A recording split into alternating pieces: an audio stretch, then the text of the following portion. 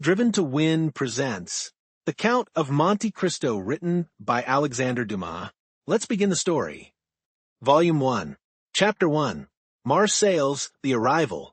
On the 24th of February, 1815, the lookout at Notre Dame de la Garde signaled the three-master, the Pharaon, from Smyrna, Trieste, and Naples.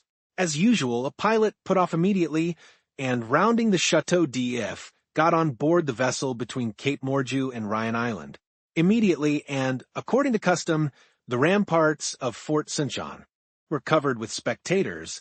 It is always an event at Marseille for a ship to come into port, especially when this ship, like the Pharaon, has been built, rigged, and laden at the old Fosse docks, and belongs to an owner of the city. The ship drew on and had safely passed the strait, which some volcanic shock has made between the Calasarein and Jaros Islands, had doubled Pumg, and approached the harbor under topsails, jib, and spanker, but so slowly and sedately that the idlers, with that instinct which is the forerunner of evil, asked one another what misfortune could have happened on board. However, those experienced in navigation saw plainly that if any accident had occurred, it was not to the vessel herself, for she bore down with all the evidence of being skillfully handled, the anchor a cockbill, the jib-boom guys already eased off, and standing by the side of the pilot, who was steering the Pharaon towards the narrow entrance of the inner port, was a young man who, with activity and vigilant eye, watched every motion of the ship and repeated each direction of the pilot. The vague disquietude which prevailed among the spectators had so much affected one of the crowd that he did not await the arrival of the vessel in harbor, but jumping into a small skiff, desired to be pulled alongside the Pharaon, which he reached as she rounded into La Reserve Basin. When the young man on board saw this person approach, he left his station by the pilot and, hat in hand, leaned over the ship's bulwarks. He was a fine, tall, slim young fellow of 18 or 20, with black eyes, and hair as dark as a raven's wing, and his whole appearance bespoke that calmness and resolution peculiar to men accustomed from their cradle to contend with danger. "Ah, is it you, Dantès?" cried the man in the skiff. "What's the matter? And why have you such an air of sadness aboard?" "A great misfortune, moral," replied the young man. "A great misfortune for me, especially. Off Civita Vecchia we lost our brave Captain Leclerc." "And the cargo?" inquired the owner eagerly. "Is all safe, moral, and I think you will be satisfied on that head. But poor Captain Leclerc, what happened to him?" asked the owner with an air of considerable resignation. "What happened to the worthy captain?" "He died." "Fell into the sea?" "No, sir, he died of brain fever in dreadful agony." Then turning to the crew, he said, "Bear a hand there, to take in sail."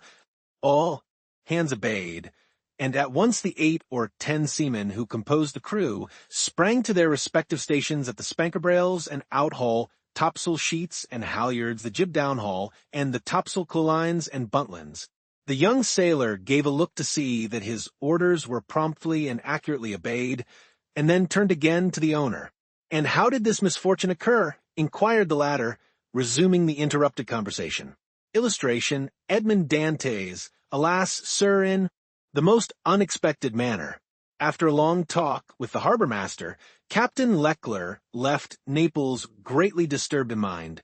In 24 hours he was attacked by a fever and died 3 days afterwards. We performed the usual burial service, and he is at his rest, sewn up in his hammock with a 36-pound shot at his head and his heels, off El Giglio Island. We bring to his widow his sword and cross of honor. It was worth while, truly, added the young man with a melancholy smile, to make war against the English for 10 years, and to die in his bed at last, like everybody else. "Why, you see, Edmund," replied the owner, who appeared more comforted at every moment, "we are all mortal, and the old must make way for the young. If not, why, there would be no promotion. And since you assure me that the cargo is all safe and sound, moral, take my word for it. And I advise you not to take 25,000 francs for the profits of the voyage." Then, as they were just passing the round tower, the young man shouted, "Stand by there to lower the topsails and jib, brail up the spanker." The order was executed as promptly as it would have been on board a man of war. "Let go and clew up." At this last command, all the sails were lowered, and the vessel moved almost imperceptibly onwards. "Now, if you'll come on board, Moral," said Dantès, observing the owner's impatience. "Here is your supercargo, Danglars, coming out of his cabin, who will furnish you with every particular. As for me, I must look after the anchoring and dress the ship in mourning." The owner did not wait for a second invitation.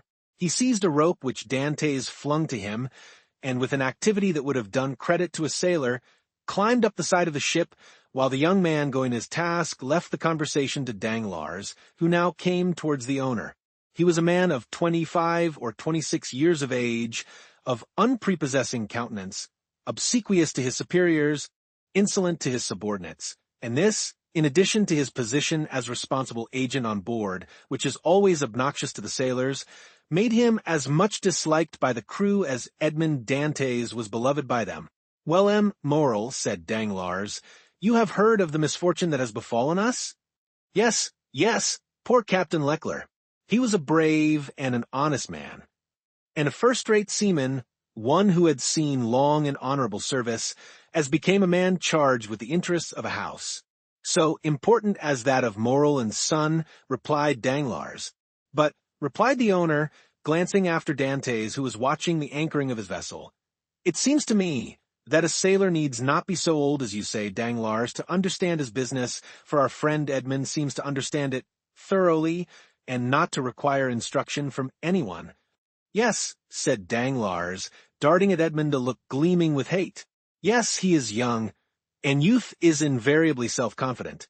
Scarcely was the captain's breath out of his body when he assumed the command without consulting anyone, and he caused us to lose a day and a half at the island of Elba instead of making for Marseilles direct."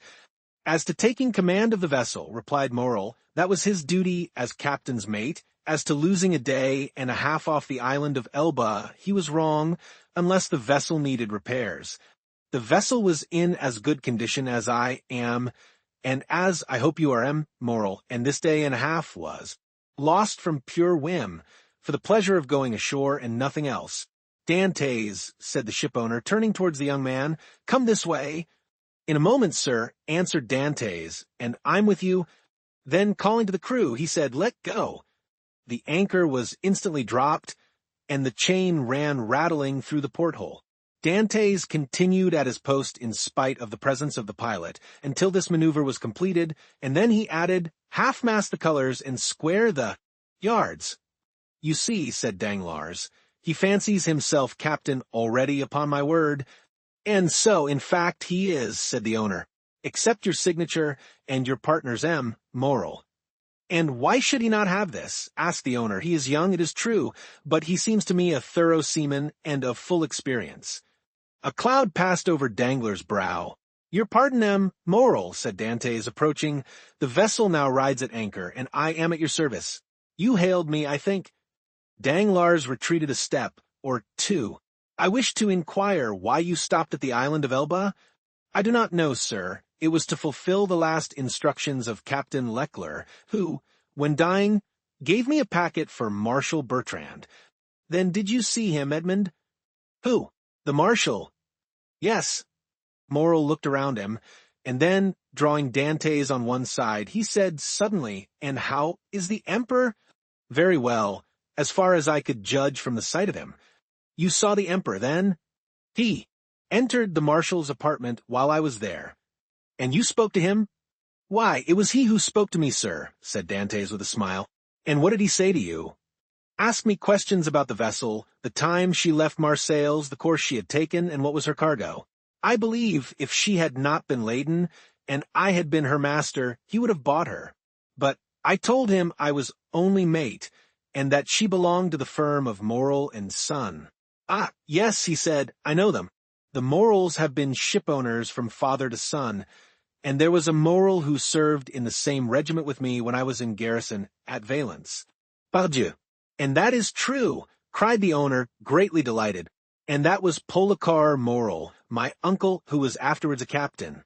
Dantès, you must tell my uncle that the Emperor remembered him, and you will see it will bring tears into the old soldier's eyes. Come, come," continued he, patting Edmond's shoulder kindly, "you did very right. Dantès, to follow Captain Leckler's instructions, and touch at Elba, although if it were known that you had conveyed a packet to the Marshal and had conversed with the Emperor, it might bring you into trouble.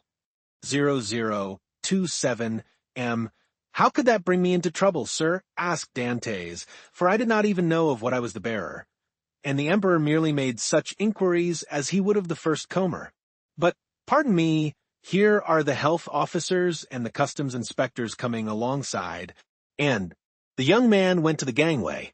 As he departed, Danglars approached and said, "Well, it appears that he has given you satisfactory reasons for his landing at Portoferraggio." "Yes, most satisfactory, my dear Danglars."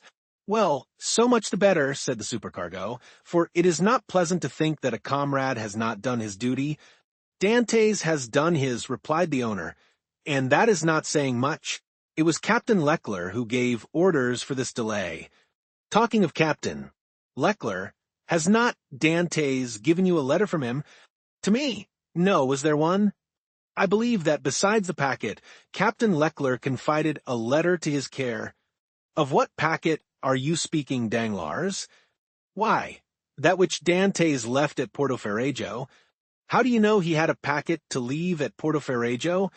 Danglars turned very red. "I was passing close to the door of the captain's cabin, which was half open, and I saw him give the packet and letter to Dantès. He did not speak to me of it," replied the shipowner, "but if there be any letter he will give it to me." Danglars reflected for a moment. "Then, Morrel, I beg of you," said he, "not to say a word to Dantès on the subject. I may have been mistaken."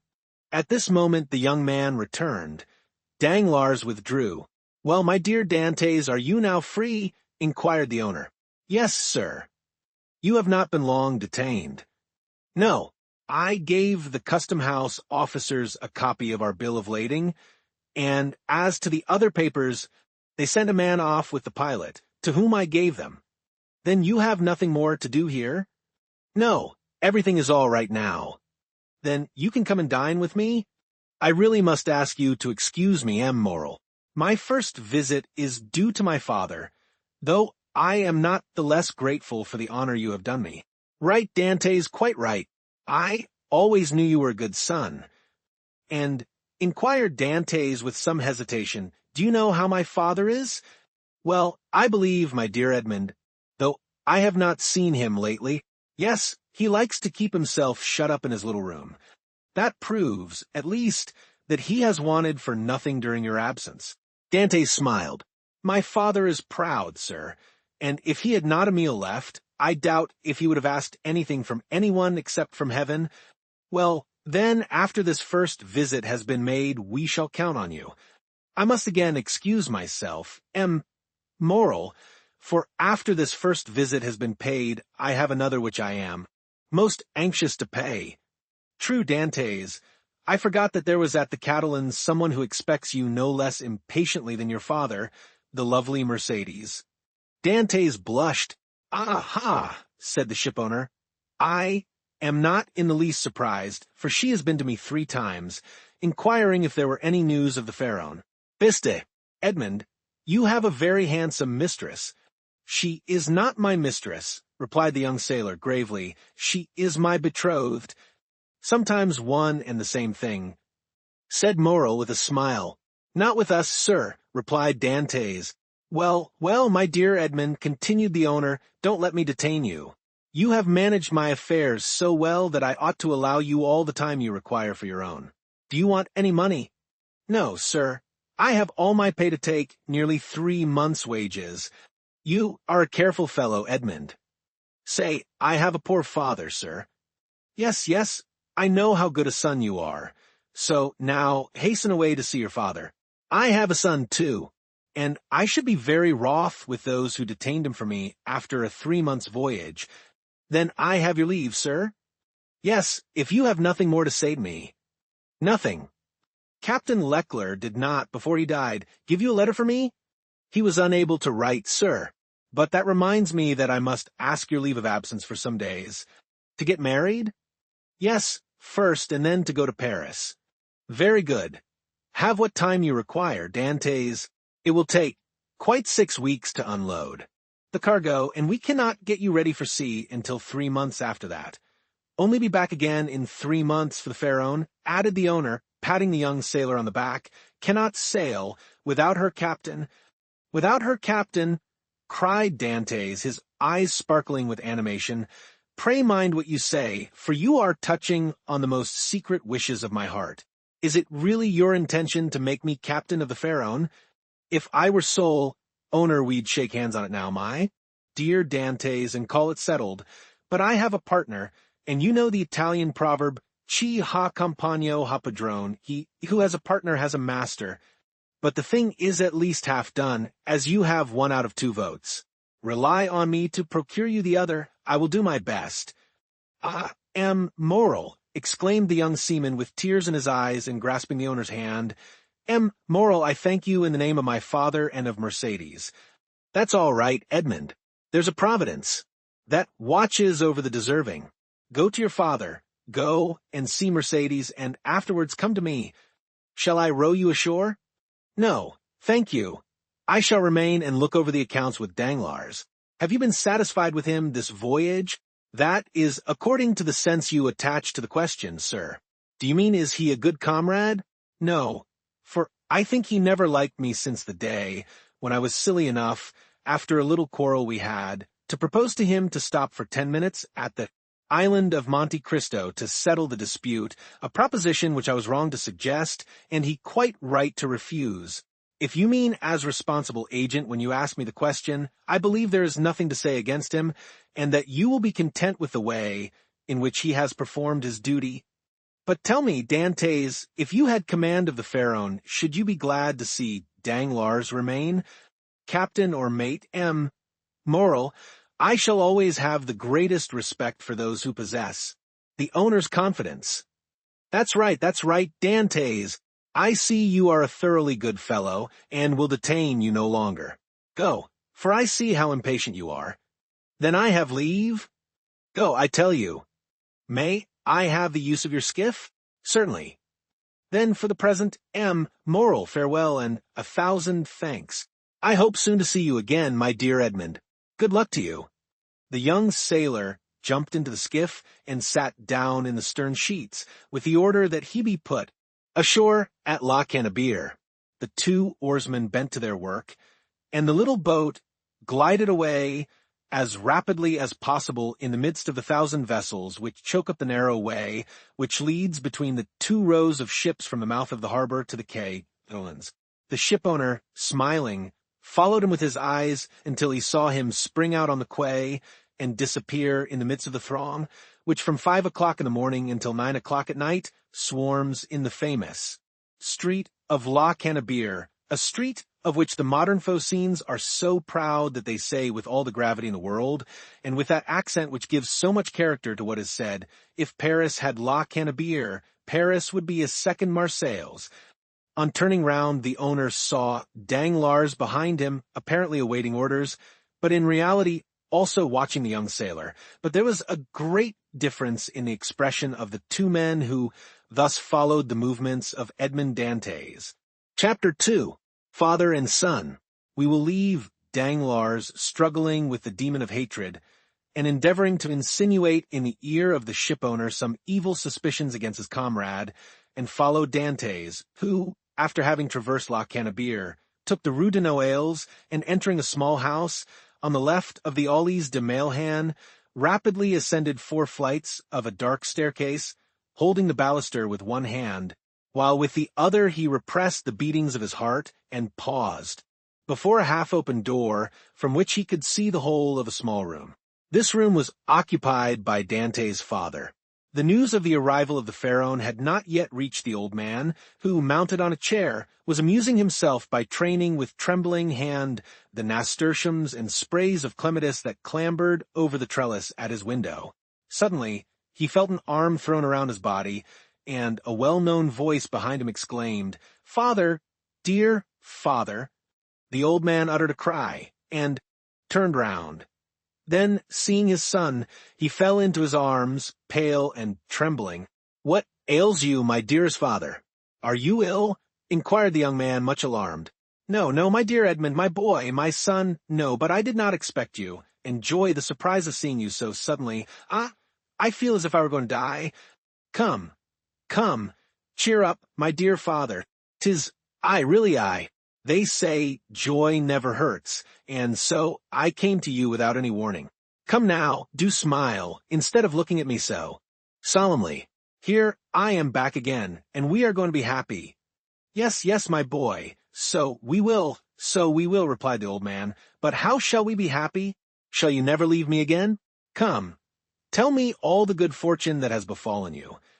God forgive me, said the young man, for rejoicing at happiness derived from the misery of others, but heaven knows I did not seek this good fortune. It has happened, and I really cannot pretend to lament it. The good Captain Leckler is dead, father, and it is probable that with the aid of M. Morrel, I shall have his place. Do you understand, father? Only imagine me a captain at 20 with 100 louis pay and a share in the profits. Is this not more than a poor sailor like me could have hoped for? Yes, my dear boy, replied the old man. It is very fortunate. Well then, with the first money I touch, I mean you to have a small house with a garden in which to plant clematis, nasturtiums, and honeysuckle. But what ails? You, father? Are you not well? 'Tis nothing, nothing, it will soon pass away. And as he said, so the old man's strength failed him, and he fell backwards. Come, come, said the young man. A glass of wine, father, will revive you. Where do you keep your wine? No, no, thanks. You need not look for it. I do not want it, said the old man. Yes, yes, father, tell me where it is, and he opened 2 or 3 cupboards. It is no use, said the old man. There is no wine.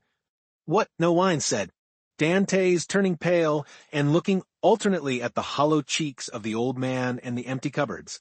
What, no wine? Have you wanted money, father? I want nothing now that I have you, said the old man. Yet, stammered Dantès, wiping the perspiration from his brow, yet I gave you 200 francs when I left 3 months ago. Yes, yes, Edmond, that is true, but you forgot at that time a little debt to our neighbor, Cataraus. He reminded me of it, telling me if I did not pay for he would be paid by M. Morrel, and so you see, lest he might do you an injury, well, why, I paid him. But, cried Dantès, it was 140 francs I owed Cataraus. Yes, stammered the old man. And you paid him out of the 200 francs I left you? The old man nodded. So that you have lived for 3 months on 60 francs, muttered Edmond. You know how little I require, said the old man. Heaven pardon me, cried Edmond, falling on his knees before his father. What are you doing? You have wounded me to the heart. Never mind it, for I see you once more, said the old man. And now it's all over, everything is all right again. Yes, here I am, said the young man, with a promising future and a little money. Here, father, here, he said, take this, take it, and send for something immediately. And he emptied his pockets on the table, the contents consisting of a dozen gold pieces, 5 or 6 5-franc pieces, and some smaller coin. The countenance of old Dantès brightened. Whom does this belong to? He inquired. To me, to you, to us. Take it, buy some provisions, be happy, and tomorrow we shall have more. Gently, gently, said the old man with a smile. And by your leave I will use your purse moderately, for they would say, if they saw me buy too many things at a time, that I had been obliged to await your return, in order to be able to purchase them. Do as you please. But first of all, pray have a servant, father. I will not have you left alone so long. I have some smuggled coffee and most capital tobacco in a small chest in hold, which you shall have tomorrow. But hush, here comes somebody. 'Tis Cataraus, who has heard of your arrival, and no doubt comes to congratulate you on your fortunate return. Ah, lips that say one thing, while the heart thinks another, murmured Edmond. But never mind, he is a neighbor who has done us a service on a time, so he's welcome. As Edmond paused, the black and bearded head of Cataraus appeared at the door. He was a man of 25 or 6, and held a piece of cloth, which, being a tailor, he was about to make into a coat lining. What, is it you, Edmond, back again? Said he, with a broad Marseillaise accent, and a grin that displayed his ivory-white teeth. Yes, as you see, neighbor Cataraus. and ready to be agreeable to you in any and every way, replied Dantès, but ill-concealing his coldness under this cloak of civility. Thanks. But fortunately I do not want for anything, and it chances that at times there are others who have need of me. Dantès made a gesture. I do not allude to you, my boy. No. I lent you money and you returned it. That's like good neighbors, and we are quits. We are never quits with those who oblige us, was Dantès' reply, for when we do not owe them money, we owe them gratitude. What's the use of mentioning that? What is done is done. Let us talk of your happy return, my boy. I had gone on the quay to match a piece of mulberry cloth when I met friend Danglars. You at Marseilles? Yes, says he. I thought you were at Smyrna. I was, but am now back again. And where is the dear boy, our little Edmond? Why, with his father, no doubt, replied Danglars. And so I came, added Chatteris, as fast as I could to have the pleasure of shaking hands with a friend. Worthy Chatteris, said the old man, he is so much attached to us. Yes, to be sure I am. I love and esteem you, because honest folks are so rare. But it seems you have come back rich, my boy, continued the tailor, looking askance at the handful of gold and silver which Dantès had thrown on the table. The young man remarked the greedy glance which shone in the dark eyes of his neighbor. He said, negligently, this money is not mine.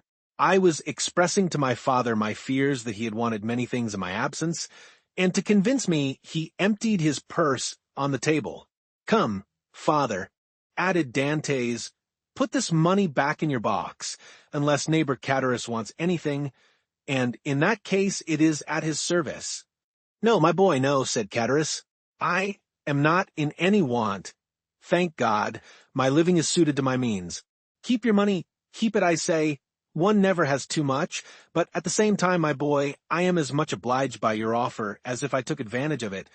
It was offered with good will, said Dantès. No doubt, my boy, no doubt. Well, you stand well with them, Morrel I. Here, you insinuating dog, you. Morrel has always been exceedingly kind to me, replied Dantès. Then you were wrong to refuse to dine with him. What, did you refuse to dine with him? Said old Dantès. And did he invite you to dine? Yes, my dear father, replied Edmond, smiling at his father's astonishment at the excessive honor paid to his son. And why did you refuse, my son? Inquired the old man. That I might the sooner see you again, my dear father, replied the young man. I was most anxious to see you. But it must have vexed Morrel, good worthy man, said Chatteris. And when you are looking forward to be captain, it was wrong to annoy the owner. But I explained to him the cause of my refusal, replied Dantès, and I hope he fully understood it. Yes, but to be captain one must do a little flattery to one's patrons. I hope to be captain without that, said Dantès. So much the better, so much the better. Nothing will give greater pleasure to all your old friends, and I know one down there behind the St. Nicholas Citadel who will not be sorry to hear it. Mercedes, said the old man. Yes, my dear father, and with your permission, now I have seen you and know you are well and have all you require, I will ask your consent to go and pay a visit to the Catalans. Go, my dear boy, said old Dantès, and heaven bless you and your wife, as it has blessed me in my son. His wife, said Chatteris. Why, how fast you go on, Father Dantès, she is not his wife, yet, as it seems to me. No, but according to all probability she soon will be, replied Edmond. Yes, said Chatteris, but you were right to return as soon as possible, my boy. And why? Because Mercedes is a very fine girl, and fine girls never lack followers. She particularly has them by dozens. Really? Answered Edmond, with a smile which had in it traces of slight uneasiness. Ah, yes, continued Chatteris, and capital offers too, but you know you will be captain, and who could refuse you then?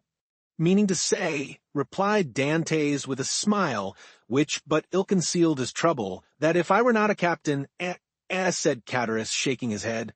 Come, said the sailor. I have a better opinion than you of women in general, and of Mercedes in particular, and I am certain that captain or not, she will remain ever faithful to me. So much the better, said Chatteris. When one is going to be married, there is Nothing like implicit confidence, but never mind that, my boy. Go and announce your arrival, and let her know all your hopes and prospects. I will go directly, was Edmond's reply, and embracing his father, and nodding to Catullus, he left the apartment. Catullus lingered for a moment, then taking leave of old Dantès, he went downstairs to rejoin Danglars, who awaited him at the corner of the Rue Senac. "Well," said Danglars, "did you see him?" "I have just left him," answered Catullus. "Did he allude to his hope of being captain?" "He spoke of it as a thing already decided." "Indeed," said Danglars, "he is in too much hurry, it appears to me." "Why, it seems Morrel has promised him the thing." "So that he is quite elated about it?" "Why, yes, he is actually insolent over the matter, has already offered me his patronage as if he were a grand personage, and proffered me a loan of money as though he were a banker." "Which you refused?" "Most assuredly, although I might easily have accepted it, for it was I who put into his hands the first silver he ever earned. But now Dantès has no longer any occasion for assistance. He is about to become a captain." "Pooh," said Danglars, "he is not one yet." "Ma foi, it will be as well if he is not," answered Catullus, "for if he should be, there will be really no speaking to him." "If we choose," replied Danglars, "he will remain what he is, and perhaps become even less than he is." "What do you mean?" "Nothing. I was speaking to myself. And is he still in love with the Catalane?" "Over head and ears. But unless I am much mistaken, there will be a storm in that quarter." "Explain yourself." "Why should I?" "It is more important than you think, perhaps. You do not like Dantès?" "I never like upstarts." "Then tell me all you know about the Catalane." "I know nothing for certain. Only I have seen things which induce me to believe, as I told you, that the future captain will find some annoyance in the vicinity of the VA's infirmaries." "What have you seen? Come, tell me." "Well, every time I have seen Mercedes come into the city, she has been accompanied by a tall, strapping, black-eyed Catalan, with a red complexion, brown skin, and fierce air, whom she calls cousin." "Really? And you think this cousin pays her attentions?" "I only suppose so. What else can a strapping chap of 21 mean with a fine wench of 17? And you say that Dantès has gone to the Catalans?" "He went before I came down." "Let us go the same way. We will stop at La Reserve, and we can drink a glass of La Malgue whilst we wait for news." "Come along," said Catullus, "but you pay the score." "Of course," replied Danglars, and going quickly to the designated place, they called for a bottle of wine and 2 glasses. Père Pamphile had seen Dantès pass not 10 minutes before, and assured that he was at the Catalans, they sat down under the budding foliage of the planes and sycamores, in the branches of which the birds were singing their welcome to one of the first days of spring. Chapter 3. The Catalans. Beyond a bare, weather-worn wall, about 100 paces from the spot where the 2 friends sat looking and listening as they drank their wine, was the village of the Catalans. Long ago this mysterious colony quitted Spain and settled on the tongue of land on which it is to this day. Whence it came no one knew, and it spoke an unknown tongue. One of its chiefs, who understood Provençal, begged the commune of Marseilles to give them this bare and barren promontory, where, like the sailors of old, they had run their boats ashore. The request was granted, and 3 months afterwards, around the 12 or 15 small vessels which had brought these gypsies of the sea, a small village sprang up. This village, constructed in a singular and picturesque manner, half Moorish, half Spanish, still remains, and is inhabited by descendants of the first comers who speak the language of their fathers. For 3 or 4 centuries they have remained upon this small promontory, on which they had settled like a flight of seabirds, without mixing with the Marseillaise population, intermarrying, and preserving their original customs and the costume of their mother country as they have preserved its language. Our readers will follow us along the only street of this little village, and enter with us one of the houses, which is sunburned to the beautiful dead leaf, color peculiar to the buildings of the country, and within coated with whitewash like a Spanish posada. A young and beautiful girl, with hair as black as jet, her eyes as velvety as the gazelle's, was leaning with her back against the wainscot, rubbing in her slender, delicately molded fingers a bunch of heath blossoms, the flowers of which she was picking off and strewing on the floor, her arms, bare to the elbow, brown and mottled after those of the Arlesian Venus, moved with a kind of restless impatience, and she tapped the earth with her arched and supple foot, so as to display the pure and full shape of her well-turned leg, in its red cotton, gray and blue-clocked stocking, at 3 paces from her, seated in a chair which he balanced on 2 legs, leaning his elbow on an old worm-eaten table, was a tall young man of 20 or 22, who was looking at her with an air in which vexation and uneasiness were mingled. He questioned her with his eyes, but the firm and steady gaze of the young girl controlled his look. "You see, Mercedes," said the young man, "here is Easter come round again. Tell me, is this the moment for a wedding? I have answered you 100 times, Fernand, and really you must be very stupid to ask me again.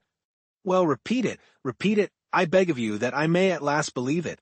Tell me for the 100th time that you refuse my love, which had your mother's sanction. Make me understand once for all that you are trifling with my happiness, that my life or death are nothing to you. Ah, to have dreamed for 10 years of being your husband, Mercedes, and to lose that hope, which was the only stay of my existence. At least it was not I who ever encouraged you in that hope, Fernand," replied Mercedes. "You cannot reproach me with the slightest coquetry. I have always said to you, I love you as a brother. But do not ask from me more than sisterly affection, for my heart is another's. Is not this true, Fernand?" "Yes, that is very true, Mercedes," replied the young man. "Yes, you have been cruelly frank with me. But do you forget that it is among the Catalans a sacred law to intermarry? You mistake, Fernand, it is not a law, but merely a custom, and I pray of you, do not cite this custom in your favor. You are included in the conscription, Fernand, and are only at liberty on sufferance, liable at any moment to be called upon to take up arms. Once a soldier, what would you do with me, a poor orphan, forlorn, without fortune, with nothing but a half-ruined hut and a few ragged nets, the miserable inheritance left by my father to my mother, and by my mother to me? She has been dead a year, and you know, Fernand, I have subsisted almost entirely on public charity. Sometimes you pretend I am useful to you, and that is an excuse to share with me the produce of your fishing, and I accept it, Fernand, because you are the son of my father's brother, because we were brought up together, and still more, because it would give you so much pain if I refuse. But I feel very deeply that this fish which I go and sell, and with the produce of which I buy the flax I spin, I feel very keenly, Fernand, that this is charity, and if it were Mercedes, poor and lone as you are, you suit me as well as the daughter of the first shipowner or the richest banker of Marseilles. What do such as we desire but a good wife and careful housekeeper? And where can I look for these better than in you?" "Fernand," answered Mercedes, shaking her head, "a woman becomes a bad manager, and who shall say she will remain an honest woman when she loves another man better than her husband? Rest content with my friendship, for I say once more that is all I can promise, and I will promise no more than I can bestow."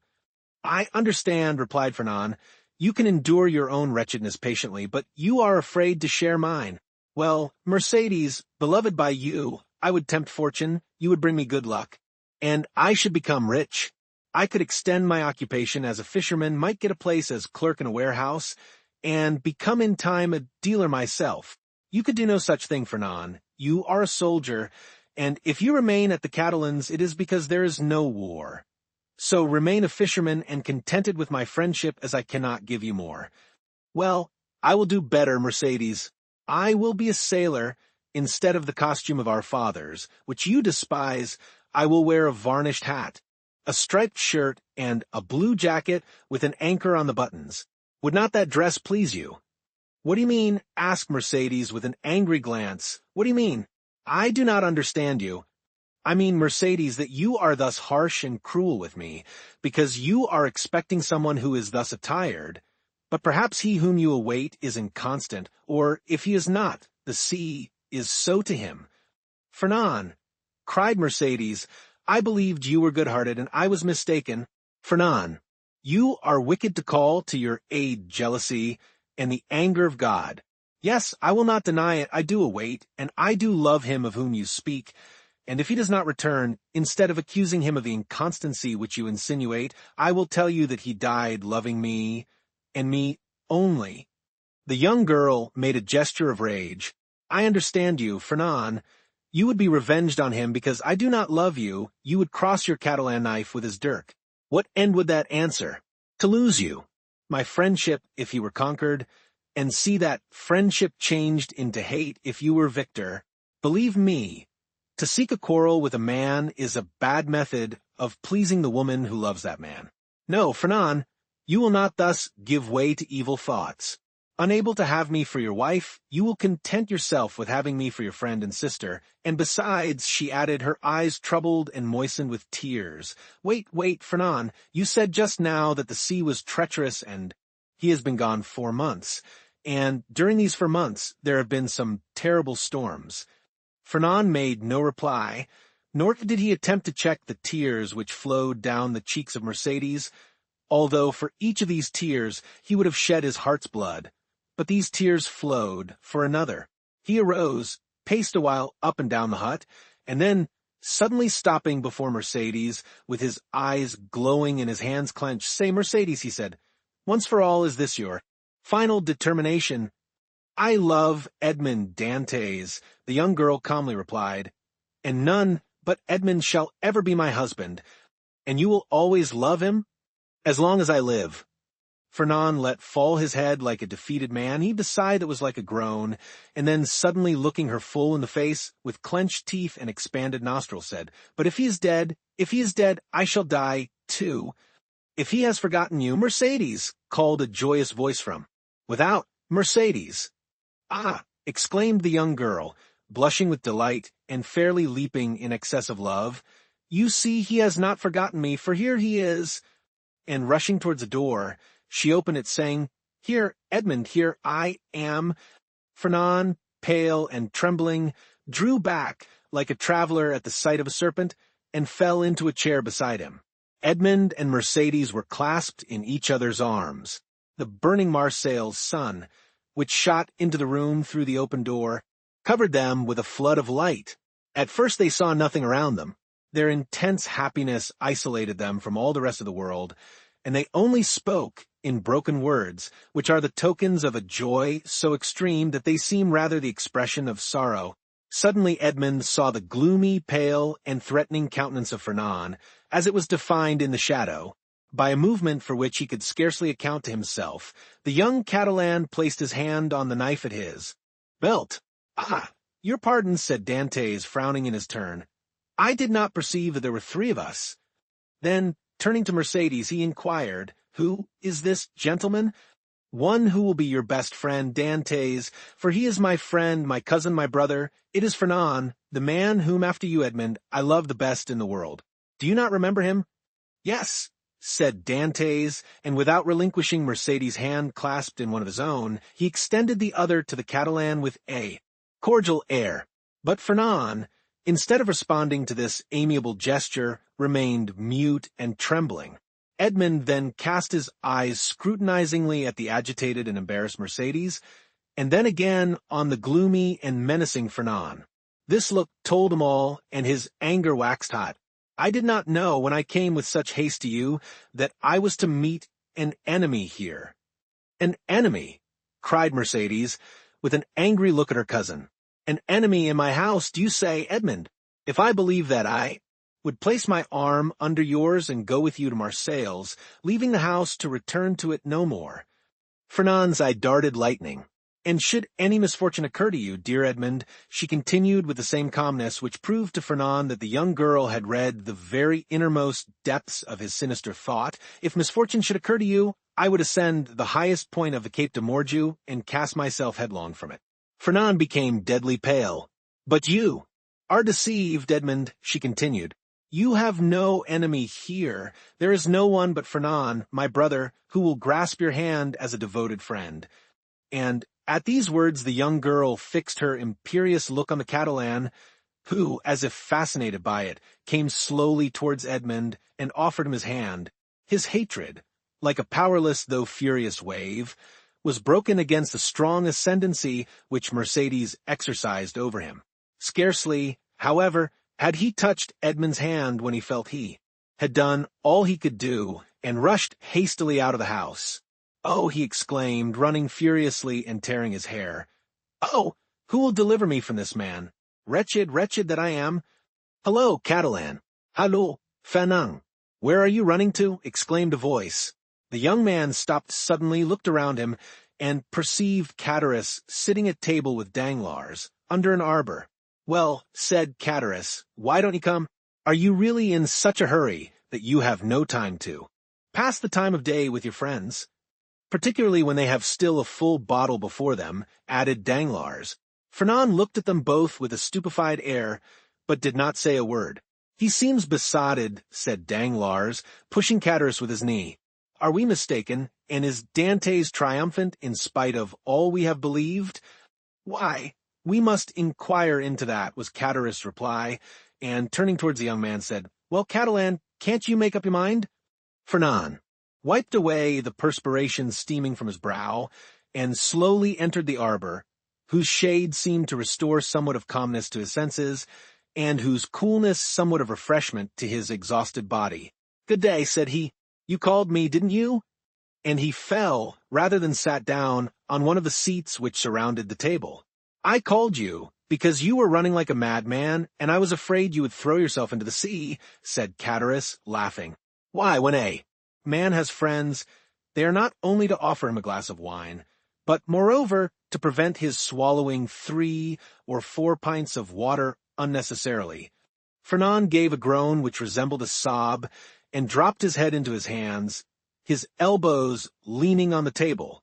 "Well, Fernand, I must say," said Cadaris, beginning the conversation, with that brutality of the common people in which curiosity destroys all diplomacy, "you look uncommonly like a rejected lover," and he burst into a hoarse laugh.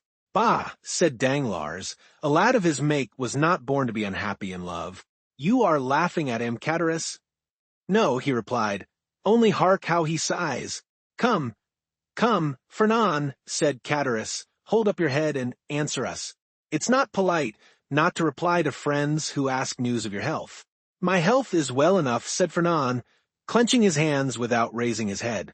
"Ah, you see, Danglars," said Cadaris, winking at his friend, "this is how it is. Fernand, whom you see here, is a good and brave Catalan, one of the best fishermen in Marseilles, and he is in love with a very fine girl, named Mercedes, but it appears, unfortunately, that the fine girl is in love with the maid of the Pharaon.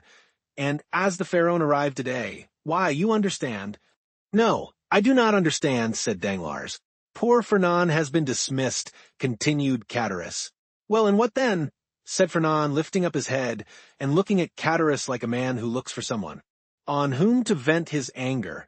"Mercedes is not accountable to any person, is she?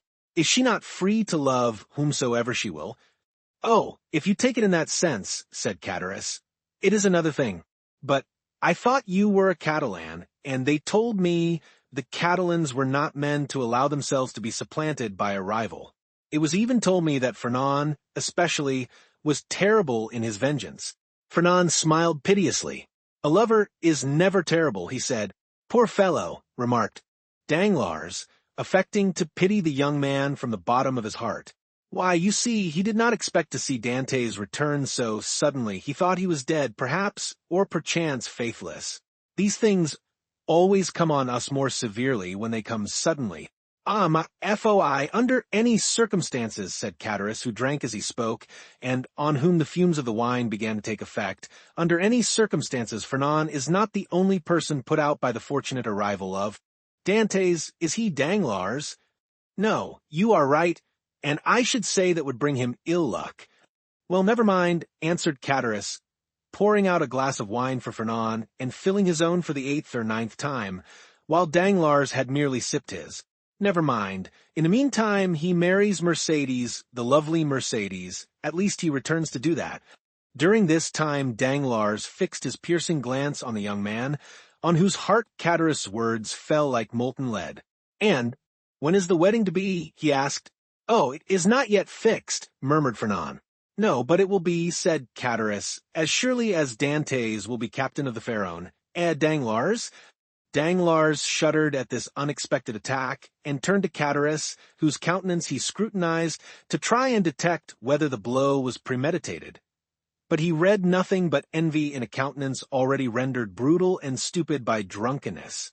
Well, said he, filling the glasses, let us drink to Captain Edmond Dantès, husband of the beautiful Catalane. Chatteris raised his glass to his mouth with unsteady hand, and swallowed the contents at a gulp. Fernand dashed his on the ground. Stammered Chatteris. What do I see down there by the wall, in the direction of the Catalans? Look, Fernand, your eyes are better than mine. I believe I see double. You know wine is a deceiver. But I should say it was two lovers walking side by side and hand in hand. Heaven forgive me, they do not know that we can see them, and they are actually embracing. Danglars did not lose one pang that Fernand endured. Do you know them, Fernand? He said. Yes, was the reply in a low voice. It is Edmond and Mercédès. Ah, see there now, said Chatteris, and I did not recognize them. Hallo, Dantès. Hello, lovely damsel. Come this way, and let us know when the wedding is to be, for Fernand here is so obstinate he will not tell us. Hold your tongue, will you? Said Danglars, pretending to restrain Chatteris, who, with the tenacity of drunkards, leaned out of the arbor. Try to stand upright, and let the lovers make love without interruption. See, look at Fernand, and follow his example. He is well behaved. Fernand, probably excited beyond bearing, pricked by Danglars, as the bull is by the bandolieros, was about to rush out, for he had risen from his seat, and seemed to be collecting himself to dash headlong upon his rival, when Mercédès, smiling and graceful, lifted up her lovely head, and looked at them with her clear and bright eyes. At this Fernand recollected her threat of dying if Edmond died, and dropped again heavily on his seat. Danglars looked at the two men, one after the other, the one brutalized by liquor, the other overwhelmed with love. I shall get nothing from these fools, he muttered, and I am very much afraid of being here between a drunkard and a coward. Here's an envious fellow, making himself boozy on wine when he ought to be nursing his wrath, and here is a fool who sees the woman he loves stolen from under his nose and takes on like a big baby. Yet this Catalan has eyes that glisten like those of the vengeful Spaniards, Sicilians, and Calabrians, and the other has fists big enough to crush an ox at one blow. Unquestionably, Edmond's star is in the ascendant, and he will marry the splendid girl. He will be captain too, and laugh at us all, unless a sinister smile passed over Danglars' lips, unless I take a hand in the affair, he added. Hello, continued Chatteris, half rising and with his fist on the table. Hello, Edmond.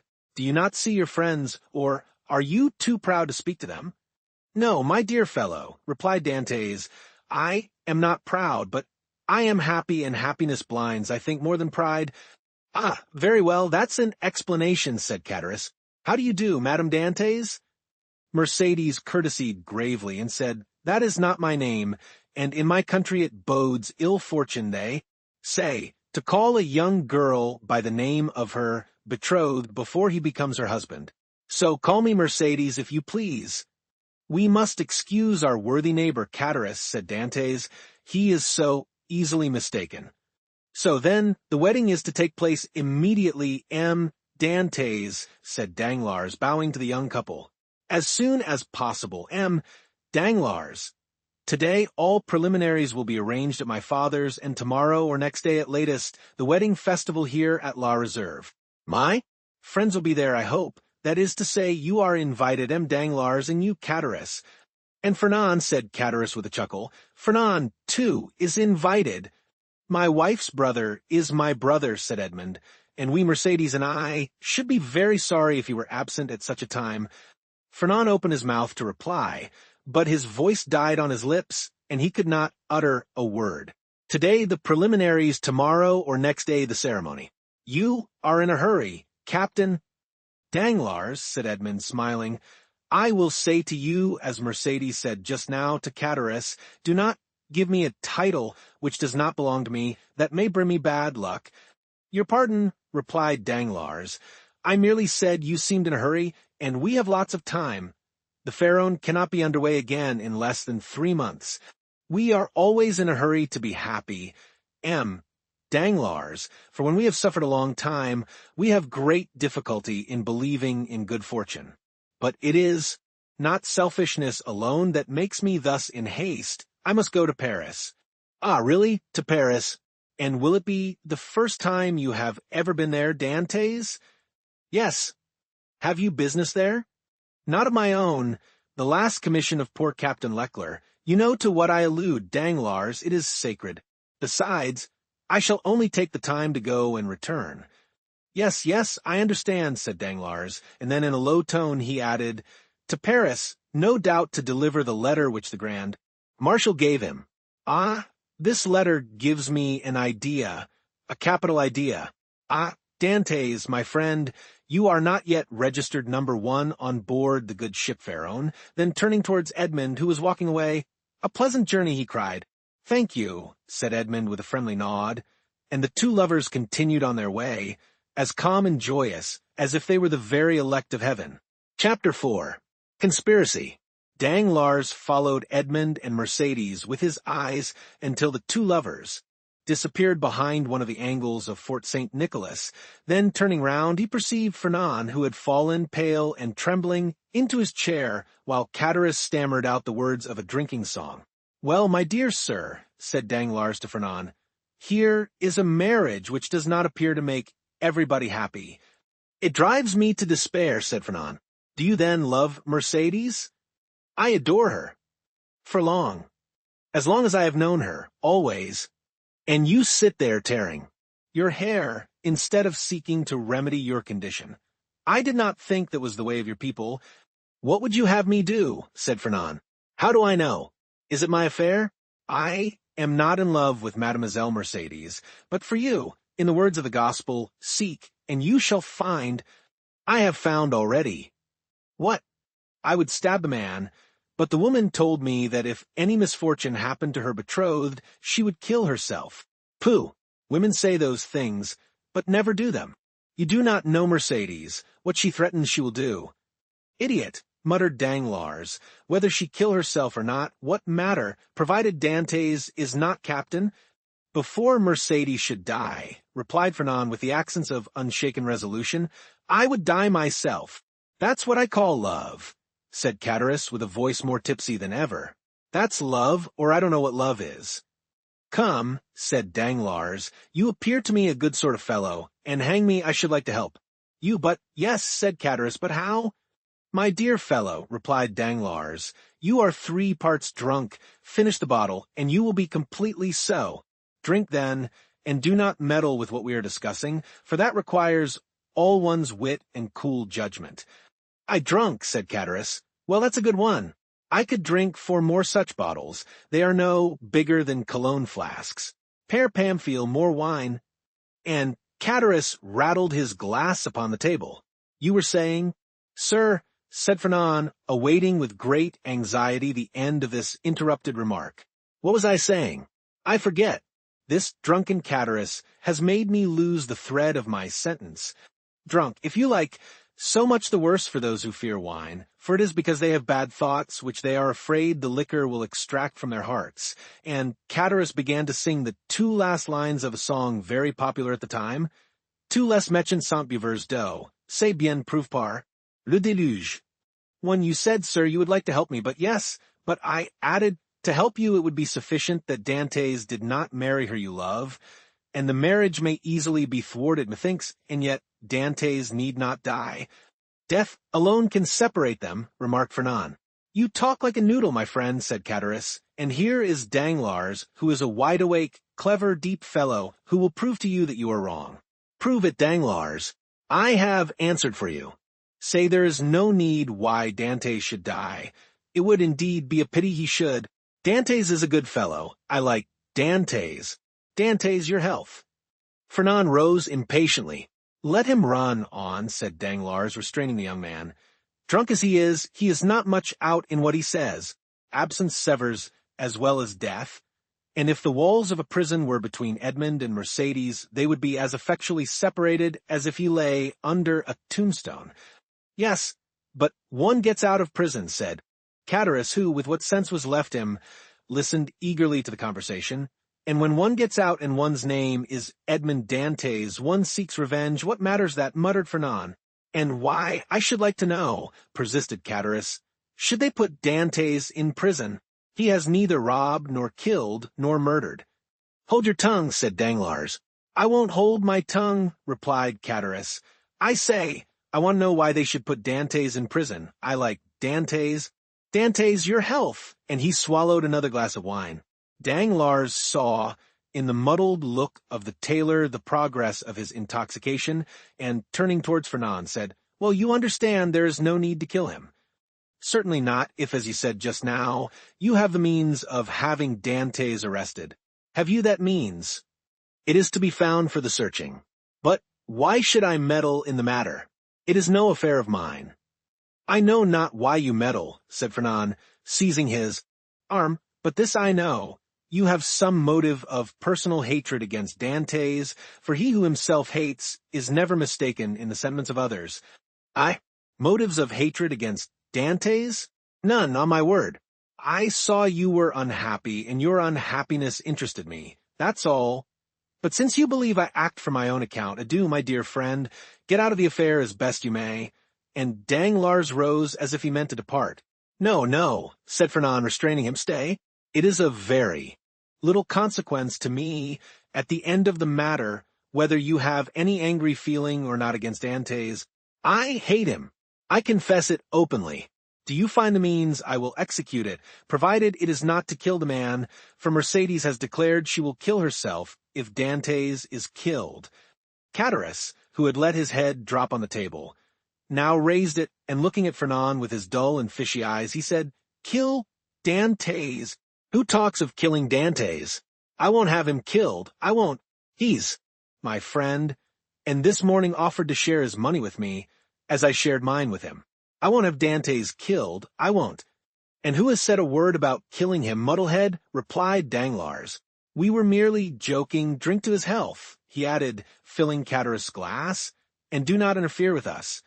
Yes, yes, Dantès' good health, said Catullus, emptying his glass. Here's to his health. His health, hurrah! But the means, said Fernand. Have you not hit upon any? Asked Danglars. No, you undertook to do so. True, replied Danglars. The French have the superiority over the Spaniards that the Spaniards ruminate, while the French invent. Do you invent, then? Said Fernand impatiently. Waiter, said Danglars. Pen, ink, and paper. Pen, ink, and paper, muttered Fernand. Yes, I am a supercargo. Pen, ink, and paper are my tools, and without my tools I am fit for nothing. Pen, ink, and paper, then, called Fernand loudly. There's what you want on that table, said the waiter. Bring them here. The waiter did as he was desired. When one thinks, said Catullus, letting his hand drop on the paper, there is here wherewithal to kill a man more sure than if we waited at the corner of a wood to assassinate him. I have always had more dread of a pen, a bottle of ink, and a sheet of paper than of a sword or pistol. The fellow is not so drunk as he appears to be, said Danglars. Give him some more wine, Fernand. Fernand filled Catullus' glass, who, like the confirmed toper he was, lifted his hand from the paper and seized the glass. The Catalan watched him until Catullus, almost overcome by this fresh assault on his senses, rested, or rather dropped, his glass upon the table. Well, resumed the Catalan as he saw the final glimmer of Catullus' reason vanishing before the last glass of wine. Well, then, I should say, for instance, resumed Danglars, that if after a voyage such as Dantès has just made in, which he touched at the island of Elba, someone were to denounce him to the king's procure as a Bonapartist agent, I will denounce him, exclaimed the young man hastily. Yes, but they will make you then sign your declaration, and confront you with him you have denounced. I will supply you with the means of supporting your accusation, for I know the fact well. But Dantès cannot remain forever in prison, and one day or other he will leave it, and the day when he comes out woe betide him. Who was the cause of his incarceration? Oh, I should wish nothing better than that he would come and seek a quarrel with me. Yes, and Mercedes. Mercedes, who will detest you if you have only the misfortune to scratch the skin of her dearly beloved Edmond. True, said Fernand. No, no, continued Danglars. If we resolve on such a step, it would be much better to take, as I now do, this pen, dip it into this ink, and write with the left hand, that the writing may not be recognized, the denunciation we propose. And Danglars, uniting practice with theory, wrote with his left hand, and in a writing reversed from his usual style, and totally unlike it, the following lines, which he handed to Fernand, and which Fernand read in an undertone. The Honorable the King's Attorney is informed by a friend of the throne and religion that one Edmond Dantès, mate of the ship Pharaon, arrived this morning from Smyrna, after having touched at Naples and Porto Ferrajo, has been entrusted by Murat with a letter for the usurper, and by the usurper with a letter for the Bonapartist committee in Paris. Proof of this crime will be found on arresting him, for the letter will be found upon him or at his father's, or in his cabin on board the Pharaon. Very good, resumed Danglars. Now your revenge looks like common sense, for in no way can it revert to yourself, and the matter will thus work its own way. There is nothing to do now but fold the letter as I am doing and write upon it, to the King's Attorney, and that's all settled. And Danglars wrote the address as he spoke. Yes, and that's all settled, exclaimed Catullus, who, by a last effort of intellect, had followed the reading of the letter, and instinctively comprehended all the misery which such a denunciation must entail. Yes, and that's all settled. Only it will be an infamous shame, and he stretched out his hand to reach the letter. Yes, said Danglars, taking it from beyond his reach, and as what I say and do is merely in jest, and I, amongst the first and foremost, should be sorry if anything happened to Dantès, the worthy Dantès. Look here, and taking the letter, he squeezed it up in his hands and threw it into a corner of the arbor. All right, said Catullus. Dantès is my friend, and I won't have him ill-used. And who thinks of using him ill? Certainly neither I nor Fernand, said Danglars, rising and looking at the young man who still remained seated, but whose eye was fixed on the denunciatory sheet of paper flung into the corner. In this case, replied Catullus, let's have some more wine. I wish to drink to the health of Edmond and the lovely Mercedes. You have had too much already, drunkard, said Danglars, and if you continue, you will be compelled to sleep here, because unable to stand on your legs. I, said Catullus, rising with all the offended dignity of a drunken man, I can't keep on my legs? Why, I'll wager I can go up into the belfry of the Accoules, and without staggering, too. Done, said Danglars. I'll take your bet, but tomorrow, today, it is time to return. Give me your arm and let us go. Very well, let us go, said Catullus, but I don't want your arm at all. Come, Fernand, won't you return to Marseilles with us? No, said Fernand. I shall return to the Catalans. You're wrong. Come with us to Marseilles. Come along. I will not. What do you mean? You will not? Well, just as you like, my prince. There's liberty for all the world. Come along, Danglars, and let the young gentleman return to the Catalans if he chooses. Danglars took advantage of Catullus' temper at the moment to take him off towards Marseilles by the Porte Saint-Victor, staggering as he went. When they had advanced about 20 yards, Danglars looked back and saw Fernand stoop, pick up the crumpled paper, and putting it into his pocket, then rush out of the arbor towards Pilon. Well, said Catullus. Why, what a lie he told. He said he was going to the Catalans, and he is going to the city. Hallo, Fernand, you are coming, my boy. Oh, you don't see straight, said Danglars. He's gone right by the road to the Vieilles infirmaries. Well, said Catullus, I should have sworn that he turned to the right. How treacherous wine is. Come, come, said Danglars to himself. Now the thing is at work, and it will effect its purpose unassisted. Chapter 5. The Marriage Feast. The morning's sun rose clear and resplendent, touching the foamy waves into a network of ruby-tinted light. The feast had been made ready on the second floor at La Réserve, with whose arbor the reader is already familiar. The apartment destined for the purpose was spacious and lighted by a number of windows, over each of which was written in golden letters for some inexplicable reason the name of one of the principal cities of France. Beneath these windows, a wooden balcony extended the entire length of the house. And although the entertainment was fixed for 12 o'clock, an hour previous to that time the balcony was filled with impatient and expectant guests, consisting of the favored part of the crew of the Pharaon, and other personal friends of the bridegroom, the whole of whom had arrayed themselves in their choicest costumes in order to do greater honor to the occasion. Various rumors were afloat to the effect that the owners of the Pharaon had promised to attend the nuptial feast, but all seemed unanimous in doubting that an act of such rare and exceeding condescension could possibly be intended. Danglars, however, who now made his appearance, accompanied by Cadaris, effectually confirmed the report, stating that he had recently conversed with M. Morrel, who had himself assured him of his intention to dine at La Réserve. In fact, a moment later, M.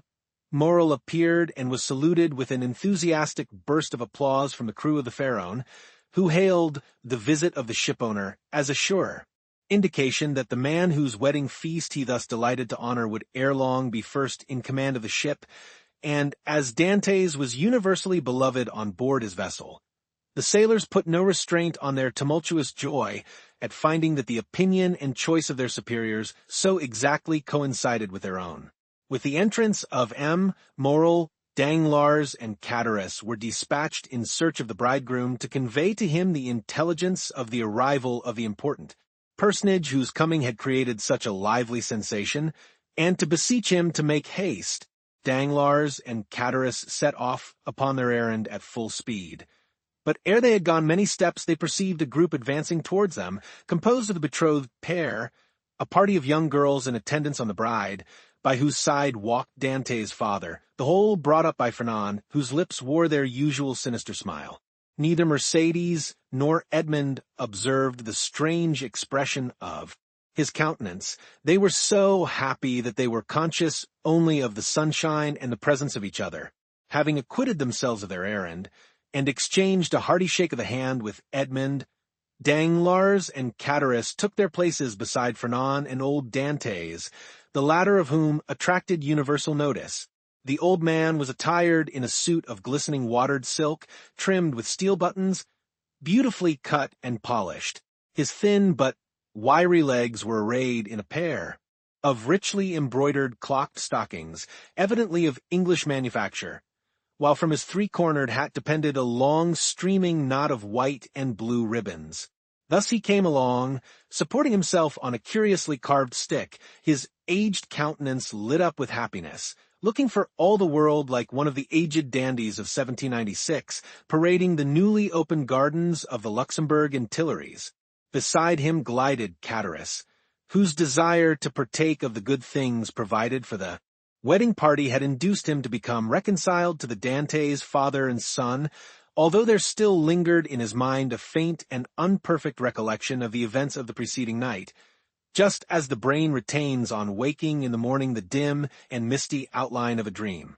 As Danglars approached the disappointed lover, he cast on him a look of deep meaning, while Fernand, as he slowly paced behind the happy pair who seemed in their own unmixed content to have entirely forgotten that such a being as himself existed, was pale and abstracted.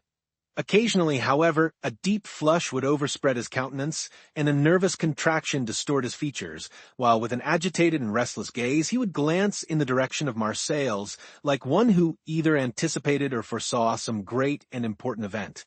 Dantès himself was simply, but becomingly, clad in the dress peculiar to the merchant service, a costume somewhat between a military and a civil garb, and with his fine countenance, radiant with joy and happiness, a more perfect specimen of manly beauty could scarcely be imagined.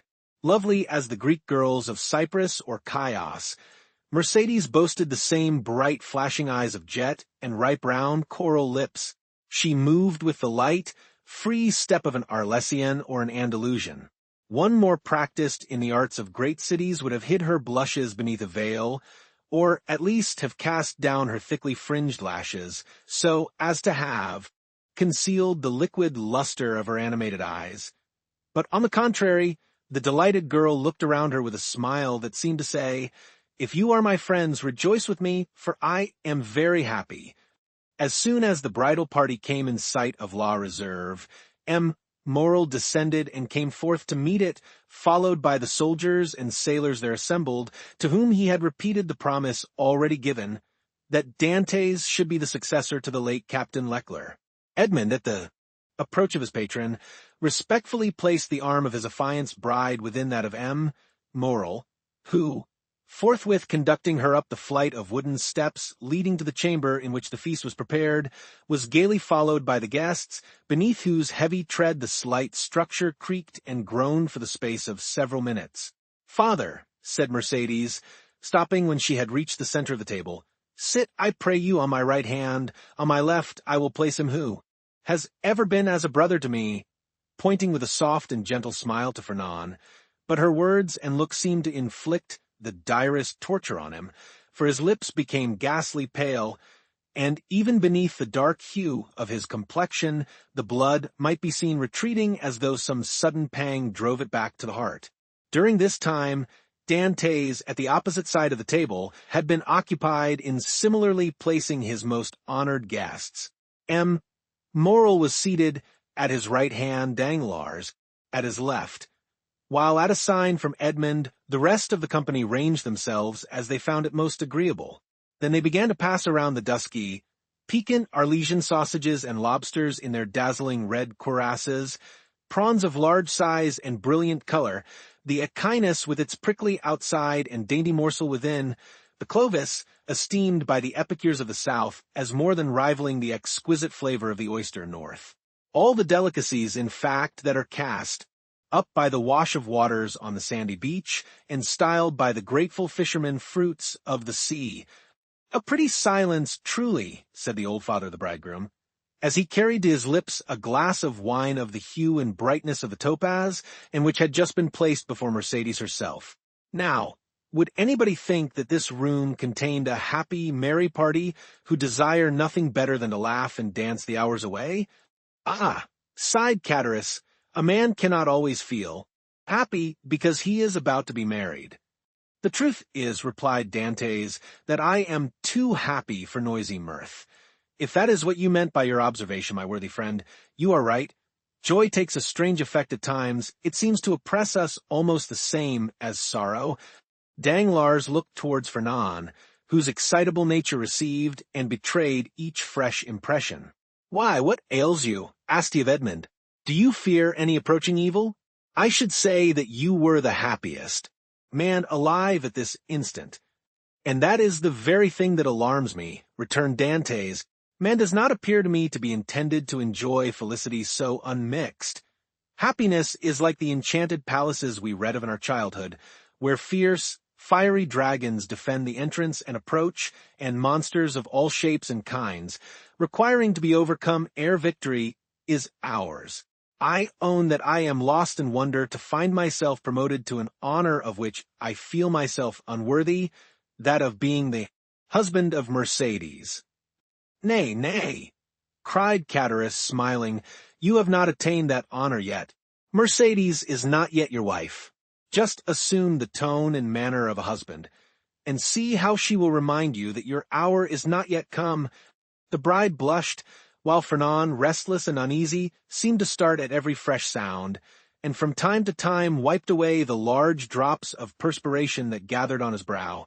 "Well, never mind that, neighbor Cataris, it is not worth while to contradict me for such a trifle as that. 'Tis true that Mercédès is not actually my wife, but," added he, drawing out his watch, "in an hour and a half she will be."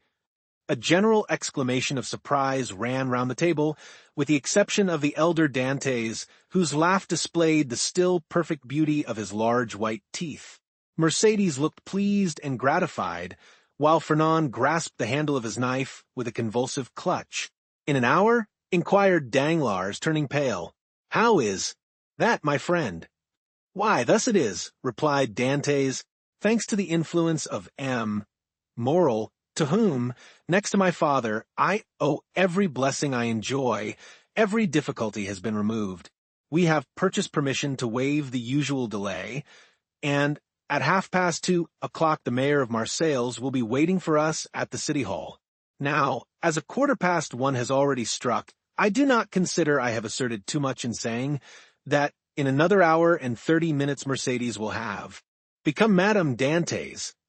Fernand closed his eyes, a burning sensation passed across his brow, and he was compelled to support himself by the table to prevent his falling from his chair, but in spite of all his efforts, he could not refrain from uttering a deep groan, which, however, was lost amid the noisy felicitations of the company.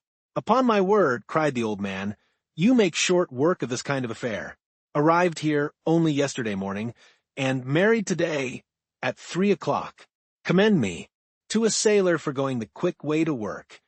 "But," asked Danglars in a timid tone, "how did you manage about the other formalities, the contract, the settlement?" "The contract," answered Dantès laughingly, "it didn't take long to fix that. Mercedes has no fortune. I have none to settle on her. So, you see, our papers were quickly written out, and certainly do not come very expensive." This joke elicited a fresh burst of applause, so that what we presumed to be merely the betrothal feast turns out to be the actual wedding dinner, said Danglars. "No, no," answered Dantès. "Don't imagine I'm going to put you off in that shabby manner.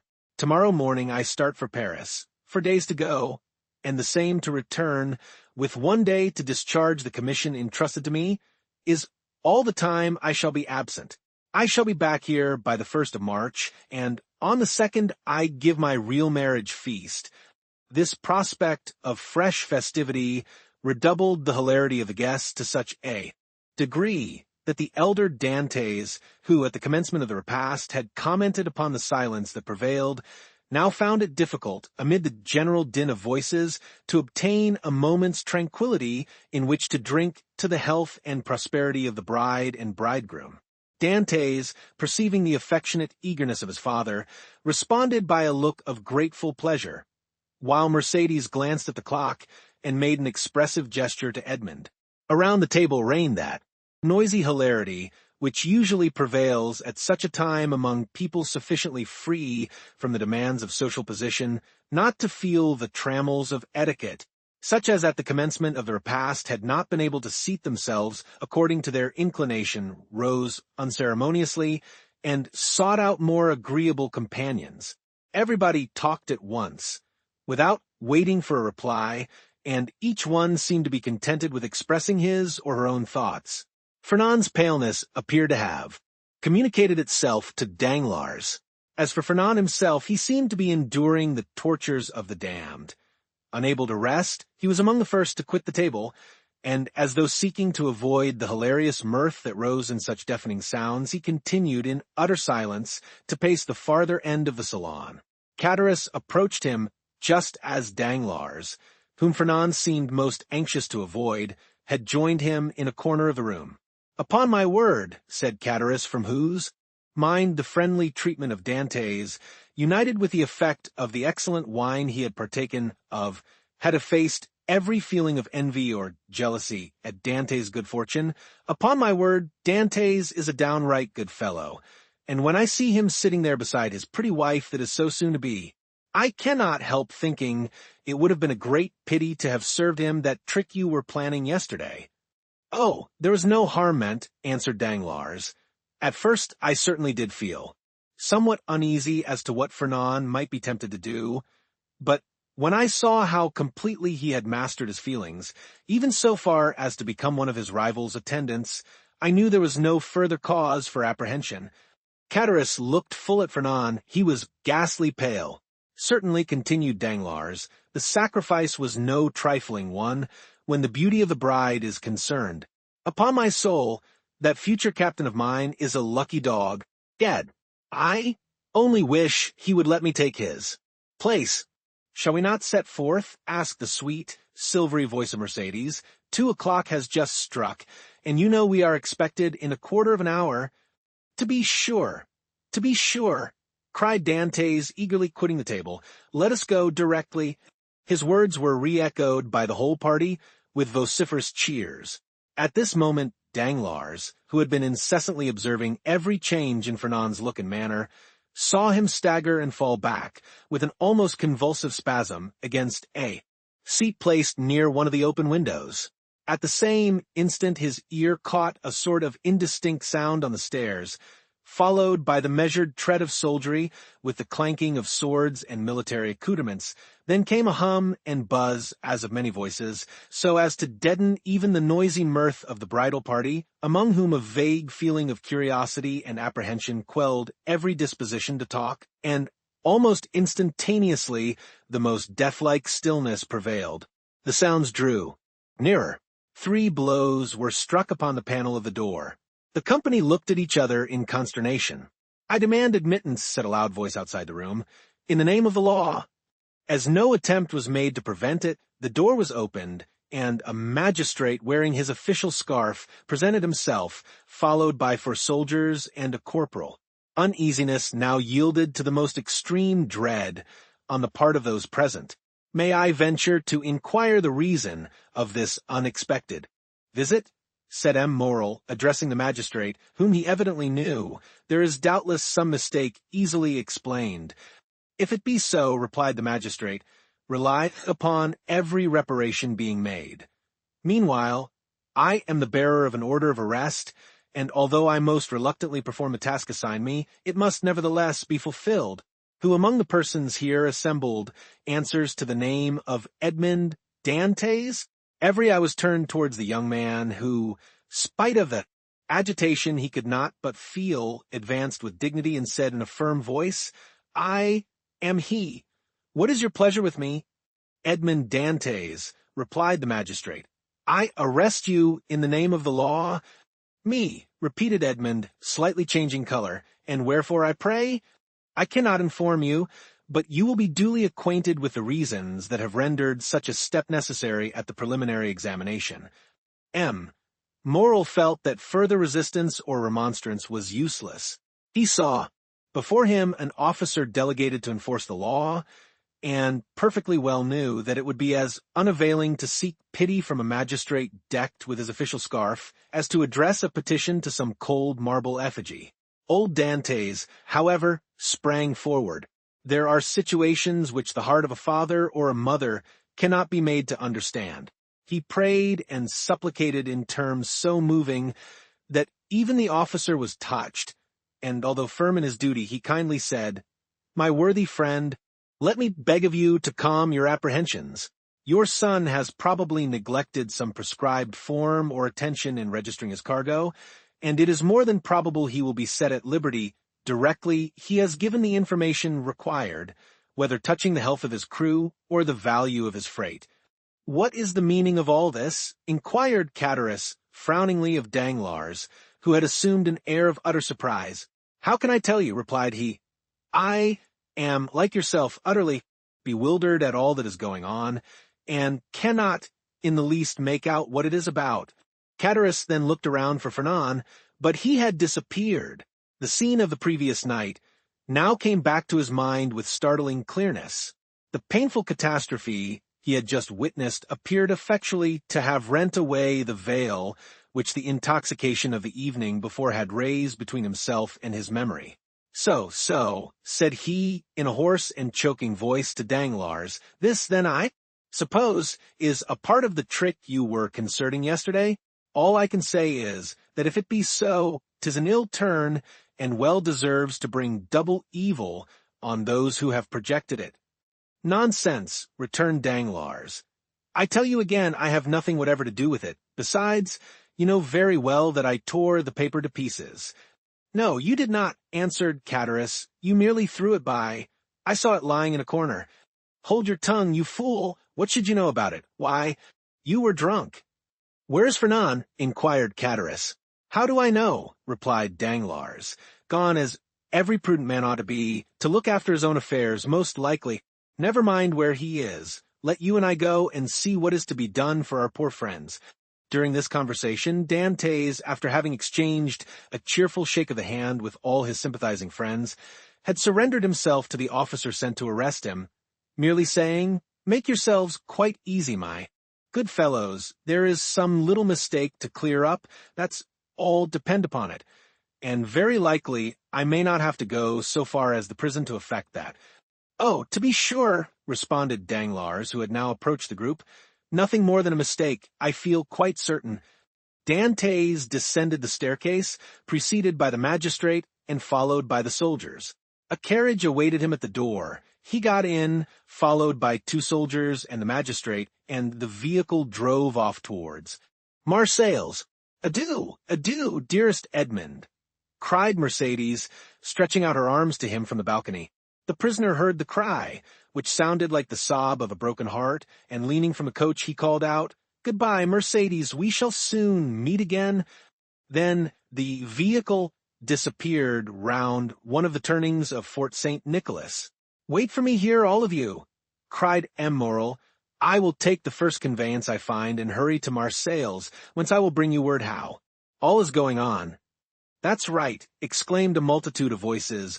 "Go, and return as quickly as you can." This second departure was followed by a long and fearful state of terrified silence on the part of those who were left behind. The old father and Mercédès remained for some time apart, each absorbed in grief. But at length the 2 poor victims of the same blow raised their eyes, and with a simultaneous burst of feeling rushed into each other's arms.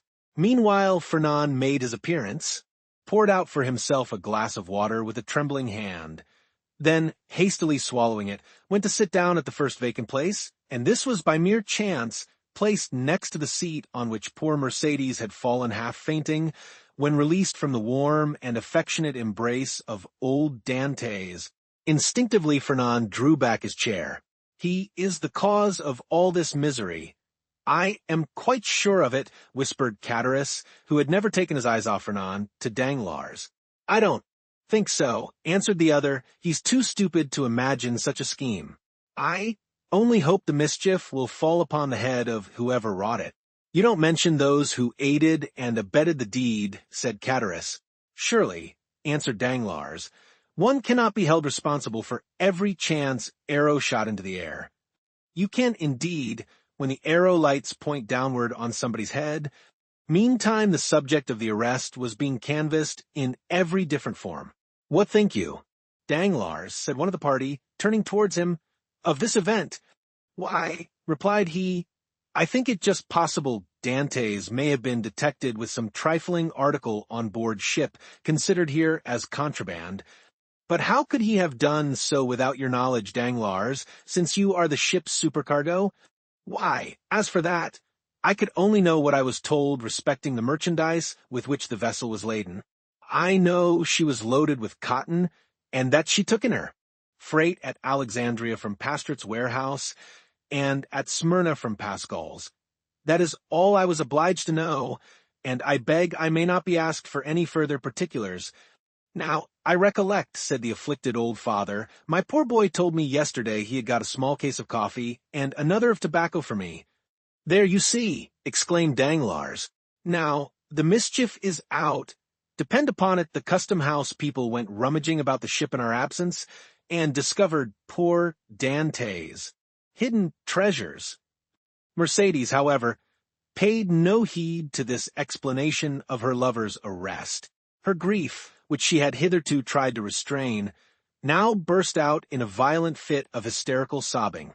"Come, come," said the old man. "Be comforted, my poor child, there is still hope." "Hope," repeated Danglars. "Hope," faintly murmured Fernand, but the word seemed to die away on his pale, agitated lips, and a convulsive spasm passed over his countenance. "Good news! Good news!" shouted forth one of the party stationed in the balcony, on the lookout. "Here comes M. Morrel back. No doubt, now, we shall hear that our friend is released." Mercédès and the old man rushed to meet the shipowner and greeted him at the door. He was very pale. "What news?" exclaimed a general burst of voices. "Alas, my friends," replied M. Morrel with a mournful shake of his head, "the thing has assumed a more serious aspect than I expected." "Oh, indeed, sir, he is innocent," sobbed forth Mercédès. "That, I believe," answered M. Morrel, "but still he is charged." "With what?" inquired the elder Dantès. "With being an agent of the Bonapartist faction." Many of our readers may be able to recollect how formidable such an accusation became in the period at which our story is dated. A despairing cry escaped the pale lips of Mercedes. The old man sank into a chair. "Ah, Danglars," whispered Cataris, "you have deceived me. The trick you spoke of last night has been played. But I cannot suffer a poor old man or an innocent girl to die of grief through your fault. I am determined to tell them all about it." "Be silent, you simpleton," cried Danglars, grasping him by the arm, "or I will not answer even for your own safety. Who can tell whether Dantès be innocent or guilty? The vessel did touch at Elba, where he quitted it and passed a whole day in the island. Now, should any letters or other documents of a compromising character be found upon him, will it not be taken for granted that all who uphold him are his accomplices?" With the rapid instinct of selfishness, Cataris readily perceived the solidity of this mode of reasoning. He gazed doubtfully, wistfully on Danglars, and then caution supplanted generosity. "Suppose we wait a while and see what comes of it," said he, casting a bewildered look on his companion. "To be sure," answered Danglars. "Let us wait, by all means. If he be innocent, of course he will be set at liberty. If guilty, why, it is no use involving ourselves in a conspiracy. Let us go, then. I cannot stay here any longer." "With all my heart," replied Danglars, pleased to find the others so tractable. "Let us take ourselves out of the way, and leave things for the present to take their course." After their departure, Fernand, who had now again become the friend and protector of Mercedes, led the girl to her home, while some friends of Dantès conducted his father, nearly lifeless, to the Aulies de Mailhan. The rumor of Edmond's arrest as a Bonapartist agent was not slow in circulating throughout the city. "Could you ever have credited such a thing, my dear Danglars?" asked him. Morrel, as on his return to the port for the purpose of gleaning fresh tidings of Dantès from M. de Villefort, the assistant procureur, he overtook his supercargo and Cataris. "Could you have believed such a thing possible?" "Why, I told you," replied Danglars, "that I considered the circumstance of his having anchored at the island of Elba as a very suspicious circumstance." "And did you mention these suspicions to any person beside myself?"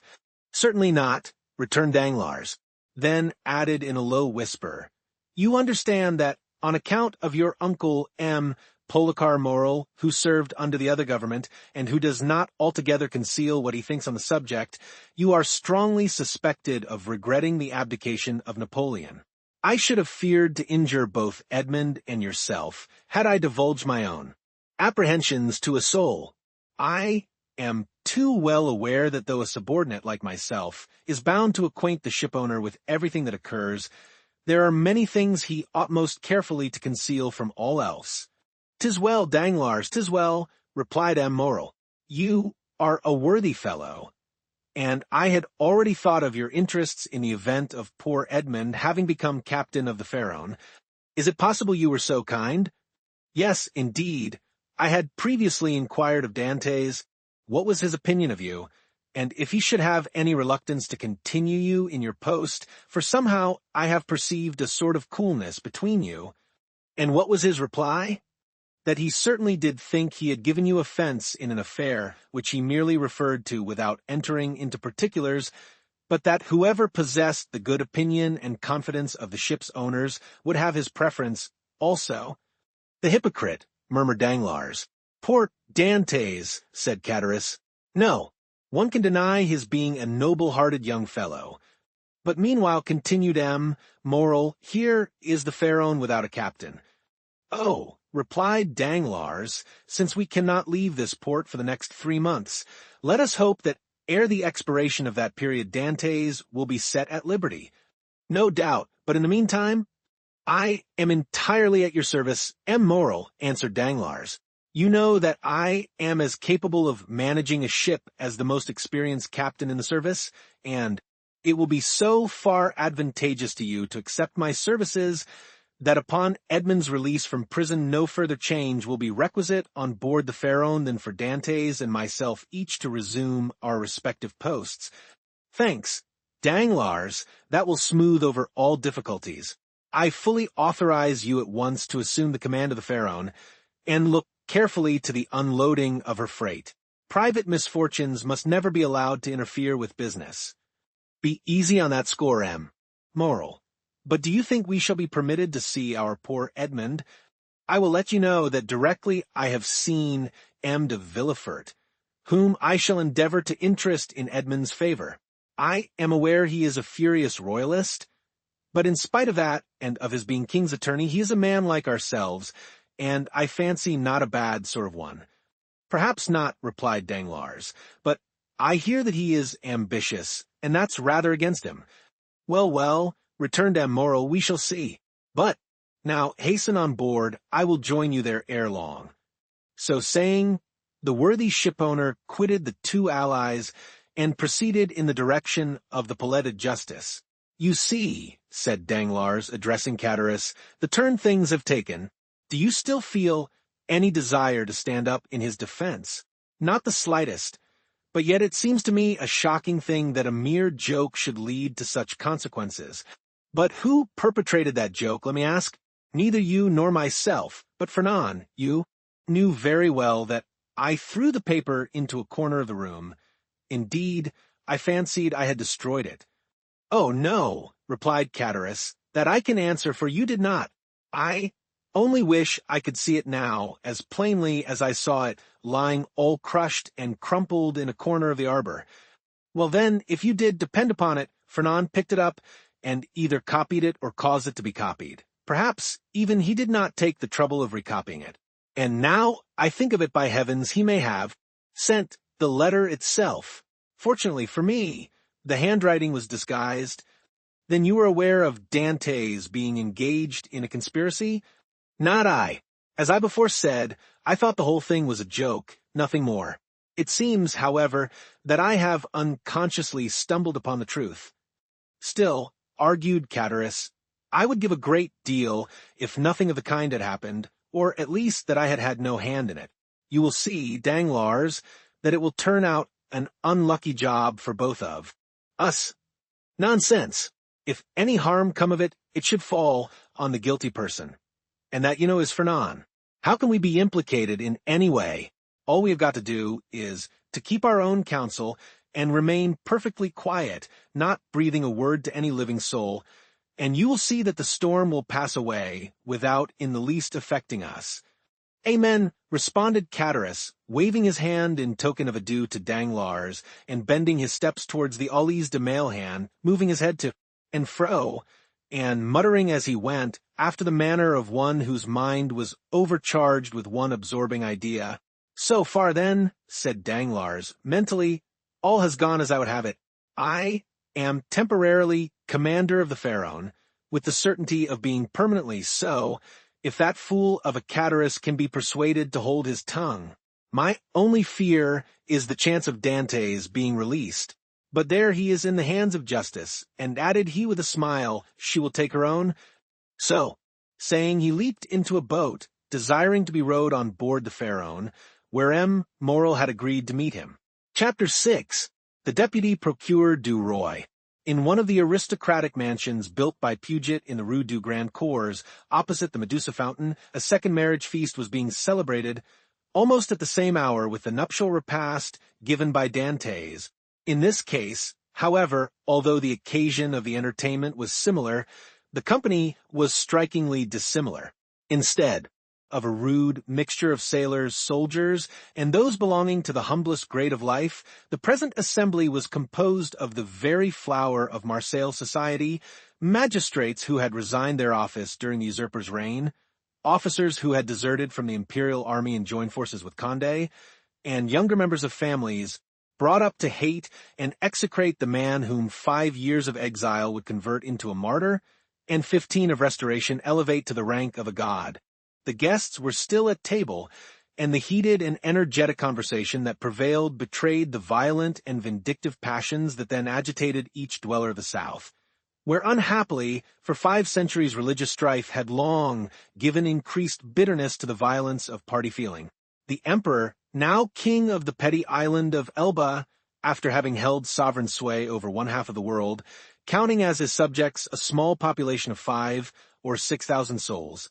After having been accustomed to hear the vive Napoleons of 120 millions of human beings uttered in 10 different languages, was looked upon here as a ruined man, separated forever from any fresh connection with France or claim to her throne. The magistrates freely discussed their political views, the military part of the company talked unreservedly of Moscow and Leipzig, while the women commented on the divorce of Josephine. It was not over the downfall of the man, but over the defeat of the Napoleonic idea that they rejoiced, and in this they foresaw for themselves the bright and cheering prospect of a revivified political existence. An old man, decorated with the Cross of St. Louis, now rose and proposed the health of King Louis XVIII. It was the Marquis de Saint-Méran. This toast, recalling at once the patient exile of Hartwell and the peace-loving King of France, excited universal enthusiasm. Glasses were elevated in the air à l'anglaise, and the ladies, snatching their bouquets from their fair bosoms, strewed the table with their floral treasures. In a word, an almost poetical fervor prevailed. "Ah," said the Marquise de Saint-Méran, a woman with a stern, forbidding eye, though still noble and distinguished in appearance, despite her 50 years. "Ah, these revolutionists, who have driven us from those very possessions they afterwards purchased for a mere trifle during the Reign of Terror, would be compelled to own, were they here, that all true devotion was on our side, since we were content to follow the fortunes of a falling monarch, while they on the contrary made their fortune by worshipping the rising sun. Yes, they could not help admitting that the king for whom we sacrificed rank, wealth, and station was truly our Louis the well-beloved, while their wretched usurper has been, and ever will be, to them their evil genius, their Napoleon the accursed. Am I not right, Villefort?" "I beg your pardon, madam. I really must pray you to excuse me, but, in truth, I was not attending to the conversation." Marquise," interposed the old nobleman who had proposed the toast, "let the young people alone. Let me tell you, on one's wedding day there are more agreeable subjects of conversation than dry politics." "Never mind, dearest mother," said a young and lovely girl, with a profusion of light brown hair, and eyes that seemed to float in liquid crystal. "'Tis all my fault for seizing upon Emda Villefort, so as to prevent his listening to what you said. But there, now, take him, he is your own for as long as you like. Villefort, I beg to remind you my mother speaks to you. If the Marquise will deign to repeat the words I but imperfectly caught, I shall be delighted to answer," said Villefort. "Never mind, Renée," replied the Marquise, with a look of tenderness that seemed out of keeping with her harsh, dry features. "But, however all other feelings may be withered in a woman's nature, there is always one bright, smiling spot in the desert of her heart, and that is the shrine of maternal love. I forgive you. What I was saying, Villefort, was that the Bonapartists had not our sincerity, enthusiasm, or devotion. They had, however, what supplied the place of those fine qualities," replied the young man, "and that was fanaticism. Napoleon is the Mohammed of the West, and is worshipped by his commonplace but ambitious followers, not only as a leader and lawgiver, but also as the personification of equality." "He," cried the Marquise, "Napoleon, the type of equality? For mercy's sake, then what would you call Robespierre? Come, do not strip the latter of his just rights to bestow them on the Corsican, who, to my mind, has usurped quite enough. Nay, madam, I would place each of these heroes on his right pedestal, that of Robespierre on his scaffold in the place Louis Quinze, that of Napoleon on the column of the place Vendôme. The only difference consists in the opposite character of the equality advocated by these two men. One is the equality that elevates, the other is the equality that degrades. One brings a king within reach of the guillotine, the other elevates the people to a level with the throne. Observe," said Villefort, smiling, "I do not mean to deny that both these men were revolutionary scoundrels, and that the 9th Thermidor and the 4th of April in the year 1814 were lucky days for France, worthy of being gratefully remembered by every friend to monarchy and civil order, and that explains how it comes to pass that, fallen as I trust he is forever, Napoleon has still retained a train of parasitical satellites. Still, Marquise, it has been so with other usurpers. Cromwell, for instance, who was not half so bad as Napoleon, had his partisans and advocates. Do you know, Villefort, that you are talking in a most dreadfully revolutionary strain? But I excuse it, it is impossible to expect the son of a Girondin to be free from a small spice of the old leaven. A deep crimson suffused the countenance of Villefort.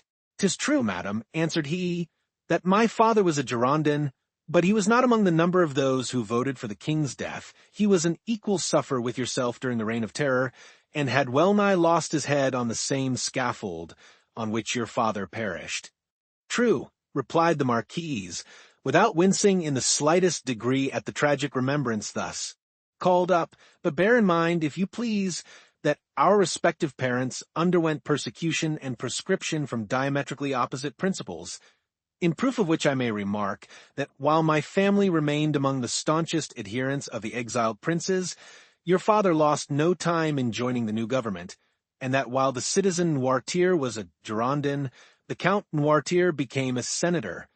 "Dear mother," interposed René, "you know very well it was agreed that all these disagreeable reminiscences should forever be laid aside." "Suffer me, also, madam," replied Villefort, "to add my earnest request to Mademoiselle de Saint Méran's that you will kindly allow the veil of oblivion to cover and conceal the past. What avails recrimination over matters wholly past recall? For my own part, I have laid aside even the name of my father and altogether disown his political principles. He was, nay, probably may still be a Bonapartist, and is called Noirtier. I, on the contrary, am a staunch royalist, and style myself de Villefort. Let what may remain of revolutionary sap exhaust itself, and die away with the old trunk, and condescend only to regard the young shoot, which has started up at a distance from the parent tree, without having the power, any more than the wish, to separate entirely from the stock from which it sprung." "Bravo, Villefort!" cried the Marquis. "Excellently well said. Come, now, I have hopes of obtaining what I have been for years, endeavoring to persuade the Marquise to promise, namely, a perfect amnesty and forgetfulness of the past." "With all my heart," replied the Marquise. "Let the past be forever forgotten. I promise you it affords me as little pleasure to revive it as it does you. All I ask is that Villefort will be firm and inflexible for the future in his political principles. Remember also, Villefort, that we have pledged ourselves to his Majesty for your fealty and strict loyalty, and that at our recommendation the king consented to forget the past as I do," and here she extended to her hand, "as I now do at your entreaty. But bear in mind that should there fall in your way anyone guilty of conspiring against the government, you will be so much the more bound to visit the offense with rigorous punishment, as it is known you belong to a suspected family." "Alas, madam," returned Villefort, "my profession, as well as the times in which we live, compels me to be severe. I have already successfully conducted several public prosecutions, and brought the offenders to merited punishment.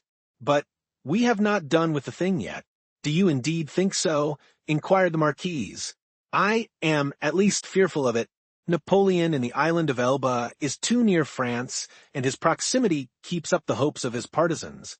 Marseilles is filled with half-pay officers who are daily, under one frivolous pretext or other, getting up quarrels with the royalists, from hence arise continual and fatal duels among the higher classes of persons, and assassinations in the lower." "You have heard, perhaps," said the Comte de Salvieux, one of M. de Saint Méran's oldest friends, and chamberlain to the Comte d'Artois, "that the Holy Alliance purpose removing him from thence?" "Yes, they were talking about it when we left Paris," said M. de Saint Méran. "And where is it decided to transfer him?" "To St. Helena." "For heaven's sake, where is that?" asked the Marquise. "An island, situated on the other side of the equator, at least 2,000 leagues from here," replied the Count.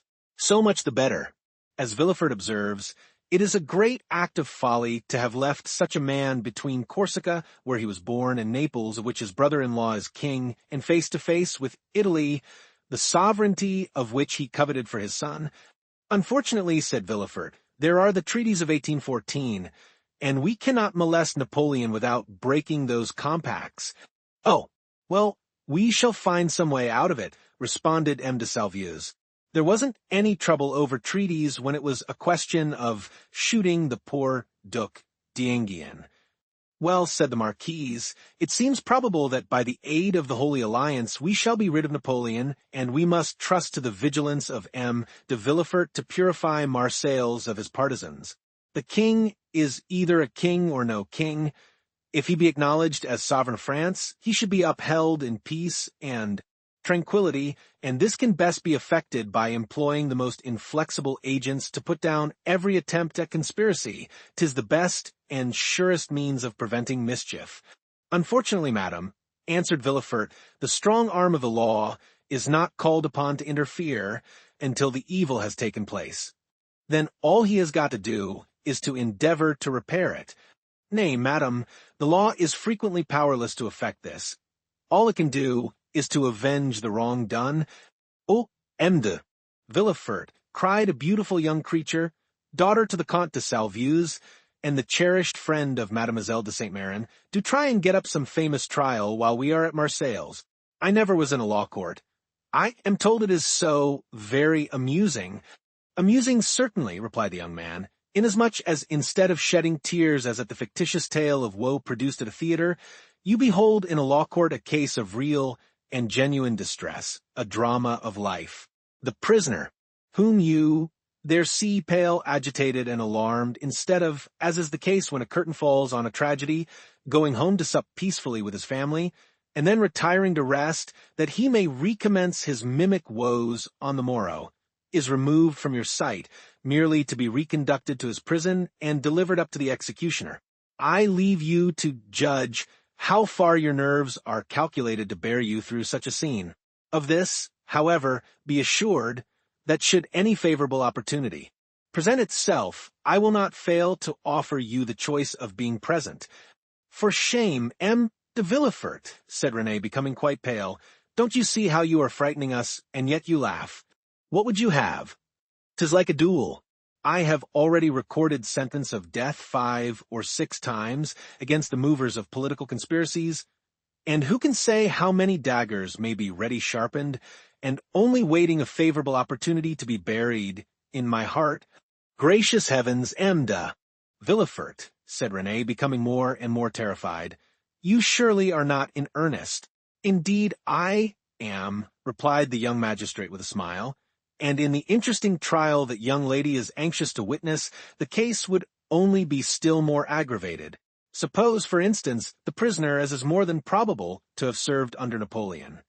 Well, can you expect for an instant that one accustomed at the word of his commander to rush fearlessly on the very bayonets of his foe will scruple more to drive a stiletto into the heart of one he knows to be his personal enemy than to slaughter his fellow creatures merely because bidden to do so by one he is bound to obey?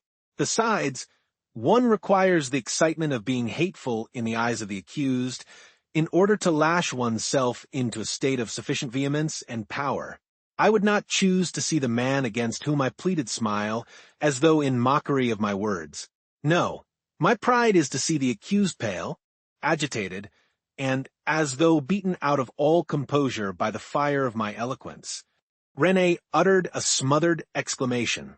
Bravo! Cried one of the guests. That is what I call talking to some purpose. Just the person we require at a time like the present, said a second. What a splendid business that last case of yours was. My dear Villefort, remarked a third. I mean the trial of the man for murdering his father. Upon my word, you killed him ere the executioner had laid his hand upon him. Oh, as for parricides and such dreadful people as that, interposed Renée, it matters very little what is done to them. But as regards poor unfortunate creatures whose only crime consists in having mixed themselves up in political intrigues, why, that is the very worst offense they could possibly commit. For don't you see, Renée, the king is the father of his people, and he who shall plot or contrive aught against the life and safety of the parent of 32 millions of souls is a parricide upon a fearfully great scale. I don't know anything about that, replied Renée, but M. de Villefort, you have promised me, have you not? Always to show mercy to those I plead for. Make yourself quite easy on that point, answered Villefort with one of his sweetest smiles.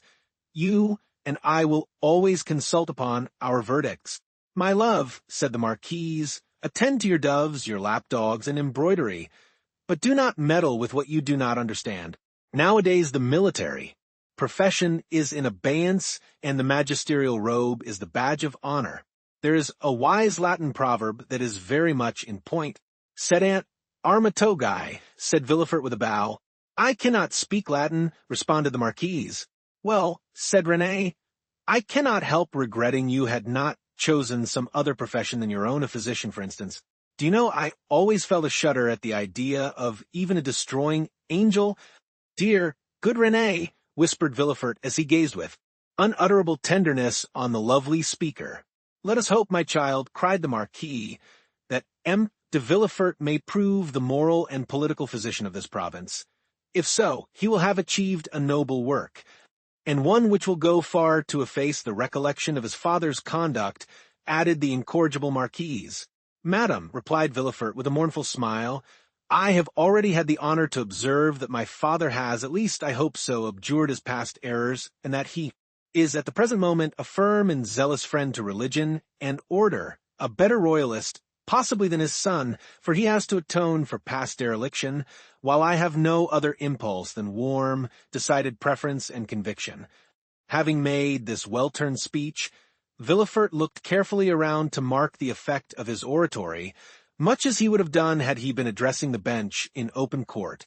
Do you know, my dear Villefort, cried the Comte de Salvieux, that is exactly what I myself said the other day at the Tuileries when questioned by His Majesty's principal chamberlain touching the singularity of an alliance between the son of a Girondin and the daughter of an officer of the Duc de Condé, and I assure you he seemed fully to comprehend that this mode of reconciling political differences was based upon sound and excellent principles. Then the king, who, without our suspecting it, had overheard our conversation, interrupted us by saying, Villefort, observe, that the king did not pronounce the word Noirtier, but on the contrary, placed considerable emphasis on that of Villefort. Villefort, said His Majesty, is a young man of great judgment and discretion, who will be sure to make a figure in his profession. I like him much, and it gave me great pleasure to hear that he was about to become the son-in-law of the Marquis and Marquise de Saint-Méran. I should myself have recommended the match, had not the noble Marquis anticipated my wishes by requesting my consent to it. Is it possible the king could have condescended so far as to express himself so favorably of me? Asked the enraptured Villefort. I give you his very words, and if the Marquis chooses to be candid, he will confess that they perfectly agree with what His Majesty said to him when he went 6 months ago to consult him upon the subject of your espousing his daughter. That is true, answered the Marquis. How much do I owe this gracious prince? What is there I would not do to evince my earnest gratitude? That is right, cried the Marquise. I love to see you thus. Now, then, were a conspirator to fall into your hands, he would be most welcome. For my part, dear mother, interposed René, I trust your wishes will not prosper, and that Providence will only permit petty offenders, poor debtors, and miserable cheats to fall into M. de Villefort's hands. Then I shall be contented, just the same as though you prayed that a physician might only be called upon to prescribe for headaches, measles, and the stings of wasps, or any other slight affection of the epidermis. If you wish to see me the king's attorney, you must desire for me some of those violent and dangerous diseases from the cure of which so much honor redounds to the physician. At this moment, and as though the utterance of Villefort's wish had sufficed to effect its accomplishment, a servant entered the room and whispered a few words in his ear. Villefort immediately rose from table and quitted the room upon the plea of urgent business. He soon, however, returned, his whole face beaming with delight. René regarded him with fond affection, and certainly his handsome features, lit up as they then were with more than usual fire and animation, seemed formed to excite the innocent admiration with which she gazed on her graceful and intelligent lover. You were wishing just now, said Villefort, addressing her, that I were a doctor instead of a lawyer. Well, I at least resemble the disciples of Aesculapius in one thing. People spoke in this style in 1815, that of not being able to call a day my own, not even that of my betrothal, "And wherefore were you called away just now?" asked Mademoiselle de Saint-Méran with an air of deep interest, for a very serious matter, which bids fair to make work for the executioner. "How dreadful!" exclaimed Renée, turning pale. "Is it possible?" burst simultaneously from all who were near enough to the magistrate to hear his words. "Why, if my information prove correct, a sort of Bonapartist conspiracy has just been discovered." "Can I believe my ears?" cried Marquise. "I will read you the letter containing the accusation, at least," said Villefort. "The king's attorney is informed by a friend to the throne and the religious institutions of his country that one named Edmond Dantès, mate of the ship Pharaon, this day arrived from Smyrna after having touched at Naples and Porto Ferrajo, has been the bearer of a letter from Murat to the usurper, and again taken charge of another letter from the usurper to the Bonapartist Club in Paris. Ample corroboration of this statement may be obtained by arresting the above-mentioned Edmond Dantès, who either carries the letter for Paris about with him, or has it at his father's abode. Should it not be found in the possession of father or son, then it will assuredly be discovered in the cabin belonging to the said Dantès on board the Pharaon.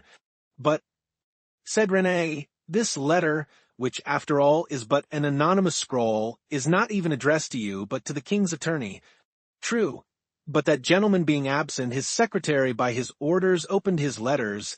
Thinking this one of importance, he sent for me, but not finding me, took upon himself to give the necessary orders for arresting the accused party." "Then the guilty person is absolutely in custody?" said the Marquise. "Nay, dear mother, say the accused person. You know we cannot yet pronounce him guilty." "He is in safe custody," answered Villefort.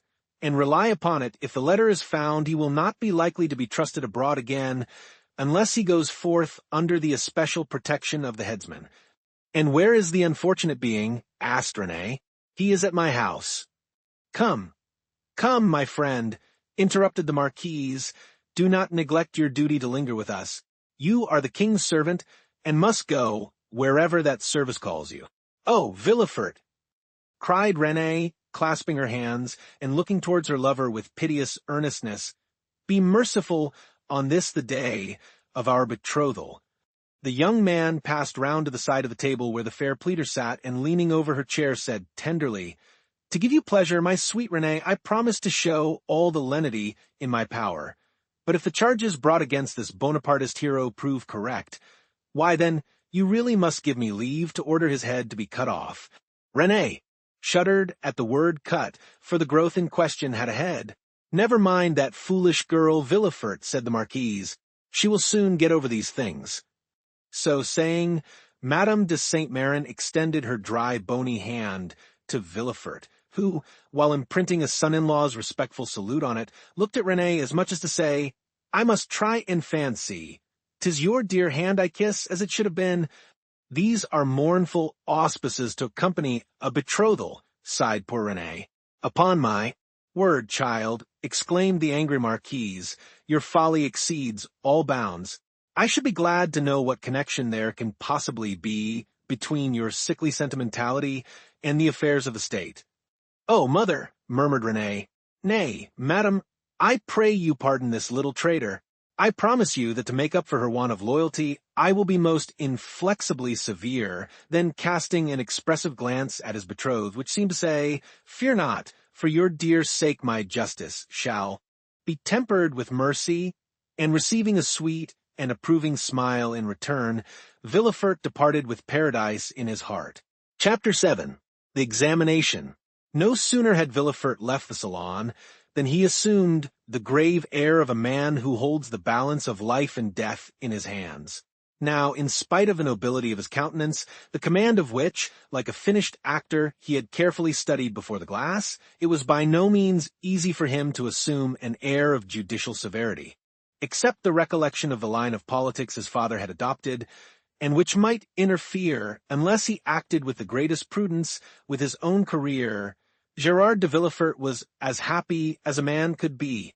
Already rich, he held a high official situation, though only 27. He was about to marry a young and charming woman, whom he loved, not passionately but reasonably as became a deputy attorney of the king. and besides her personal attractions, which were very great, Mademoiselle de Saint-Méran's family possessed considerable political influence, which they would, of course, exert in his favor. The dowry of his wife amounted to 50,000 crowns, and he had besides the prospect of seeing her fortune increase to 500,000 at her father's death. These considerations naturally gave Villefort a feeling of such complete felicity that his mind was fairly dazzled in its contemplation. At the door, he met the commissary of police, who was waiting for him.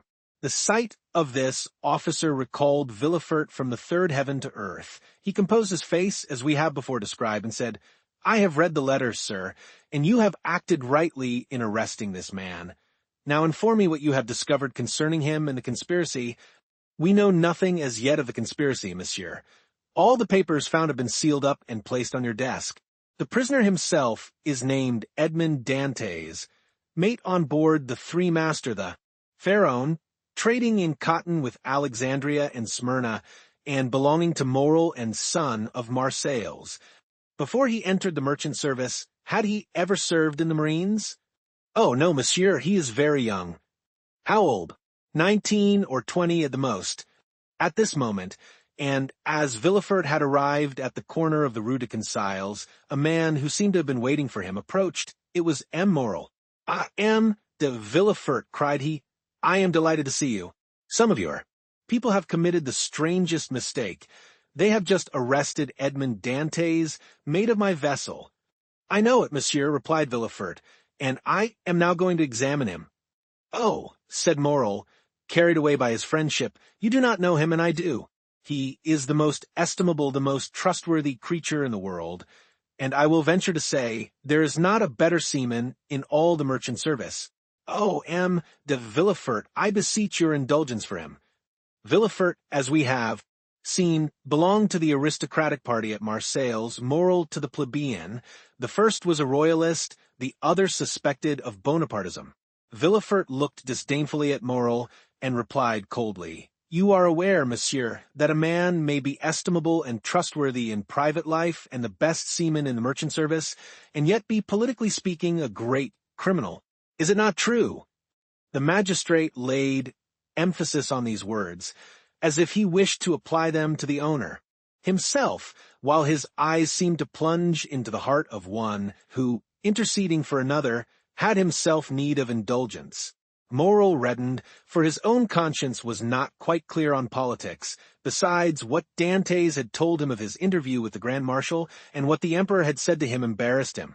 He replied, however, in a tone of deep interest, "I entreat you, M. de Villefort, be as you always are, kind and equitable, and give him back to us soon." "This give us," sounded revolutionary in the deputy's ears. Ah, murmured he. "Is Dantès then a member of some Carbonari society, that his protector thus employs the collective form? He was, if I recollect, arrested in a tavern, in company with a great many others." Then he added, "Monsieur, you may rest assured I shall perform my duty impartially, and that, if he be innocent, you shall not have appealed to me in vain.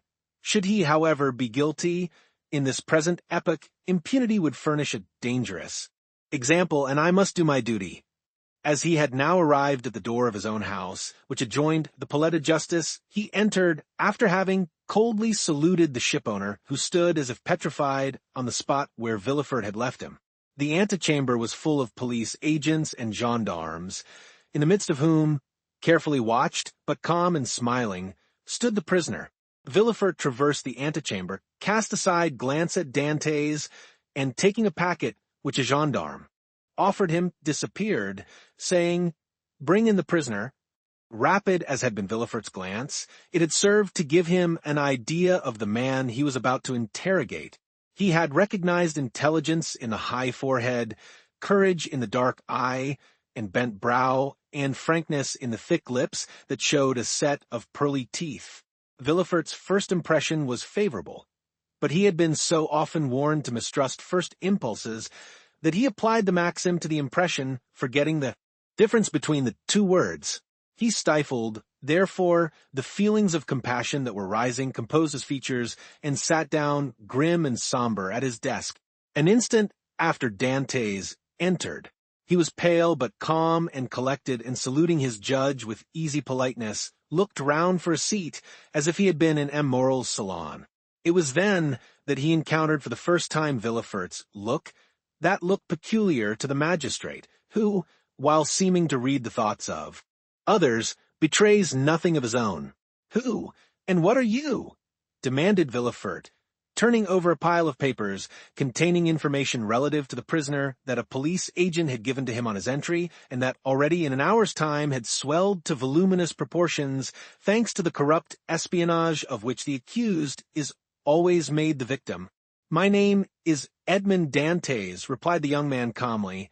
"I am maid of the Pharaon, belonging to Messrs. Morel and Son." "Your age?" continued Villefort. 19, returned Dantès. "What were you doing at the moment you were arrested?" "I was at the festival of my marriage, monsieur," said the young man, his voice slightly tremulous. So great was the contrast between that happy moment and the painful ceremony he was now undergoing. So great was the contrast between the somber aspect of M. de Villefort and the radiant face of Mercédès. "You were at the festival of your marriage?" said the deputy, shuddering in spite of himself. "Yes, monsieur. I am on the point of marrying a young girl I have been attached to for 3 years. Villefort, impassive as he was struck with this coincidence, and the tremulous voice of Dantès, surprised in the midst of his happiness, struck a sympathetic chord in his own bosom. He also was on the point of being married, and he was summoned from his own happiness to destroy that of another. This philosophic reflection, thought he, will make a great sensation at Emda, St. Marin's, and he arranged mentally, while Dantès awaited further questions, the antithesis by which orators often create a reputation for eloquence. When this speech was arranged, Villefort turned to Dantès. "Go on, sir," said he. "What would you have me say?" "Give all the information in your power. Tell me on which point you desire information, and I will tell all I know. Only," added he with a smile, "I warn you I know very little. Have you served under the usurper?" "I was about to be mustered into the Royal Marines when he fell." "It is reported your political opinions are extreme," said Villefort, who had never heard anything of the kind, but was not sorry to make this inquiry, as if it were an accusation. "My political opinions," replied Dantès. "Alas, sir, I never had any opinions. I am hardly 19, I know nothing, I have no part to play. If I obtain the situation I desire, I shall owe it to M. Morel. Thus all my opinions, I will not say public but private, are confined to these 3 sentiments. I love my father, I respect M. Morel, and I adore Mercédès. This, sir, is all I can tell you, and you see how uninteresting it is." As Dantès spoke, Villefort gazed at his ingenuous and open countenance, and recollected the words of René, who, without knowing who the culprit was, had besought his indulgence for him. With the deputy's knowledge of crime and criminals, every word the young man uttered convinced him more and more of his innocence. This lad, for he was scarcely a man, simple, natural, eloquent with that eloquence of the heart never found when sought for, full of affection for everybody, because he was happy, and because happiness renders even the wicked good, extended his affection even to his judge, spite of Villefort's severe look and stern accent. Dantès seemed full of kindness. "Pardieu," said Villefort, "he is a noble fellow. I hope I shall gain René's favor easily by obeying the first command she ever imposed on me. I shall have at least a pressure of the hand in public, and a sweet kiss in private." Full of this idea, Villefort's face became so joyous that when he turned to Dantès, the latter, who had watched the change on his physiognomy, was smiling also. "Sir," said Villefort, "have you any enemies at least that you know?" "I have enemies," replied Dantès. "My position is not sufficiently elevated for that. As for my disposition, that is perhaps somewhat too hasty, but I have striven to repress it. I have had 10 or 12 sailors under me, and if you question them, they will tell you that they love and respect me, not as a father, for I am too young, but as an elder brother. But you may have excited jealousy.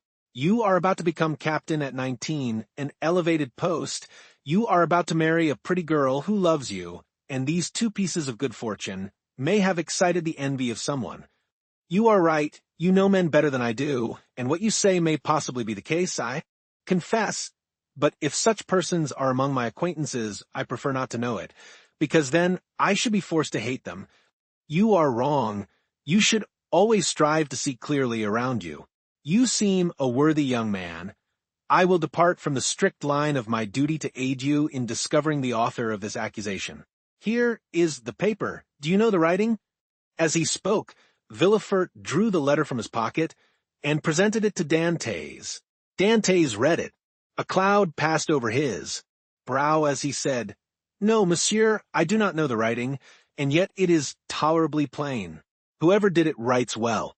I am very fortunate," added he, looking gratefully at Villefort, "to be examined by such a man as you. For this envious person is a real enemy." And by the rapid glance that the young man's eyes shot forth, Villefort saw how much energy lay hid beneath this mildness. "Now," said the deputy, "answer me frankly, not as a prisoner to a judge, but as one man to another who takes an interest in him. What truth is there in the accusation contained in this anonymous letter?" And Villefort threw disdainfully on his desk the letter Dantès had just given back to him. "None at all. I will tell you the real facts. I swear by my honor as a sailor, by my love for Mercédès, by the life of my father." "Speak, monsieur," said Villefort. Then, internally, if Renée could see me, I hope she would be satisfied and would no longer call me a decapitator. Well, when we quitted Naples, Captain Leclerc was attacked with a brain fever, as we had no doctor on board, and he was so anxious to arrive at Elba that he would not touch at any other port. His disorder rose to such a height that at the end of the third day, feeling he was dying, he called me to him. "My dear Dantès," said he, "swear to perform what I am going to tell you, for it is a matter of the deepest importance." "I swear, Captain," replied I. "Well, as after my death the command devolves on you as mate, assume the command and bear up for the island of Elba. Disembark at Porto Ferrajo, ask for the Grand Marshal. Give him this letter, perhaps they will give you another letter and charge you with a commission. You will accomplish what I was to have done, and derive all the honor and profit from it. I will do it, Captain, but perhaps I shall not be admitted to the Grand Marshal's presence as easily as you expect. Here is a ring that will obtain audience of him, and remove every difficulty," said the captain. At these words he gave me a ring. It was time, 2 hours after he was delirious. The next day he died. And what did you do then? What I ought to have done, and what everyone would have done in my place. Everywhere the last requests of a dying man are sacred. But with a sailor the last requests of his superior are commands. I sailed for the island of Elba, where I arrived the next day. I ordered everybody to remain on board, and went on shore alone. As I had expected, I found some difficulty in obtaining access to the Grand Marshal, but I sent the ring I had received from the captain to him, and was instantly admitted. He questioned me concerning Captain Leclerc's death, and as the latter had told me, gave me a letter to carry on to a person in Paris. I undertook it, because it was what my captain had bade me do. I landed here, regulated the affairs of the vessel, and hastened to visit my affianced bride, whom I found more lovely than ever. Thanks to M. Moral all. The forms were got over. In a word, I was, as I told you, at my marriage feast, and I should have been married in an hour, and tomorrow I intended to start for Paris, had I not been arrested on this charge, which you as well as I now see to be unjust. "Ah," said Villefort, "this seems to me the truth. If you have been culpable, it was imprudence, and this imprudence was in obedience to the orders of your captain. Give up this letter you have brought from Elba, and pass your word you will appear, should you be required, and go and rejoin your friends." "I am free, then, sir," cried Dantès joyfully. "Yes, but first give me this letter." "You have it already, for it was taken from me with some others which I see in that packet." "Stop a moment," said the deputy, as Dantès took his hat and gloves. "To whom is it addressed?" "To Monsieur Noirtier, Rue Coquaire in Paris." Had a thunderbolt fallen into the room, Villefort could not have been more stupefied. He sank into his seat and hastily, turning over the packet, drew forth the fatal letter, at which he glanced with an expression of terror. M. Noirtier, Rue Coquerin, number 13, murmured he, growing still paler. Yes, said Dantès, do you know him? No, replied Villefort. A faithful servant of the king does not know conspirators. It is a conspiracy, then? Asked Dantès, who, after believing himself free, now began to feel a tenfold alarm. I have, however, already told you, sir, I was entirely ignorant of the contents of the letter. Yes, but you knew the name of the person to whom it was addressed, said Villefort. I was forced to read the address to know to whom to give it. Have you shown this letter to anyone? Asked Villefort, becoming still more pale. To no one, on my honor. Everybody is ignorant that you are the bearer of a letter from the island of Elba and addressed to M. Noirtier? Everybody, except the person who gave it to me. And that was too much, far too much, murmured Villefort. Villefort's brow darkened more and more, his white lips and clenched teeth filled Dantès with apprehension. After reading the letter, Villefort covered his face with his hands. Oh, said Dantès timidly, what is the matter? Villefort made no answer, but raised his head at the expiration of a few seconds, and again perused the letter. And you say that you are ignorant of the contents of this letter? I give you my word of honor, sir, said Dantès, but what is the matter? You are ill, shall I? Ring for assistance, shall I call? No, said Villefort, rising hastily, stay where you are. It is for me to give orders here and not you. Monsieur, replied Dantès proudly, it was only to summon assistance for you.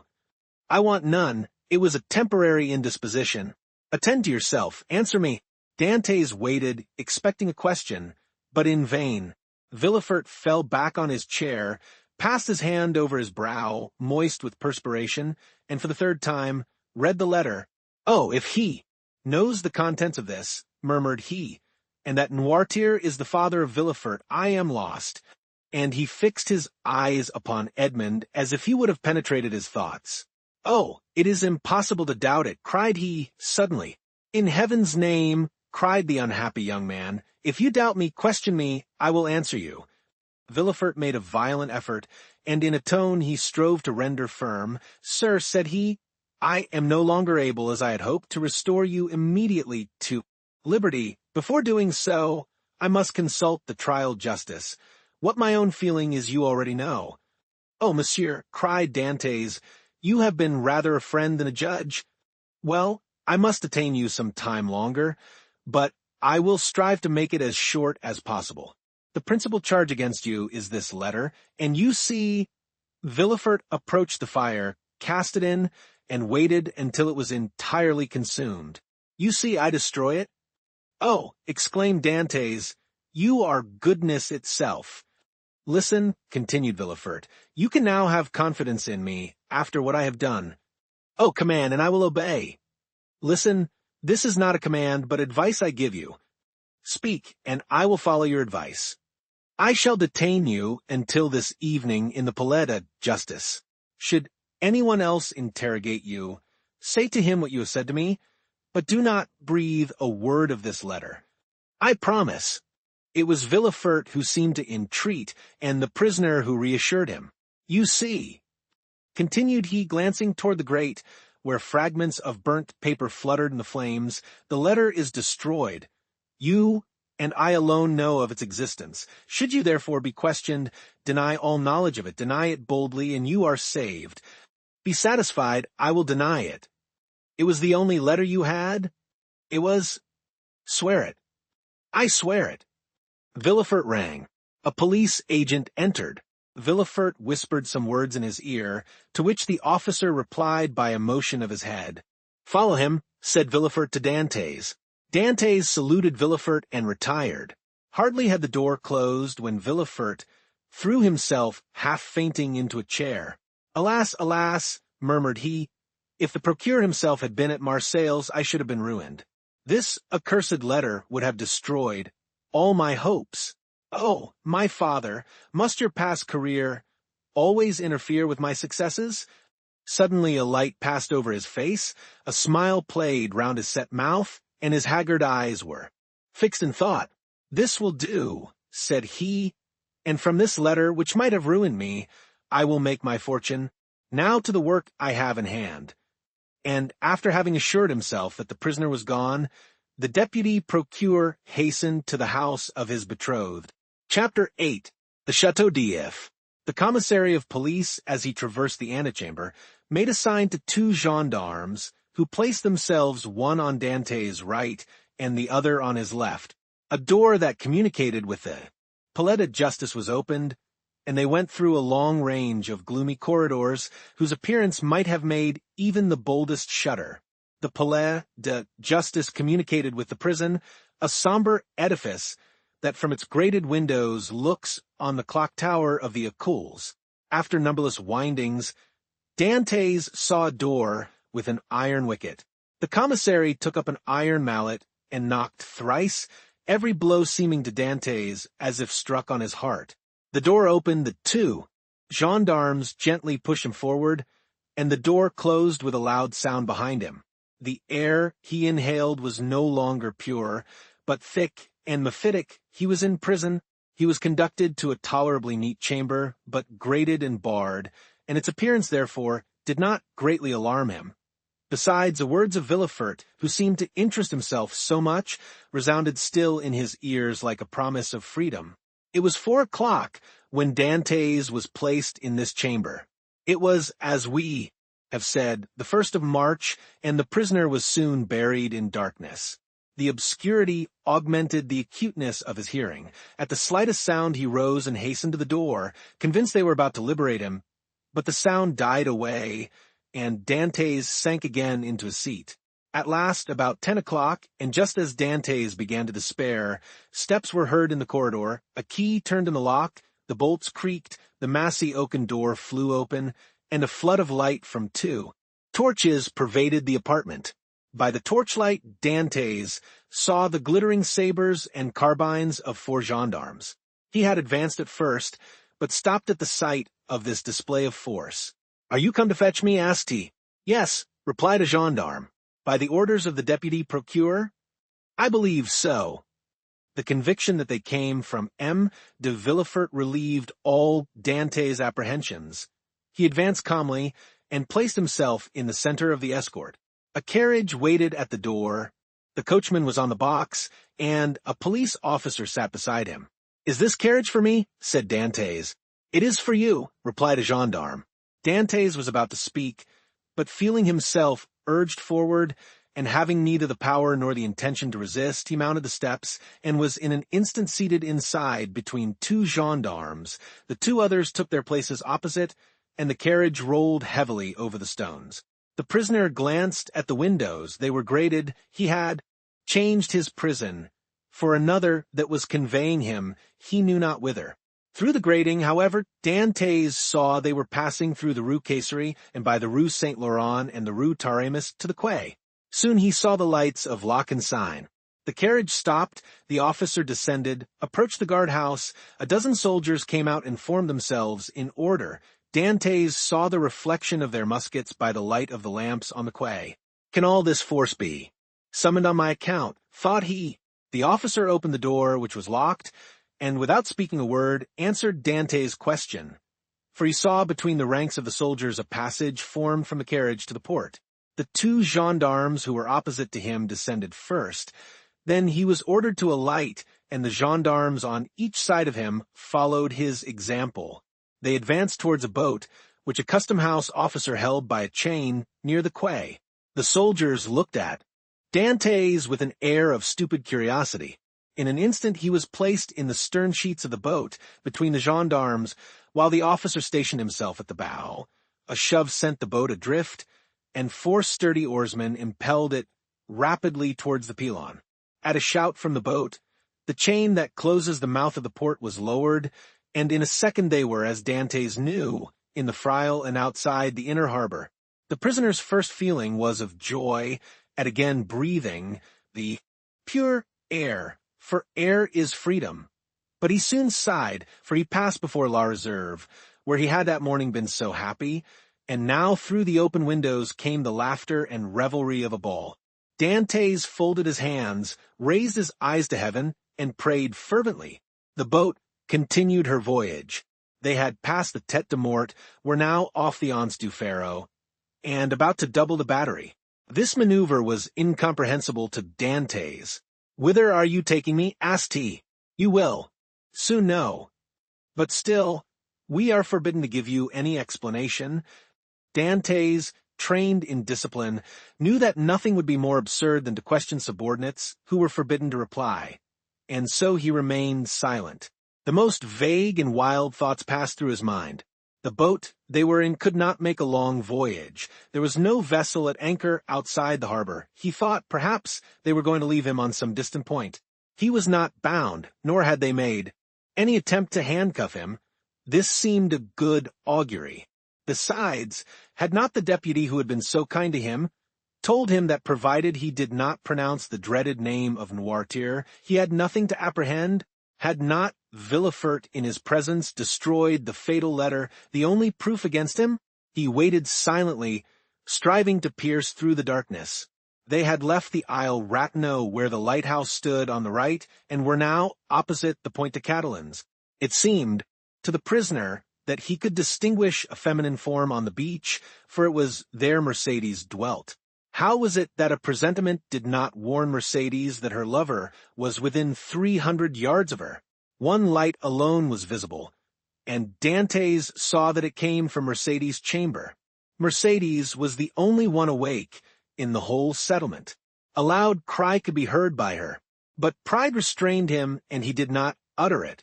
What would his guards think if they heard him shout like a madman?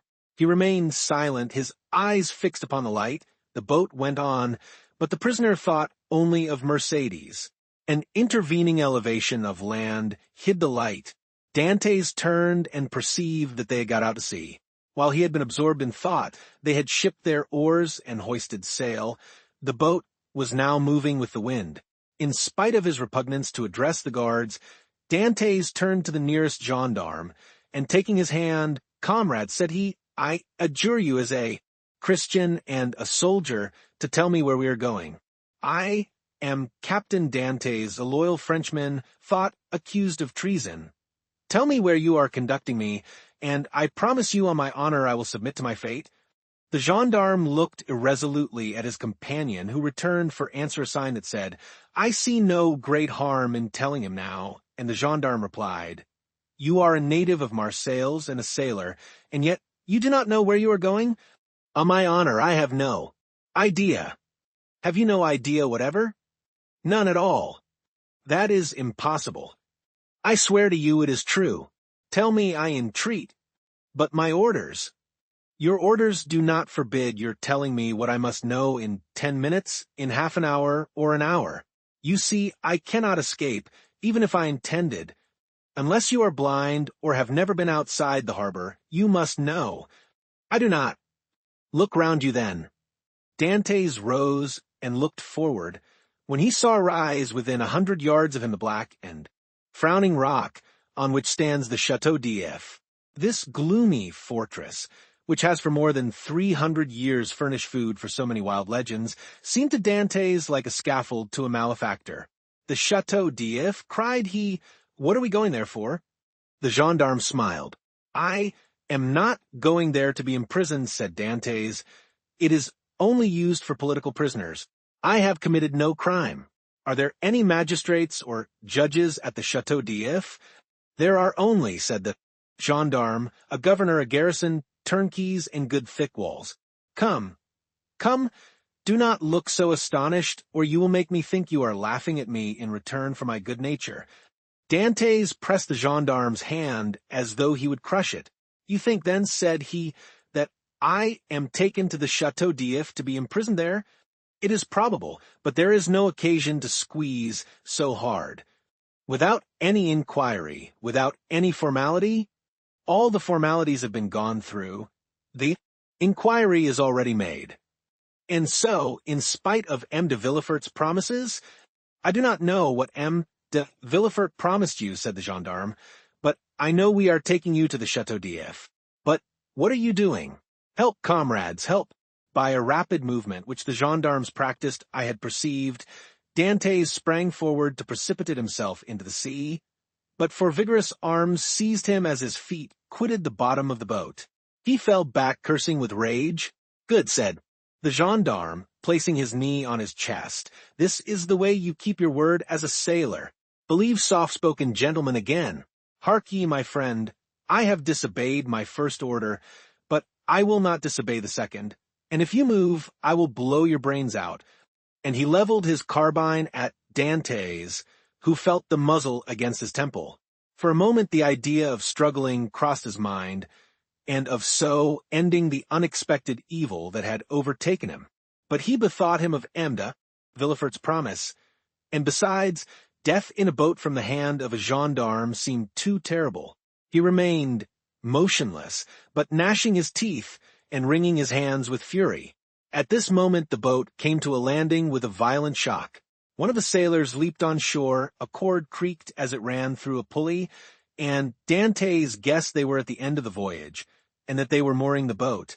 His guards, taking him by the arms and coat collar, forced him to rise and dragged him towards the steps that lead to the gate of the fortress, while the police officer carrying a musket with fixed bayonet followed behind. Dantès made no resistance. He was like a man in a dream. He saw soldiers drawn up on the embankment. He knew vaguely that he was ascending a flight of steps. He was conscious that he passed through a door, and that the door closed behind him. But all this indistinctly as through a mist. He did not even see the ocean, that terrible barrier against freedom, which the prisoners look upon with utter despair. They halted for a minute, during which he strove to collect his thoughts. He looked around. He was in a court surrounded by high walls. He heard the measured tread of sentinels, and as they passed before the light, he saw the barrels of their muskets shine. They waited upwards of 10 minutes. Certain Dantès could not escape. The gendarmes released him. They seemed awaiting orders. The orders came. "Where is the prisoner?" said a voice. "Here," replied the gendarmes. "Let him follow me. I will take him to his cell." "Go," said the gendarmes, thrusting Dantès forward. The prisoner followed his guide, who led him into a room almost underground, whose bare and reeking walls seemed as though impregnated with tears. A lamp placed on a stool illumined the apartment faintly, and showed Dantès the features of his conductor, an under-jailer ill-clothed and of sullen appearance. "Here is your chamber for tonight," said he. "It is late, and the governor is asleep. Tomorrow, perhaps he may change you. In the meantime, there is bread, water, and fresh straw, and that is all a prisoner can wish for. Good night." And before Dantès could open his mouth, before he had noticed where the jailer placed his bread or the water, before he had glanced towards the corner where the straw was, the jailer disappeared, taking with him the lamp and closing the door, leaving stamped upon the prisoner's mind the dim reflection of the dripping walls of his dungeon. Dantès was alone in darkness and in silence, cold as the shadows that he felt breathe on his burning forehead. With the first dawn of day, the jailer returned, with orders to leave Dantès where he was. He found the prisoner in the same position, as if fixed there, his eyes swollen with weeping. He had passed the night standing, and without sleep. The jailer advanced. Dantès appeared not to perceive him. He touched him on the shoulder. Edmond started. "Have you not slept?" said the jailer. "I do not know," replied Dantès. The jailer stared. "Are you hungry?" continued he. "I do not know." "Do you wish for anything?" "I wish to see the governor." The jailer shrugged his shoulders and left the chamber. Dantès followed him with his eyes and stretched forth his hands towards the open door, but the door closed. All his emotion then burst forth. He cast himself on the ground, weeping bitterly, and asking himself what crime he had committed that he was thus punished. The day passed thus. He scarcely tasted food, but walked round and round the cell, like a wild beast in its cage. One thought in particular tormented him, namely, that during his journey hither he had sat so still, whereas he might a dozen times have plunged into the sea, and, thanks to his powers of swimming for which he was famous, have gained the shore, concealed himself until the arrival of a Genoese or Spanish vessel, escaped to Spain or Italy, where Mercedes and his father could have joined him. He had no fears as to how he should live. Good seamen are welcome everywhere. He spoke Italian like a Tuscan and Spanish like a Castilian. He would have been free and happy with Mercedes and his father, whereas he was now confined in the Château d'If, that impregnable fortress, ignorant of the future destiny of his father and Mercedes, and all this because he had trusted to Villefort's promise.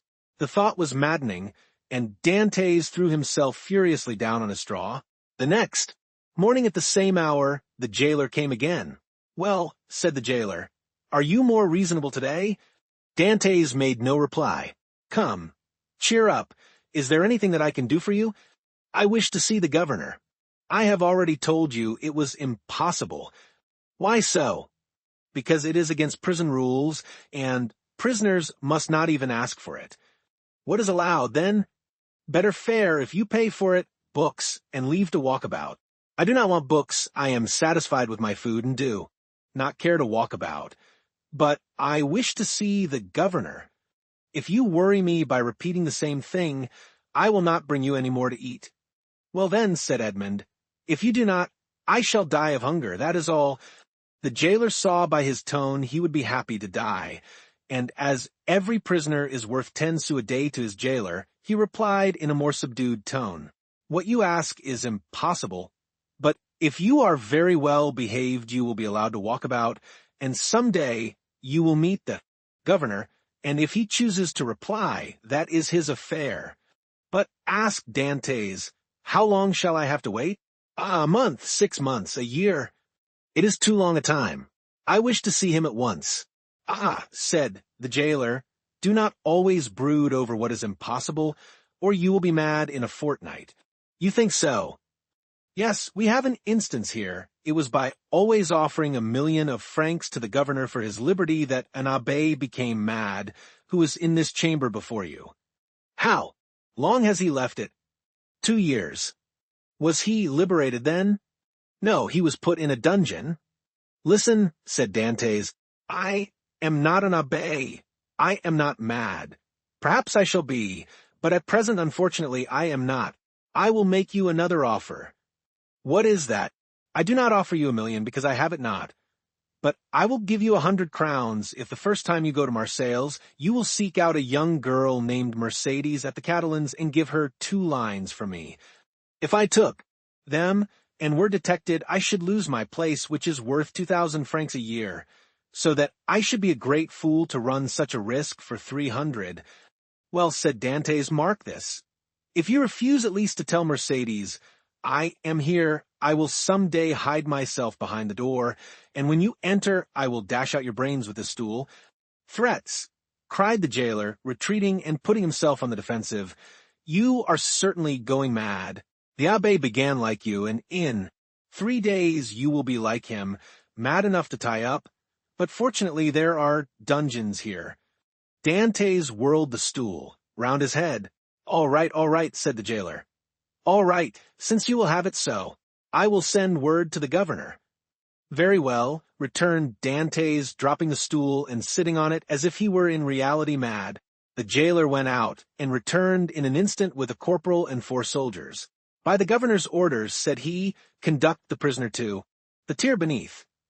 "To the dungeon, then," said the corporal. "Yes, we must put the madman with the madman." The soldiers seized Dantès, who followed passively. He descended 15 steps, and the door of a dungeon was opened, and he was thrust in. The door closed, and Dantès advanced with outstretched hands until he touched the wall. He then sat down in the corner until his eyes became accustomed to the darkness. The jailer was right. Dantès wanted but little of being utterly mad. Chapter 9. The evening of the betrothal. Villefort had, as we have said, hastened back to Madame de Saint-Mérin's in the Place du Grand Cours, and on entering the house found that the guests whom he had left at table were taking coffee in the salon. René was, with all the rest of the company, anxiously awaiting him, and his entrance was followed by a general exclamation. "Well, decapitator, guardian of the state, royalist, Brutus, what is the matter?" said one. "Speak out. Are we threatened with a fresh reign of terror?" asked another. "Has the Corsican ogre broken loose?" cried a third. "Marquise," said Villefort, approaching his future mother-in-law, "I request your pardon for thus leaving you." Will the Marquis honor me by a few moments' private conversation? It is really a serious matter, then? Asked the Marquis, remarking the cloud on Villefort's brow. So serious that I must take leave of you for a few days. So, added he, turning to Renée, judge for yourself if it be not important. You are going to leave us? Cried Renée, unable to hide her emotion at this unexpected announcement. Alas, returned Villefort, I must. Where then are you going? Asked the Marquise. That, madam, is an official secret. But if you have any commissions for Paris, a friend of mine is going there tonight, and will with pleasure undertake them. The guests looked at each other. You wish to speak to me alone, said the Marquis. Yes, let us go to the library, please. The Marquis took his arm, and they left the salon. Well, asked he, as soon as they were by themselves, tell me what it is? An affair of the greatest importance that demands my immediate presence in Paris. Now, excuse the indiscretion, Marquis, but have you any landed property? All my fortune is in the funds, 700,000 or 800,000 francs. Then sell out, Marquis, or you will lose it all. But how can I sell out here? You have a broker, have you not? Yes. Then give me a letter to him, and tell him to sell out without an instant's delay. Perhaps even now I shall arrive too late. The deuce you say, replied the Marquis. Let us lose no time then. And, sitting down, he wrote a letter to his broker, ordering him to sell out at the market price. Now then, said Villefort, placing the letter in his pocketbook, I must have another. To whom? To the king. To the king. Yes. I dare not write to his majesty. I do not ask you to write to his majesty, but ask M. de Salvieux to do so. I want a letter that will enable me to reach the king's presence without all the formalities of demanding an audience. That would occasion a loss of precious time. But address yourself to the keeper of the seals. He has the right of entry at the Tuileries and can procure you audience at any hour of the day or night. Doubtless, but there is no occasion to divide the honors of my discovery with him. The keeper would leave me in the background and take all the glory to himself. I tell you, Marquis, my fortune is made if I only reach the Tuileries the first, for the king will not forget the service I do him. In that case, go and get ready. I will call Salvieux and make him write the letter. Be as quick as possible. I must be on the road in a quarter of an hour. Tell your coachman to stop at the door. You will present my excuses to the Marquise and Mademoiselle Renée, whom I leave on such a day with great regret. You will find them both here, and can make your farewells in person. 1,000 thanks, and now for the letter. The Marquis rang, a servant entered. Say to the Count de Salvieux that I would like to see him. Now then go, said Marquis. I shall be gone only a few moments. Villefort hastily quitted the apartment, but reflecting that the sight of the deputy procureur running through the streets would be enough to throw the whole city into confusion, he resumed his ordinary pace. At his door he perceived a figure in the shadow that seemed to wait for him. It was Mercédès, who, hearing no news of her lover, had come unobserved to inquire after him. As Villefort drew near, she advanced and stood before him. Dantès had spoken of Mercédès, and Villefort instantly recognized her. Her beauty and high bearing surprised him, and when she inquired what had become of her lover, it seemed to him that she was the judge and he the accused. The young man you speak of, said Villefort abruptly, is a great criminal, and I can do nothing for him, mademoiselle. Mercédès burst into tears, and as Villefort strove to pass her, again addressed him. But at least tell me where he is, that I may know whether he is alive or dead, said she. I do not know, he is no longer in my hands, replied Villefort, and desirous of putting an end to the interview, he pushed by her and closed the door, as if to exclude the pain he felt. But remorse is not thus banished. Like Virgil's wounded hero, he carried the arrow in his wound, and arrived at the salon, Villefort uttered a sigh that was almost a sob, and sank into a chair. Then the first pangs of an unending torture seized upon his heart. The man he sacrificed to his ambition, that innocent victim immolated on the altar of his father's faults, appeared to him pale and threatening, leading his affianced bride by the hand, and bringing with him remorse, not such as the ancients figured furious and terrible, but that slow and consuming agony whose pangs are intensified from hour to hour up to the very moment of death. Then he had a moment's hesitation. He had frequently called for capital punishment on criminals, and owing to his irresistible eloquence they had been condemned, and yet the slightest shadow of remorse had never clouded Villefort's brow, because they were guilty, at least he believed so. But here was an innocent man whose happiness he had destroyed. In this case he was not the judge, but the executioner. As he thus reflected, he felt the sensation we have described, and which had hitherto been unknown to him, arise in his bosom and fill him with vague apprehensions.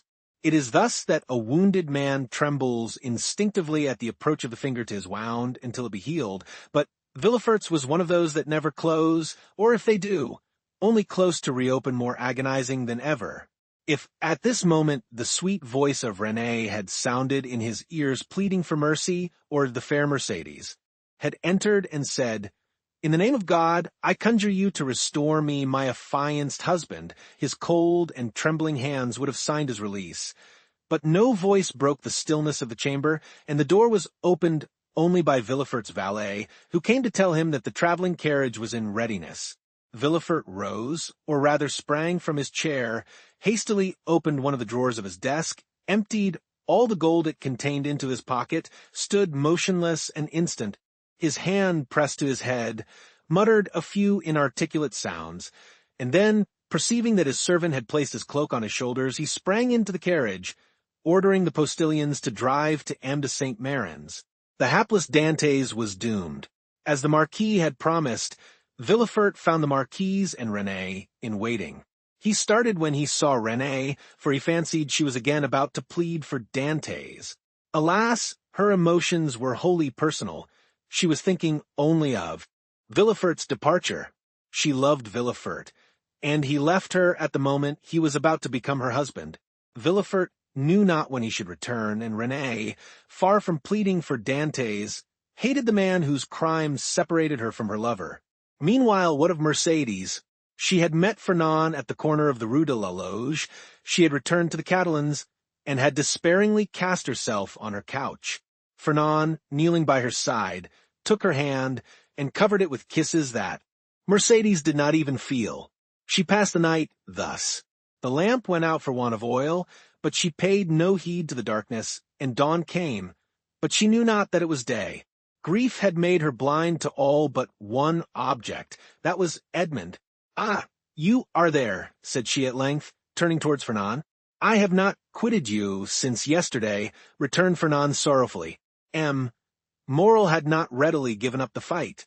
He had learned that Dantès had been taken to prison, and he had gone to all his friends and the influential persons of the city, but the report was already in circulation that Dantès was arrested as a Bonapartist agent, and as the most sanguine looked upon any attempt of Napoleon to remount the throne as impossible, he met with nothing but refusal and had returned home in despair, declaring that the matter was serious and that nothing more could be done.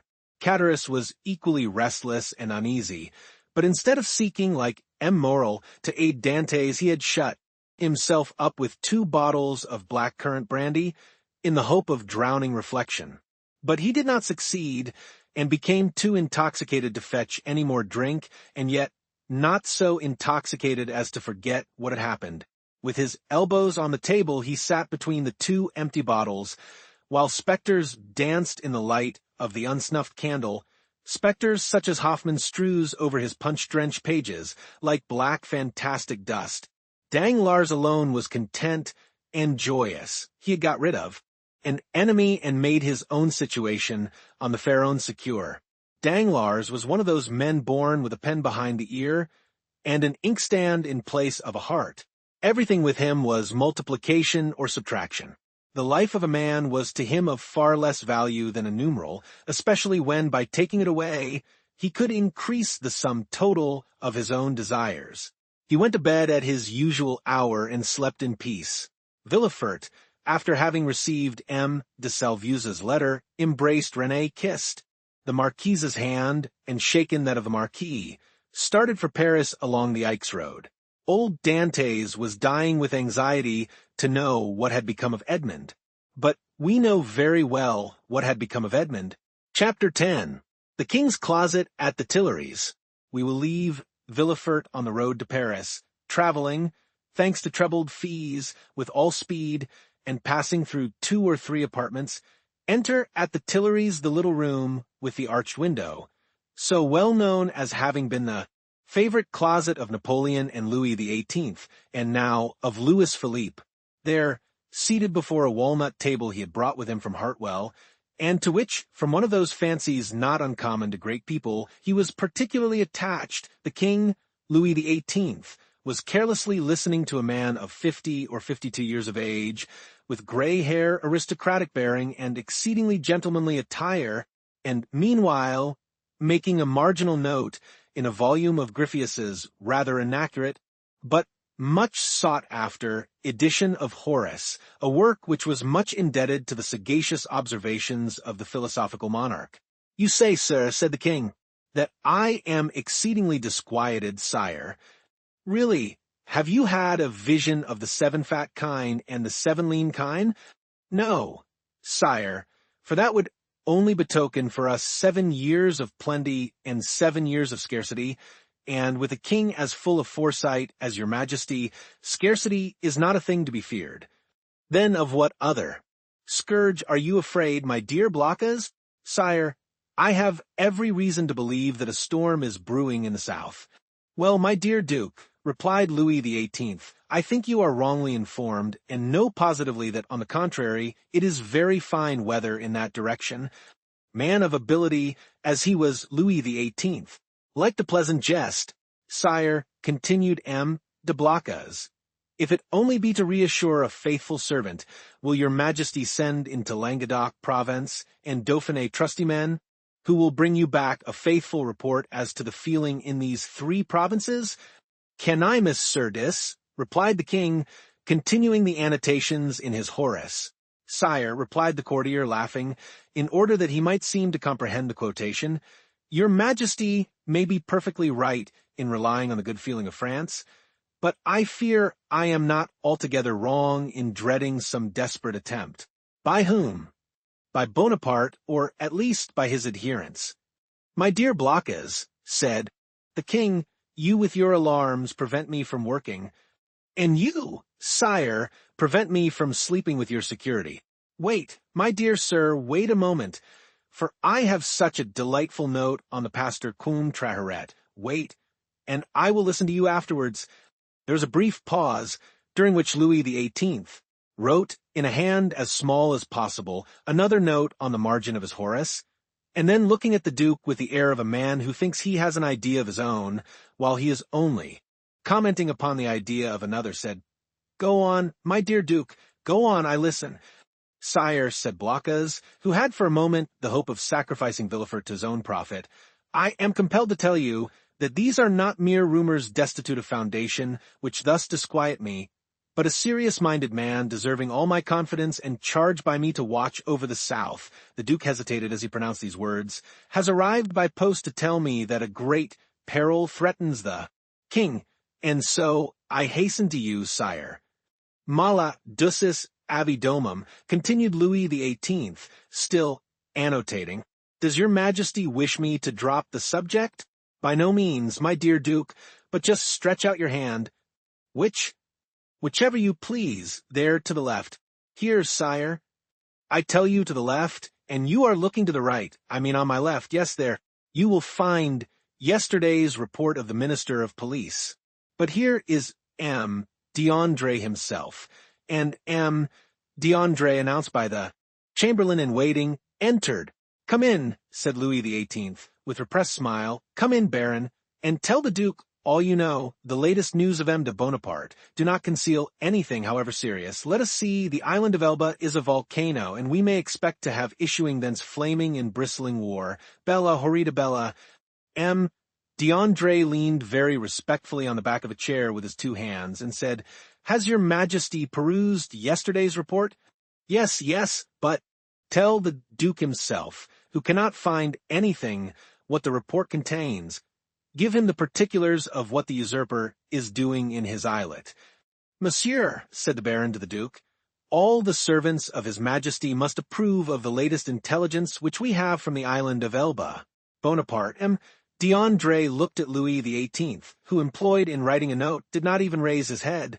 Bonaparte, continued the Baron, is mortally wearied and passes whole days in watching his miners at work at Porto Longon, and scratches himself for amusement, added the king. Scratches himself, inquired the Duke. What does your Majesty mean? Yes, indeed, my dear Duke. Did you forget that this great man, this hero, this demigod, is attacked with a malady of the skin, which worries him to death, prurigo? And moreover, my dear Duke, continued the Minister of Police, we are almost assured that in a very short time the usurper will be insane. Insane. Raving mad. His head becomes weaker. Sometimes he weeps bitterly, sometimes laughs boisterously. At other time, he passes hours on the seashore, flinging stones in the water, and when the flint makes duck and drake 5 or 6 times, he appears as delighted as if he had gained another Marengo or Austerlitz. Now, you must agree that these are indubitable symptoms of insanity, or of wisdom, my dear Baron, or of wisdom, said Louis XVIII, laughing. The greatest captains of antiquity amuse themselves by casting pebbles into the ocean.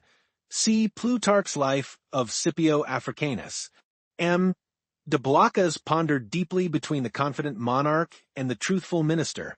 Villefort, who did not choose to reveal the whole secret, lest another should reap all the benefit of the disclosure, had yet communicated enough to cause him the greatest uneasiness.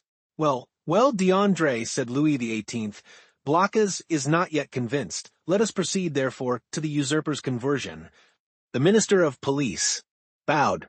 The usurper's conversion, murmured the Duke, looking at the king and D'André, who spoke alternately like Virgil's shepherds. The usurper converted. Decidedly, my dear Duke. In what way converted? To good principles. Tell him all about it, Baron. Why, this is the way of it, said the minister with the gravest air in the world. Napoleon lately had a review, and as 2 or 3 of his old veterans expressed a desire to return to France, he gave them their dismissal and exhorted them to serve the good king. These were his own words, of that I am certain. Well, Blocas, what think you of this? Inquired the king triumphantly, and pausing for a moment from the voluminous scholiast before him.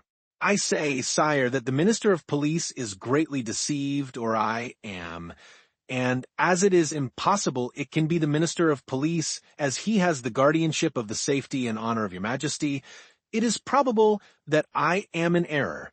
However, sire, if I might advise, your Majesty will interrogate the person of whom I spoke to you, and I will urge your Majesty to do him this honor. Most willingly, Duke, under your auspices, I will receive any person you please, but you must not expect me to be too confiding. Baron, have you any report more recent than this, dated the February 20th, and this is the 3rd of March? No, sire, but I am hourly expecting one. It may have arrived since I left my office.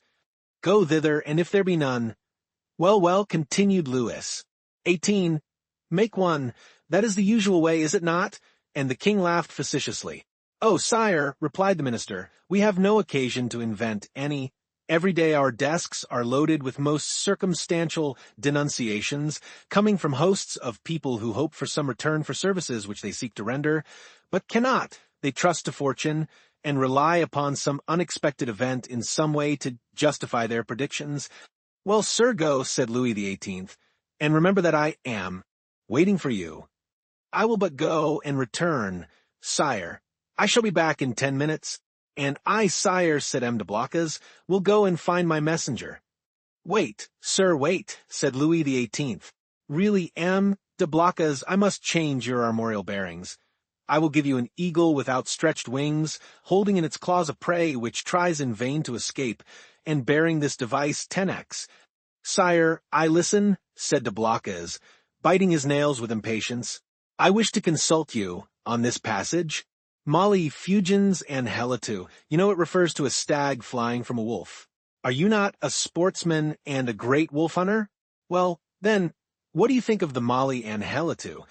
Admirable, sire, but My messenger is like the stag you refer to, for he has posted 220 leagues in scarcely 3 days, which is undergoing great fatigue and anxiety, my dear Duke, when we have a telegraph which transmits messages in 3 or 4 hours, and that without getting in the least out of breath.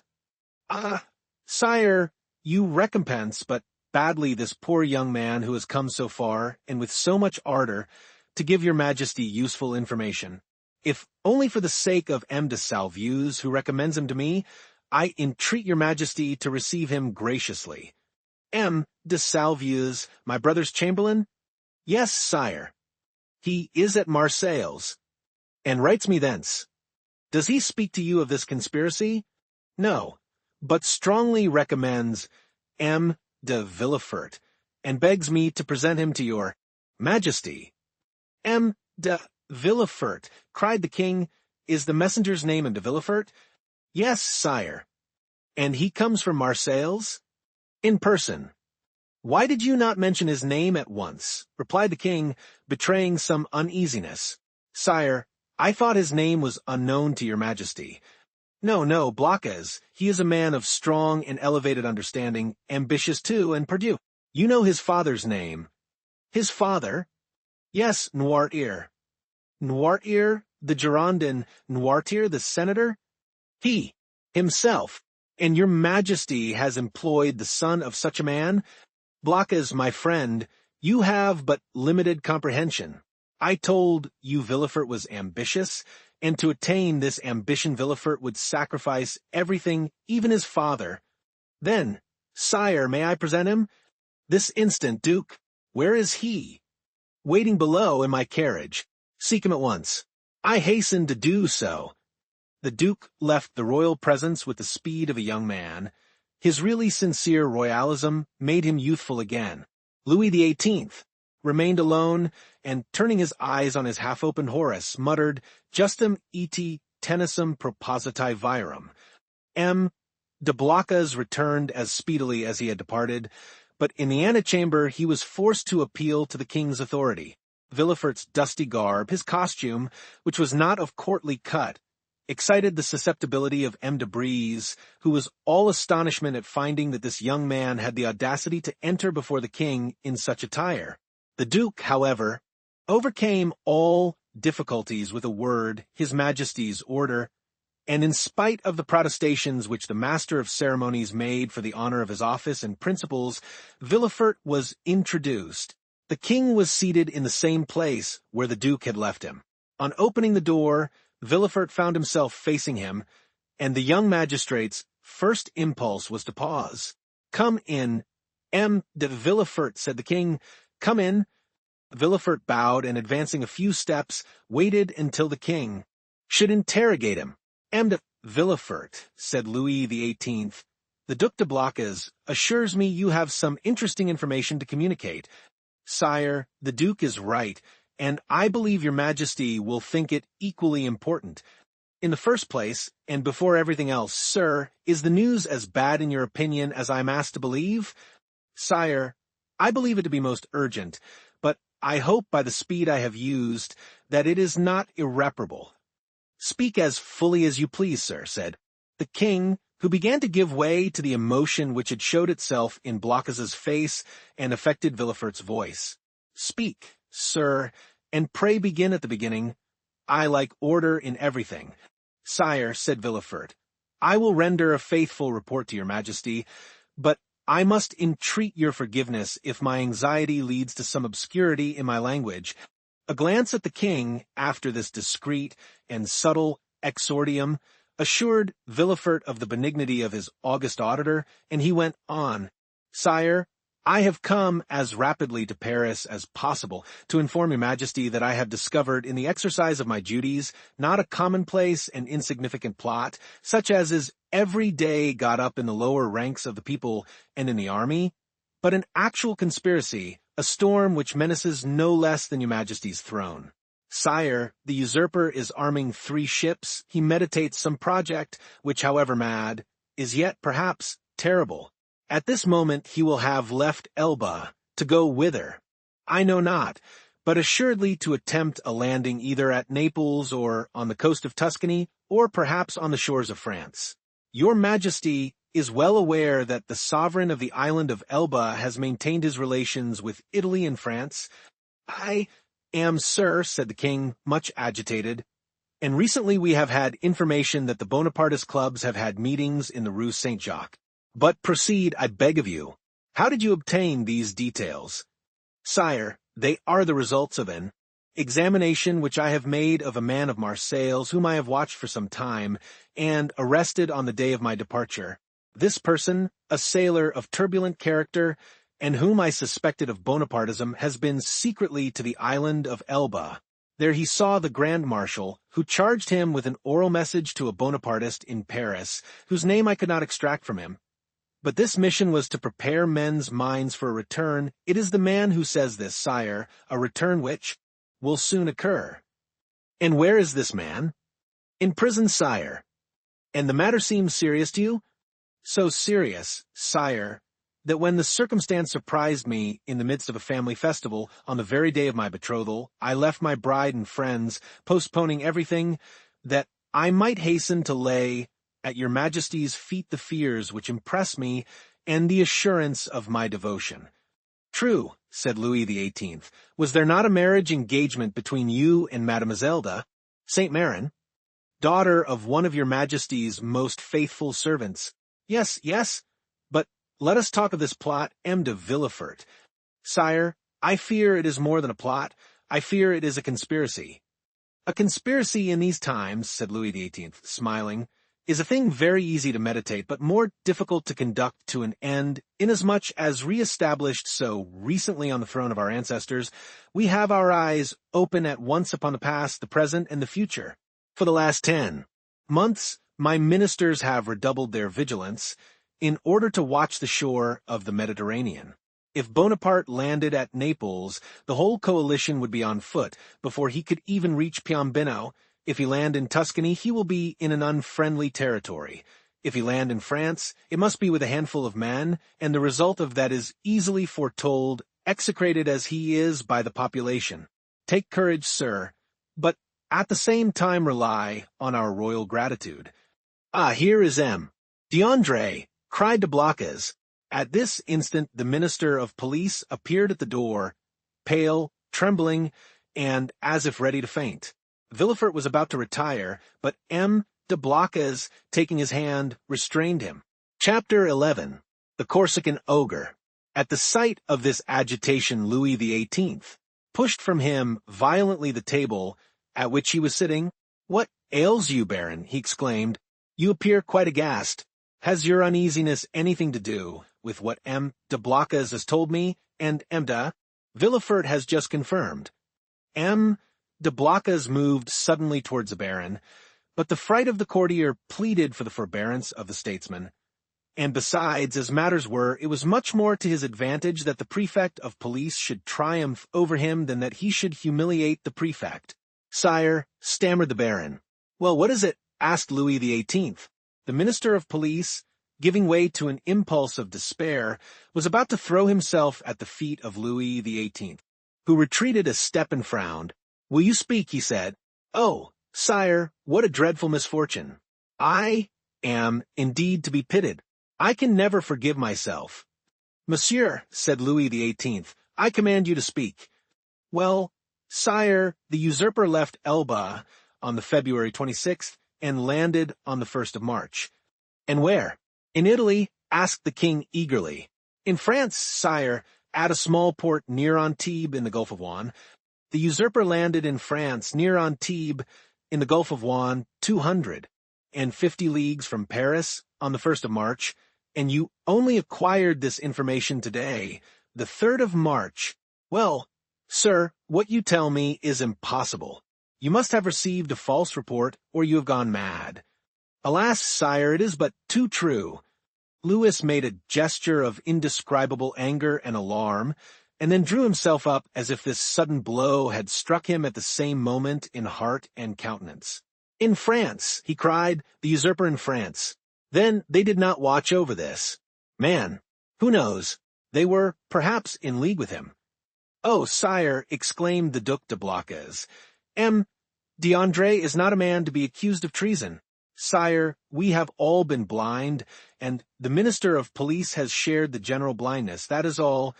"But," said Villefort, and then, suddenly checking himself, he was silent.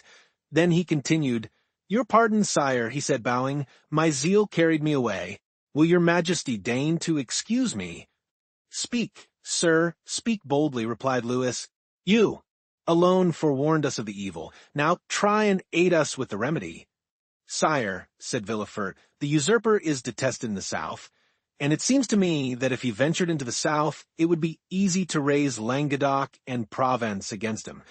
"Yes, assuredly," replied the minister, "but he is advancing by Gap and Sisteron." "Advancing he is advancing," said Louis XVIII. "Is he, then, advancing on Paris?" The Minister of Police maintained a silence which was equivalent to a complete avowal. "And Dauphiné, sir?" inquired the king of Villefort. "Do you think it possible to rouse that as well as Provence?" "Sire, I am sorry to tell your majesty a cruel fact, but the feeling in Dauphiné is quite the reverse of that in Provence or Languedoc. The mountaineers are Bonapartists, sire." "Then," murmured Louis, "he was well informed. And how many men had he with him?" "I do not know, sire," answered the Minister of Police. "What, you do not know? Have you neglected to obtain information on that point? Of course it is of no consequence," he added with a withering smile. "Sire, it was impossible to learn. The dispatch simply stated the fact of the landing and the route taken by the usurper." "And how did this dispatch reach you?" inquired the king. The minister bowed his head, and while a deep color overspread his cheeks, he stammered out, "By the telegraph, sire." Louis XVIII advanced a step and folded his arms over his chest as Napoleon would have done. "So," then he exclaimed, turning pale with anger, "7 conjoined and allied armies overthrew that man. A miracle of heaven replaced me on the throne of my fathers after 25 years of exile. I have, during those 25 years, spared no pains to understand the people of France and the interests which were confided to me. And now, when I see the fruition of my wishes almost within reach, the power I hold in my hands bursts and shatters me to atoms." "Sire, it is fatality," murmured the minister, feeling that the pressure of circumstances, however light a thing to destiny, was too much for any human strength to endure. "What our enemies say of us is then true. We have learnt nothing, forgotten nothing. If I were betrayed as he was, I would console myself. But to be in the midst of persons elevated by myself to places of honor, who ought to watch over me more carefully than over themselves, for my fortune is theirs. Before me they were nothing, after me they will be nothing, and perish miserably from incapacity, ineptitude. Oh, yes, sir, you are right, it is fatality." The minister quailed before this outburst of sarcasm. M. de Blocas wiped the moisture from his brow. Villefort smiled within himself, for he felt his increased importance. "To fall," continued King Louis, who at the first glance had sounded the abyss on which the monarchy hung suspended, "to fall, and learn of that fall by telegraph. Oh, I would rather mount the scaffold of my brother Louis XVI than thus descend the staircase at the Tuileries driven away by ridicule." "Ridicule, sir? Why, you know not its power in France, and yet you ought to know it." "Sire, sire," murmured the minister, "for pity's approach." "M. de Villefort," resumed the king, addressing the young man who, motionless and breathless, was listening to a conversation on which depended the destiny of a kingdom, "approach, and tell monsieur that it is possible to know beforehand all that he has not known. Sire, it was really impossible to learn secrets which that man concealed from all the world. Really impossible. Yes, that is a great word, sir. Unfortunately, there are great words, as there are great men. I have measured them. Really impossible for a minister who has an office, agents, spies, and 1,500,000 francs for Secret Service money to know what is going on at 60 leagues from the coast of France. Well, then, see, here is a gentleman who had none of these resources at his disposal, a gentleman only a simple magistrate who learned more than you with all your police, and who would have saved my crown if, like you, he had the power of directing a telegraph? The look of the Minister of Police was turned with concentrated spite on Villefort, who bent his head in modest triumph. I do not mean that for you, Blocas, continued Louis XVIII. For if you have discovered nothing, at least you have had the good sense to persevere in your suspicions. Any other than yourself would have considered the disclosure of M. de Villefort insignificant or else dictated by venal ambition. These words were an allusion to the sentiments which the Minister of Police had uttered with so much confidence an hour before. Villefort understood the king's intent. Any other person would, perhaps, have been overcome by such an intoxicating draught of praise, but he feared to make for himself a mortal enemy of the police minister, although he saw that D'Andre was irrevocably lost. In fact, the minister, who, in the plenitude of his power, had been unable to unearth Napoleon's secret, might in despair at his own downfall interrogate Dantès, and so lay bare the motives of Villefort's plot. Realizing this, Villefort came to the rescue of the crestfallen minister, instead of aiding to crush him.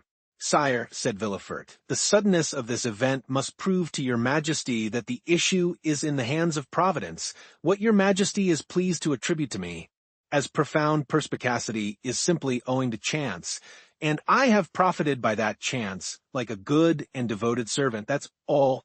Do not attribute to me more than I deserve, sire, that your majesty may never have occasion to recall the first opinion you have been pleased to form of me.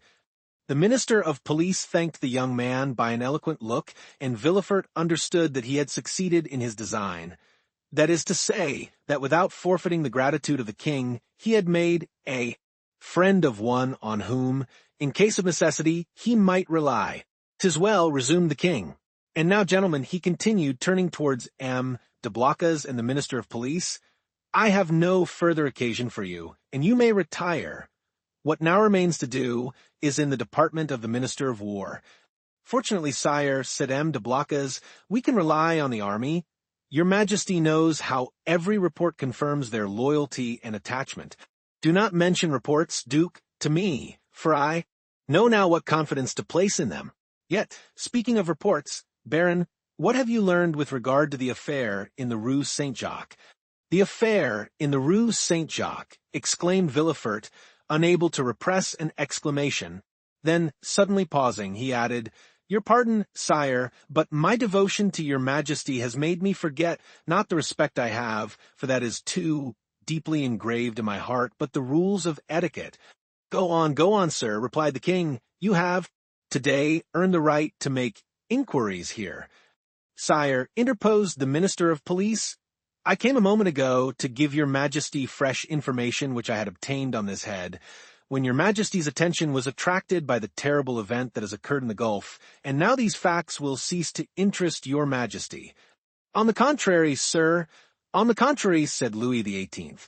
"This affair seems to me to have a decided connection with that which occupies our attention, and the death of General Quesnel will perhaps put us on the direct track of a great internal conspiracy." At the name of General Quesnel, Villefort trembled. "Everything points to the conclusion, sire," said the Minister of Police, "that death was not the result of suicide, as we first believed, but of assassination. General Quesnel, it appears, had just left a Bonapartist club when he disappeared. An unknown person had been with him that morning, and made an appointment with him in the Rue Saint-Jacques. Unfortunately, the general's valet, who was dressing his hair at the moment when the stranger entered, heard the street mentioned, but did not catch the number. As the police minister related this to the king, Villefort, who looked as if his very life hung on the speaker's lips, turned alternately red and pale. The king looked towards him. "Do you not think with me, M. de Villefort, that General Quesnel, whom they believed attached to the usurper, but who was really entirely devoted to me, has perished the victim of a Bonapartist ambush?"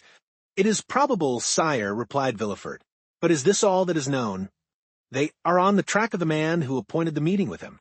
"On his track," said Villefort. "Yes, the servant has given his description.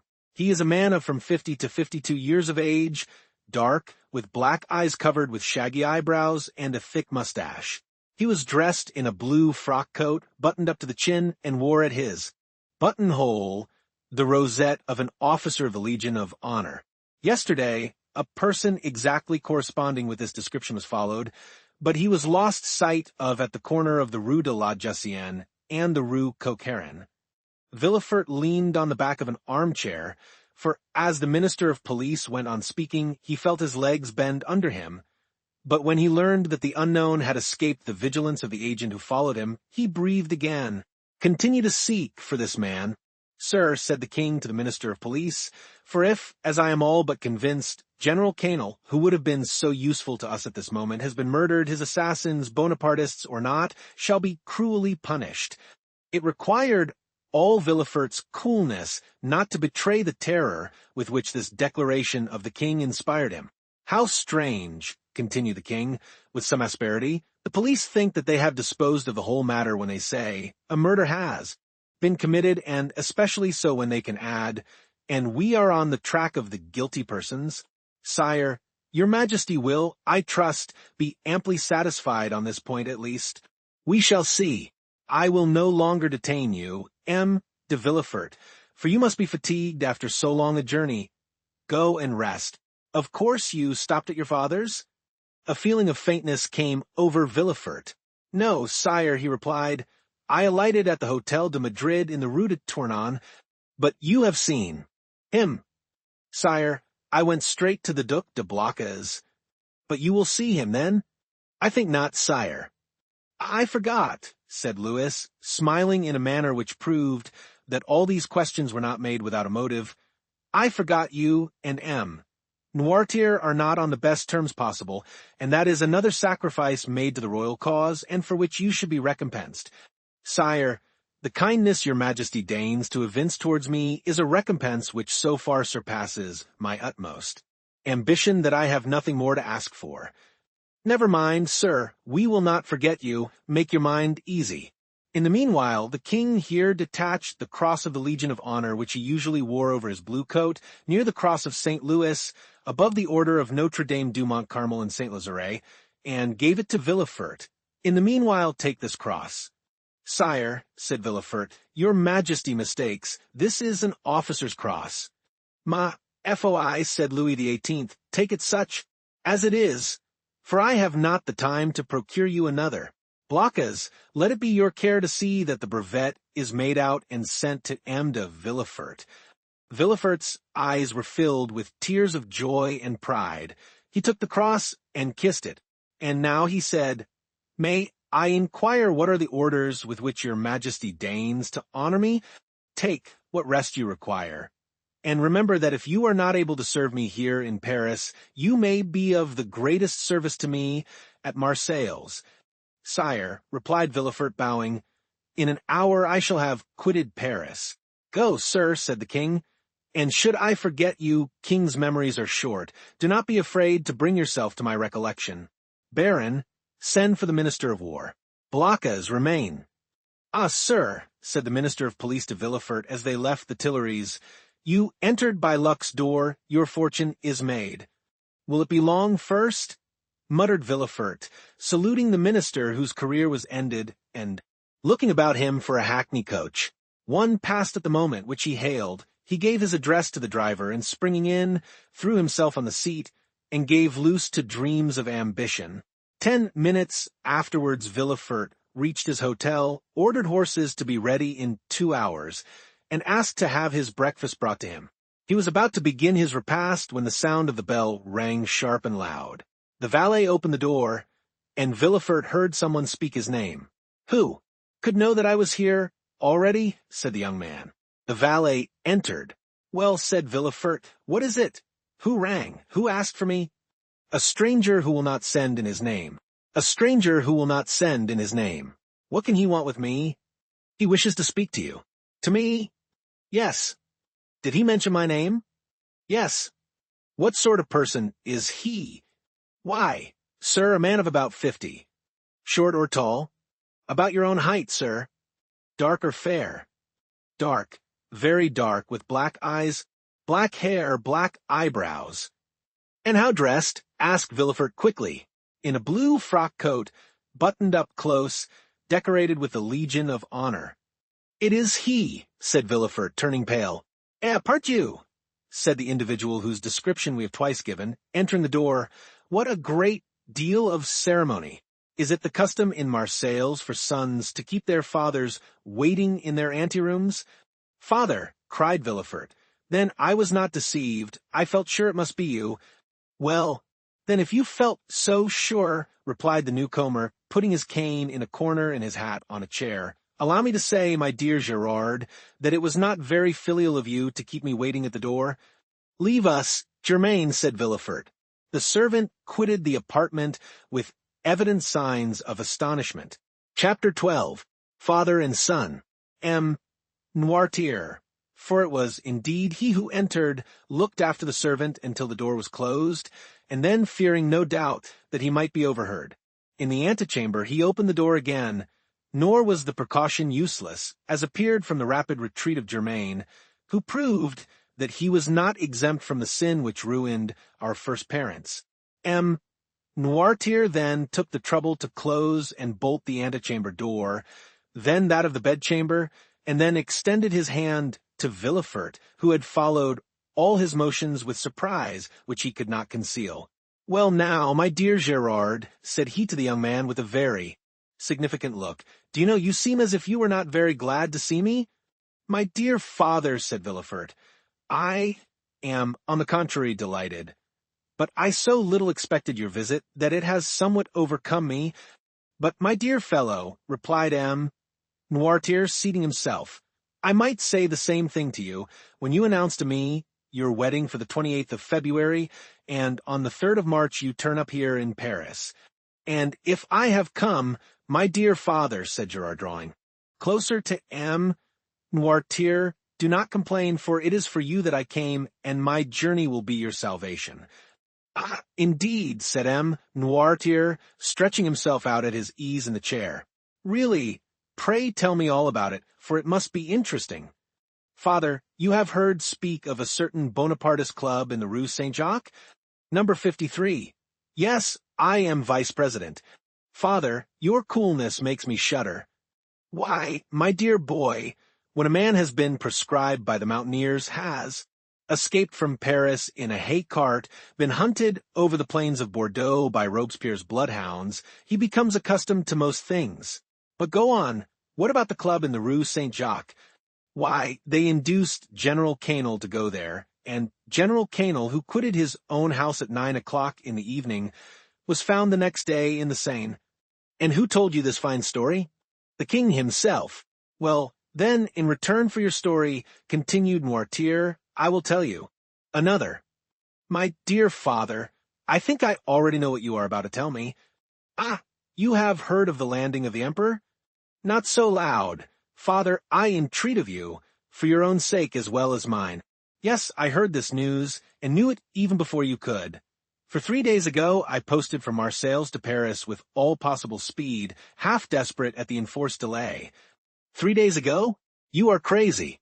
"Why, 3 days ago the emperor had not landed." "No matter, I was aware of his intention." "How did you know about it?" "By a letter addressed to you from the island of Elba." "To me?" "To you, and which I discovered in the pocketbook of a messenger. Had that letter fallen into the hands of another, you, my dear father, would probably ere this have been shot." Villefort's father laughed. "Come, come," said he, "will the Restoration adopt imperial methods so promptly? Shot, my dear boy? What an idea! Where is the letter you speak of? I know you too well to suppose you would allow such a thing to pass you." "I burnt it, for fear that even a fragment should remain. For that letter must have led to your condemnation, and the destruction of your future prospects," replied Noirtier. "Yes, I can easily comprehend that. But I have nothing to fear, while I have you to protect me." "I do better than that, sir. I save you." "You do? Why, really, the thing becomes more and more dramatic. Explain yourself." "I must refer again to the club in the Rue Saint-Jacques. It appears that this club is rather a bore to the police. Why didn't they search more vigilantly? They would have found. They have not found. But they are on the track." "Yes, That the usual phrase, "I am quite familiar with it." When the police is at fault, it declares that it is on the track, and the government patiently awaits the day when it comes to say, with a sneaking air, that the track is lost. Yes, but they have found a corpse. The general has been killed, and in all countries they call that a murder. A murder, do you call it? Why? There is nothing to prove that the general was murdered. People are found every day in the Seine having thrown themselves in, or having been drowned from not knowing how to swim.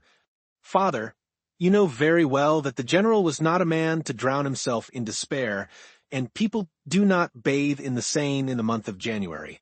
No, no, do not be deceived. This was murder in every sense of the word. And who thus designated it? The king. Himself. The king.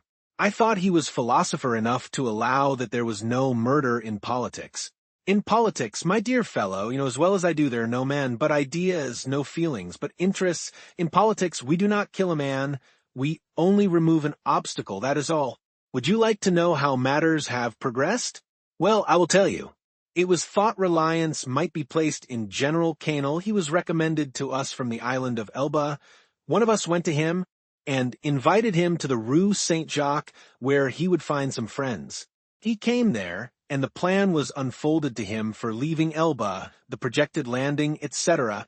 When he had heard and comprehended all to the fullest extent, he replied that he was a royalist.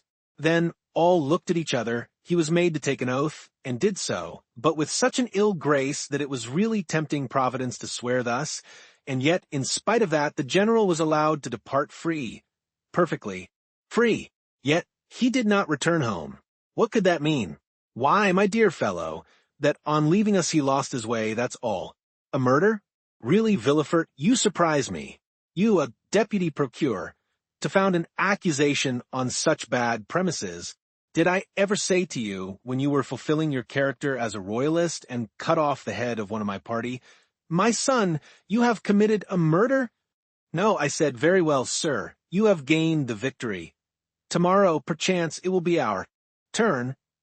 But, father, take care. When our turn comes, our revenge will be sweeping. I do not understand you.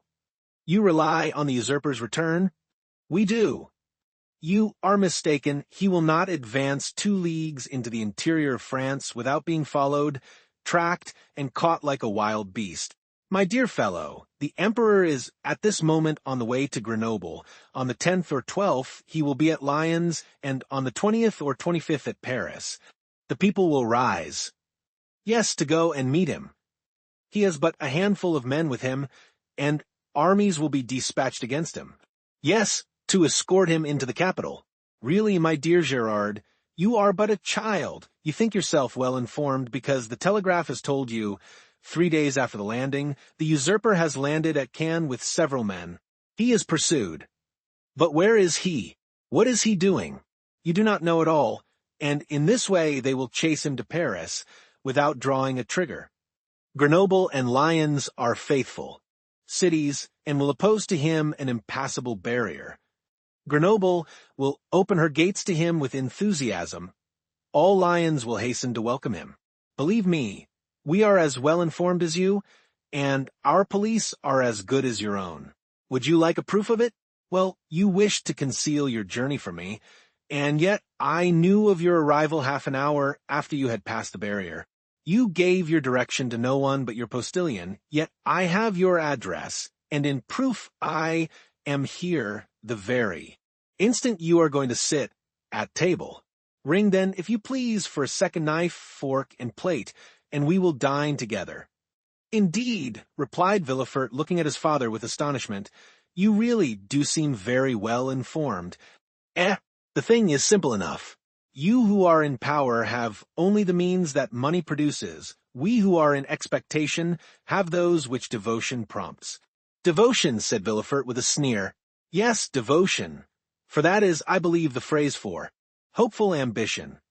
And Villefort's father extended his hand to the bell rope to summon the servant whom his son had not called. Villefort caught his arm.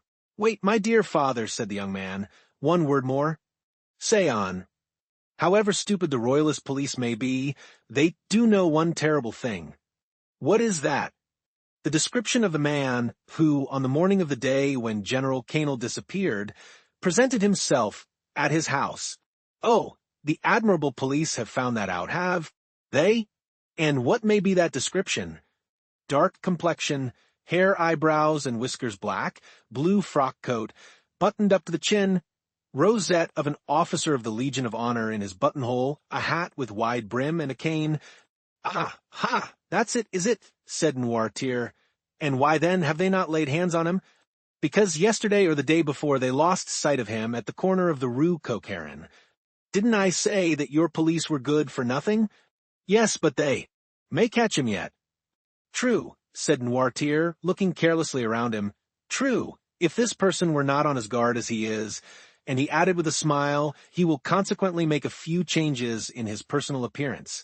At these words he rose and put off his frock coat and cravat, went towards a table on which lay his son's toilet articles, lathered his face, took a razor, and with a firm hand, cut off the compromising whiskers. Villefort watched him with alarm not devoid of admiration. His whiskers cut off, Noirtier gave another turn to his hair, took, instead of his black cravat, a colored neckerchief which lay at the top of an open portmanteau, put on, in lieu of his blue and high-buttoned frock coat, a coat of Villefort's of dark brown and cut away in front, tried on before the glass a narrow-brimmed hat of his son's, which appeared to fit him perfectly, and, leaving his cane in the corner where he had deposited it, he took up a small bamboo switch, cut the air with it once or twice, and walked about with that easy swagger, which was one of his principal characteristics. Well, he said, turning towards his wondering son, when this disguise was completed, well, do you think your police will recognize me now? No, father, stammered Villefort. At least, I hope not. And now, my dear boy, continued Noirtier, I rely on your prudence to remove all the things which I leave in your care. Oh, rely on me, said Villefort. Yes, yes, and now I believe you are right, and that you have really saved my life. Be assured I will return the favor hereafter. Villefort shook his head. You are not convinced yet? I hope at least that you may be mistaken. Shall you see the king again? Perhaps. Would you pass in his eyes for a prophet? Prophets of evil are not in favor at the court, father. True, but some day they do them justice, and supposing a second restoration, you would then pass for a great man. Well, what should I say to the king? Say this to him. Sire, you are deceived as to the feeling in France, as to the opinions of the towns and the prejudices of the army. He whom in Paris you call the Corsican ogre, who at Nevers is styled the usurper, is already saluted as Bonaparte at Lyons and emperor at Grenoble. You think he is tracked, pursued, captured. He is advancing as rapidly as his own eagles. The soldiers you believe to be dying with hunger, worn out with fatigue, ready to desert, gather like atoms of snow about the rolling ball as it hastens onward. Sire, go, leave France to its real master, to him who acquired it not by purchase but by right of conquest. Go, sire, not that you incur any risk, for your adversary is powerful enough to show you mercy, but because it would be humiliating for a grandson of St. Louis to owe his life to the man of Arcola, Marengo, Austerlitz.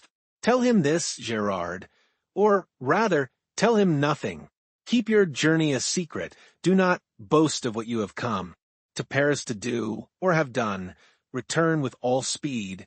Enter Marseilles at night in your house by the back door, and there remain quiet, submissive, secret, and above all inoffensive. For this time, I swear to you, we shall act like powerful men who know their enemies. Go, my son, go, my dear Gerard, and by your obedience to my paternal orders, or, if you prefer it, friendly counsels, we will keep you in your place. This will be, added Noirtier with a smile, one means by which you may, second times save me, if the political balance should some day take another turn and cast you aloft while hurling me down. Adieu, my dear Gerard, and at your next journey alight at my door.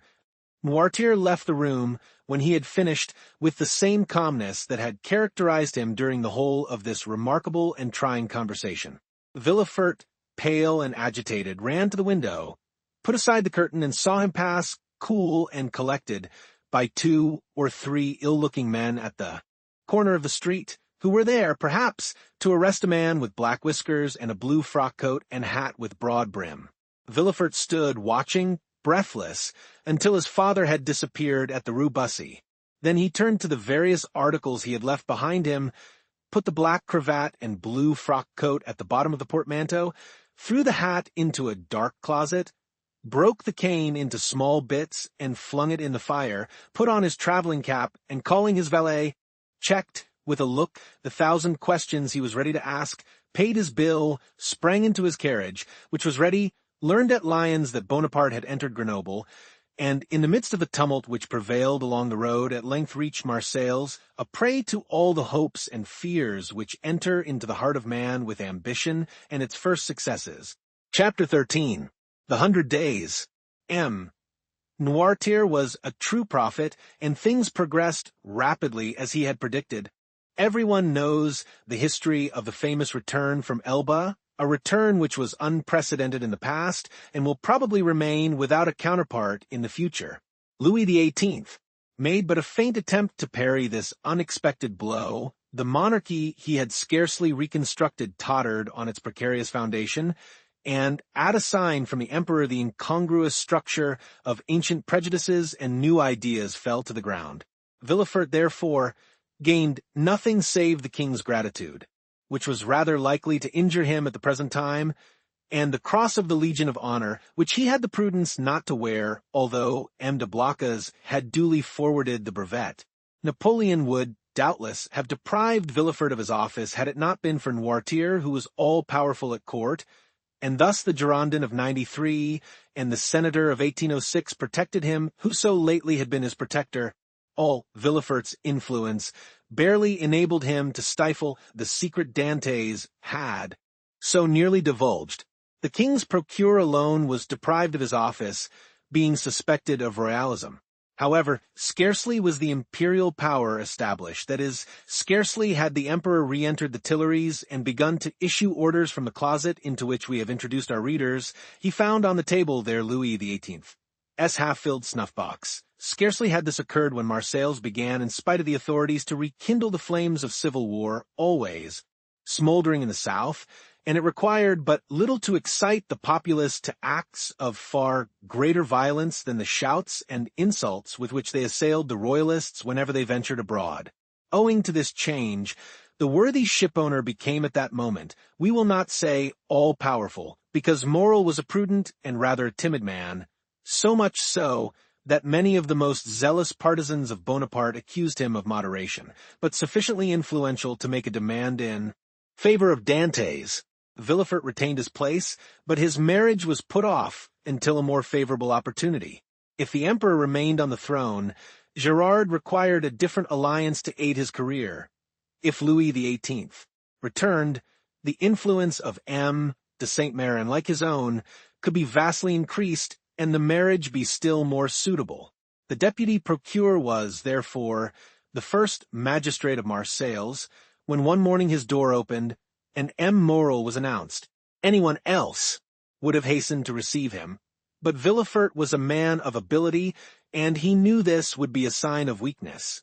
He made Morel wait in the antechamber, although he had no one with him, for the simple reason that the king's procureur always makes everyone wait, and after passing a quarter of an hour in reading the papers, he ordered M. Morel to be admitted. Morel expected Villefort would be dejected. He found him as he had found him 6 weeks before, calm, firm, and full of that glacial politeness, that most insurmountable barrier which separates the well-bred from the vulgar man. He had entered Villefort's office expecting that the magistrate would tremble at the sight of him. On the contrary, he felt a cold shudder all over him when he saw Villefort sitting there with his elbow on his desk and his head leaning on his hand. He stopped at the door. Villefort gazed at him as if he had some difficulty in recognizing him. Then, after a brief interval during which the honest shipowner turned his hat in his hands, "M. Morel, I believe?" said Villefort. "Yes, sir." "Come nearer," said the magistrate, with a patronizing wave of the hand, "and tell me to what circumstance I owe the honor of this visit." "Do you not guess, monsieur?" asked Morel. "Not in the least, but if I can serve you in any way, I shall be delighted." "Everything depends on you." Explain yourself, pray. Monsieur, said Morrel, recovering his assurance as he proceeded, do you recollect that few days before the landing of His Majesty the Emperor, I came to intercede for a young man, the mate of my ship, who was accused of being concerned in correspondence with the island of Elba? What was the other day? A crime is today a title to favor. You then served Louis XVIII, and you did not show any favor. It was your duty. Today you serve Napoleon, and you ought to protect him. It is equally your duty. I come, therefore, to ask what has become of him. Villefort by a strong effort sought to control himself. What is his name? Said he. Tell me his name. Edmond Dantès. Villefort would probably have rather stood opposite the muzzle of a pistol at 25 paces than have heard this name spoken. But he did not blanch. Dantès, repeated he. Edmond Dantès. Yes, monsieur. Villefort opened a large register, then went to a table, from the table turned to his registers, and then, turning to Morrel, "Are you quite sure you are not mistaken, monsieur?" said he in the most natural tone in the world. Had Morrel been a more quick-sighted man, or better versed in these matters, he would have been surprised at the king's procureur answering him on such a subject, instead of referring him to the governors of the prison or the prefect of the department. But Morrel, disappointed in his expectations of exciting fear, was conscious only of the other's condescension. Villefort had calculated rightly. "No," said Morrel, "I am not mistaken. I have known him for 10 years, the last 4 of which he was in my service. Do not you recollect, I came about 6 weeks ago to plead for clemency, as I come today to plead for justice. You received me very coldly. Oh, the Royalists were very severe with the Bonapartists in those days." "Monsieur," returned Villefort, "I was then a Royalist, because I believed the Bourbons not only the heirs to the throne, but the chosen of the nation.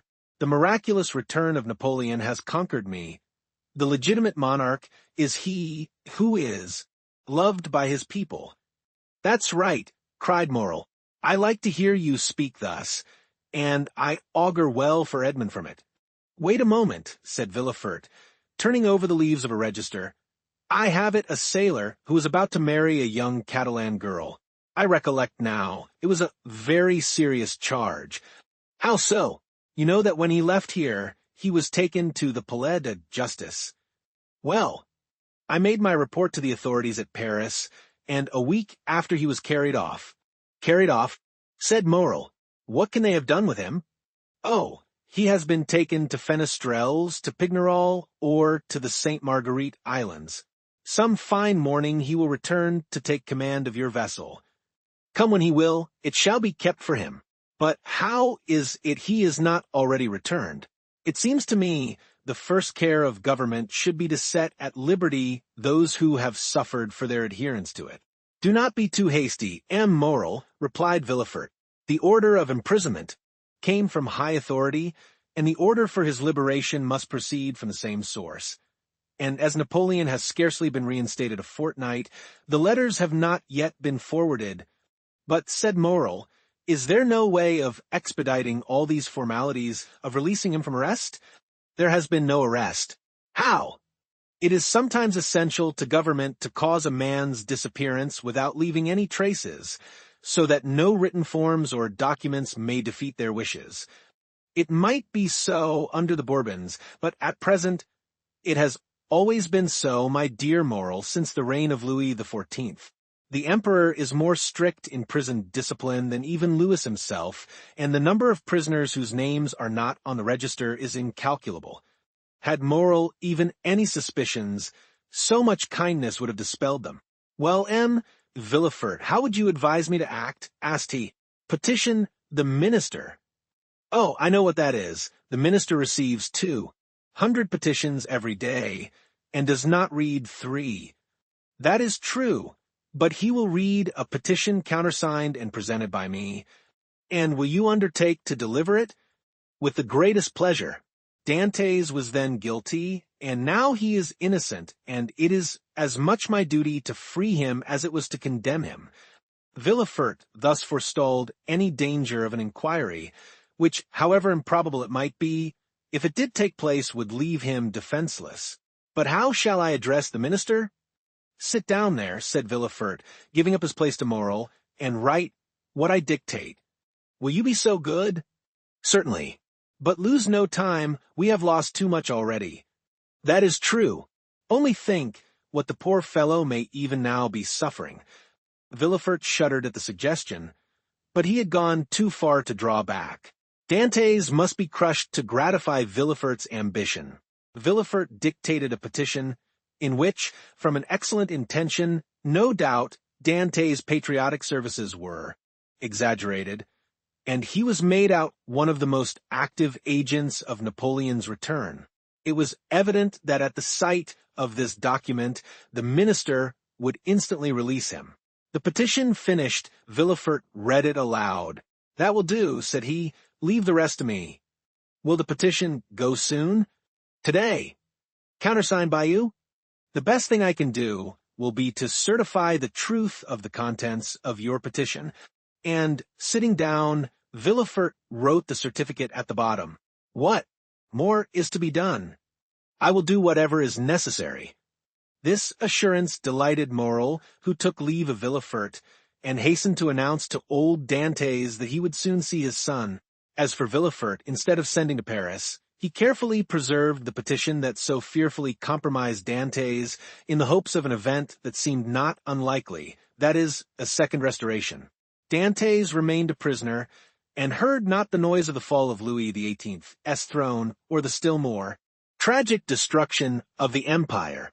Twice during the 100 days had Morrel renewed his demand, and twice had Villefort soothed him with promises. At last there was Waterloo, and Morrel came no more.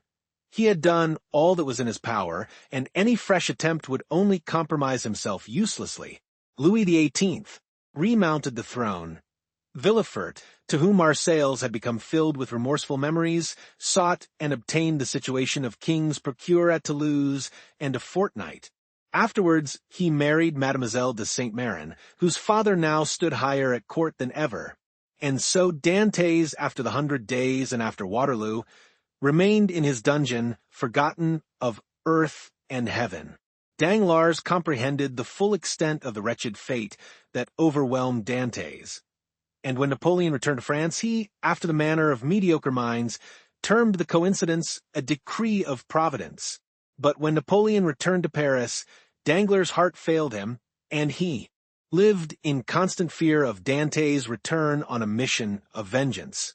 He therefore informed Morrel of his wish to quit the sea, and obtained a recommendation from him to a Spanish merchant, into whose service he entered at the end of March, that is, 10 or 12 days after Napoleon's return. He then left for Madrid, and was no more heard of. Fernand understood nothing except that Dantès was absent. What had become of him, he cared not to inquire. Only, during the respite the absence of his rival afforded him, he reflected, partly on the means of deceiving Mercédès as to the cause of his absence, partly on plans of emigration and abduction, as from time to time he sat sad and motionless on the summit of Cape Pharaoh, at the spot from whence Marseilles and the Catalans are visible, watching for the apparition of a young and handsome man, who was for him also the messenger of vengeance. Fernand's mind was made up. He would shoot Dantès and then kill himself. But Fernand was mistaken. A man of his disposition never kills himself, for he constantly hopes. During this time the empire made its last conscription, and every man in France capable of bearing arms rushed to obey the summons of the emperor. Fernand departed with the rest, bearing with him the terrible thought that while he was away his rival would perhaps return and marry Mercédès. Had Fernand really meant to kill himself, he would have done so when he parted from Mercédès. His devotion and the compassion he showed for her misfortunes produced the effect they always produce on noble minds. Mercédès had always had a sincere regard for Fernand, and this was now strengthened by gratitude. "My brother," said she as she placed his knapsack on his shoulders, "be careful of yourself, for if you are killed, I shall be alone in the world." These words carried a ray of hope into Fernand's heart. Should Dantès not return, Mercédès might one day be his. Mercédès was left alone face to face with the vast plain that had never seemed so barren, and the sea that had never seemed so vast. Bathed in tears, she wandered about the Catalan village. Sometimes she stood mute and motionless as a statue, looking towards Marseilles, at other times gazing on the sea, and debating as to whether it were not better to cast herself into the abyss of the ocean, and thus end her woes. It was not want of courage that prevented her putting this resolution into execution, but her religious feelings came to her aid and saved her. Catullus was, like Fernand, enrolled in the army, but being married and 8 years older, he was merely sent to the frontier. Old Dantès, who was only sustained by hope, lost all hope at Napoleon's downfall. 5 months after he had been separated from his son, and almost at the hour of his arrest, he breathed his last in Mercédès' arms. Morrel paid the expenses of his funeral, and a few small debts the poor old man had contracted. There was more than benevolence in this action. There was courage. The South was aflame, and to assist, even on his deathbed, the father of so dangerous a Bonapartist as Dantès was stigmatized as a crime. Chapter 14. The Two Prisoners. Ire after Louis XVIII's restoration, a visit was made by the Inspector General of Prisons. Dantès in his cell heard the noise of preparation, sounds that at the depth where he lay would have been inaudible to any but the ear of a prisoner who could hear the splash of the drop of water that every hour fell from the roof of his dungeon. He guessed something uncommon was passing among the living, but he had so long ceased to have any intercourse with the world that he looked upon himself as dead. The inspector visited, one after another, the cells and dungeons of several of the prisoners, whose good behavior or stupidity recommended them to the clemency of the government. He inquired how they were fed, and if they had any request to make. The universal response was that the fare was detestable and that they wanted to be set free. The inspector asked if they had anything else to ask for. They shook their heads. What could they desire beyond their liberty? The inspector turned smilingly to the governor. I do not know what reason government can assign for these useless visits. When you see one prisoner, you see all, always the same thing, ill-fed and innocent. Are there any others? Yes, the dangerous and mad prisoners are in the dungeons. Let us visit them, said the inspector with an air of fatigue. We must play the farce to the end. Let us see the dungeons. Let us first send for 2 soldiers, said the governor. The prisoners sometimes, through mere uneasiness of life, and in order to be sentenced to death, commit acts of useless violence, and you might fall a victim. Take all needful precautions, replied the inspector. 2 soldiers were accordingly sent for, and the inspector descended a stairway, so foul, so humid, so dark as to be loathsome to sight, smell, and respiration. Oh, cried the inspector, who can live here? A most dangerous conspirator, a man we are ordered to keep the most strict watch over, as he is daring and resolute. He is alone. Certainly. How long has he been there? Nearly a year. Was he placed here when he first arrived? No, not until he attempted to kill the turnkey who took his food to him. To kill the turnkey? Yes, the very one who is lighting us. Is it not true, Antoine? Asked the governor. True enough. He wanted to kill me, returned the turnkey. He must be mad, said the inspector. He is worse than that. He is a devil, returned the turnkey. Shall I complain of him? Demanded the inspector. Oh no, it is useless. Besides, he is almost mad now, and in another year he will be quite so. So much the better for him. He will suffer less, said the inspector. He was, as this remark shows, a man full of philanthropy and in every way fit for his office. You are right, sir, replied the governor, and this remark proves that you have deeply considered the subject. Now we have in a dungeon about 20 feet distant, and to which you descend by another stair, an old abbé, formerly leader of a party, in Italy, who has been here since 1811, and in 1813 he went mad, and the change is astonishing. He used to weep, he now laughs, he grew thin, he now grows fat. You had better see him, for his madness is amusing. I will see them both, returned the inspector. I must conscientiously perform my duty. This was the inspector's first visit. He wished to display his authority. Let us visit this one first, added he. "By all means," replied the governor, and he signed to the turnkey to open the door. At the sound of the key turning in the lock and the creaking of the hinges, Dantès, who was crouched in a corner of the dungeon, whence he could see the ray of light that came through a narrow iron grating above, raised his head, seeing a stranger escorted by 2 turnkeys holding torches and accompanied by 2 soldiers, and to whom the governor spoke, bareheaded. Dantès, who guessed the truth, and that the moment to address himself to the superior authorities was come, sprang forward with clasped hands. The soldiers interposed their bayonets, for they thought that he was about to attack the inspector, and the latter recoiled 2 or 3 steps. Dantès saw that he was looked upon as dangerous. Then, infusing all the humility he possessed into his eyes and voice, he addressed the inspector and sought to inspire him with pity. The inspector listened attentively, then, turning to the governor, observed, "He will become religious. He is already more gentle. He is afraid," and retreated before the bayonets. Madmen are not afraid of anything. I made some curious observations on this at Charenton. Then, turning to the prisoner, "What is it you want?" said he.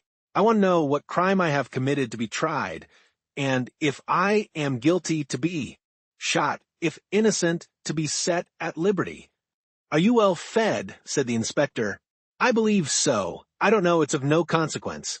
What matters really not only to me but to officers of justice and the king is that an innocent man should languish in prison, the victim of an infamous denunciation, to die here cursing his executioners." "You are very humble today," remarked the governor. "You are not so always. The other day, for instance, when you tried to kill the turnkey—" "It is true, sir, and I beg his pardon, for he has always been very good to me, but I was mad." "And you are not so any longer?" "No.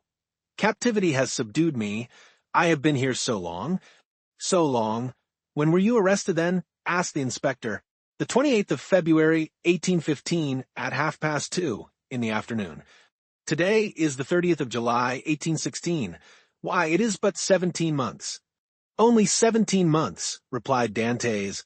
"Oh, you do not know what is 17 months in prison, 17 ages rather, especially, to a man who, like me, had arrived at the summit of his ambition. To a man who, like me, was on the point of marrying a woman he adored, who saw an honorable career opened before him, and who loses all in an instant, who sees his prospects destroyed, and is ignorant of the fate of his affianced wife, and whether his aged father be still living. 17 months' captivity to a sailor accustomed to the boundless ocean is a worse punishment than human crime ever merited. Have pity on me, then, and ask for me not intelligence, but a trial, not pardon, but a verdict. A trial, sir. I ask only for a trial, that, surely, cannot be denied to one who is accused." "We shall see," said the inspector. Then, turning to the governor, "On my word, the poor devil touches me. You must show me the proofs against him." "Certainly, but you will find terrible charges." "Monsieur," continued Dantès, "I know it is not in your power to release me, but you can plead for me, you can have me tried, and that is all I ask. Let me know my crime, and the reason why I was condemned. Uncertainty is worse than all." "Go on with the lights," said the inspector. "Monsieur," cried Dantès, "I can tell by your voice you are touched with pity. Tell me at least a hope." "I cannot tell you that," replied the inspector. "I can only promise to examine into your case." "Oh, I am free. Then I am saved." "Who arrested you?" "M. Villefort. See him, and hear what he says. M. Villefort is no longer at Marseilles. He is now at Toulouse." "I am no longer surprised at my detention," murmured Dantès, "since my only protector is removed." "Had M. de Villefort any cause of personal dislike to you?" "None. On the contrary, he was very kind to me." "I can, then, rely on the notes he has left concerning you?" "Entirely." "That is well. Wait patiently, then." Dantès fell on his knees and prayed earnestly. The door closed. But this time a fresh inmate was left with Dantès. "Hope, will you see the register at once? Ask the governor, or proceed to the other cell?" "Let us visit them all," said the inspector. "If I once went up those stairs, I should never have the courage to come down again. Ah, this one is not like the other, and his madness is less affecting than this one's display of reason. What is his folly? He fancies he possesses an immense treasure. The first year he offered government 1,000,000 of francs for his release, the second 2, the third 3, and so on progressively. He is, now, in his 5th year of captivity, he will ask to speak to you in private and offer you 5 millions. How curious. What is his name? The Abbé Faria. Number 27, said the inspector. It is here. Unlock the door, Antoine. The turnkey obeyed, and the inspector gazed curiously into the chamber of the mad abbé, as the prisoner was usually called. In the center of the cell, in a circle traced with a fragment of plaster detached from the wall, sat a man whose tattered garments scarcely covered him. He was drawing in this circle geometrical lines, and seemed as much absorbed in his problem as Archimedes was when the soldier of Marcellus slew him. He did not move at the sound of the door, and continued his calculations until the flash of the torches lighted up with an unwonted glare the somber walls of his cell. Then, raising his head, he perceived with astonishment the number of persons present. He hastily seized the coverlet of his bed and wrapped it round him. "What is it you want?" said the inspector. "I, monsieur," replied the abbé with an air of surprise. "I want nothing." "You do not understand," continued the inspector. "I am sent here by government to visit the prison and hear the requests of the prisoners." "Oh, that is different," cried the abbé, "and we shall understand each other, I hope."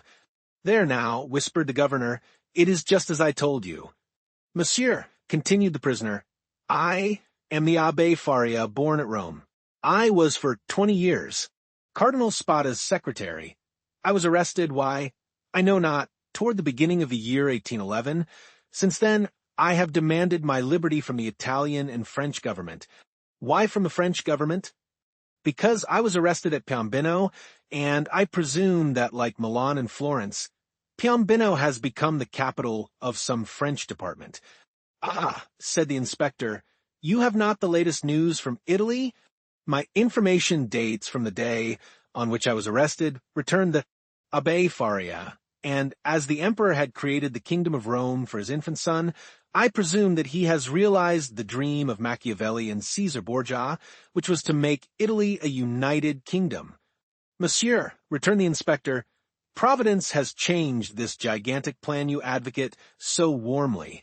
It is the only means of rendering Italy strong, happy, and independent. Very possibly. Only I am not come to discuss politics, but to inquire if you have anything to ask or to complain of. The food is the same as in other prisons, that is very bad. The lodging is very unhealthful, but on the whole, passable for a dungeon. But it is not that which I wish to speak of, but a secret I have to reveal of the greatest importance." "We are coming to the point," whispered the governor. "It is for that reason I am delighted to see you," continued the abbé. "Although you have disturbed me in a most important calculation, which, if it succeeded, would possibly change Newton's system. Could you allow me a few words in private?" "What did I tell you?" said the governor. "You knew him," returned the inspector with a smile. "What you ask is impossible, monsieur," continued he, addressing Faria. "But," said the abbé, "I would speak to you of a large sum amounting to 5 millions. "The very sum you named," whispered the inspector in his turn. "However," continued Faria, seeing that the inspector was about to depart, "it is not absolutely necessary for us to be alone. The governor can be present." "Unfortunately," said the governor, "I know beforehand what you are about to say. It concerns your treasures, does it not?" Faria fixed his eyes on him with an expression that would have convinced anyone else of his sanity. "Of course," said he. "Of what else should I speak?" "Mr. Inspector," continued the governor, "I can tell you the story as well as he, for it has been dinned in my ears for the last 4 or 5 years. "That proves," returned the abbé, "that you are like those of Holy Writ who having eyes see not, and having ears hear not. My dear sir, the government is rich and does not want your treasures," replied the inspector. "Keep them until you are liberated." The abbé's eyes glistened. He seized the inspector's hand. "But what if I am not liberated," cried he, "and am detained here until my death? This treasure will be lost. Had not government better profit by it? I will offer 6 millions, and I will content myself with the rest, if they will only give me my liberty. On my word, said the inspector in a low tone, had I not been told beforehand that this man was mad, I should believe what he says. I am not mad, replied Faria, with that acuteness of hearing peculiar to prisoners. The treasure I speak of really exists, and I offer to sign an agreement with you in which I promise to lead you to the spot where you shall dig, and if I deceive you, bring me here again. I ask no more.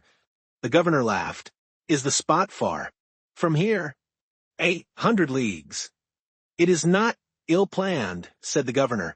If all the prisoners took it into their heads to travel 100 leagues, and their guardians consented to accompany them, they would have a capital chance of escaping. The scheme is well known, said the inspector, and the abbe's plan has not even the merit of originality. Then, turning to Faria, I inquired if you are well fed, said he.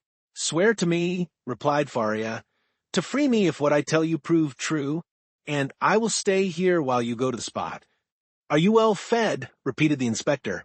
Monsieur, you run no risk, for as I told you, I will stay here.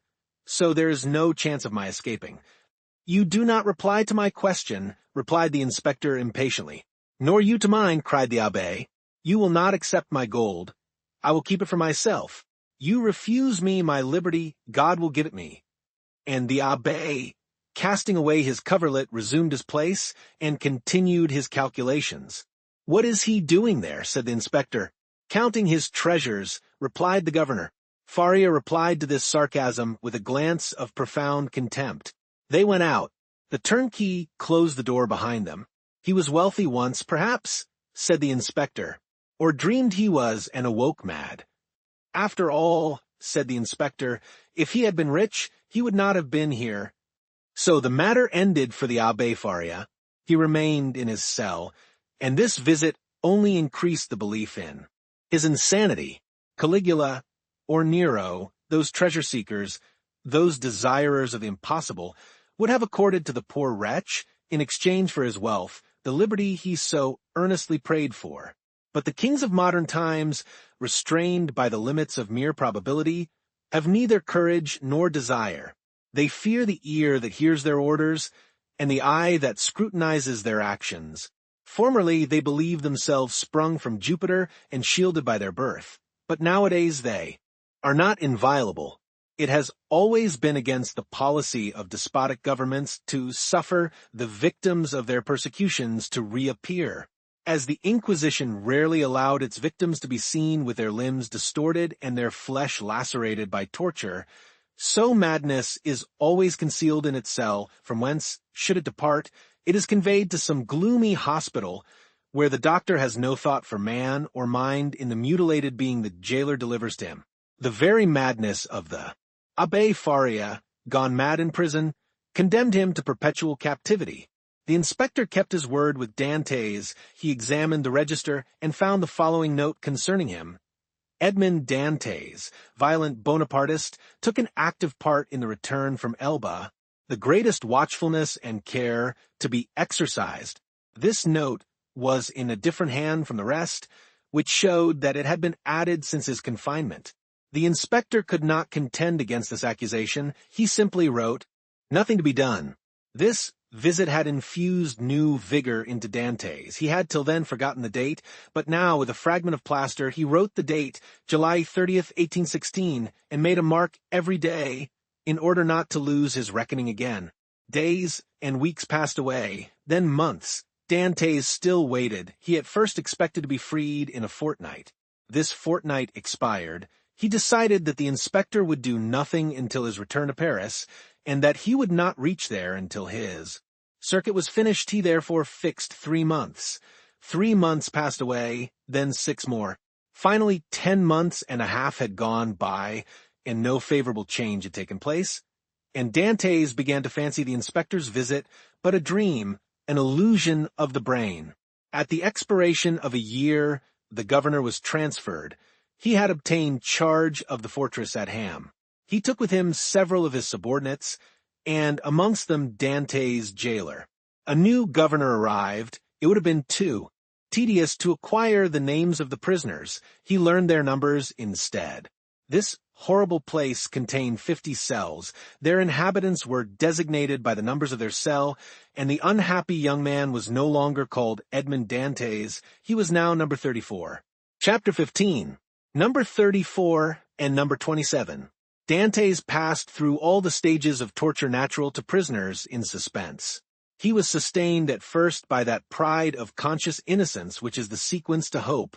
Then he began to doubt his own innocence, which justified in some measure the governor's belief in his mental alienation, and then, relaxing his sentiment of pride, he addressed his supplications not to God, but to man. God is always the last resource. Unfortunates, who ought to begin with God, do not have any hope in him till they have exhausted all other means of deliverance. Dantès asked to be removed from his present dungeon into another, even if it were darker and deeper, for a change, however. Disadvantageous was still a change, and would afford him some amusement. He entreated to be allowed to walk about, to have fresh air, books, and writing materials. His requests were not granted, but he went on asking all the same. He accustomed himself to speaking to the new jailer, although the latter was, if possible, more taciturn than the old one. But still, to speak to a man, even though mute, was something. Dantès spoke for the sake of hearing his own voice. He had tried to speak when alone, but the sound of his voice terrified him. Often before his captivity, Dantès' mind had revolted at the idea of assemblages of prisoners made up of thieves, vagabonds, and murderers. He now wished to be amongst them, in order to see some other face besides that of his jailer. He sighed for the galleys, with the infamous costume, the chain, and the brand on the shoulder. The galley slaves breathed the fresh air of heaven and saw each other. They were very happy. He besought the jailer one day to let him have a companion, were it even the mad abbé. The jailer, though rough and hardened by the constant sight of so much suffering, was yet a man. At the bottom of his heart, he had often had a feeling of pity for this unhappy young man who suffered so, and he laid the request of number 34 before the governor, but the latter sapiently imagined that Dantès wished to conspire or attempt an escape, and refused his request. Dantès had exhausted all human resources, and he then turned to God. All the pious ideas that had been so long forgotten returned. He recollected the prayers his mother had taught him, and discovered a new meaning in every word. For in prosperity prayers seem but a mere medley of words, until misfortune comes and the unhappy sufferer first understands the meaning of the sublime language in which he invokes the pity of heaven. He prayed, and prayed aloud, no longer terrified at the sound of his own voice, for he fell into a sort of ecstasy. He laid every action of his life before the Almighty, proposed tasks to accomplish, and at the end of every prayer introduced the entreaty oftener addressed to man than to God, "Forgive us our trespasses, as we forgive them that trespass against us."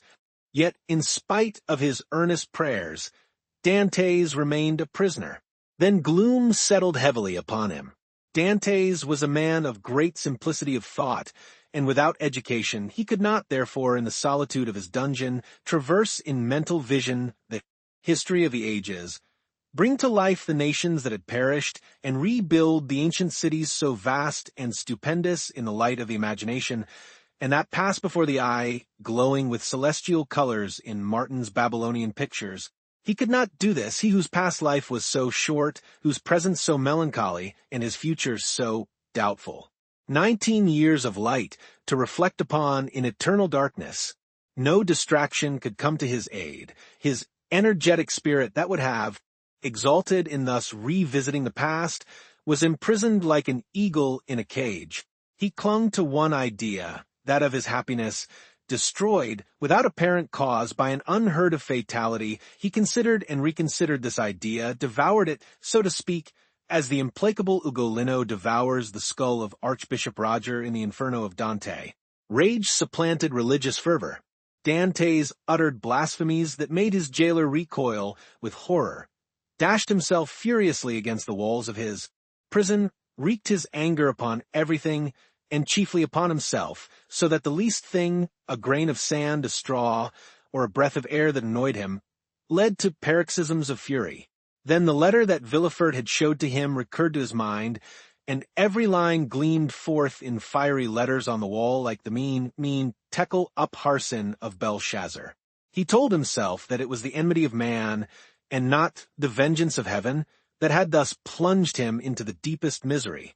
He consigned his unknown persecutors to the most horrible tortures he could imagine, and found them all insufficient, because after torture came death, and after death, if not repose, at least the boon of unconsciousness.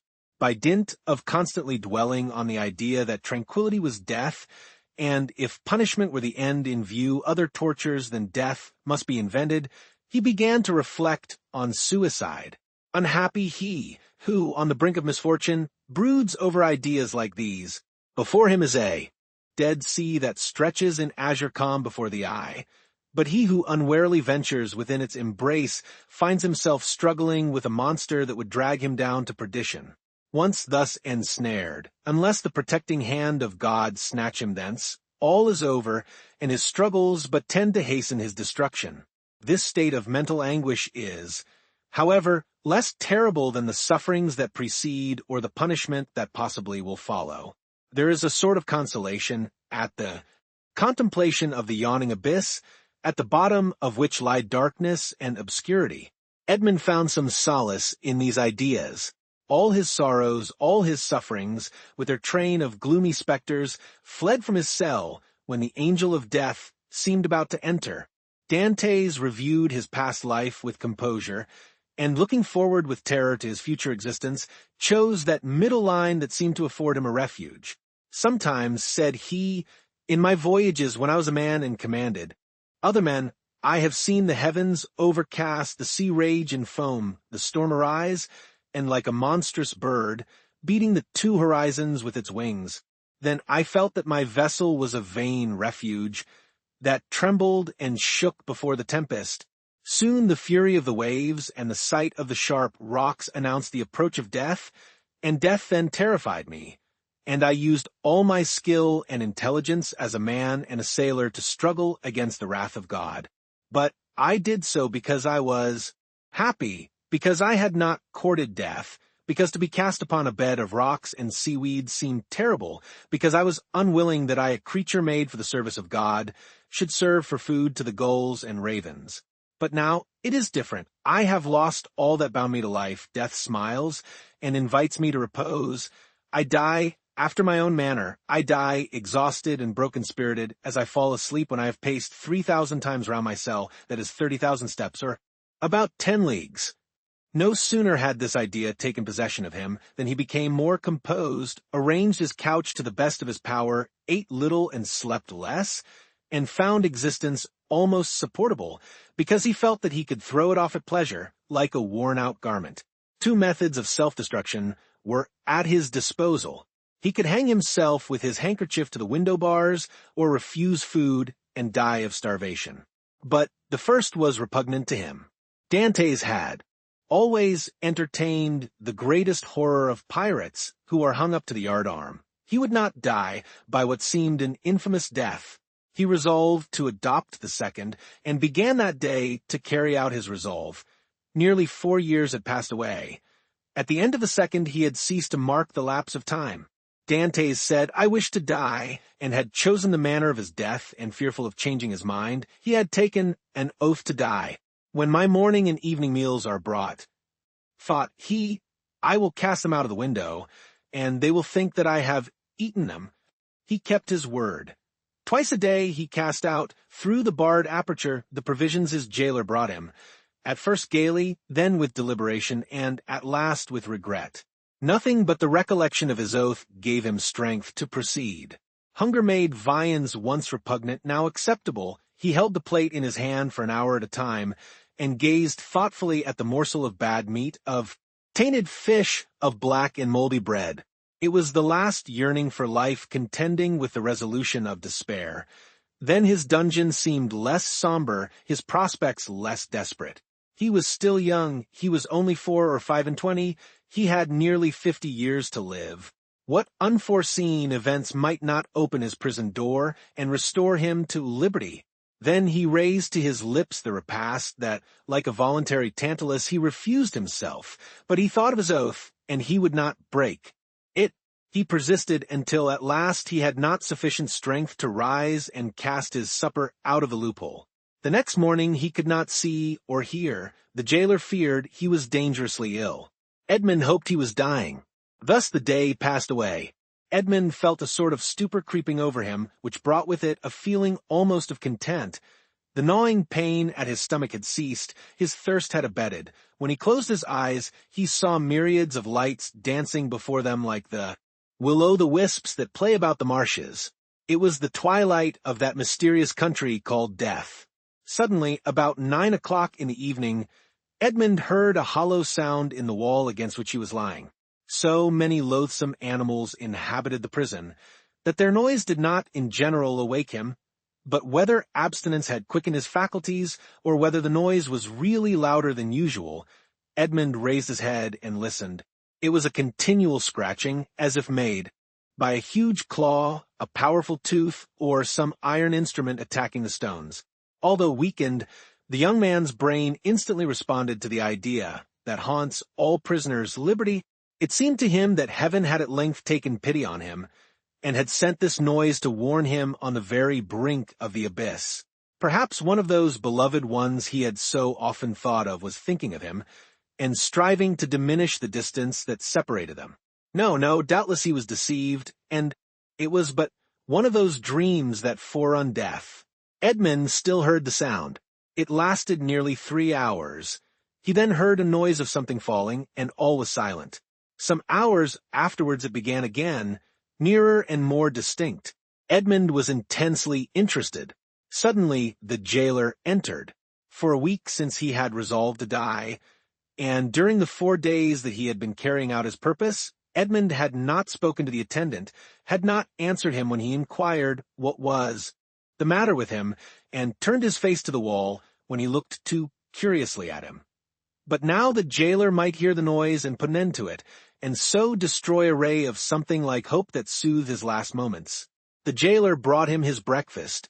Dantès raised himself up and began to talk about everything, about the bad quality of the food, about the coldness of his dungeon, grumbling and complaining, in order to have an excuse for speaking louder and wearying the patience of his jailer, who out of kindness of heart had brought broth and white bread for his prisoner.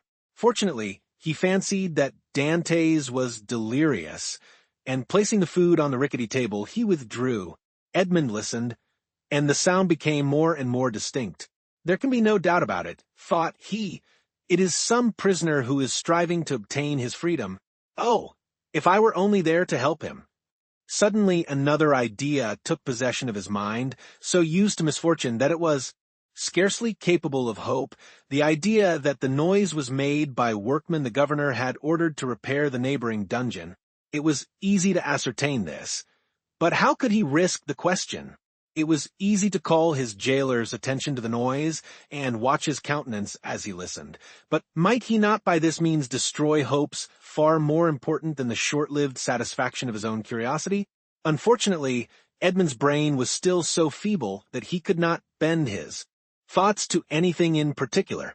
He saw but one means of restoring lucidity and clearness to his judgment. He turned his eyes towards the soup which the jailer had brought, rose, staggered towards it, raised the vessel to his lips, and drank off the contents with a feeling of indescribable pleasure. He had the resolution to stop with this. He had often heard that shipwrecked persons had died through having eagerly devoured too much food. Edmond replaced on the table the bread he was about to devour, and returned to his couch. He did not wish to die. He soon felt that his ideas became again collected. He could think and strengthen his thoughts by reasoning. Then he said to himself, I must put this to the test, but without compromising anybody. If it is a workman, I need but knock against the wall, and he will cease to work, in order to find out who is knocking and why he does so, but as his occupation is sanctioned by the governor, he will soon resume it. If, on the contrary, it is a prisoner, the noise I make will alarm him. He will cease and not begin again until he thinks everyone is asleep. Edmond rose again. But this time his legs did not tremble, and his sight was clear. He went to a corner of his dungeon, detached a stone, and with it knocked against the wall where the sound came. He struck thrice. At the first blow the sound ceased as if by magic. Edmond listened intently. An hour passed, 2 hours passed, and no sound was heard from the wall. All was silent. There, full of hope, Edmond swallowed a few mouthfuls of bread and water, and, thanks to the vigor of his constitution, found himself well-nigh recovered. The day passed away in utter silence. Night came without recurrence of the noise. "It is a prisoner," said Edmond joyfully. His brain was on fire, and life and energy returned. The night passed in perfect silence. Edmond did not close his eyes. In the morning the jailer brought him fresh provisions. He had already devoured those of the previous day. He ate these, listening anxiously for the sound, walking round and round his cell, shaking the iron bars of a loophole, restoring vigor and agility to his limbs by exercise, and so preparing himself for his future destiny. At intervals, he listened to learn if the noise had not begun again, and grew impatient at the prudence of the prisoner, who did not guess he had been disturbed by a captive as anxious for liberty as himself. 3 days passed, 72 long tedious hours, which he counted off by minutes. At length one evening, as the jailer was visiting him for the last time that night, Dantès, with his ear for the 100th time at the wall, fancied he heard an almost imperceptible movement among the stones. He moved away, walked up and down his cell to collect his thoughts, and then went back and listened. The matter was no longer doubtful. Something was at work on the other side of the wall. The prisoner had discovered the danger, and had substituted a lever for a chisel. Encouraged by this discovery, Edmond determined to assist the indefatigable labor. He began by moving his bed, and looked around for anything with which he could pierce the wall, penetrate the moist cement, and displace a stone. He saw nothing. He had no knife or sharp instrument. The window grating was of iron, but he had too often assured himself of its solidity. All his furniture consisted of a bed, a chair, a table, a pail, and a jug. The bed had iron clamps, but they were screwed to the wood, and it would have required a screwdriver to take them off. The table and chair had nothing. The pail had once possessed a handle, but that had been removed. Dantès had but one resource, which was to break the jug, and with one of the sharp fragments attack the wall. He let the jug fall on the floor, and it broke in pieces. Dantès concealed 2 or 3 of the sharpest fragments in his bed, leaving the rest on the floor. The breaking of his jug was too natural an accident to excite suspicion. Edmond had all the night to work in, but in the darkness he could not do much, and he soon felt that he was working against something very hard. He pushed back his bed and waited for day. All night he heard the subterranean workman, who continued to mine his way. Day came, the jailer entered. Dantès told him that the jug had fallen from his hands while he was drinking, and the jailer went grumblingly to fetch another, without giving himself the trouble to remove the fragments of the broken one. He returned speedily, advised the prisoner to be more careful, and departed. Dantès heard joyfully the key grate in the lock. He listened until the sound of steps died away, and then, hastily displacing his bed, saw by the faint light that penetrated into his cell that he had labored uselessly the previous evening in attacking the stone instead of removing the plaster that surrounded it. The damp had rendered it friable, and Dantès was able to break it off in small morsels. It is true, but at the end of half an hour he had scraped off a handful. A mathematician might have calculated that in 2 years, supposing that the rock was not encountered, a passage 20 feet long and 2 feet broad might be formed. The prisoner reproached himself with not having thus employed the hours he had passed in vain hopes, prayer, and despondency. During the 6 years that he had been imprisoned, what might he not have accomplished? This idea imparted new energy, and in 3 days he had succeeded, with the utmost precaution, in removing the cement and exposing the stonework. The wall was built of rough stones, among which, to give strength to the structure, blocks of hewn stone were at intervals embedded. It was one of these he had uncovered, and which he must remove from its socket. Dantès strove to do this with his nails, but they were too weak. The fragments of the jug broke, And after an hour of useless toil, Dantès paused with anguish on his brow. Was he to be thus stopped at the beginning? And was he to wait inactive until his fellow workman had completed his task? Suddenly an idea occurred to him. He smiled, and the perspiration dried on his forehead. The jailer always brought Dantès' soup in an iron saucepan. This saucepan contained soup for both prisoners, for Dantès had noticed that it was either quite full or half empty, according as the turnkey gave it to him or to his companion first. The handle of this saucepan was of iron. Dantès would have given 10 years of his life in exchange for it. The jailer was accustomed to pour the contents of the saucepan into Dantès' plate, and Dantès, after eating his soup with a wooden spoon, washed the plate, which thus served for every day. Now, when evening came, Dantès put his plate on the ground near the door. The jailer, as he entered, stepped on it and broke it. This time he could not blame Dantès. He was wrong to leave it there, but the jailer was wrong not to have looked before him. The jailer, therefore, only grumbled. Then he looked about for something to pour the soup into. Dantès' entire dinner service consisted of one plate. There was no alternative. "Leave the saucepan," said Dantès. "You can take it away when you bring me my breakfast." This advice was to the jailer's taste, as it spared him the necessity of making another trip. He left the saucepan.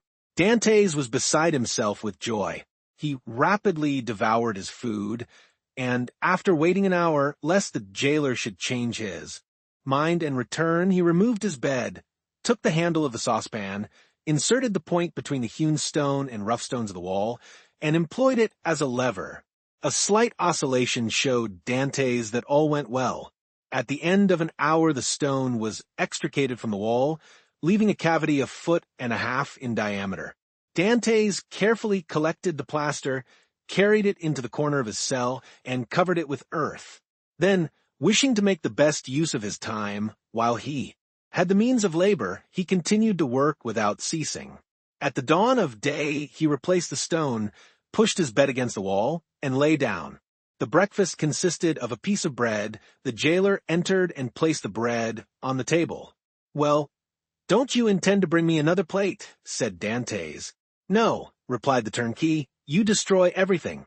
First you break your jug. Then you make me break your plate. If all the prisoners followed your example, the government would be ruined.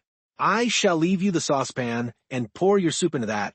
So for the future, I hope you will not be so destructive."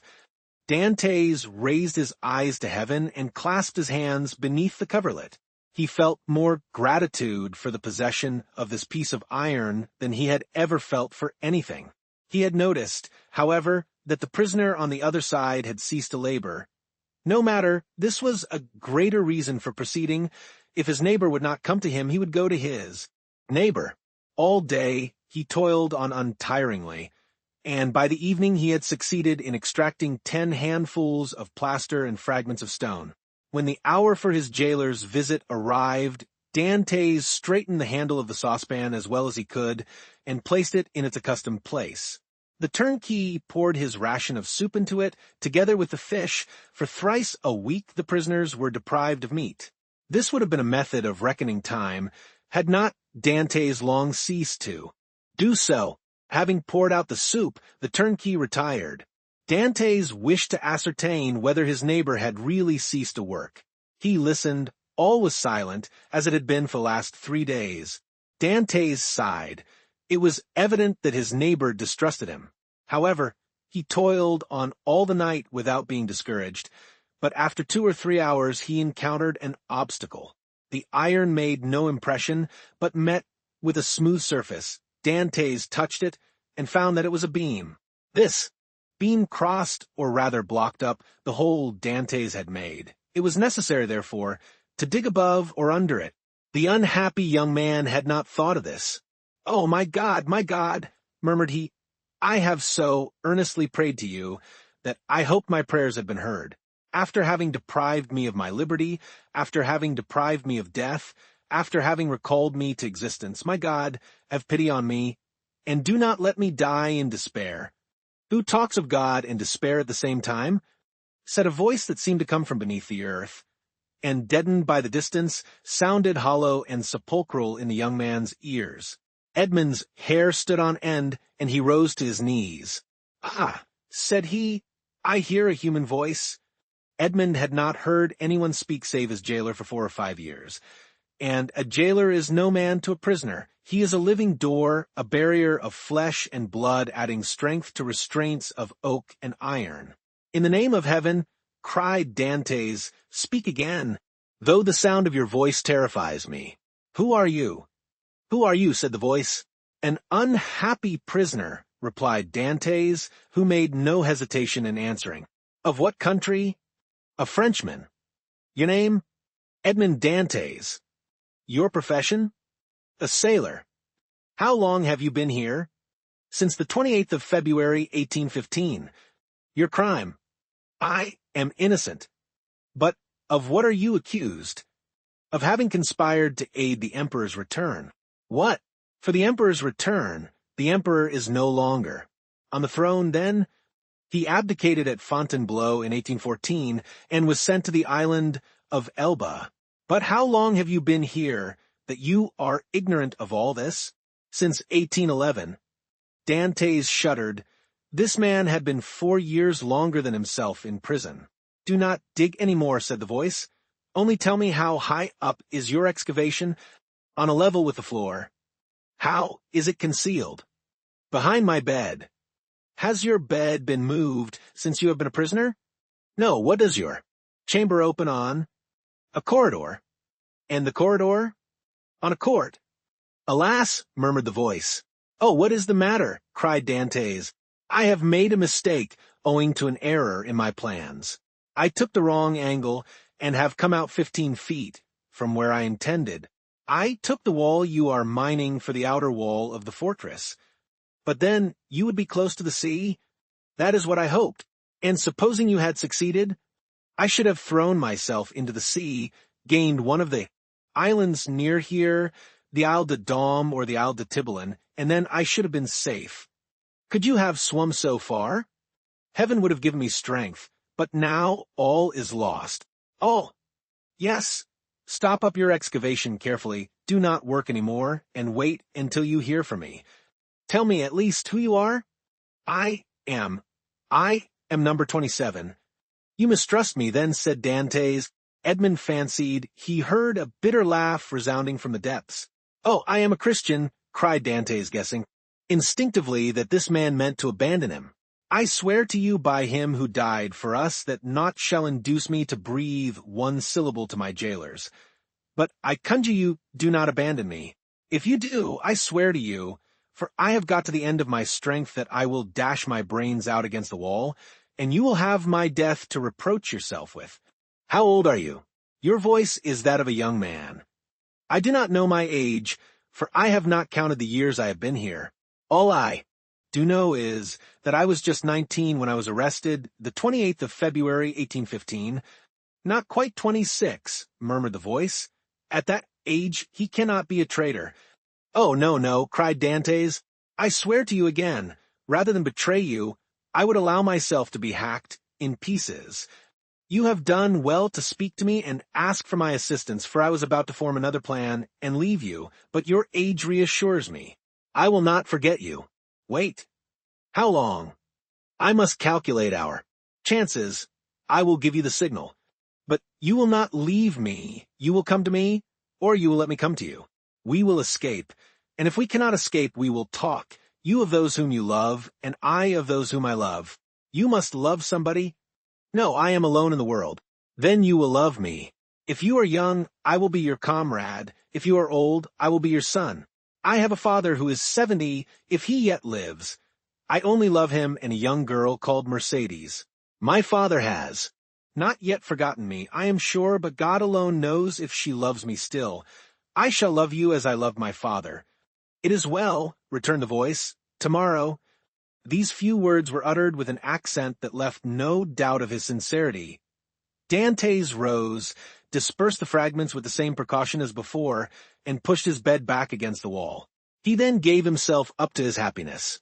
He would no longer be alone. He was perhaps about to regain his liberty. At the worst, he would have a companion, and captivity that is shared is but half captivity. Plaints made in common are almost prayers, and prayers where 2 or 3 are gathered together invoke the mercy of heaven. All day Dantès walked up and down his cell. He sat down occasionally on his bed, pressing his hand on his heart.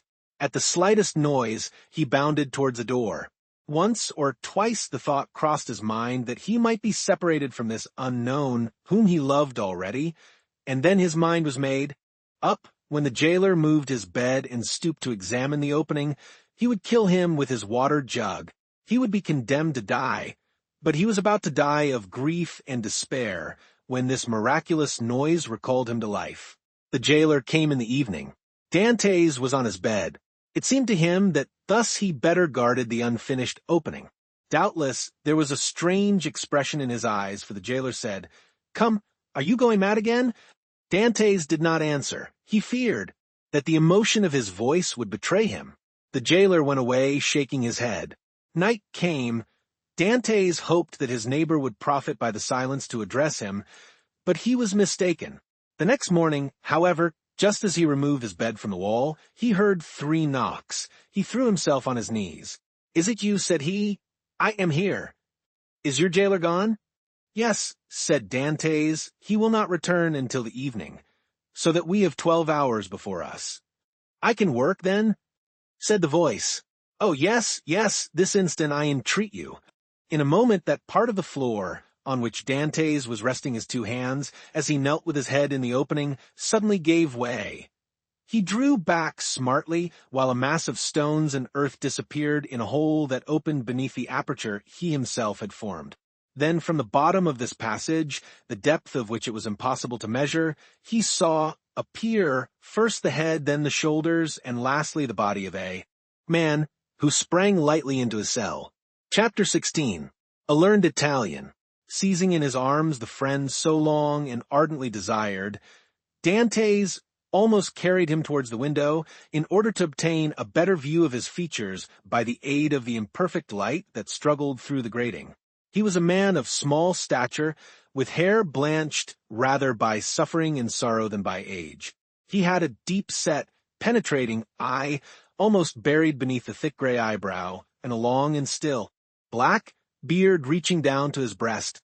His thin face, deeply furrowed by care, and the bold outline of his strongly marked features, betokened a man more accustomed to exercise his mental faculties than his physical strength. Large drops of perspiration were now standing on his brow, while the garments that hung about him were so ragged that one could only guess at the pattern upon which they had originally been fashioned.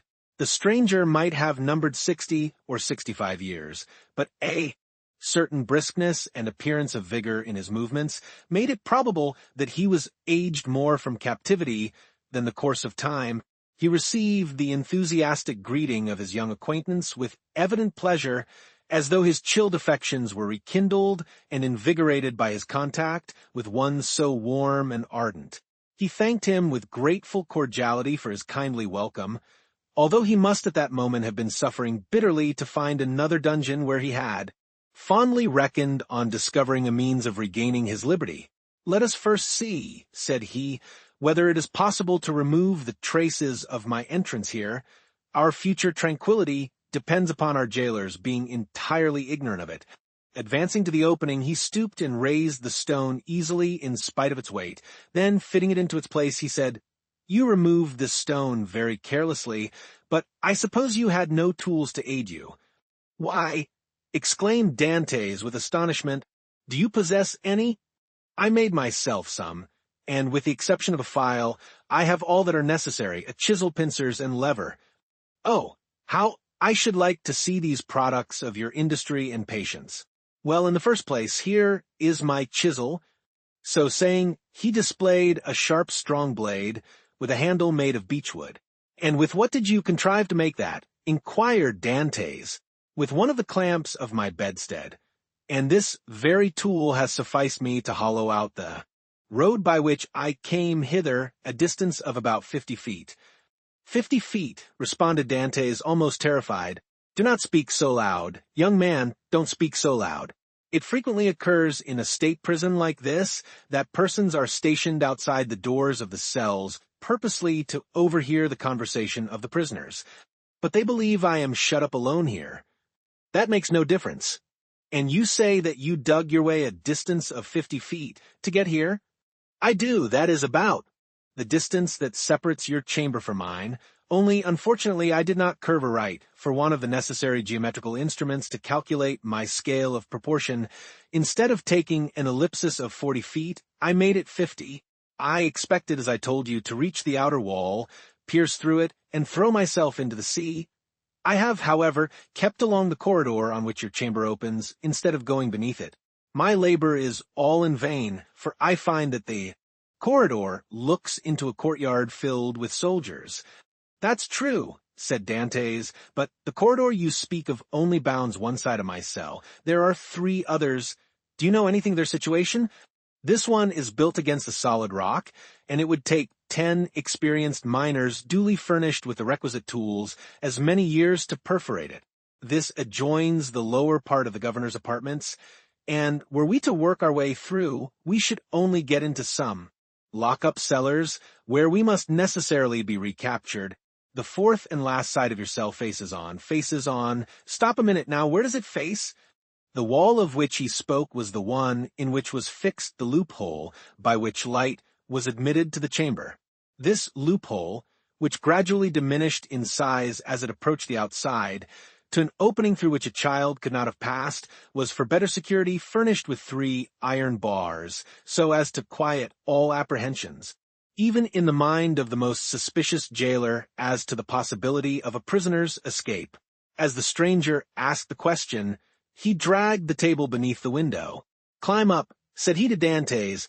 The young man obeyed, mounted on the table, and divining the wishes of his companion, placed his back securely against the wall and held out both hands.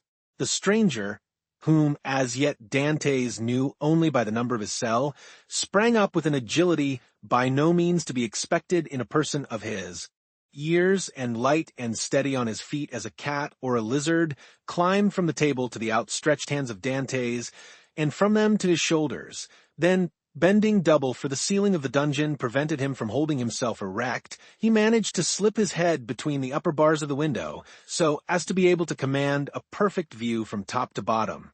An instant afterwards he hastily drew back his head, saying, "I thought so," and sliding from the shoulders of Dantès as dexterously as he had ascended, he nimbly leaped from the table to the ground. "What was it that you thought?" asked the young man anxiously, in his turn descending from the table. The elder prisoner pondered the matter. "Yes," said he at length, "it is so. This side of your chamber looks out upon a kind of open gallery where patrols are continually passing, and sentries keep watch day and night. Are you quite sure of that?" "Certain. I saw the soldier's shape and the top of his musket. That made me draw in my head so quickly, for I was fearful he might also see me." "Well," inquired Dantès, "you perceive, then, the utter impossibility of escaping through your dungeon?" "Then," pursued the young man eagerly, "then," answered the elder prisoner, "the will of God be done." And as the old man slowly pronounced those words, an air of profound resignation spread itself over his careworn countenance. Dantès gazed on the man who could thus philosophically resign hopes so long and ardently, nourished with an astonishment mingled with admiration. "Tell me, I entreat of you, who and what you are," said he at length. "Never have I met with so remarkable a person as yourself." "Willingly," answered the stranger, "if, indeed, you feel any curiosity respecting one. Now, alas, powerless to aid you in any way. Say, not so. You can console and support me by the strength of your own powerful mind. Pray let me know who you really are." The stranger smiled a melancholy smile. "Then listen," said he. "I am the Abbé Faria, and have been imprisoned, as you know, in this Château d'If since the year 1811, previously to which I had been confined for 3 years in the fortress of Fenestrelle. In the year 1811 I was transferred to Piedmont in France. It was at this period I learned that the destiny which seemed subservient to every wish formed by Napoleon had bestowed on him a son, named King of Rome, even in his cradle. I was very far then from expecting the change you have just informed me of, namely, that 4 years afterwards this colossus of power would be overthrown. Then who reigns in France at this moment? Napoleon II? No, Louis XVIII, the brother of Louis XVI. How inscrutable are the ways of Providence! For what great and mysterious purpose has it pleased heaven to abase the man once so elevated, and raise up him who was so abased? Dante's whole attention was riveted on a man who could thus forget his own misfortunes while occupying himself with the destinies of others.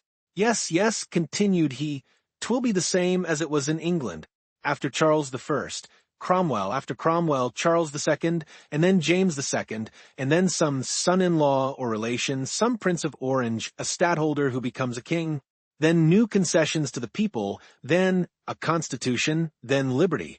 Ah, my friend, said the abbé, turning towards Dantès and surveying him with the kindling gaze of a prophet, you are young, you will see all this come to pass. Probably if ever I get out of prison. True, replied Faria, we are prisoners. But I forget this sometimes, and there are even moments when my mental vision transports me beyond these walls, and I fancy myself at liberty. But wherefore are you here? Because in 1807 I dreamed of the very plan Napoleon tried to realize in 1811, because like Machiavelli I desired to alter the political face of Italy, and instead of allowing it to be split up into a quantity of petty principalities, each held by some weak or tyrannical ruler, I sought to form one large, compact, and powerful empire. And lastly, because I fancied I had found my Caesar Borgia in a crowned simpleton who feigned to enter into my views only to betray me. It was the plan of Alexander VI and Clement VII. But it will never succeed now, for they attempted it fruitlessly, and Napoleon was unable to complete his work. Italy seems fated to misfortune. And the old man bowed his head. Dantès could not understand a man risking his life for such matters. Napoleon certainly he knew something of, inasmuch as he had seen and spoken with him, but of Clement VII. And Alexander VI, he knew nothing. Are you not, he asked, the priest who here in the Château d'If is generally thought to be ill? Mad, you mean, don't you? I did not like to say so, answered Dantès, smiling. Well then, resumed Faria with a bitter smile, let me answer your question in full by acknowledging that I am the poor mad prisoner of the Château d'If, for many years permitted to amuse the different visitors with what is said to be my insanity, and in all probability, I should be promoted to the honor of making sport for the children, if such innocent beings could be found in an abode devoted like this to suffering and despair. Dantès remained for a short time mute and motionless. At length he said, Then you abandon all hope of escape? I perceive its utter impossibility, and I consider it impious to attempt that which the Almighty evidently does not approve. Nay, be not discouraged. Would it not be expecting too much to hope to succeed at your first attempt? Why not try to find an opening in another direction from that which has so unfortunately failed? Alas, it shows how little notion you can have of all it has cost me to effect a purpose so unexpectedly frustrated that you talk of beginning over again. In the first place, I was 4 years making the tools I possess, and have been 2 years scraping and digging out earth hard as granite itself. Then what toil and fatigue has it not been to remove huge stones I should once have deemed impossible to loosen? Whole days have I passed in these titanic efforts, considering my labor well repaid if, by night time, I had contrived to carry away a square inch of his hardbound cement, changed by ages into a substance unyielding as the stones themselves. Then to conceal the mass of earth and rubbish I dug up, I was compelled to break through a staircase and throw the fruits of my labor into the hollow part of it, but the well is now so completely choked up that I scarcely think it would be possible to add another handful of dust without leading to discovery. Consider also that I fully believed I had accomplished the end and aim of my undertaking, for which I had so exactly husbanded my strength as to make it just hold out to the termination of my enterprise, and now, at the moment when I reckoned upon success, my hopes are forever dashed from me. No, repeat again, that nothing shall induce me to renew attempts evidently at variance with the Almighty's pleasure. Dantès held down his head, that the other might not see how joy at the thought of having a companion outweighed the sympathy he felt for the failure of the abbé's plans.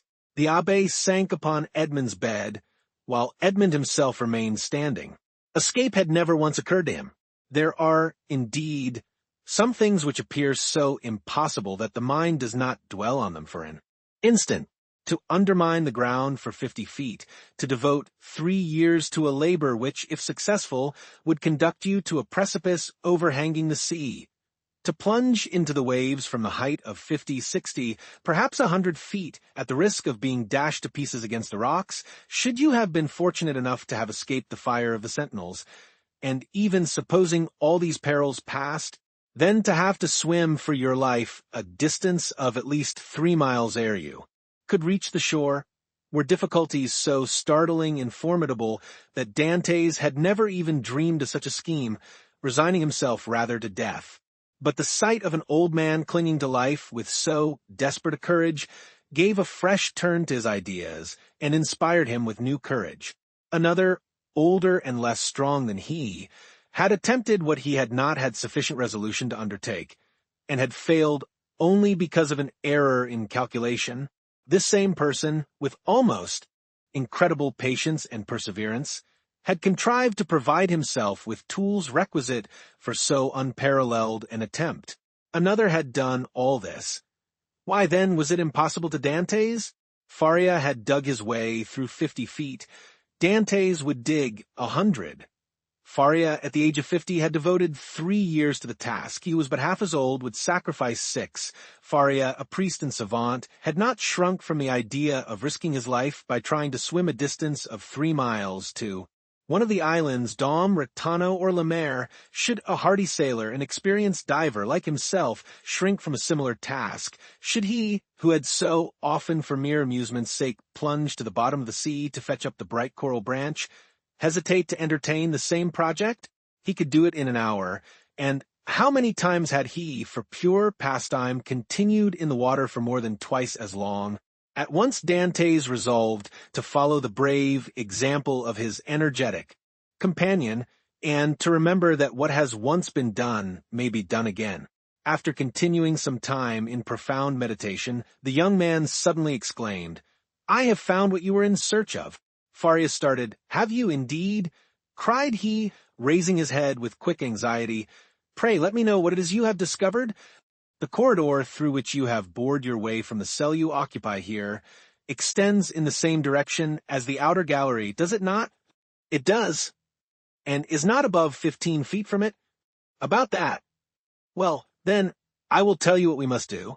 We must pierce through the corridor by forming a side opening about the middle, as it were the top part of a cross. This time you will lay your plans more accurately. We shall get out into the gallery you have described, kill the sentinel who guards it, and make our escape.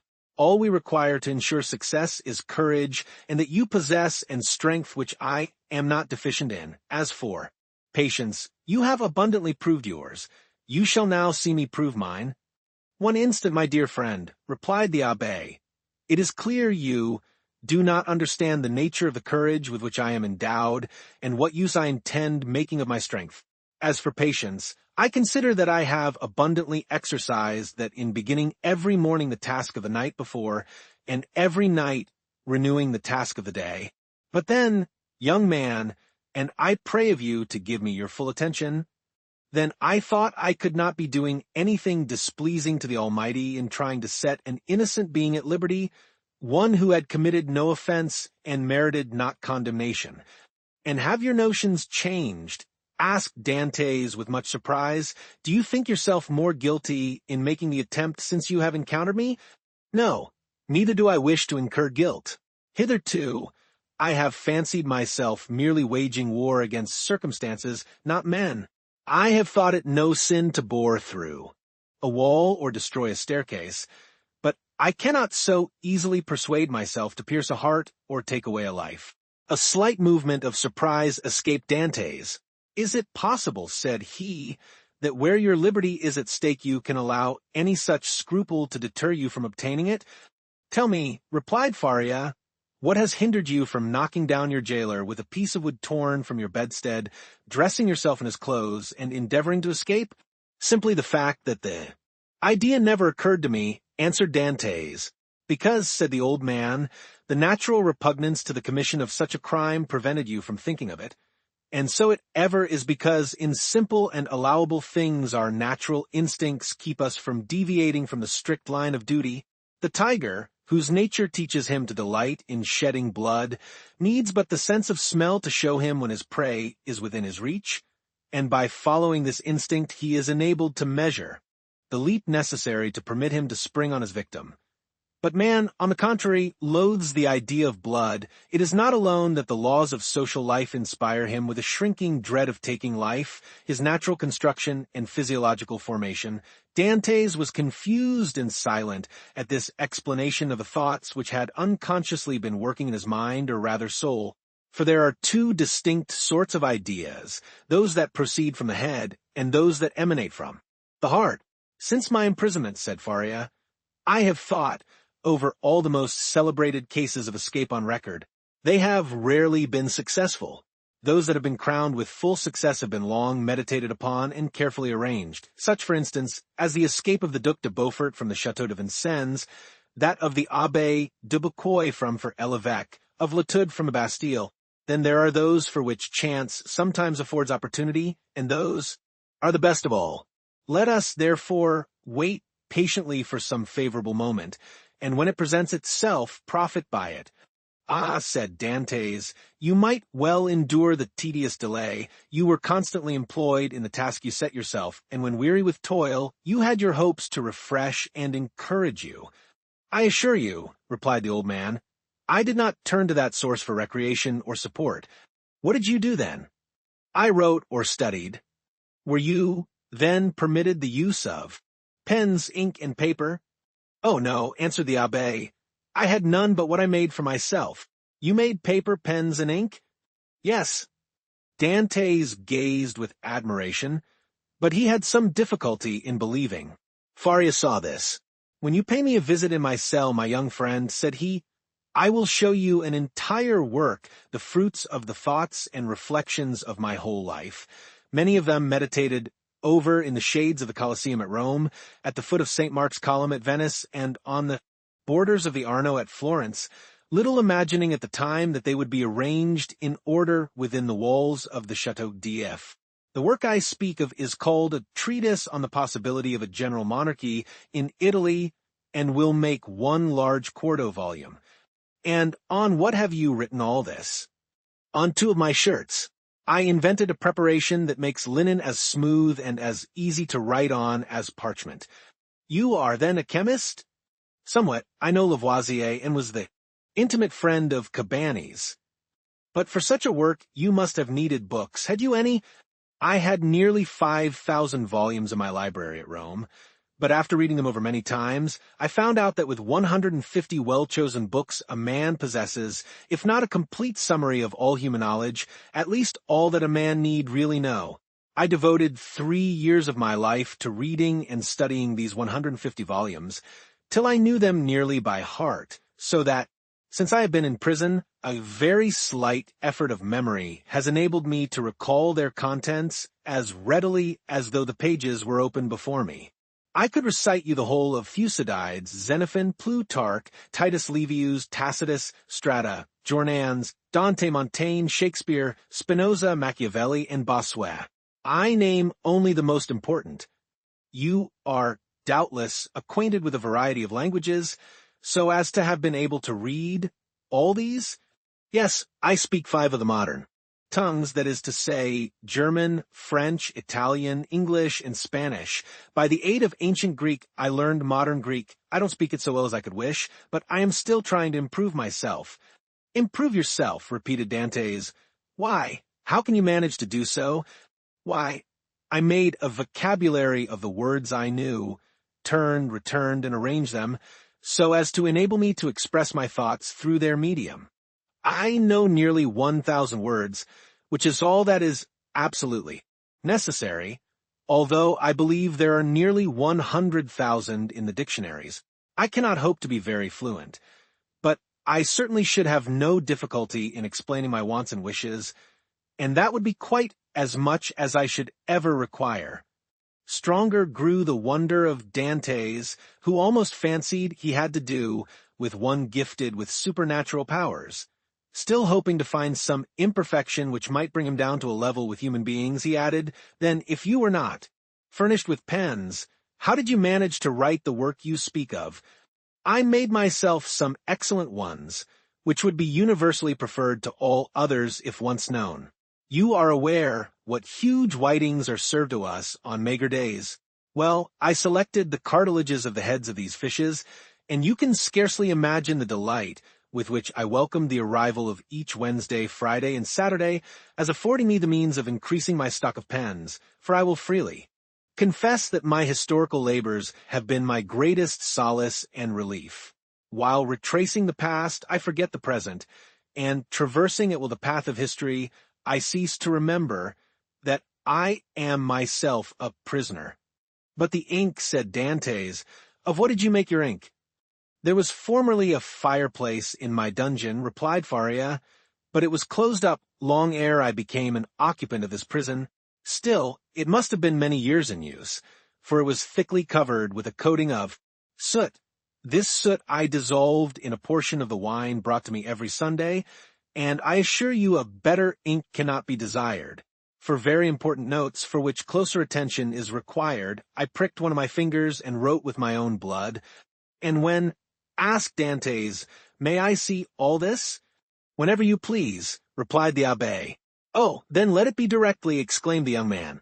'Follow me, then,' said the abbé, as he re-entered the subterranean passage, in which he soon disappeared, followed by Dantès. Chapter 17. The abbé's chamber.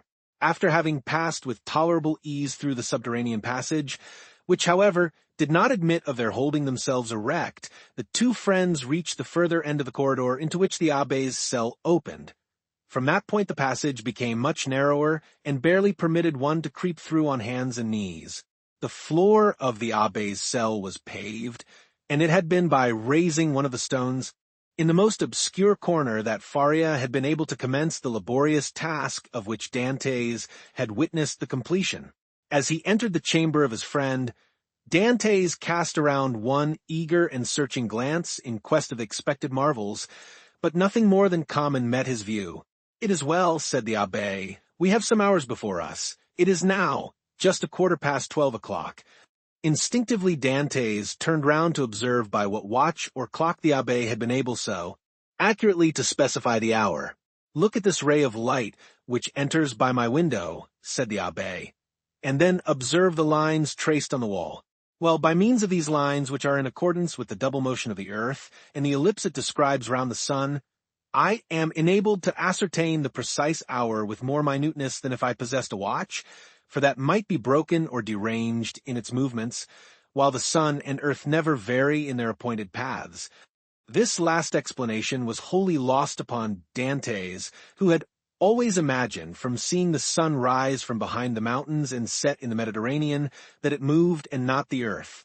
A double movement of the globe he inhabited, and of which he could feel nothing, appeared to him perfectly impossible. Each word that fell from his companion's lips seemed fraught with the mysteries of science, as worthy of digging out as the gold and diamonds in the mines of Guzerat and Golconda, which he could just recollect having visited during a voyage made in his earliest youth.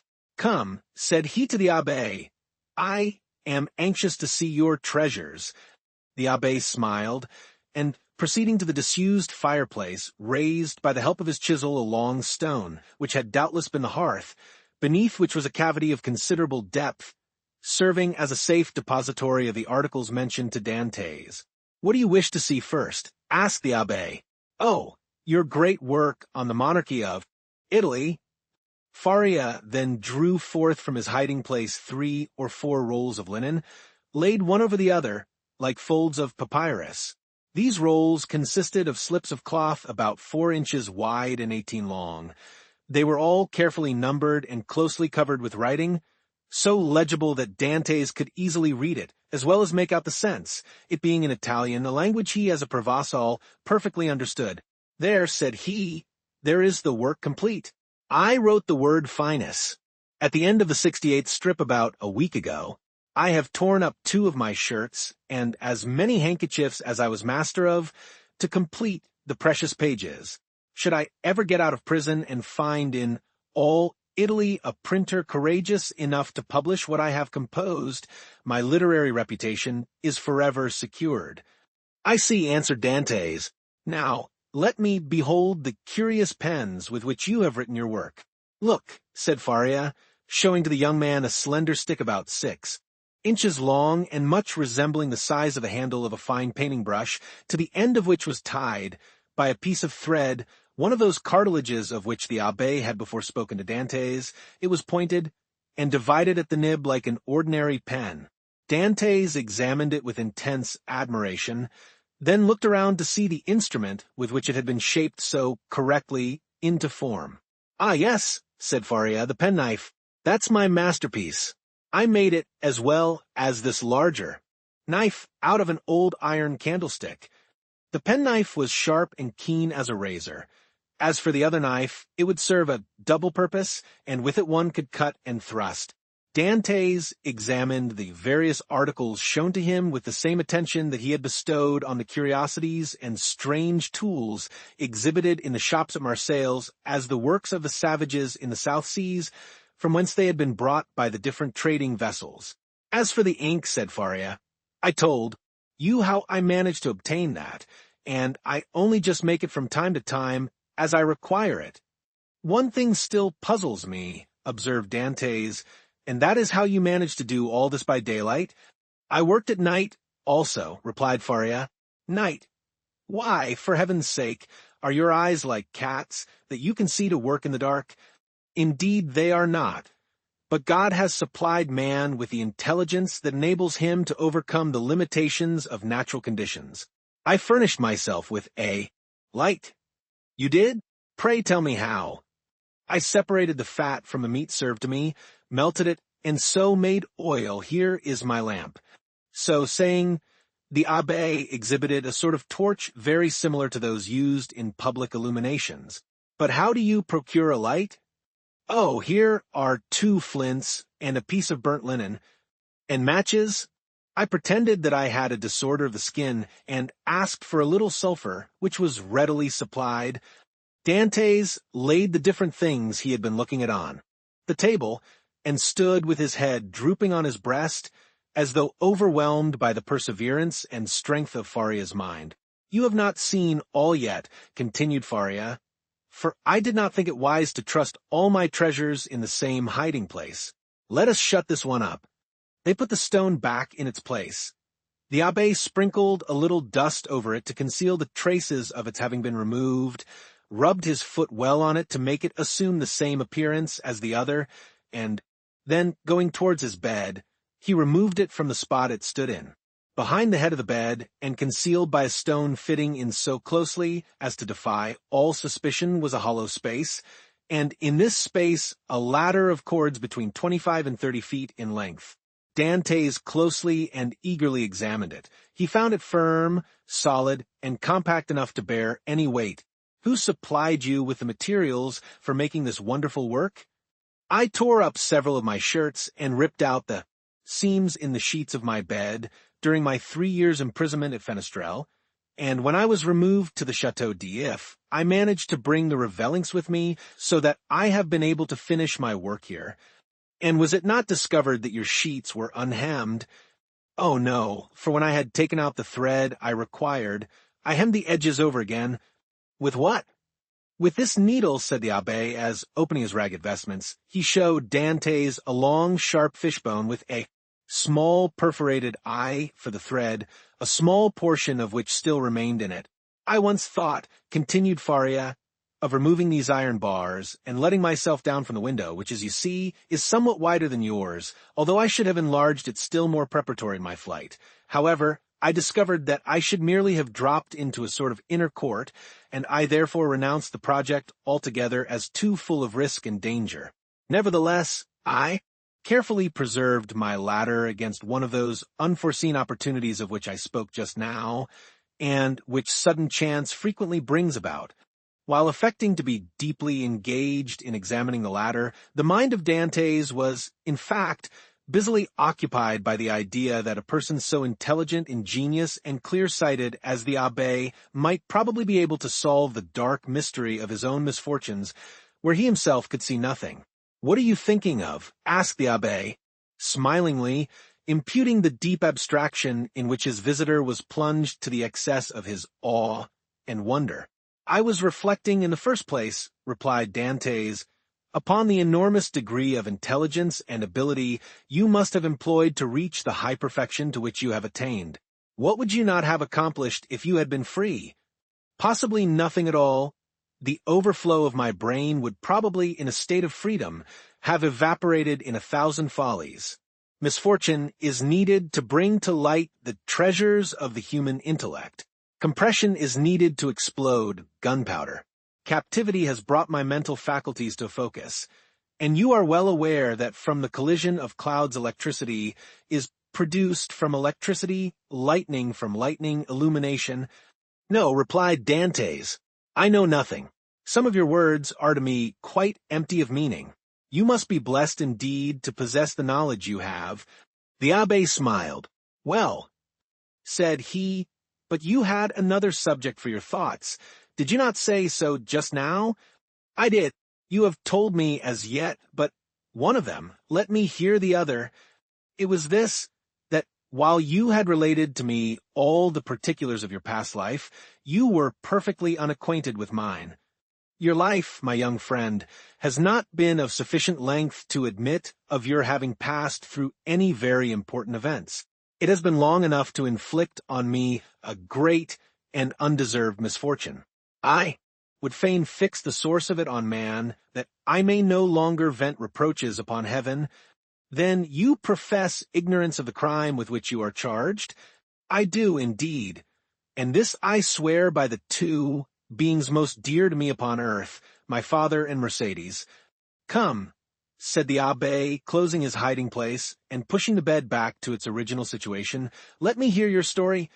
Dantès obeyed, and commenced what he called his history, but which consisted only of the account of a voyage to India and 2 or 3 voyages to the Levant, until he arrived at the recital of his last cruise, with the death of Captain Leclerc, and the receipt of a packet to be delivered by himself to the Grand Marshal, his interview with that personage, and his receiving, in place of the packet brought, a letter addressed to a Monsieur Noirtier, his arrival at Marseilles, an interview with his father, his affection for Mercédès, and their nuptial feast, his arrest and subsequent examination, his temporary detention at the Palais de Justice, and his final imprisonment in the Château d'If.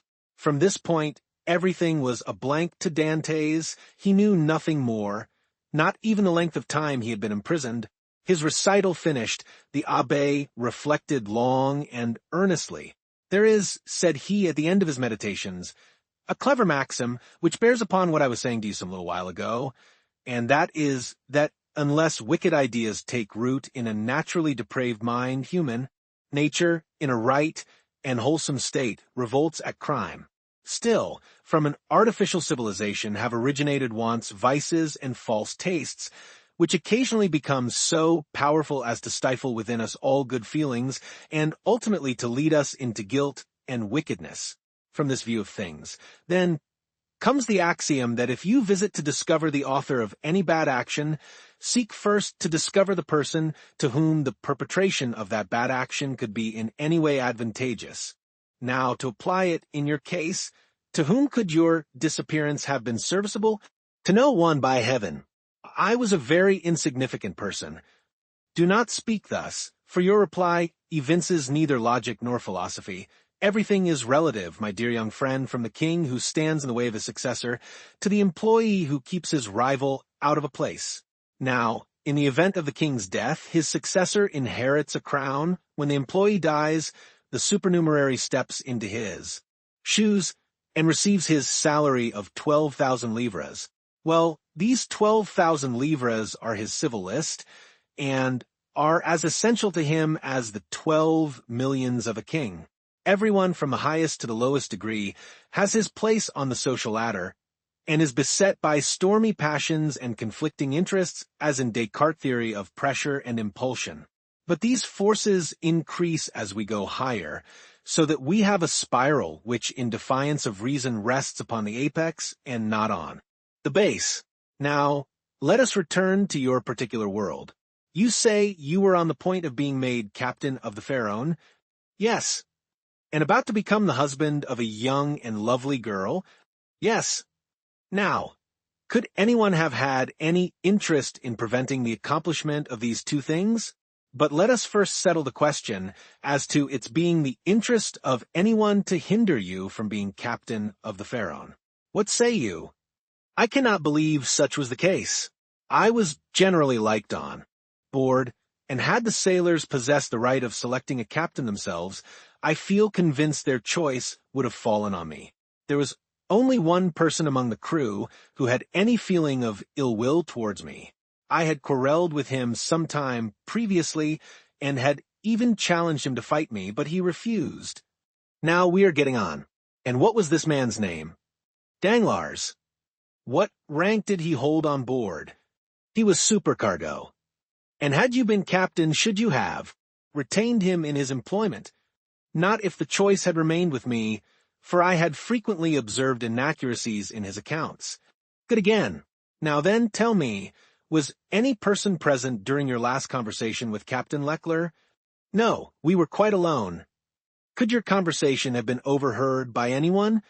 It might, for the cabin door was open, and, stay, now, I recollect, Danglars himself passed by just as Captain Leckler was giving me the packet for the Grand Marshal. That's better, cried the Abbé. Now we are on the right scent.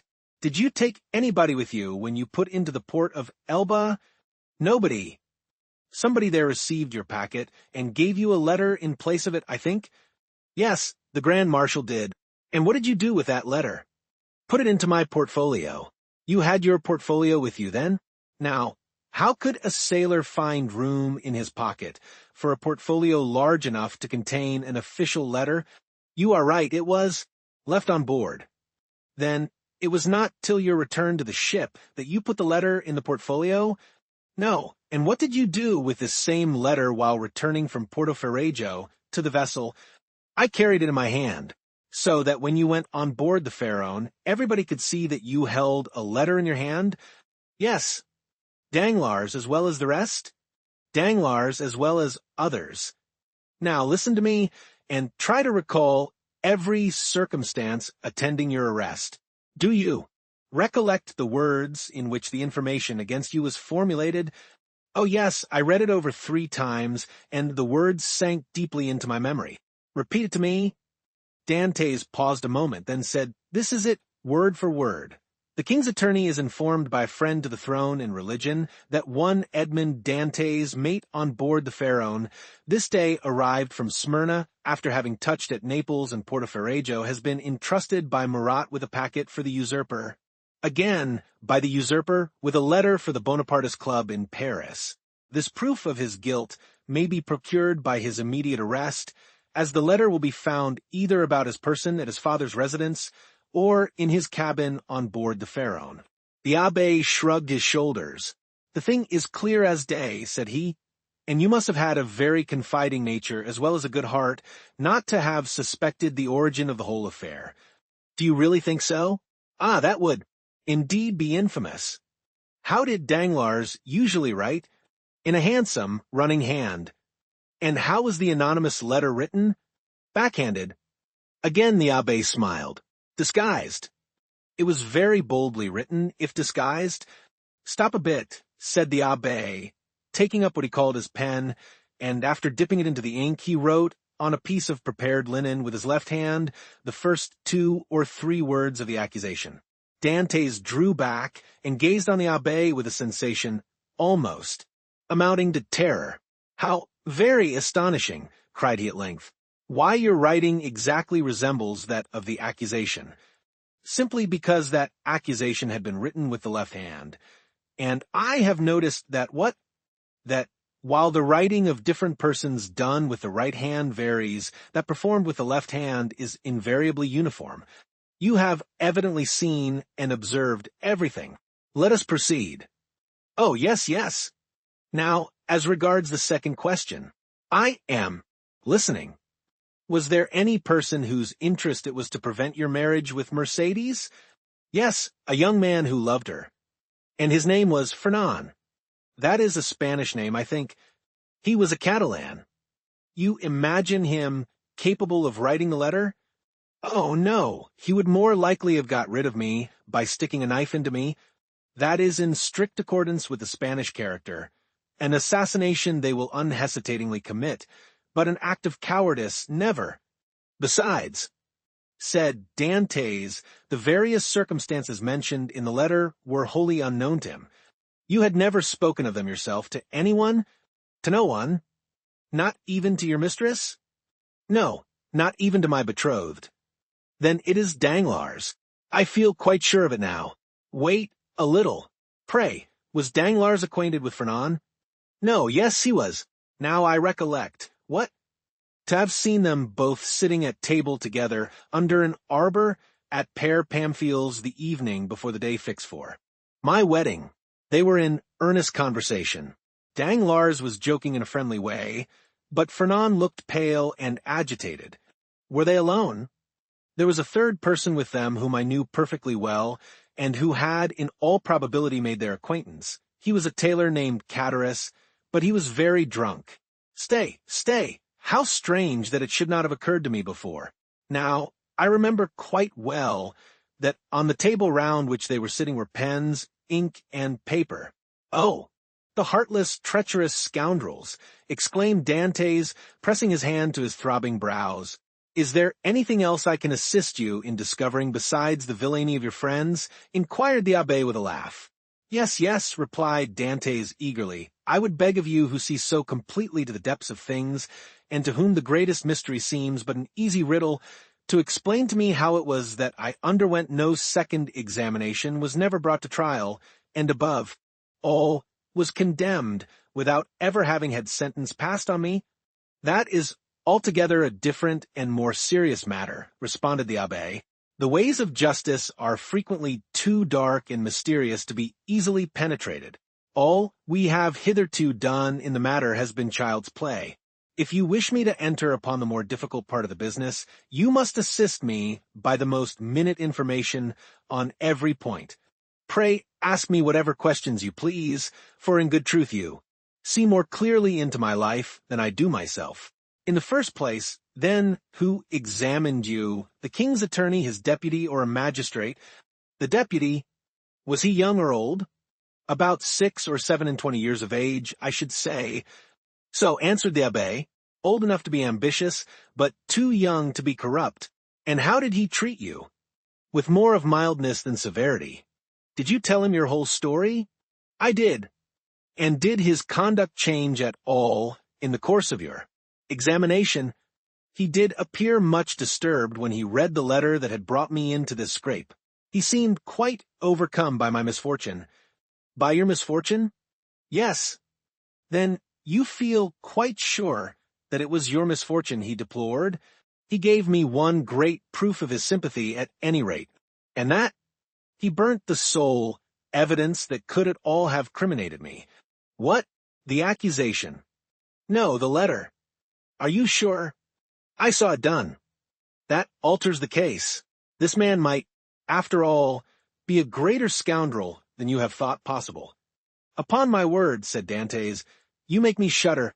Is the world filled with tigers and crocodiles?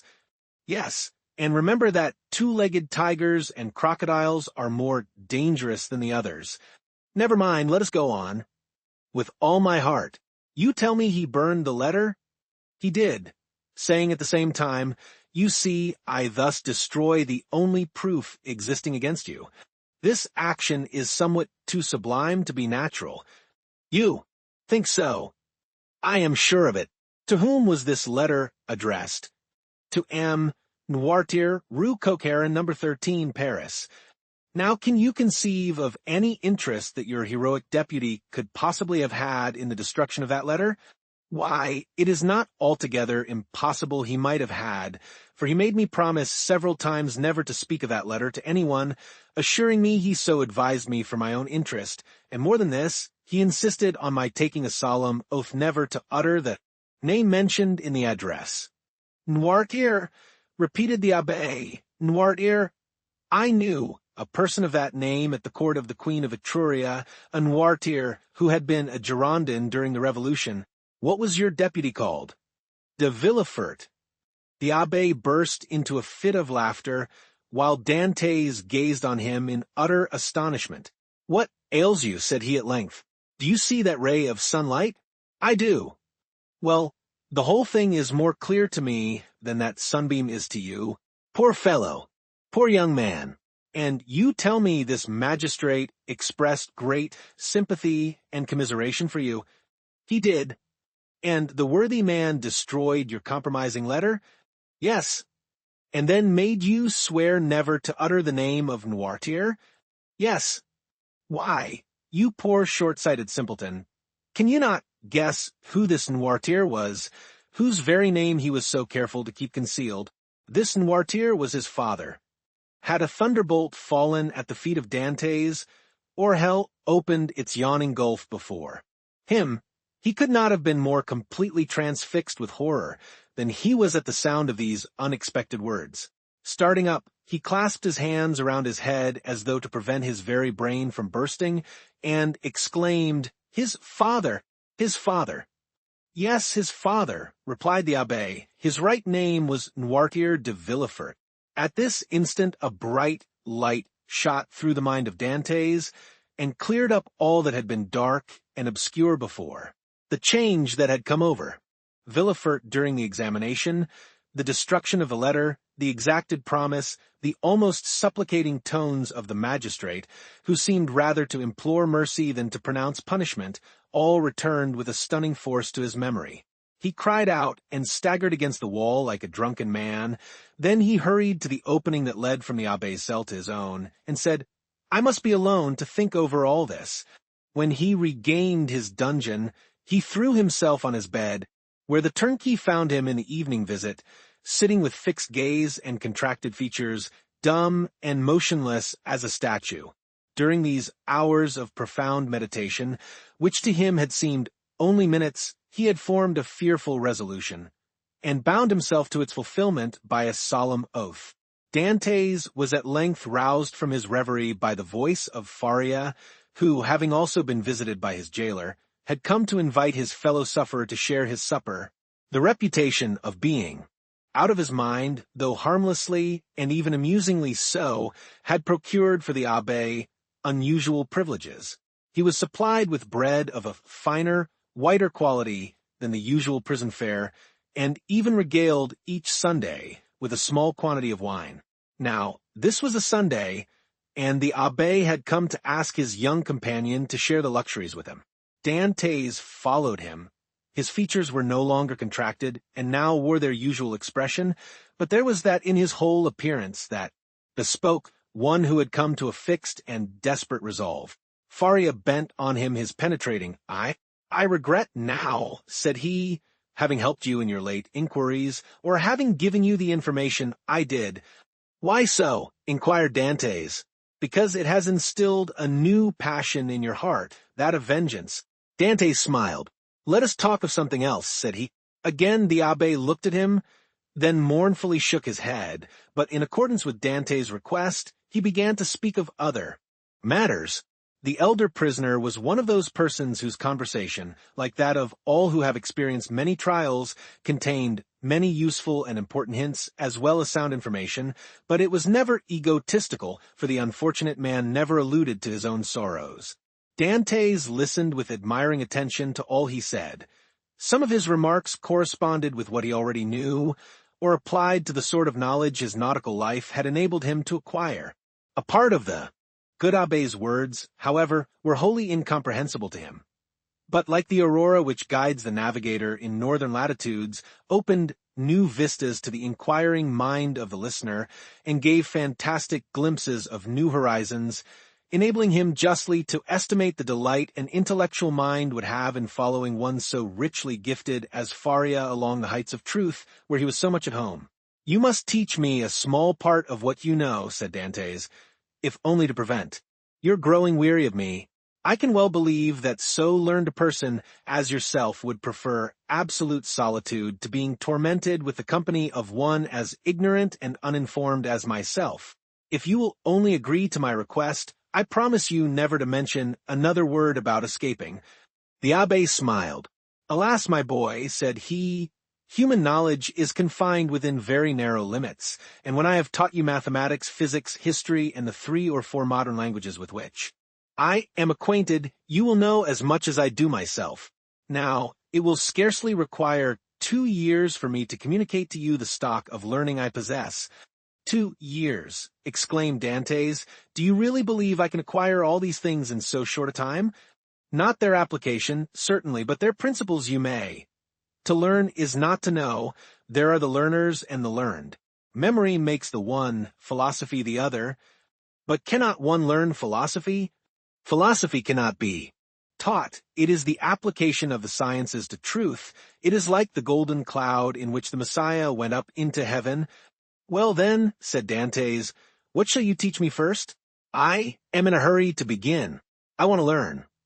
"Everything," said the abbé, and that very evening the prisoners sketched a plan of education to be entered upon the following day.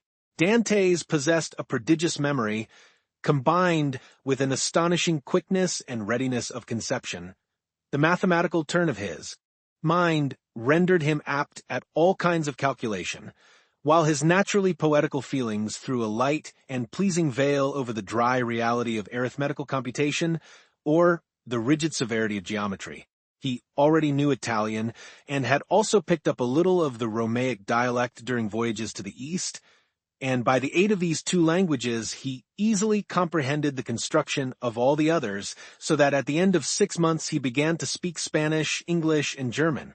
In strict accordance with the promise made to the abbé, Dantès spoke no more of escape. Perhaps the delight his studies afforded him left no room for such thoughts. Perhaps the recollection that he had pledged his word, on which his sense of honor was keen, kept him from referring in any way to the possibilities of flight.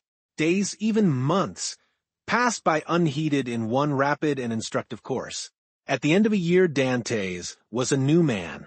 Dantès observed, however, that Faria, in spite of the relief his society afforded, daily grew sadder. One thought seemed incessantly to harass and distract his mind. Sometimes he would fall into long reveries, sigh heavily and involuntarily, then suddenly rise, and with folded arms begin pacing the confined space of his dungeon. One day he stopped all at once and exclaimed, "Ah, if there were no sentinel!" "There shall not be one a minute longer than you please," said Dantès, who had followed the working of his thoughts as accurately as though his brain were enclosed in crystal so clear as to display its minutest operations.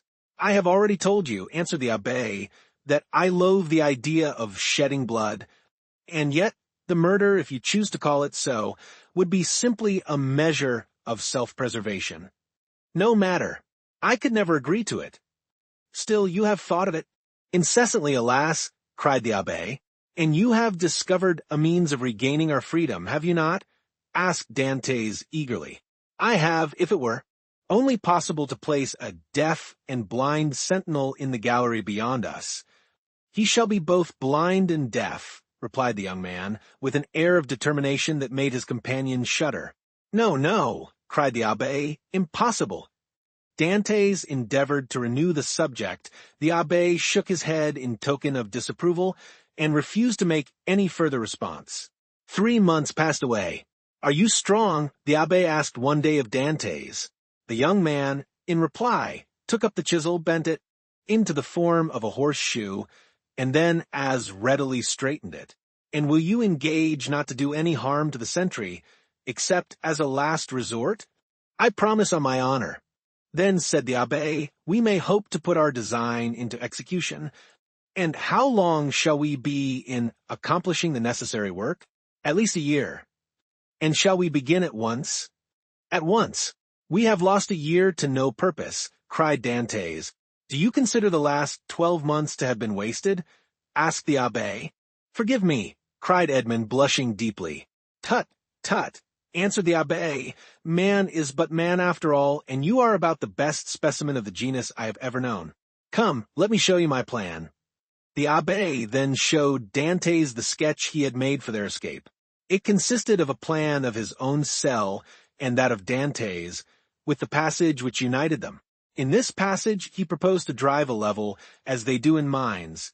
This level would bring the two prisoners immediately beneath the gallery where the sentry kept watch. Once there, a large excavation would be made, and one of the flagstones with which the gallery was paved be so completely loosened that at the desired moment it would give way beneath the feet of the soldier, who, stunned by his fall, would be immediately bound and gagged by Dantès before he had power to offer any resistance. The prisoners were then to make their way through one of the gallery windows, and to let themselves down from the outer walls by means of the abbé's ladder of cords. Dantès' eyes sparkled with joy, and he rubbed his hands with delight at the idea of a plan so simple, yet apparently so certain to succeed. That very day, the miners began their labors with a vigor and alacrity proportionate to their long rest from fatigue and their hopes of ultimate success. Nothing interrupted the progress of the work except the necessity that each was under of returning to his cell in anticipation of the turnkey's visits. They had learned to distinguish the almost imperceptible sound of his footsteps as he descended towards their dungeons, and, happily, never failed of being prepared for his coming. The fresh earth excavated during their present work, and which would have entirely blocked up the old passage, was thrown by degrees and with the utmost precaution out of the window in either Faria's or Dantès' cell, the rubbish being first pulverized so finely that the night wind carried it far away without permitting the smallest trace to remain. More than a year had been consumed in this undertaking, the only tools for which had been a chisel, a knife, and a wooden lever. Faria still continuing to instruct Dantès by conversing with him, sometimes in one language, sometimes in another, at others, relating to him the history of nations and great men who from time to time have risen to fame and trodden the path of glory. The abbé was a man of the world, and had, moreover, mixed in the first society of the day. He wore an air of melancholy dignity, which Dantès, thanks to the imitative powers bestowed on him by nature, easily acquired, as well as that outward polish and politeness he had before been wanting in, and which is seldom possessed except by those who have been placed in constant intercourse with persons of high birth and breeding. At the end of 15 months the level was finished, and the excavation completed beneath the gallery, and the two workmen could distinctly hear the measured tread of the sentinel as he paced to and fro over their heads. Compelled, as they were, to await a night sufficiently dark to favor their flight, they were obliged to defer their final attempt till that auspicious moment should arrive. Their greatest dread now was lest the stone through which the sentry was doomed to fall should give way before its right time, and this they had in some measure provided against by propping it up with a small beam which they had discovered in the walls through which they had worked their way. Dantès was occupied in arranging this piece of wood when he heard Faria, who had remained in Edmond's cell for the purpose of cutting a peg to secure their rope ladder, call to him in a tone indicative of great suffering. Dantès hastened to his dungeon, where he found him standing in the middle of the room, pale as death, his forehead streaming with perspiration, and his hands clenched tightly together. "Gracious heavens!" exclaimed Dantès. "What is the matter? What has happened?" "Quick, quick," returned the abbé. "Listen to what I have to say." Dantès looked in fear and wonder at the livid countenance of Faria, whose eyes, already dull and sunken, were surrounded by purple circles, while his lips were white as those of a corpse, and his very hair seemed to stand on end. "Tell me, I beseech you, what ails you?" cried Dantès, letting his chisel fall to the floor. "Alas," faltered out the abbé, "all is over with me.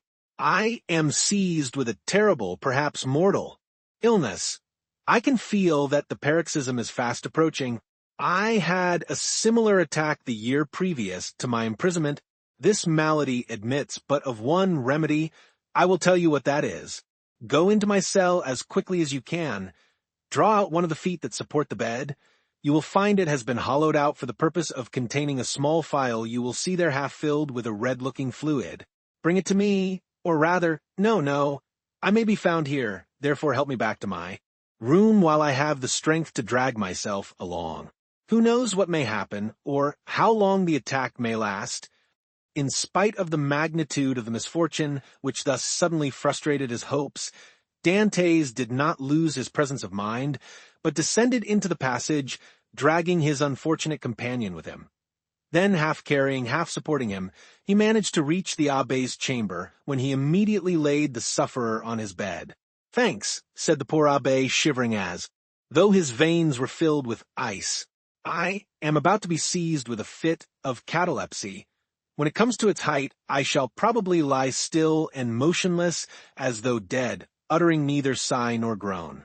On the other hand, the symptoms may be much more violent and cause me to fall into fearful convulsions, foam at the mouth, and cry out loudly.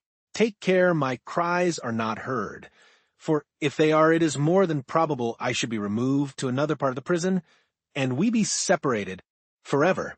When I become quite motionless, cold, and rigid as a corpse then, and not before, be careful about this. Force open my teeth with a knife, pour from 8 to 10 drops of the liquor contained in the phial down my throat, and I may perhaps revive."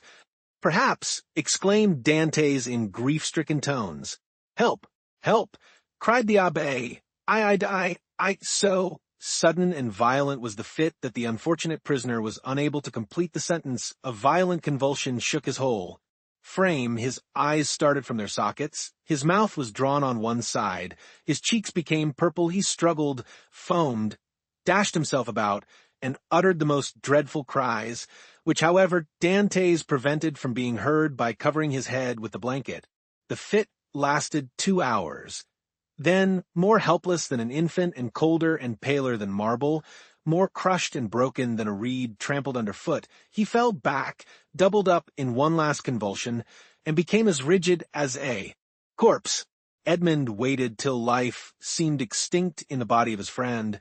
Then, taking up the knife, he with difficulty forced open the closely fixed jaws, carefully administered the appointed number of drops, and anxiously awaited the result. An hour passed away, and the old man gave no sign of returning animation. Dantès began to fear he had delayed too long ere he administered the remedy, and, thrusting his hands into his hair, continued gazing on the lifeless features of his friend. At length a slight color tinged the livid cheeks, consciousness returned to the dull, open eyeballs, a faint sigh issued from the lips, and the sufferer made a feeble effort to move. "He is saved! He is saved!" cried Dantès in a paroxysm of delight.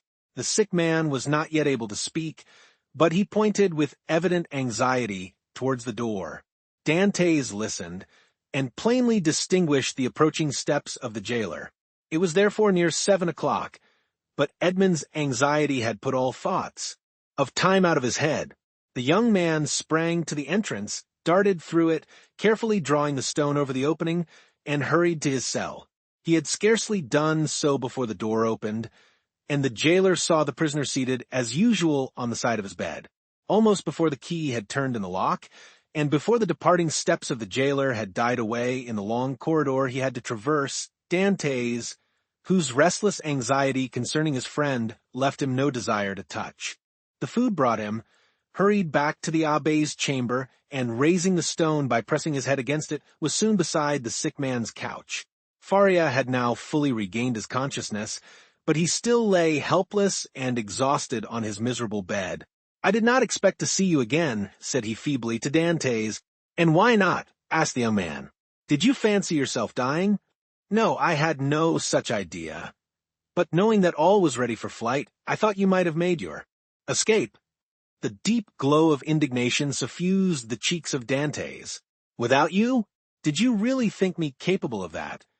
"At least," said the abbé, "I now see how wrong such an opinion would have been. Alas, alas! I am fearfully exhausted and debilitated by this attack."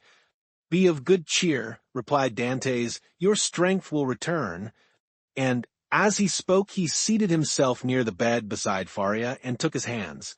The abbé shook his head. "The last attack I had," said he, "lasted but half an hour, and after it I was hungry and got up without help. Now I can move neither my right arm nor leg, and my head seems uncomfortable, which shows that there has been a suffusion of blood on the brain. The third attack will either carry me off or leave me paralyzed for life." "No, no," cried Dantès, "you are mistaken, you will not die, and your third attack, if indeed you should have another, will find you at liberty. We shall save you another time, as we have done this, only with a better chance of success, because we shall be able to command every requisite assistance. My good Edmond, answered the abbé, be not deceived. The attack which has just passed away condemns me forever to the walls of a prison.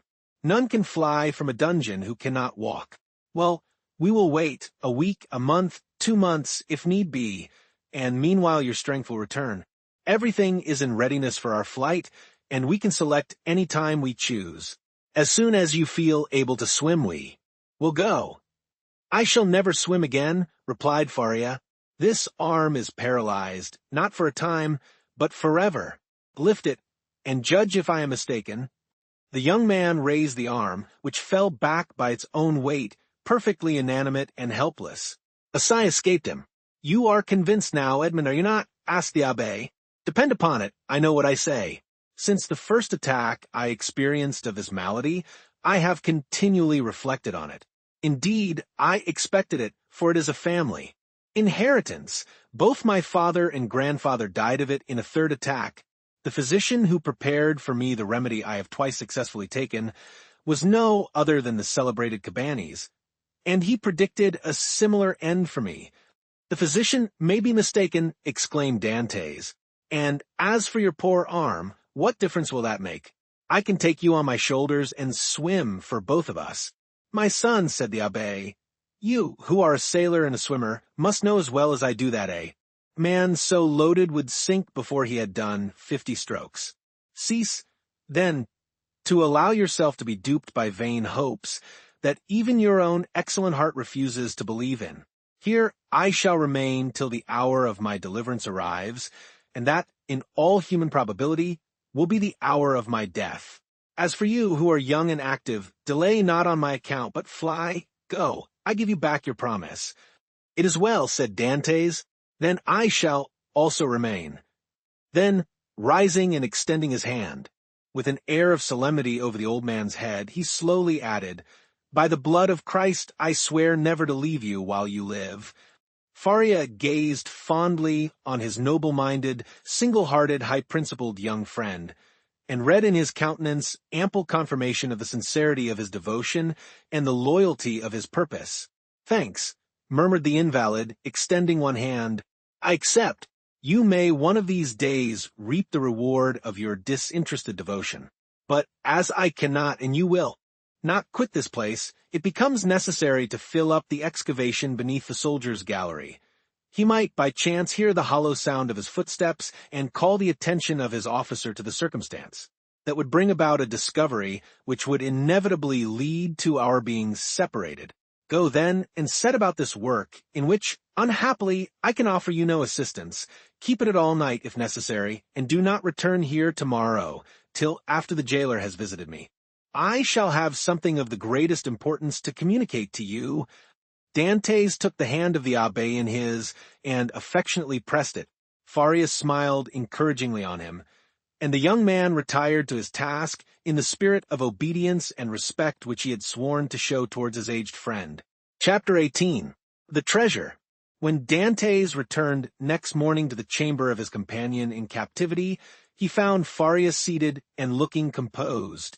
In the ray of light, which entered by the narrow window of his cell, he held open in his left hand, of which alone, it will be recollected, he retained the use, a sheet of paper, which, from being constantly rolled into a small compass, had the form of a cylinder, and was not easily kept open. He did not speak, but showed the paper to Dantès. "What is that?" he inquired. "Look at it," said the abbé with a smile. "I have looked at it with all possible attention," said Dantès, "and I only see a half-burnt paper on which are traces of Gothic characters inscribed with a peculiar kind of ink. "This paper, my friend," said Faria, "I may now avow to you, since I have the proof of your fidelity. This paper is my treasure, of which from this day forth, one half belongs to you." The sweat started forth on Dantès' brow. Until this day, and for how long a time, he had refrained from talking of the treasure which had brought upon the abbé the accusation of madness. With his instinctive delicacy Edmond had preferred avoiding any touch on this painful chord, and Faria had been equally silent. He had taken the silence of the old man for a return to reason, and now these few words uttered by Faria after so painful a crisis seemed to indicate a serious relapse into mental alienation. "Your treasure?" stammered Dantès. Faria smiled. "Yes," said he, "you have, indeed, a noble nature, Edmond, and I see by your paleness and agitation what is passing in your heart at this moment. No, be assured I am not mad. This treasure exists, Dantès, and if I have not been allowed to possess it, you will. Yes, you. No one would listen or believe me, because everyone thought me mad.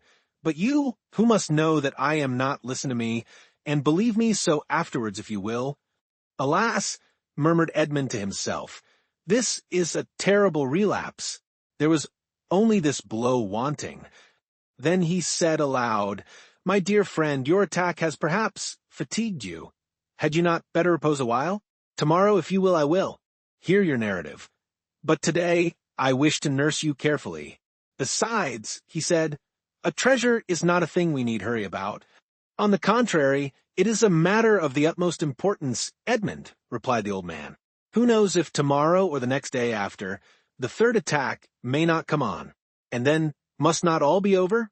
Yes, indeed, I have often thought with a bitter joy that these riches, which would make the wealth of a dozen families, will be forever lost to those men who persecute me.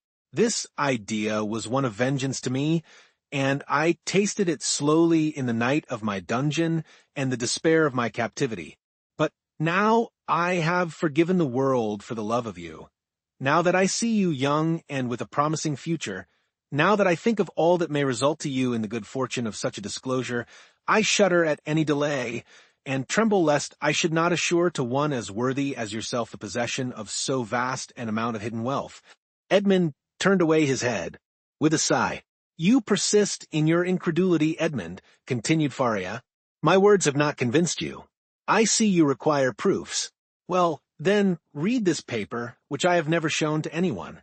"Tomorrow, my dear friend," said Edmond, desirous of not yielding to the old man's madness. "I thought it was understood that we should not talk of that until tomorrow. Then we will not talk of it until tomorrow, but read this paper today." "I will not irritate him," thought Edmond, and taking the paper, of which half was wanting, having been burnt no doubt by some accident, he read, "This treasure, which may amount to 2 of Roman crowns in the most distant of the second opening W8, declared to belong to him Allo, heir, April 25th, 149 foot. "Well," said Faria, when the young man had finished reading it.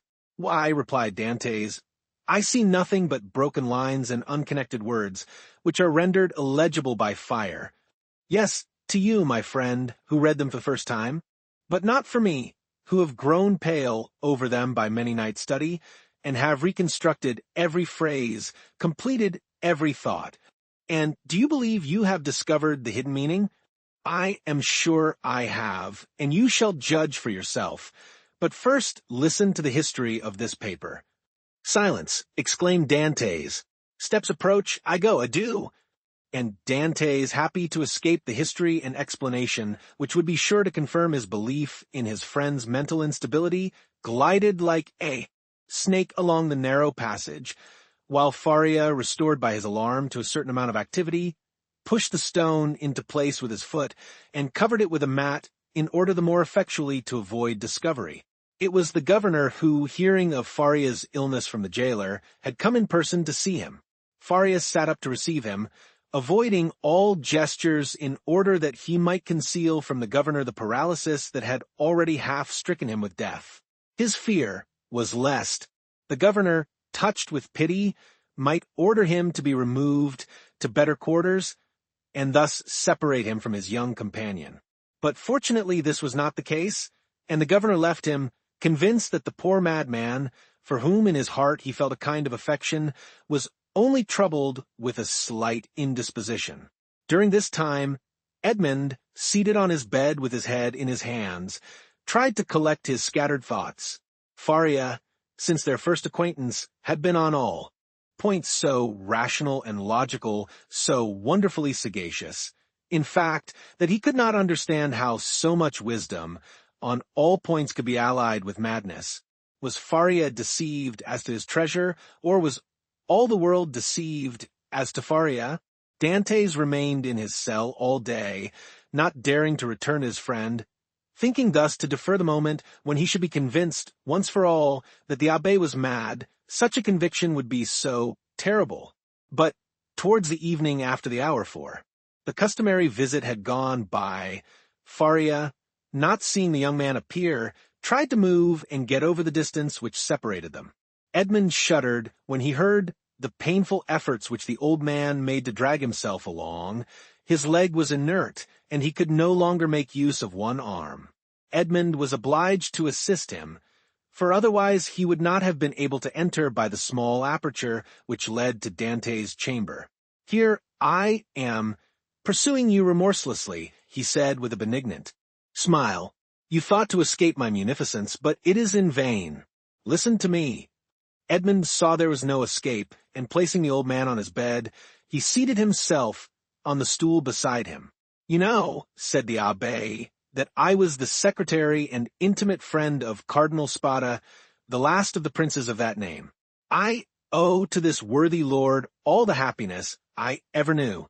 He was not rich, although the wealth of his family had passed into a proverb, and I heard the phrase very often, as rich as a Spada. But he, like public rumor, lived on this reputation for wealth. His palace was my paradise. I was tutor to his nephews who are dead, and when he was alone in the world, I tried by absolute devotion to his will to make up to him all he had done for me during 10 years of unremitting kindness. The cardinal's house had no secrets for me. I had often seen my noble patron annotating ancient volumes and eagerly searching amongst dusty family manuscripts. One day, when I was reproaching him for his unavailing searches and deploring the prostration of mind that followed them, he looked at me and, smiling bitterly, opened a volume relating to the history of the city of Rome. There, in the 20th chapter of the life of Pope Alexander VI, were the following lines, which I can never forget. The great wars of Romagna had ended. Caesar Borgia, who had completed his conquest, had need of money to purchase all Italy. The Pope had also need of money to bring matters to an end. With Louis XII, King of France, who was formidable still in spite of his recent reverses, and it was necessary, therefore, to have recourse to some profitable scheme, which was a matter of great difficulty in the impoverished condition of exhausted Italy. His Holiness had an idea. He determined to make 2 cardinals. By choosing 2 of the greatest personages of Rome, especially rich men, this was the return the Holy Father looked for. In the first place, he could sell the great appointments and splendid offices which the cardinals already held, and then he had the 2 hats to sell besides. There was a third point in view, which will appear hereafter. The Pope and Caesar Borgia first found the 2 future cardinals. They were Giovanni Rospigliosi, who held 4 of the highest dignities of the Holy See, and Caesar Spada, one of the noblest and richest of the Roman nobility. Both felt the high honor of such a favor from the Pope. They were ambitious, and Caesar Borgia soon found purchasers for their appointments. The result was that Rospigliosi and Spada paid for being cardinals, and 8 other persons paid for the offices the cardinals held before their elevation, and thus 800,000 crowns entered into the coffers of the speculators. It is time now to proceed to the last part of the speculation. The Pope heaped attentions upon Rospigliosi and Spada, conferred upon them the insignia of the Cardinalate, and induced them to arrange their affairs and take up their residence at Rome. Then the Pope and Caesar Borgia invited the 2 cardinals to dinner. This was a matter of dispute between the Holy Father and his son. Caesar thought They could make use of one of the means which he always had ready for his friends, that is to say, in the first place, the famous key, which was given to certain persons with the request that they go and open a designated cupboard. This key was furnished with a small iron point, a negligence on the part of the locksmith. When this was pressed to effect the opening of the cupboard, of which the lock was difficult, the person was pricked by this small point and died next day. Then there was the ring with the lion's head, which Caesar wore when he wanted to greet his friends with a clasp of the hand. The lion bit the hand thus favored, and at the end of 24 hours, the bite was mortal. Caesar proposed to his father that they should either ask the cardinals to open the cupboard or shake hands with them. But Alexander VI replied, "Now, as to the worthy cardinals Spada and Rospigliosi, let us ask both of them to dinner. Something tells me that we shall get that money back. Besides, you forget, Caesar, an indigestion declares itself immediately, while a prick or a bite occasions a delay of a day or two." Caesar gave way before such cogent reasoning, and the cardinals were consequently invited to dinner. The table was laid in a vineyard belonging to the Pope, near San Pierdarena, a charming retreat which the cardinals knew very well by report. Rospigliosi, quite set up with his new dignities, went with a good appetite and his most ingratiating manner. Spada, a prudent man and greatly attached to his only nephew, a young captain of the highest promise, took paper and pen and made his will. He then sent word to his nephew to wait for him near the vineyard, but it appeared the servant did not find him. Spada knew what these invitations meant. Since Christianity, so eminently civilizing, had made progress in Rome, it was no longer a centurion who came from the tyrant with a message, "Caesar wills that you die," but it was a legate alateer who came with a smile on his lips to say from the Pope, "His Holiness requests you to dine with him." Spada set out about 2 o'clock to San Pierdarena. The Pope awaited him. The first sight that attracted the eyes of Spada was that of his nephew in full costume, and Caesar Borgia paying him most marked attentions. Spada turned, pale, as Caesar looked at him with an ironical air, which proved that he had anticipated all, and that the snare was well spread. They began dinner, and Spada was only able to inquire of his nephew if he had received his message. The nephew replied no, perfectly comprehending the meaning of the question. It was too late, for he had already drunk a glass of excellent wine, placed for him expressly by the Pope's butler. Spada at the same moment saw another bottle approach him, which he was pressed to taste. An hour afterwards a physician declared they were both poisoned through eating mushrooms. Spada died on the threshold of the vineyard. The nephew expired at his own door, making signs which his wife could not comprehend. Then Caesar and the Pope hastened to lay hands on the heritage under pretense of seeking for the papers of the dead man. But the inheritance consisted in this only a scrap of paper on which Spada had written, "I bequeath to my beloved nephew my coffers, my books, and, amongst others, my breviary with the gold corners, which I beg he will preserve in remembrance of his affectionate uncle." The heirs sought everywhere, admired the breviary, laid hands on the furniture, and were greatly astonished that Spada, the rich man, was really the most miserable of uncles, no treasures, unless they were those of science, contained in the library and laboratories. That was all. Caesar and his father searched, examined, scrutinized, but found nothing, or at least very little, not exceeding a few thousand crowns in plate, and about the same in ready money. But the nephew had time to say to his wife before he expired, "Look well among my uncle's papers. There is a will." They sought even more thoroughly than the august heirs had done, but it was fruitless. There were 2 palaces and a vineyard behind the Palatine Hill, but in these days landed property had not much value, and the 2 palaces and the vineyard remained to the family, since they were beneath the rapacity of the Pope and his son. Months and years rolled on. Alexander VI died, poisoned, you know by what mistake. Caesar, poisoned at the same time, escaped by shedding his skin like a snake, but the new skin was spotted by the poison till it looked like a tiger's.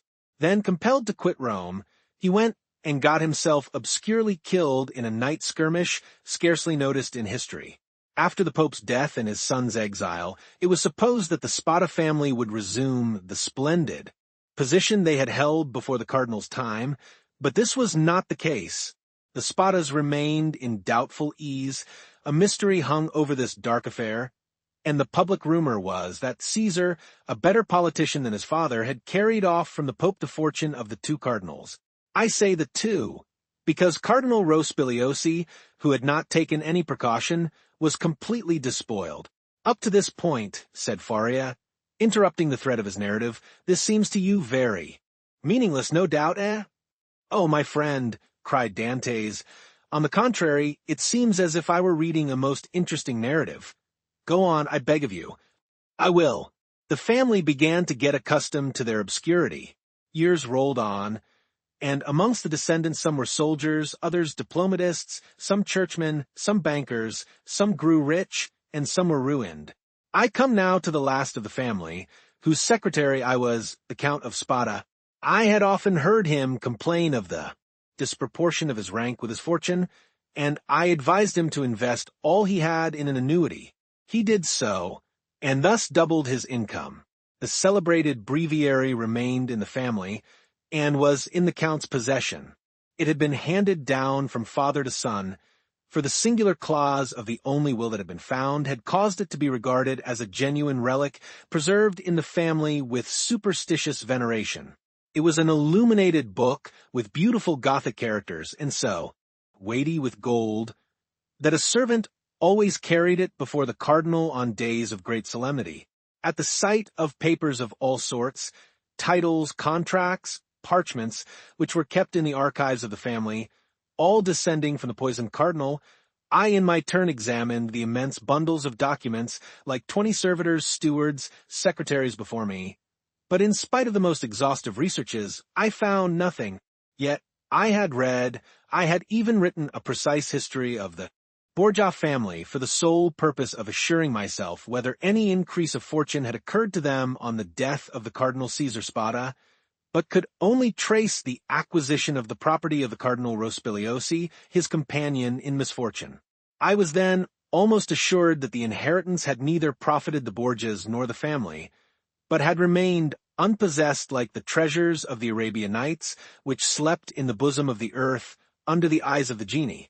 I searched, ransacked, counted, calculated 1,000 and 1,000 times the income and expenditure of the family for 300 years.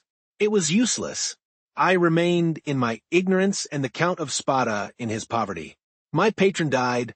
He had reserved from his annuity his family papers, his library composed of 5,000 volumes, and his famous breviary. All these he bequeathed to me, with 1,000 Roman crowns, which he had in ready money, on condition that I would have anniversary, masses said for the repose of his soul, and that I would draw up a genealogical tree and history of his house. All this I did scrupulously. Be easy, my dear Edmond, we are near the conclusion.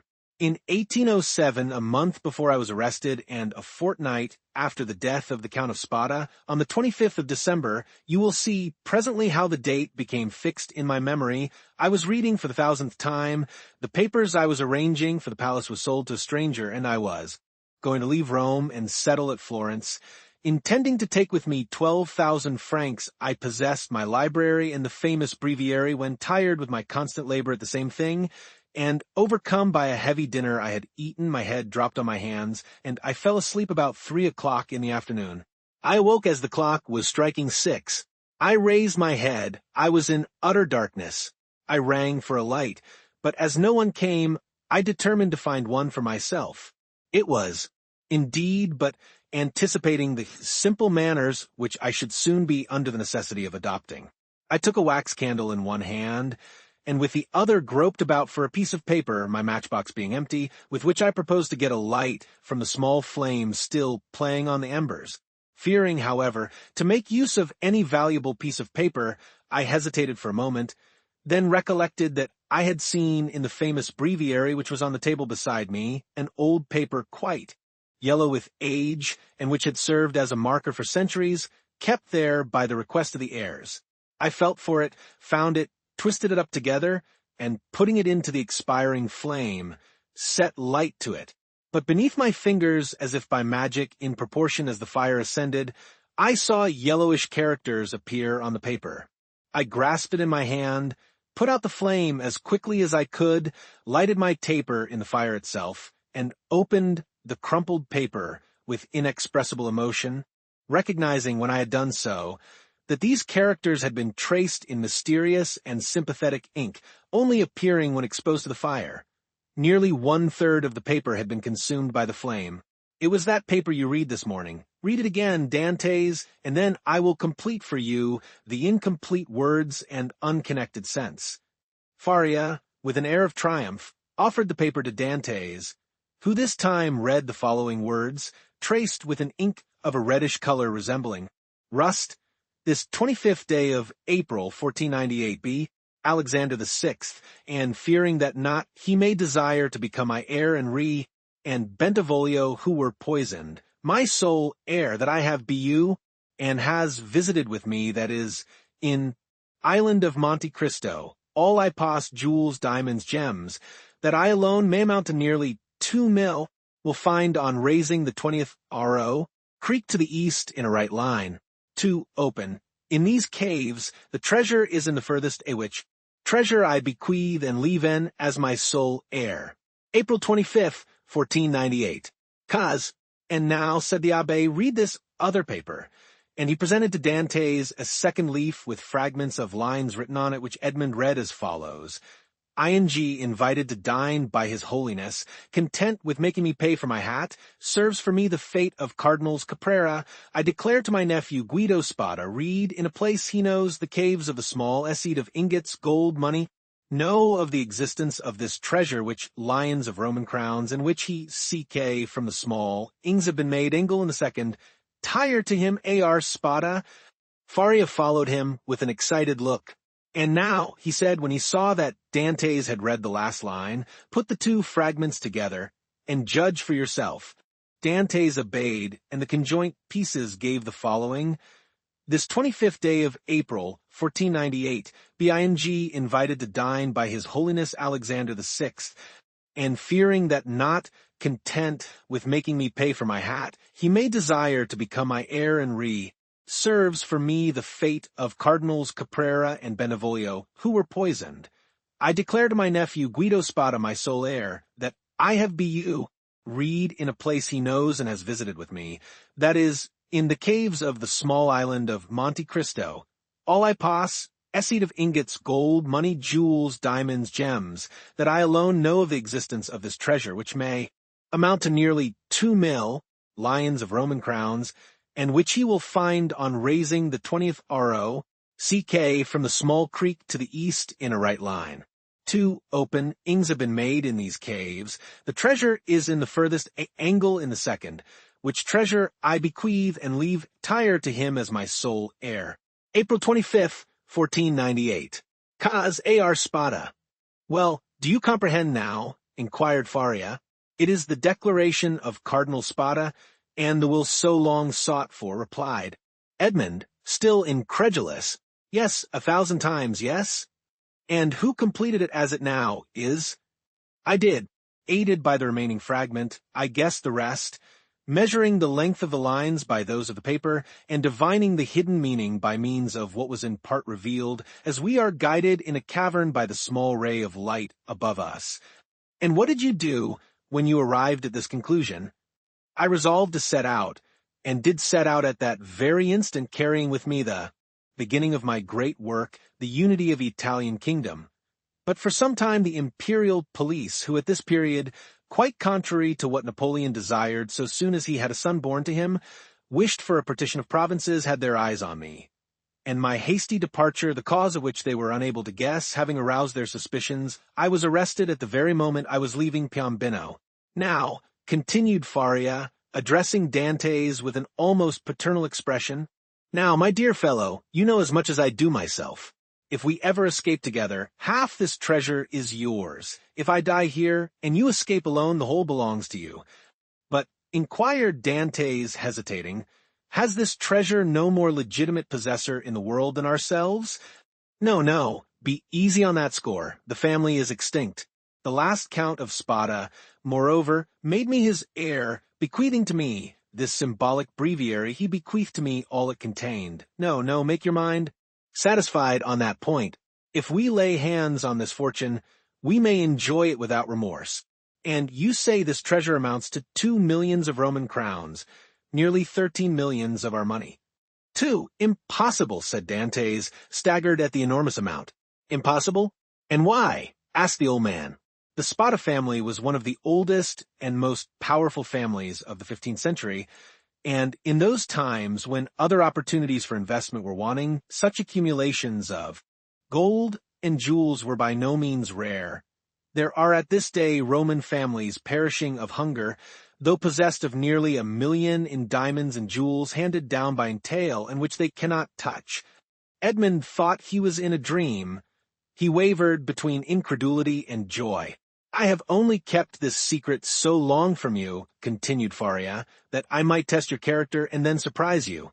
Had we escaped before my attack of catalepsy, I should have conducted you to Monte Cristo. Now, he added with a sigh, it is you who will conduct me thither. Well, Dantès, you do not thank me. This treasure belongs to you, my dear friend, replied Dantès, and to you only. I have no right to it. I am no relation of yours. You are my son, Dantès, exclaimed the old man. You are the child of my captivity. My profession condemns me to celibacy.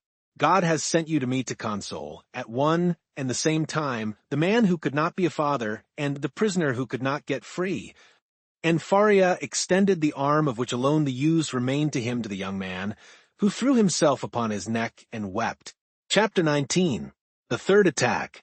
Now that this treasure, which had so long been the object of the abbé's meditations, could ensure the future happiness of him whom Faria really loved as a son, it had doubled its value in his eyes, and every day he expatiated on the amount, explaining to Dantès all the good which, with 13 or 14 millions of francs, a man could do in these days to his friends. And then Dantès' countenance became gloomy, for the oath of vengeance he had taken recurred to his memory, and he reflected how much ill, in these times, a man with 13 or 14 millions could do to his enemies. The abbé did not know the island of Monte Cristo, but Dantès knew it, and had often passed it, situated 25 miles from Pianosa, between Corsica and the island of Elba, and had once touched there. This island always had been, and still is, completely deserted. It is a rock of almost conical form, which looks as though it had been thrust up by volcanic force from the depth to the surface of the ocean. Dantès drew a plan of the island for Faria, and Faria gave Dantès advice as to the means he should employ to recover the treasure. But Dantès was far from being as enthusiastic and confident as the old man. It was past a question now that Faria was not a lunatic, and the way in which he had achieved the discovery which had given rise to the suspicion of his madness increased Edmond's admiration of him. But at the same time, Dantès could not believe that the deposit, supposing it had ever existed, still existed. And though he considered the treasure as by no means chimerical, he yet believed it was no longer there. However, as if fate resolved on depriving the prisoners of their last chance, and making them understand that they were condemned to perpetual imprisonment, a new misfortune befell them. The gallery, on the seaside, which had long been in ruins, was rebuilt. They had repaired it completely, and stopped up with vast masses of stone that the whole Dantès had partly filled in. But for this precaution, which it will be remembered, the abbé had made to Edmond, the misfortune would have been still greater, for their attempt to escape would have been detected, and they would undoubtedly have been separated. Thus a stronger and more inexorable barrier was interposed to cut off the realization of their hopes. You see, said the young man, with an air of sorrowful resignation, to Faria, that God deems it right to take from me any claim to merit for what you call my devotion to you. I have promised to remain forever with you, and now I could not break my promise if I would. The treasure will be no more mine than yours, and neither of us will quit this prison. But my real treasure is not that, my dear friend, which awaits me beneath the somber rocks of Monte Cristo. It is your presence, our living together 5 or 6 hours a day, in spite of our jailers. It is the rays of intelligence you have elicited from my brain, the languages you have implanted in my memory and which have taken root there with all their philological ramifications. These different sciences that you have made so easy to me by the depth of the knowledge you possess of them and the clearness of the principles to which you have reduced them. This is my treasure, my beloved friend, and with this you have made me rich and happy. Believe me, and take comfort. This is better for me than tons of gold and cases of diamonds, even were they not as problematical as the clouds we see in the morning floating over the sea, which we take for terra firma and which evaporate and vanish as we draw near to them. To have you as long as possible near me, to hear your eloquent speech, which embellishes my mind, strengthens my soul, and makes my whole frame capable of great and terrible things, if I should ever be free, so fills my whole existence that the despair to which I was just on the point of yielding when I knew you has no longer any hold over me. And this is my fortune, not chimerical but actual. I owe you my real good, my present happiness, and all the sovereigns of the earth, even Caesar Borgia himself, could not deprive me of this. Thus, if not actually happy, yet the days these two unfortunates passed together went quickly. Faria, who for so long a time had kept silence as to the treasure, now perpetually talked of it. As he had prophesied would be the case, he remained paralyzed in the right arm and the left leg, and had given up all hope of ever enjoying it himself. But he was continually thinking over some means of escape for his young companion, and anticipating the pleasure he would enjoy. For fear the letter might be some day lost or stolen, he compelled Dantès to learn it by heart, and Dantès knew it from the first to the last word. Then he destroyed the second portion, assured that if the first were seized, no one would be able to discover its real meaning. Whole hours sometimes passed while Faria was giving instructions to Dantès, instructions which were to serve him when he was at liberty. Then, once free from the day and hour and moment when he was so, he could have but one only thought, which was to gain Monte Cristo by some means, and remain there alone under some pretext which would arouse no suspicions, and once there to endeavor to find the wonderful caverns and search in the appointed spot, be it remembered, being the farthest angle in the second opening. In the meanwhile the hours passed, if not rapidly, at least tolerably. Faria, as we have said, without having recovered the use of his hand and foot, had regained all the clearness of his understanding, and had gradually, besides the moral instructions we have detailed, taught his youthful companion the patient and sublime duty of a prisoner who learns to make something from nothing. They were thus perpetually employed, Faria, that he might not see himself grow old, Dantès, for fear of recalling the almost extinct past which now only floated in his memory like a distant light wandering in the night. So life went on for them, as it does for those who are not victims of misfortune, and whose activities glide along mechanically and tranquilly beneath the eye of Providence. But beneath this superficial calm there were in the heart of the young man, and perhaps in that of the old man, many repressed desires, many stifled sighs, which found vent when Faria was left alone, and when Edmond returned to his cell. One night Edmond awoke suddenly, believing that he heard someone calling him.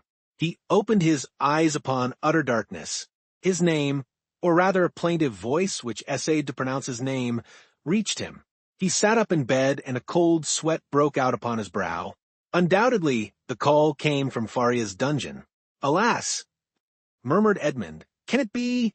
He moved his bed, drew up the stone, rushed into the passage, and reached the opposite extremity. The secret entrance was open. By the light of the wretched and wavering lamp, of which we have spoken, Dantès saw the old man, pale, but yet erect, clinging to the bedstead.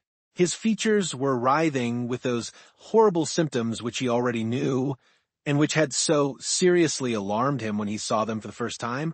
"Alas, my dear friend," said Faria in a resigned tone, "you understand, do you not? And I need not attempt to explain to you." Edmond uttered a cry of agony, and quite out of his senses rushed towards the door, exclaiming, "Help! Help!" Faria had just sufficient strength to restrain him. "Silence," he said, "or you are lost. We must now only think of you, my dear friend, and so act as to render your captivity supportable or your flight possible. It would require years to do again what I have done here, and the results would be instantly destroyed if our jailers knew we had communicated with each other. Besides, be assured, my dear Edmond, the dungeon I am about to leave will not long remain empty. Some other unfortunate being will soon take my place, and to him you will appear like an angel of salvation. Perhaps he will be young, strong, and enduring like yourself, and will aid you in your escape, while I have been but a hindrance. You will no longer have half a dead body tied to you as a drag to all your movements. At length Providence has done something for you. He restores to you more than he takes away, and it was time I should die. Edmond could only clasp his hands and exclaim, "Oh, my friend, speak not thus," and then resuming all his presence of mind, which had for a moment staggered under this blow, and his strength, which had failed at the words of the old man, he said, "Oh, I have saved you once, and I will save you a second time," and raising the foot of the bed, he drew out the phial, still a third filled with the red liquor. "See," he exclaimed, "there remains still some of the magic draught. Quick, quick, tell me what I must do this time. Are there any fresh instructions? Speak, my friend, I listen." "There is not a hope," replied Faria, shaking his head. "But no matter. God wills it that man whom he has created, and in whose heart he has so profoundly rooted the love of life, should do all in his power to preserve that existence, which, however painful it may be, is yet always so dear." "Oh, yes, yes," exclaimed Dantès, "and I tell you that I will save you yet." "Well, then, try. The cold gains upon me. I feel the blood flowing towards my brain. These horrible chills, which make my teeth chatter and seem to dislocate my bones, begin to pervade my whole frame. In 5 minutes the malady will reach its height, and in a quarter of an hour there will be nothing left of me but a corpse." "Oh!" exclaimed Dantès, his heart wrung with anguish. "Do as you did before, only do not wait so long. All the springs of life are now exhausted in me, and death," he continued, looking at his paralyzed arm and leg, "has but half its work to do. If, after having made me swallow 12 drops instead of 10, you see that I do not recover, then pour the rest down my throat. Now, lift me on my bed, for I can no longer support myself." Edmond took the old man in his arms and laid him on the bed. "And now, my dear friend," said Faria, "sole consolation of my wretched existence, you whom heaven gave me somewhat late, but still gave me a priceless gift, and for which I am most grateful, at the moment of separating from you forever, I wish you all the happiness and all the prosperity you so well deserve. My son, I bless thee." The young man cast himself on his knees, leaning his head against the old man's bed. "Listen now to what I say in this my dying moment. The treasure of the Spadas exists. God grants me the boon of vision unrestricted by time or space. I see it in the depths of the inner cavern. My eyes pierce the inmost recesses of the earth, and are dazzled at the sight of so much riches. If you do escape, remember that the poor abbé, whom all the world called mad, was not so. Hasten to Monte Cristo. Avail yourself of the fortune, for you have indeed suffered long enough." A violent convulsion attacked the old man. Dantès raised his head and saw Faria's eyes injected with blood. It seemed as if a flow of blood had ascended from the chest to the head. "Adieu, adieu," murmured the old man, clasping Edmond's hand convulsively. "Adieu." "Oh, no, no, not yet," he cried. "Do not forsake me. Oh, succor him. Help, help, help." "Hush, hush," murmured the dying man, "that they may not separate us. If you save me—" "You are right. Oh, yes, yes, be assured I shall save you. Besides, although you suffer much, you do not seem to be in such agony as you were before. Do not mistake. I suffer less because there is in me less strength to endure. At your age we have faith in life. It is the privilege of youth to believe and hope, but old men see death more clearly. Oh, 'tis here, 'tis here, 'tis over. My sight is gone, my senses fail. Your hand, Dantès. Adieu, adieu." And raising himself by a final effort in which he summoned all his faculties, he said, "Monte Cristo, forget not Monte Cristo." And he fell back on the bed. The crisis was terrible, and a rigid form with twisted limbs, swollen eyelids, and lips flecked with bloody foam lay on the bed of torture in place of the intellectual being who so lately rested there. Dantès took the lamp, placed it on a projecting stone above the bed, whence its tremulous light fell with strange and fantastic ray on the distorted countenance and motionless, stiffened body. With steady gaze, he awaited confidently the moment for administering the restorative. When he believed that the right moment had arrived, he took the knife, pried open the teeth, which offered less resistance than before, counted one after the other 12 drops, and watched. The phial contained perhaps twice as much more. He waited 10 minutes, a quarter of an hour, half an hour. No change took place. Trembling, his hair erect, his brow bathed with perspiration, he counted the seconds by the beating of his heart. Then he thought it was time to make the last trial, and he put the phial to the purple lips of Faria, and without having occasion to force open his jaws, which had remained extended, he poured the whole of the liquid down his throat. The draught produced a galvanic effect. A violent trembling pervaded the old man's limbs. His eyes opened until it was fearful to gaze upon them. He heaved a sigh, which resembled a shriek, and then his convulsed body returned gradually to its former immobility, the eyes remaining open. Half an hour and a half elapsed, and during this period of anguish, Edmond leaned over his friend, his hand applied to his heart, and felt the body gradually grow cold, and the heart's pulsation become more and more deep and dull, until at length it stopped. The last movement of the heart ceased, the face became livid, the eyes remained open, but the eyeballs were glazed. It was 6 o'clock in the morning, the dawn was just breaking, and its feeble ray came into the dungeon and paled the ineffectual light of the lamp. Strange shadows passed over the countenance of the dead man, and at times gave it the appearance of life. While the struggle between day and night lasted, Dantès still doubted. But as soon as the daylight gained a preeminence, he saw that he was alone with a corpse. Then an invincible and extreme terror seized upon him, and he dared not again press the hand that hung out of bed. He dared no longer to gaze on those fixed and vacant eyes, which he tried many times to close. But in vain, they opened again as soon as shut. He extinguished the lamp, carefully concealed it, and then went away, closing as well as he could the entrance to the secret passage by the large stone as he descended. It was time, for the jailer was coming. On this occasion he began his rounds at Dantès' cell, and on leaving him he went on to Faria's dungeon, taking thither breakfast and some linen. Nothing betokened that the man knew anything of what had occurred. He went on his way. Dantès was then seized with an indescribable desire to know what was going on in the dungeon of his unfortunate friend. He therefore returned by the subterraneous gallery, and arrived in time to hear the exclamations of the turnkey, who called out for help. Other turnkeys came, and then was heard the regular tramp of soldiers. Last of all came the governor. Edmond heard the creaking of the bed as they moved the corpse, heard the voice of the governor, who asked them to throw water on the dead man's face, and seeing that in spite of this application the prisoner did not recover, they sent for the doctor. The governor then went out, and words of pity fell on Dantès' listening ears, mingled with brutal laughter. "Well, well," said one, "the madman has gone to look after his treasure. Good journey to him. With all his millions, he will not have enough to pay for his shroud," said another. "Oh," added a third voice, "the shrouds of the Château d'If are not dear." "Perhaps," said one of the previous speakers, "as he was a churchman, they may go to some expense in his behalf. They may give him the honors of the sack." Edmond did not lose a word, but comprehended very little of what was said. The voices soon ceased, and it seemed to him as if everyone had left the cell. Still he dared not to enter, as they might have left some turnkey to watch the dead.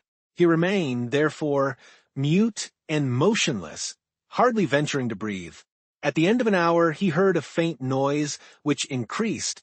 It was the governor who returned, followed by the doctor and other attendants. There was a moment's silence. It was evident that the doctor was examining the dead body. The inquiries soon commenced. The doctor analyzed the symptoms of the malady to which the prisoner had succumbed, and declared that he was dead. Questions and answers followed in a nonchalant manner that made Dantès indignant, for he felt that all the world should have for the poor abbé a love and respect equal to his own. "I am very sorry for what you tell me," said the governor, replying to the assurance of the doctor, "that the old man is really dead, for he was a quiet, inoffensive prisoner, happy in his folly, and required no watching." "Ah," added the turnkey, "there was no occasion for watching him. He would have stayed here 50 years, I'll answer for it, without any attempt to escape." "Still," said the governor, "I believe it will be requisite, notwithstanding your certainty, and not that I doubt your science, but in discharge of my official duty, that we should be perfectly assured that the prisoner is dead." There was a moment of complete silence, during which Dantès, still listening, knew that the doctor was examining the corpse a second time. "You may make your mind easy," said the doctor. "He is dead. I will answer for that." "You know, sir," said the governor, persisting, "that we are not content in such cases as this with such a simple examination. In spite of all appearances, be so kind, therefore, as to finish your duty by fulfilling the formalities described by law." "Let the irons be heated," said the doctor, "but really it is a useless precaution." This order to heat the irons made Dantès shudder. He heard hasty steps, the creaking of a door, people going and coming, and some minutes afterwards a turnkey entered, saying, "Here is the brazier, lighted." There was a moment's silence, and then was heard the crackling of burning flesh, of which the peculiar and nauseous smell penetrated, even behind the wall, where Dantès was listening in horror. The perspiration poured forth upon the young man's brow, and he felt as if he should faint. "You see, sir, he is really dead," said the doctor. "This burn in the heel is decisive. The poor fool is cured of his folly, and delivered from his captivity." "Wasn't his name Faria?" inquired one of the officers who accompanied the governor. "Yes, sir. And as he said, it was an ancient name. He was, too, very learned and rational enough on all points which did not relate to his treasure, but on that, indeed, he was intractable. It is the sort of malady which we call monomania," said the doctor. "You had never anything to complain of," said the governor to the jailer who had charge of the abbé. "Never, sir," replied the jailer. "Never. On the contrary, he sometimes amused me very much by telling me stories. One day, too, when my wife was ill, he gave me a prescription which cured her." "Ah, said the doctor. "I did not know that I had a rival, but I hope, governor, that you will show him all proper respect in consequence." Yes, make your mind easy. He shall be decently interred in the newest sack we can find. Will that satisfy you?" "Must this last formality take place in your presence, sir?" inquired a turnkey. "Certainly. But make haste. I cannot stay here all day." Other footsteps, going and coming, were now heard, and a moment afterwards the noise of rustling canvas reached Dantès' ears, the bed creaked, and the heavy footfall of a man who lifts a weight sounded on the floor. Then the bed again creaked under the weight, deposited upon it. "This evening," said the governor. "Will there be any mass?" asked one of the attendants. "That is impossible," replied the governor. "The chaplain of the château came to me yesterday to beg for leave of absence, in order to take a trip to Hyères for a week. I told him I would attend to the prisoners in his absence. If the poor abbé had not been in such a hurry, he might have had his requiem." "Pooh, said the doctor, with the impiety usual in persons of his profession. "He is a churchman. God will respect his profession, and not give the devil the wicked delight of sending him a priest." A shout of laughter followed this brutal jest. Meanwhile, the operation of putting the body in the sack was going on. "This evening," said the governor when the task was ended. "At what hour?" inquired a turnkey. "Why, about 10 or 11 o'clock." "Shall we watch by the corpse?" "Of what use would it be?" "Shut the dungeon as if he were alive, that is all."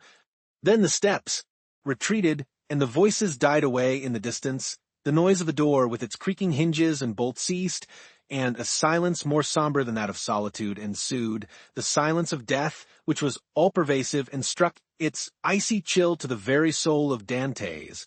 Then he raised the flagstone cautiously with his head, and looked carefully around the chamber.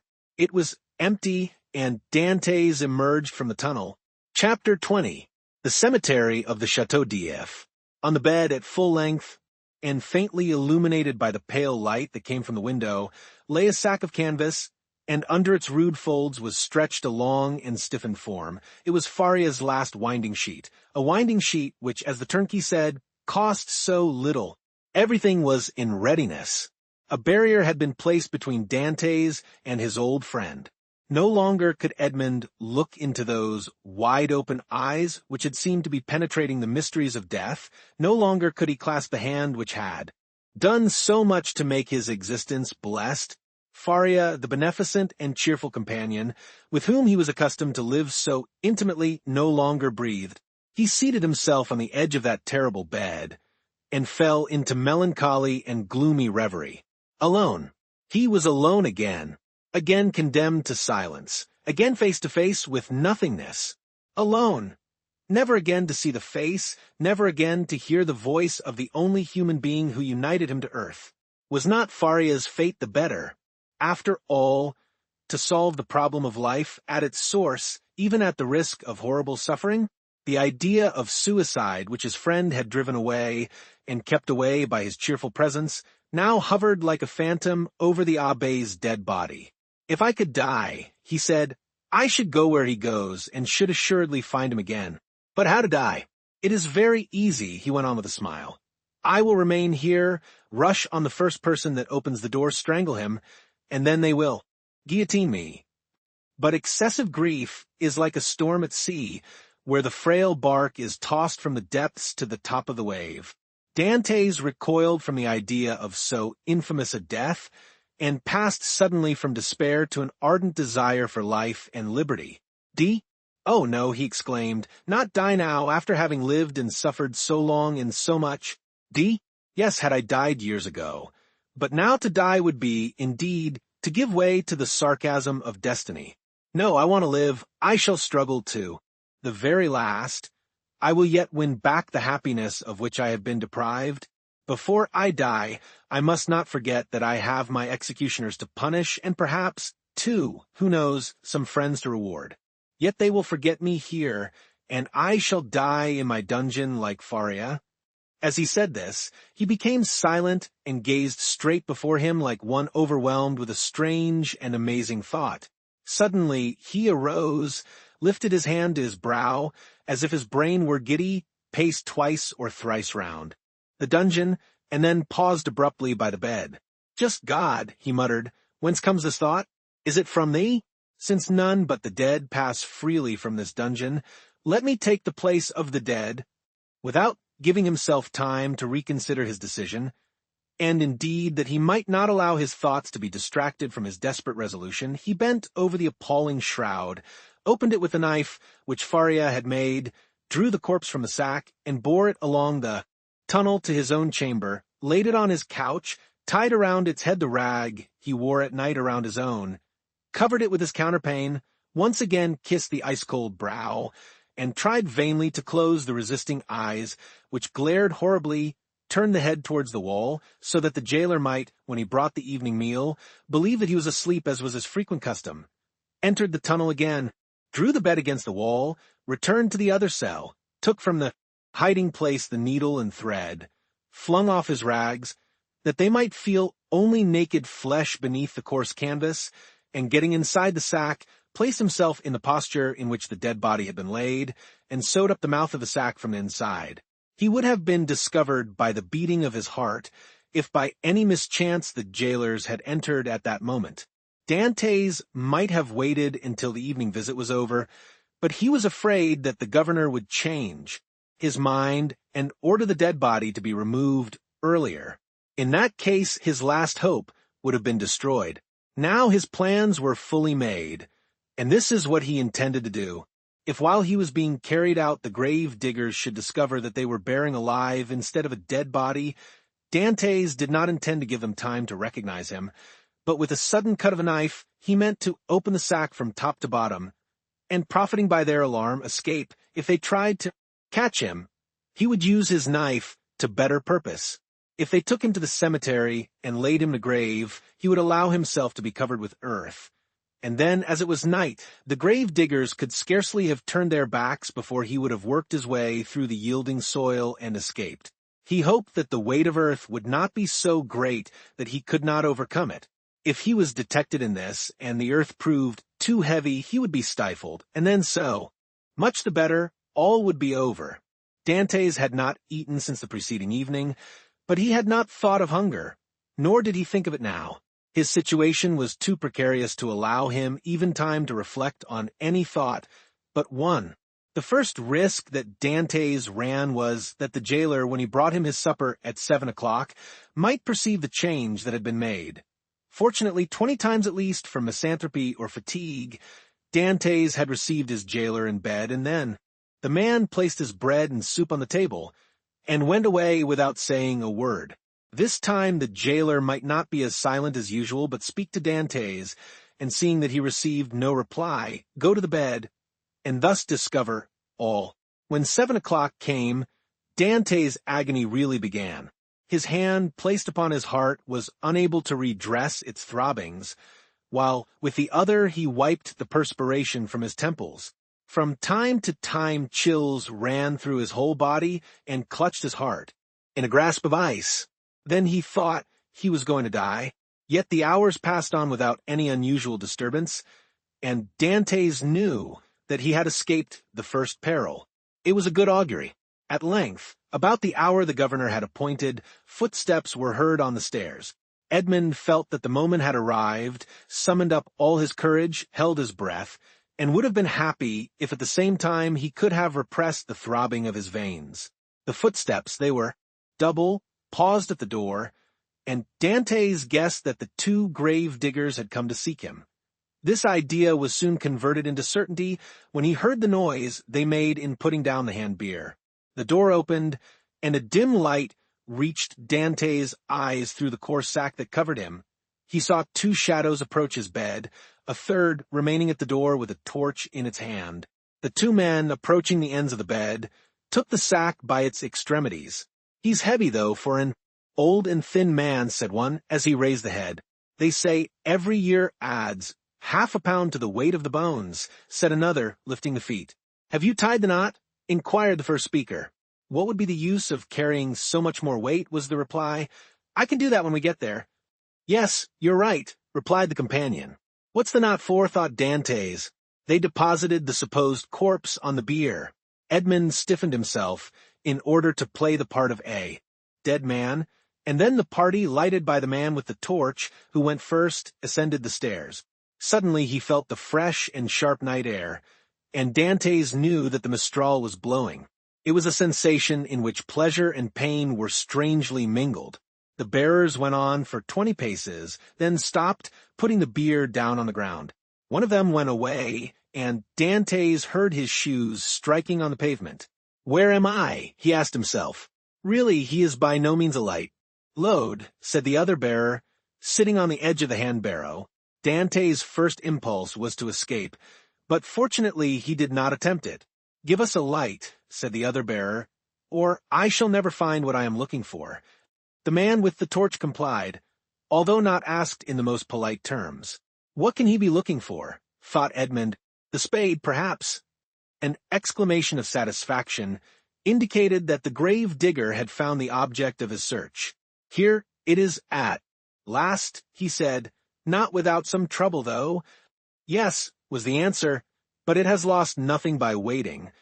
As he said this, the man came towards Edmond, who heard a heavy metallic substance laid down beside him, and at the same moment a cord was fastened round his feet with sudden and painful violence. "Well, have you tied the knot?" inquired the grave digger, who was looking on. "Yes, and pretty tight, too, I can tell you," was the answer. "Move on, then." And the bier was lifted once more, and they proceeded. They advanced 50 paces farther, and then stopped to open a door, then went forward again. The noise of the waves dashing against the rocks on which the chateau is built reached Dantès' ear distinctly as they went forward. "Bad weather," observed one of the bearers. "Not a pleasant night for a dip in the sea." "Why, yes, the abbé runs a chance of being wet," said the other, and then there was a burst of brutal laughter. Dantès did not comprehend the jest, but his hair stood erect on his head. "Well, here we are at last," said one of them. A little farther," said the other. "You know very well that the last was stopped on his way, dashed on the rocks, and the governor told us next day that we were careless fellows." They ascended 5 or 6 more steps, and then Dantès felt that they took him, one by the head and the other by the heels, and swung him to and fro. "1," said the grave diggers, "2, 3, and at the same instant Dantès felt himself flung into the air like a wounded bird, falling, with a rapidity that made his blood curdle. Although drawn downwards by the heavy weight which hastened his rapid descent, it seemed to him as if the fall lasted for a century. At last, with a horrible splash, he darted like an arrow into the ice-cold water, and as he did so he uttered a shrill cry, stifled in a moment by his immersion beneath the waves. Dantès had been flung into the sea, and was dragged into its depths by a 36-pound shot tied to his feet. The sea is the cemetery of the Chateau d'If. Chapter 21. The Island of Tibelin. Dantès, although stunned and almost suffocated, had sufficient presence of mind to hold his breath, and as his right hand, prepared as he was for every chance, held his knife open, he rapidly ripped up the sack, extricated his arm and then his body, but in spite of all his efforts to free himself from the shot, he felt it dragging him down still lower. He then bent his body, and by a desperate effort severed the cord that bound his legs at the moment when it seemed as if he were actually strangled. With a mighty leap he rose to the surface of the sea, while the shot dragged down to the depths the sack that had so nearly become his shroud. Dantès waited only to get breath, and then dived in order to avoid being seen. When he arose a second time, he was 50 paces from where he had first sunk. He saw overhead a black and tempestuous sky, across which the wind was driving clouds that occasionally suffered a twinkling star to appear. Before him was the vast expanse of waters, somber and terrible, whose waves foamed and roared as if before the approach of a storm. Behind him, blacker than the sea, blacker than the sky, rose phantom-like the vast stone structure, whose projecting crags seemed like arms extended to seize their prey, and on the highest rock was a torch lighting 2 figures. He fancied that these 2 forms were looking at the sea. Doubtless these strange grave diggers had heard his cry. Dantès dived again, and remained a long time beneath the water. This was an easy feat to him, for he usually attracted a crowd of spectators in the bay before the lighthouse at Marseilles when he swam there, and was unanimously declared to be the best swimmer in the port. When he came up again, the light had disappeared. He must now get his bearings. Ratonneau and Pumg are the nearest islands of all those that surround the Chateau d'If, but Ratonneau and Pumg are inhabited, as is also the islet of Dôme. Tibelin and Le Maire were therefore the safest for Dantès' venture. The islands of Tibelin and Le Maire are a league from the Chateau d'If. Dantès, nevertheless, determined to make for them. But how could he find his way in the darkness of the night? At this moment he saw the light of Planier gleaming in front of him like a star. By leaving this light on the right, he kept the island of Tibelin a little on the left. By turning to the left, therefore, he would find it. But as we have said, it was at least a league from the Chateau d'If to this island. Often in prison Faria had said to him, when he saw him idle and inactive, "Dantès, you must not give way to this listlessness. You will be drowned if you seek to escape, and your strength has not been properly exercised and prepared for exertion." These words rang in Dantès' ears, even beneath the waves. He hastened to cleave his way through them to see if he had not lost his strength. He found with pleasure that his captivity had taken away nothing of his power, and that he was still master of that element on whose bosom he had so often sported as a boy. Fear, that relentless pursuer, clogged Dantès' efforts.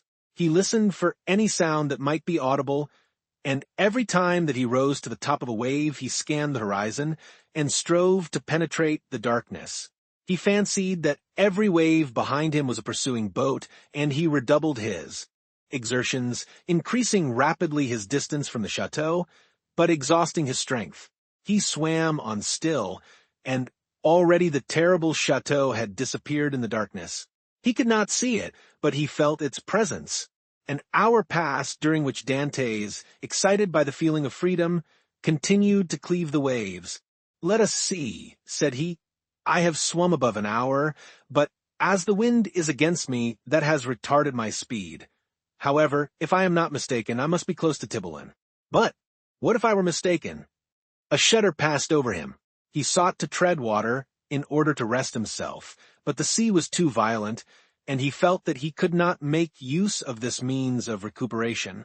"Well," said he, "I will swim on until I am worn out or the cramp seizes me, and then I shall sink," and he struck out with the energy of despair.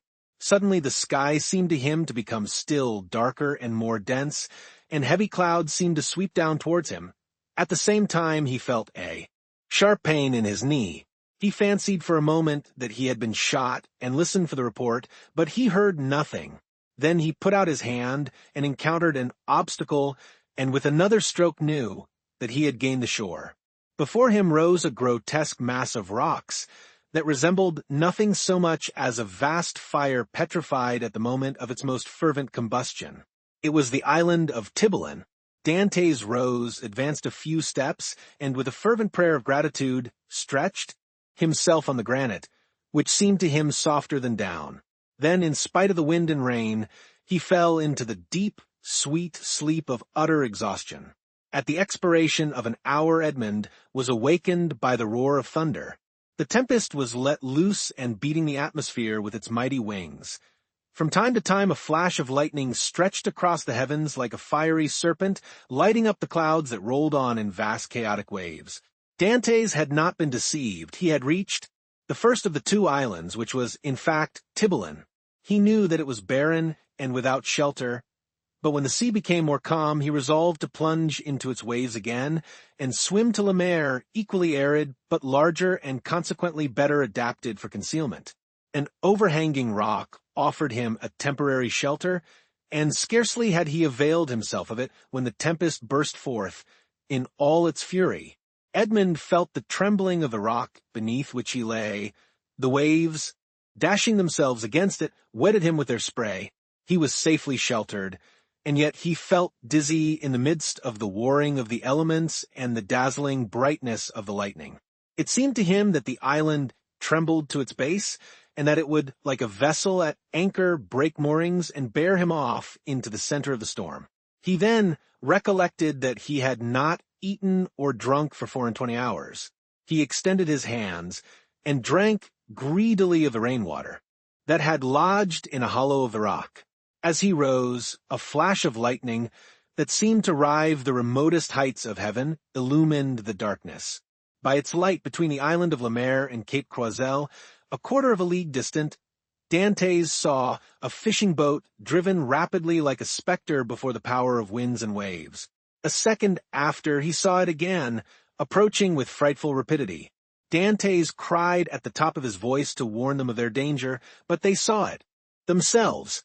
Another flash showed him 4 men clinging to the shattered mast and the rigging, while a 5th clung to the broken rudder. The men he beheld saw him undoubtedly, for their cries were carried to his ears by the wind. Above the splintered mast a sail, rent to tatters, was waving.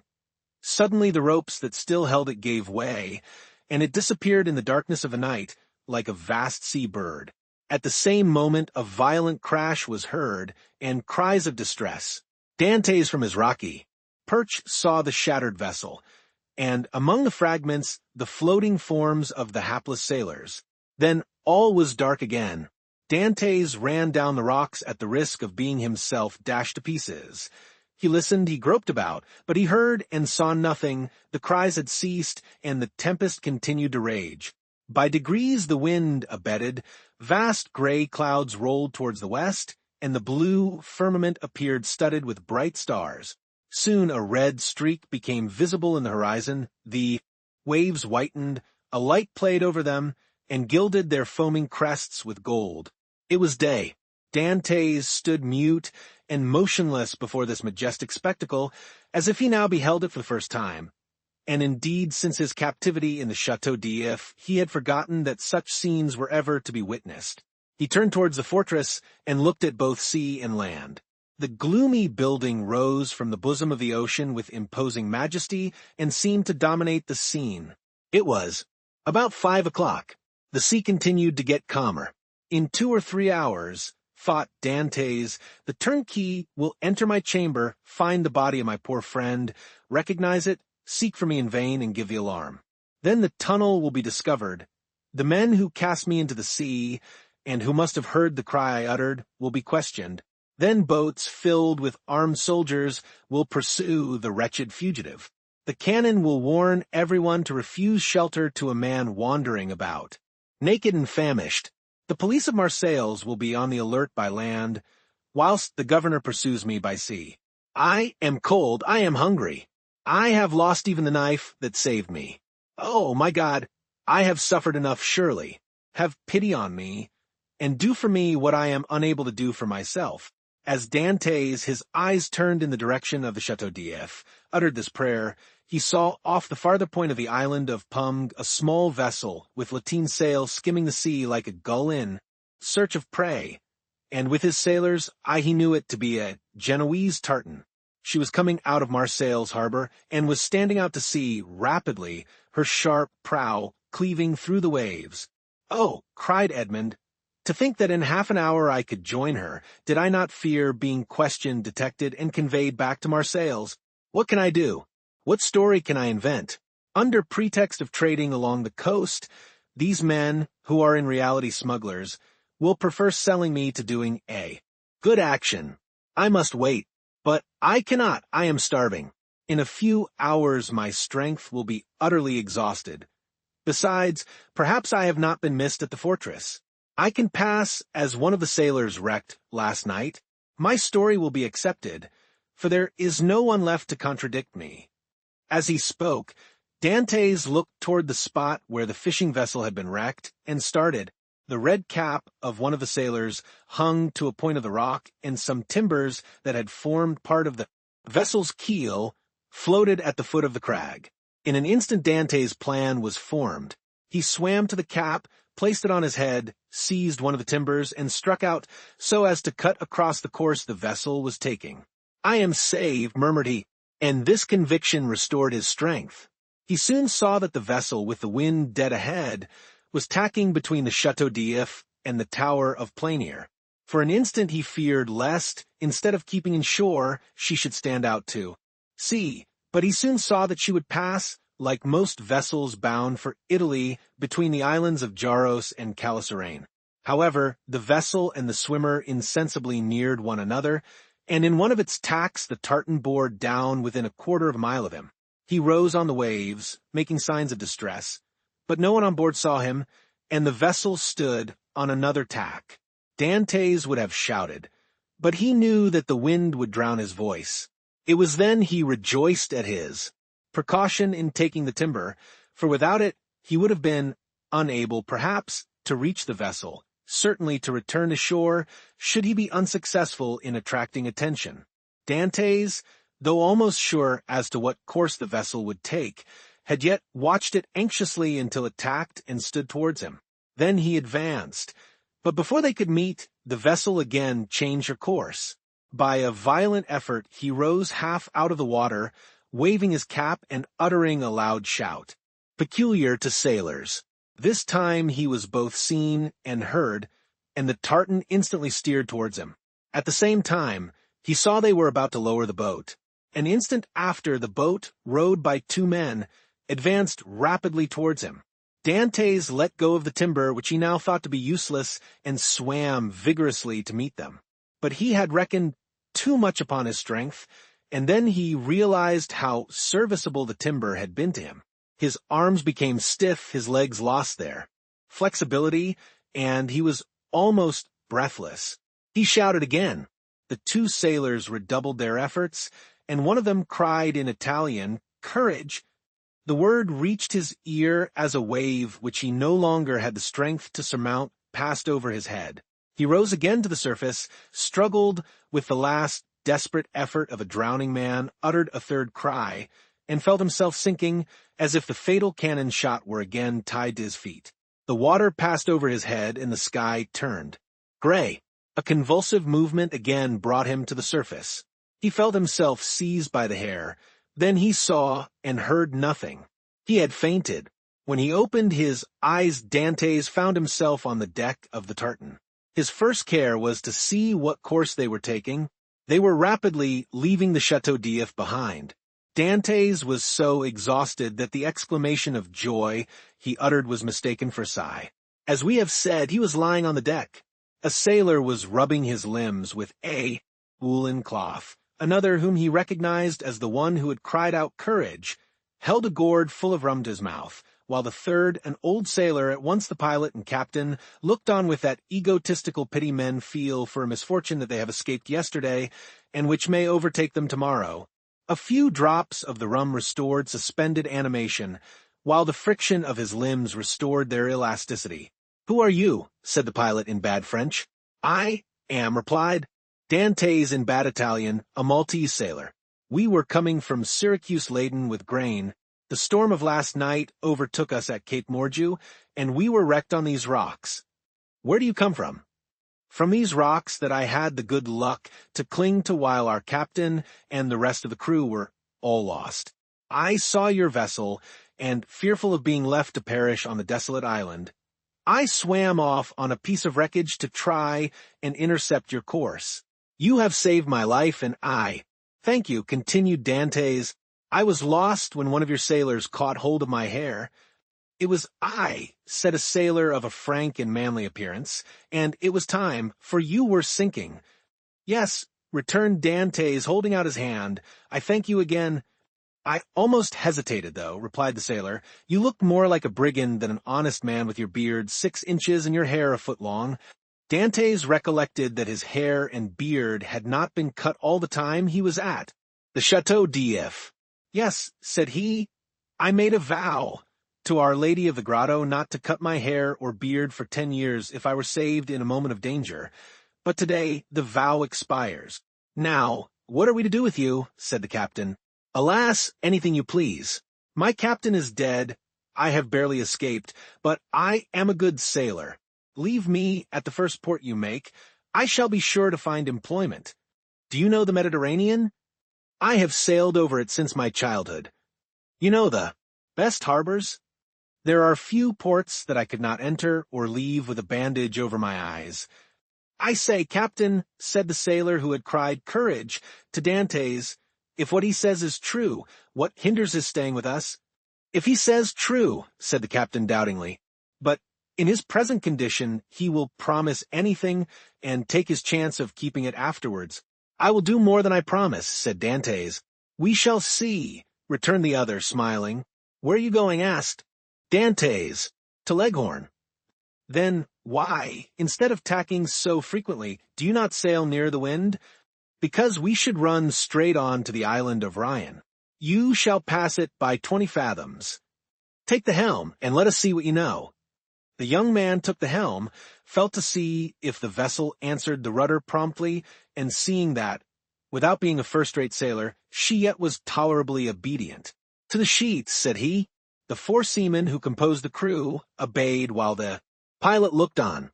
"Haul taut." They obeyed. "Belay." This order was also executed, and the vessel passed, as Dantès had predicted, 20 fathoms to windward. "Bravo," said the captain. "Bravo," repeated the sailors, and they all looked with astonishment at this man whose eye now disclosed an intelligence and his body of vigor they had not thought him capable of showing. "You see," said Dantès, quitting the helm, "I shall be of some use to you, at least during the voyage. If you do not want me at Leghorn, you can leave me there, and I will pay you out of the first wages I get for my food and the clothes you lend me." "Ah," said the captain, "we can agree very well, if you are reasonable. Give me what you give the others, and it will be all right," returned Dantès. "That's not fair," said the seaman who had saved Dantès, "for you know more than we do." "What is that to you, Jacopo?" returned the captain. "Everyone is free to ask what he pleases." "That's true," replied Jacopo. "I only make a remark." "Well, you would do much better to find him a jacket and a pair of trousers, if you have them." "No," said Jacopo, "but I have a shirt and a pair of trousers. That is all I want. interrupted Dantès. Jacopo dived into the hold and soon returned with what Edmond wanted. "Now then, do you wish for anything else?" said the patron.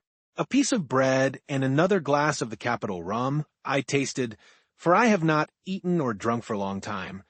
He had not tasted food for 40 hours. A piece of bread was brought, and Jacopo offered him the gourd. "Larboard your helm!" cried the captain to the steersman. Dantès glanced that way as he lifted the gourd to his mouth, then paused with hand in mid-air. "Hallo! What's the matter at the Château d'If?" said the captain. A small white cloud, which had attracted Dantès' attention, crowned the summit of the bastion of the Château d'If. At the same moment the faint report of a gun was heard. The sailors looked at one another. "What is this?" asked the captain. "A prisoner has escaped from the Château d'If, and they are firing the alarm gun," replied Dantès. The captain glanced at him, but he had lifted the rum to his lips and was drinking it with so much composure that suspicions, if the captain had any, died away. "Pretty strong rum," said Dantès, wiping his brow with his sleeve. "At any rate," murmured he, "if it be, so much the better, for I have made a rare acquisition." Under pretense of being fatigued, Dantès asked to take the helm. The steersman, glad to be relieved, looked at the captain, and the latter by a sign indicated that he might abandon it to his new comrade. Dantès could thus keep his eyes on Marseilles. "What is the day of the month?" asked he of Jacopo, who sat down beside him. "The 28th of February." "In what year?" "In what year? You ask me in what year?" "Yes," replied the young man. "I ask you in what year." "You have forgotten then?" "I got such a fright last night," replied Dantès, smiling, "that I have almost lost my memory." "I ask you what year is it?" "The year 1829, returned Jacopo. It was 14 years, day for day, since Dantès' arrest. He was 19 when he entered the Château d'If. He was 33 when he escaped. A sorrowful smile passed over his face. He asked himself what had become of Mercedes, who must believe him dead. Then his eyes lighted up with hatred as he thought of the 3 men who had caused him so long and wretched a captivity. He renewed, against Danglars, Fernand, and Villefort, the oath of implacable vengeance he had made in his dungeon. This oath was no longer a vain menace, for the fastest sailor in the Mediterranean would have been unable to overtake the little tartan that with every stitch of canvas set was flying before the wind to Leghorn. Chapter 22. The Smugglers. Dantès had not been a day on board before he had a very clear idea of the men with whom his lot had been cast. Without having been in the school of the Abbé Faria, the worthy master of La Jeune Amélie, the name of the Genoese tartan, knew a smattering of all the tongues spoken on the shores of that large lake called the Mediterranean, from the Arabic to the Provençal, and this, while it spared him interpreters, persons always troublesome and frequently indiscreet, gave him great facilities of communication, either with the vessels he met at sea, with the small boats sailing along the coast, or with the people without name, country, or occupation who are always seen on the quays of seaports, and who live by hidden and mysterious means which we must suppose to be a direct gift of Providence, as they have no visible means of support. It is fair to assume that Dantès was on board a smuggler. At first, the captain had received Dantès on board with a certain degree of distrust. He was very well known to the customs officers of the coast, and as there was between these worthies and himself a perpetual battle of wits, he had first thought that Dantès might be an emissary of these industrious guardians of rights and duties, who perhaps employed this ingenious means of learning some of the secrets of his trade. But the skillful manner in which Dantès had handled the lugger had entirely reassured him. And then, when he saw the light plume of smoke floating above the bastion of the Château d'If, and heard the distant report, he was instantly struck with the idea that he had on board his vessel one whose coming and going like that of kings was accompanied with salutes of artillery. This made him less uneasy, it must be owned, than if a newcomer had proved to be a customs officer, but this supposition also disappeared like the first, when he beheld the perfect tranquillity of his recruit. Edmond thus had the advantage of knowing what the owner was, without the owner knowing who he was. And however the old sailor and his crew tried to pump him, they extracted nothing more from him. he gave accurate descriptions of Naples and Malta, which he knew as well as Marseilles, and held stoutly to his first story. Thus the Genoese, subtle as he was duped by Edmond, in whose favor his mild demeanor, his nautical skill, and his admirable dissimulation pleaded. Moreover, it is possible that the Genoese was one of those shrewd persons who know nothing but what they should know, and believe nothing but what they should believe. In this state of mutual understanding, they reached Leghorn. Here, Edmond was to undergo another trial.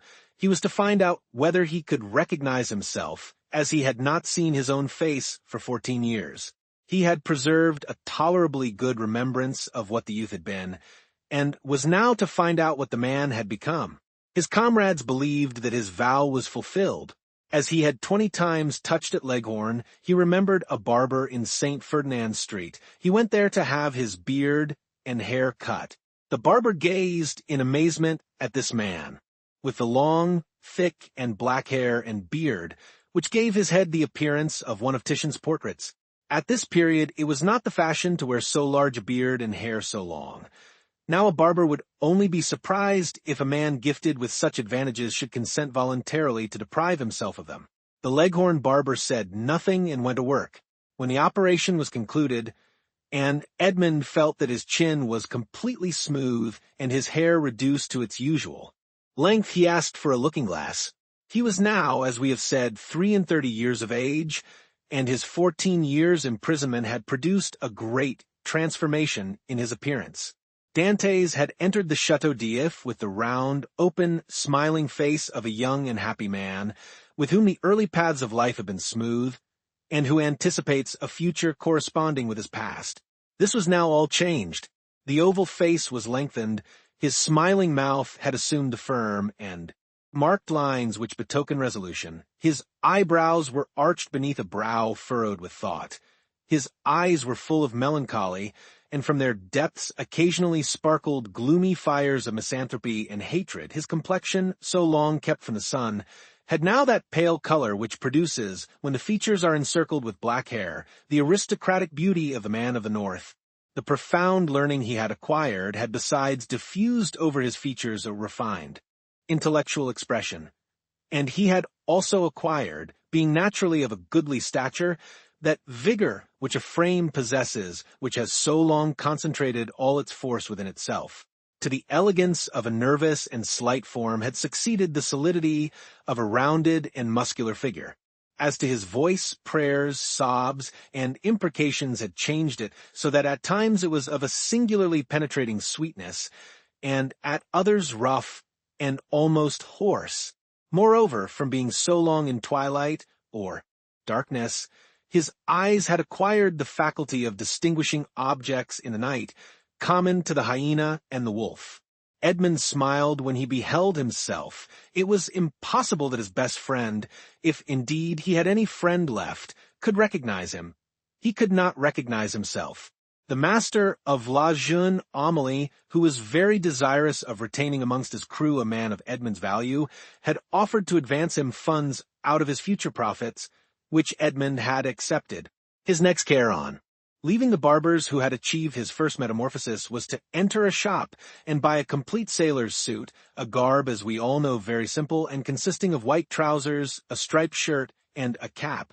It was in this costume, and bringing back to Jacopo the shirt and trousers he had lent him, that Edmond reappeared before the captain of the lugger, who had made him tell his story over and over again before he could believe him or recognize in the neat and trim sailor the man with thick and matted beard, hair tangled with seaweed, and body soaking in sea brine, whom he had picked up naked and nearly drowned. Attracted by his prepossessing appearance, he renewed his offers of an engagement to Dantès, but Dantès, who had his own projects, would not agree for a longer time than 3 months. La Jeune Amélie had a very active crew, very obedient to their captain, who lost as little time as possible. He had scarcely been a week at Leghorn before the hold of his vessel was filled with printed muslins, contraband cottons, English powder, and tobacco on which the excise had forgotten to put its mark. The master was to get all this out of Leghorn free of duties and land it on the shores of Corsica, where certain speculators undertook to forward the cargo to France. They sailed. Edmond was again cleaving the azure sea, which had been the first horizon of his youth, and which he had so often dreamed of in prison. He left Gorgone on his right and La Pianosa on his left, and went towards the country of Paoli and Napoleon. The next morning, going on deck, as he always did at an early hour, the patron found Dantès leaning against the bulwarks, gazing with intense earnestness at a pile of granite rocks, which the rising sun tinged with rosy light. It was the island of Monte Cristo. La Jeune Amélie left it 3/4 of a league to the larboard and kept on for Corsica. Dantès thought, as they passed so closely to the island whose name was so interesting to him, that he had only to leap into the sea, and in half an hour be at the promised land. But then what could he do, without instruments to discover his treasure, without arms to defend himself? Besides, what would the sailors say? What would the patron think? He must wait. Fortunately, Dantès had learned how to wait. He had waited 14 years for his liberty, and now he was free. He could wait at least 6 months or a year for wealth. Would he not have accepted liberty without riches if it had been offered to him? Besides, were not those riches chimerical, offspring of the brain of the poor Abbé Faria? Had they not died with him? It is true. The letter of the Cardinal Spada was singularly circumstantial, and Dantès repeated it to himself from one end to the other, for he had not forgotten a word. Evening came, and Edmond saw the island tinged with the shades of twilight, and then disappear in the darkness from all eyes but his own, for he, with vision accustomed to the gloom of a prison, continued to behold it last of all, for he remained alone upon deck. The next morn broke off the coast of Illyria. All day they coasted, and in the evening saw fires lighted on land. The position of these was no doubt a signal for landing, for a ship's lantern was hung up at the masthead instead of the streamer, and they came to within a gunshot of the shore. Dantès noticed that the captain of La Jeune Amélie had, as he neared the land, mounted 2 small culverins, which, without making much noise, can throw a 4-ounce ball 1,000 paces or so. But on this occasion the precaution was superfluous, and everything proceeded with the utmost smoothness and politeness. For shallops came off with very little noise alongside the lugger, which no doubt, in acknowledgment of the compliment, lowered her own shallop into the sea, and the 5 boats worked so well that by 2 o'clock in the morning all the cargo was out of La Jeune Amélie and on terra firma. The same night, such a man of regularity was the patron of La Jeune Amélie, the profits were divided, and each man had 100 Tuscan livres, or about 80 francs. But the voyage was not ended. They turned the bowsprit towards Sardinia, where they intended to take in a cargo, which was to replace what had been discharged. The second operation was as successful as the first. La Jeune Amélie was in luck. This new cargo was destined for the coast of the Duchy of Lucca, and consisted almost entirely of Havana cigars, sherry and Malaga wines. There they had a bit of a skirmish in getting rid of the duties. The excise was, in truth, the everlasting enemy of the patron of La Jeune Amélie. A customs officer was laid low, and 2 sailors wounded. Dantès was one of the latter, a ball having touched him in the left shoulder. Dantès was almost glad of this affray, and almost pleased at being wounded, for they were rude lessons which taught him with what he could view danger, and with what endurance he could bear suffering. He had contemplated danger with a smile, and when wounded had exclaimed with the great philosopher, "Pain, thou art not an evil." He had, moreover, looked upon the customs officer wounded to death, and whether from heat of blood produced by the encounter or the chill of human sentiment, this sight had made but slight impression upon him. Dantès was on the way he desired to follow, and was moving towards the end he wished to achieve. His heart was in a fair way of petrifying in his bosom. Jacopo, seeing him fall, had believed him killed, and rushing towards him raised him up, and then attended to him with all the kindness of a devoted comrade. This world was not then so good as Dr. Pangloss believed it, neither was it so wicked as Dantès thought it, since this man, who had nothing to expect from his comrade but the inheritance of his share of the prize money, manifested so much sorrow when he saw him fall. Fortunately, as we have said, Edmond was only wounded, and with certain herbs gathered at certain seasons and sold to the smugglers by the old Sardinian women, the wound soon closed. Edmond then resolved to try Jacopo and offered him in return for his attention a share of his prize money, but Jacopo refused it indignantly. As a result of the sympathetic devotion which Jacopo had from the first bestowed on Edmond, the latter was moved to a certain degree of affection. But this sufficed for Jacopo, who instinctively felt that Edmond had a right to superiority of position, a superiority which Edmond had concealed from all others. And from this time the kindness which Edmond showed him was enough for the brave seaman. Then in the long days on board ship, when the vessel, gliding on with security over the azure sea, required no care but the hand of the helmsman, thanks to the favorable winds that swelled her sails, Edmond, with a chart in his hand, became the instructor of Jacopo, as the poor Abbé Faria had been his tutor. He pointed out to him the bearings of the coast, explained to him the variations of the compass, and taught him to read in that vast book opened over our heads which they call heaven, and where God writes in azure with letters of diamonds. And when Jacopo inquired of him, "What is the use of teaching all these things to a poor sailor like me?" Edmond replied, "Who knows? You may one day be the captain of a vessel. Your fellow countryman Bonaparte became emperor." We had forgotten to say that Jacopo was a Corsican.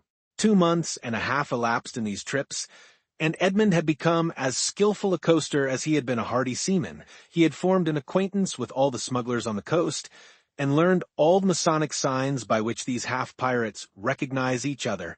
He had passed and repassed his island of Monte Cristo 20 times, but not once had he found an opportunity of landing there. He then formed a resolution. As soon as his engagement with the patron of La Jeune Amélie ended, he would hire a small vessel on his own account, for in his several voyages he had amassed 100 piastres, and under some pretext land at the island of Monte Cristo. Then he would be free to make his researches, not perhaps entirely at liberty, for he would be doubtless watched by those who accompanied him. But in this world we must risk something. Prison had made Edmond prudent, and he was desirous of running no risk whatever. But in vain did he rack his imagination. Fertile as it was, he could not devise any plan for reaching the island without companionship.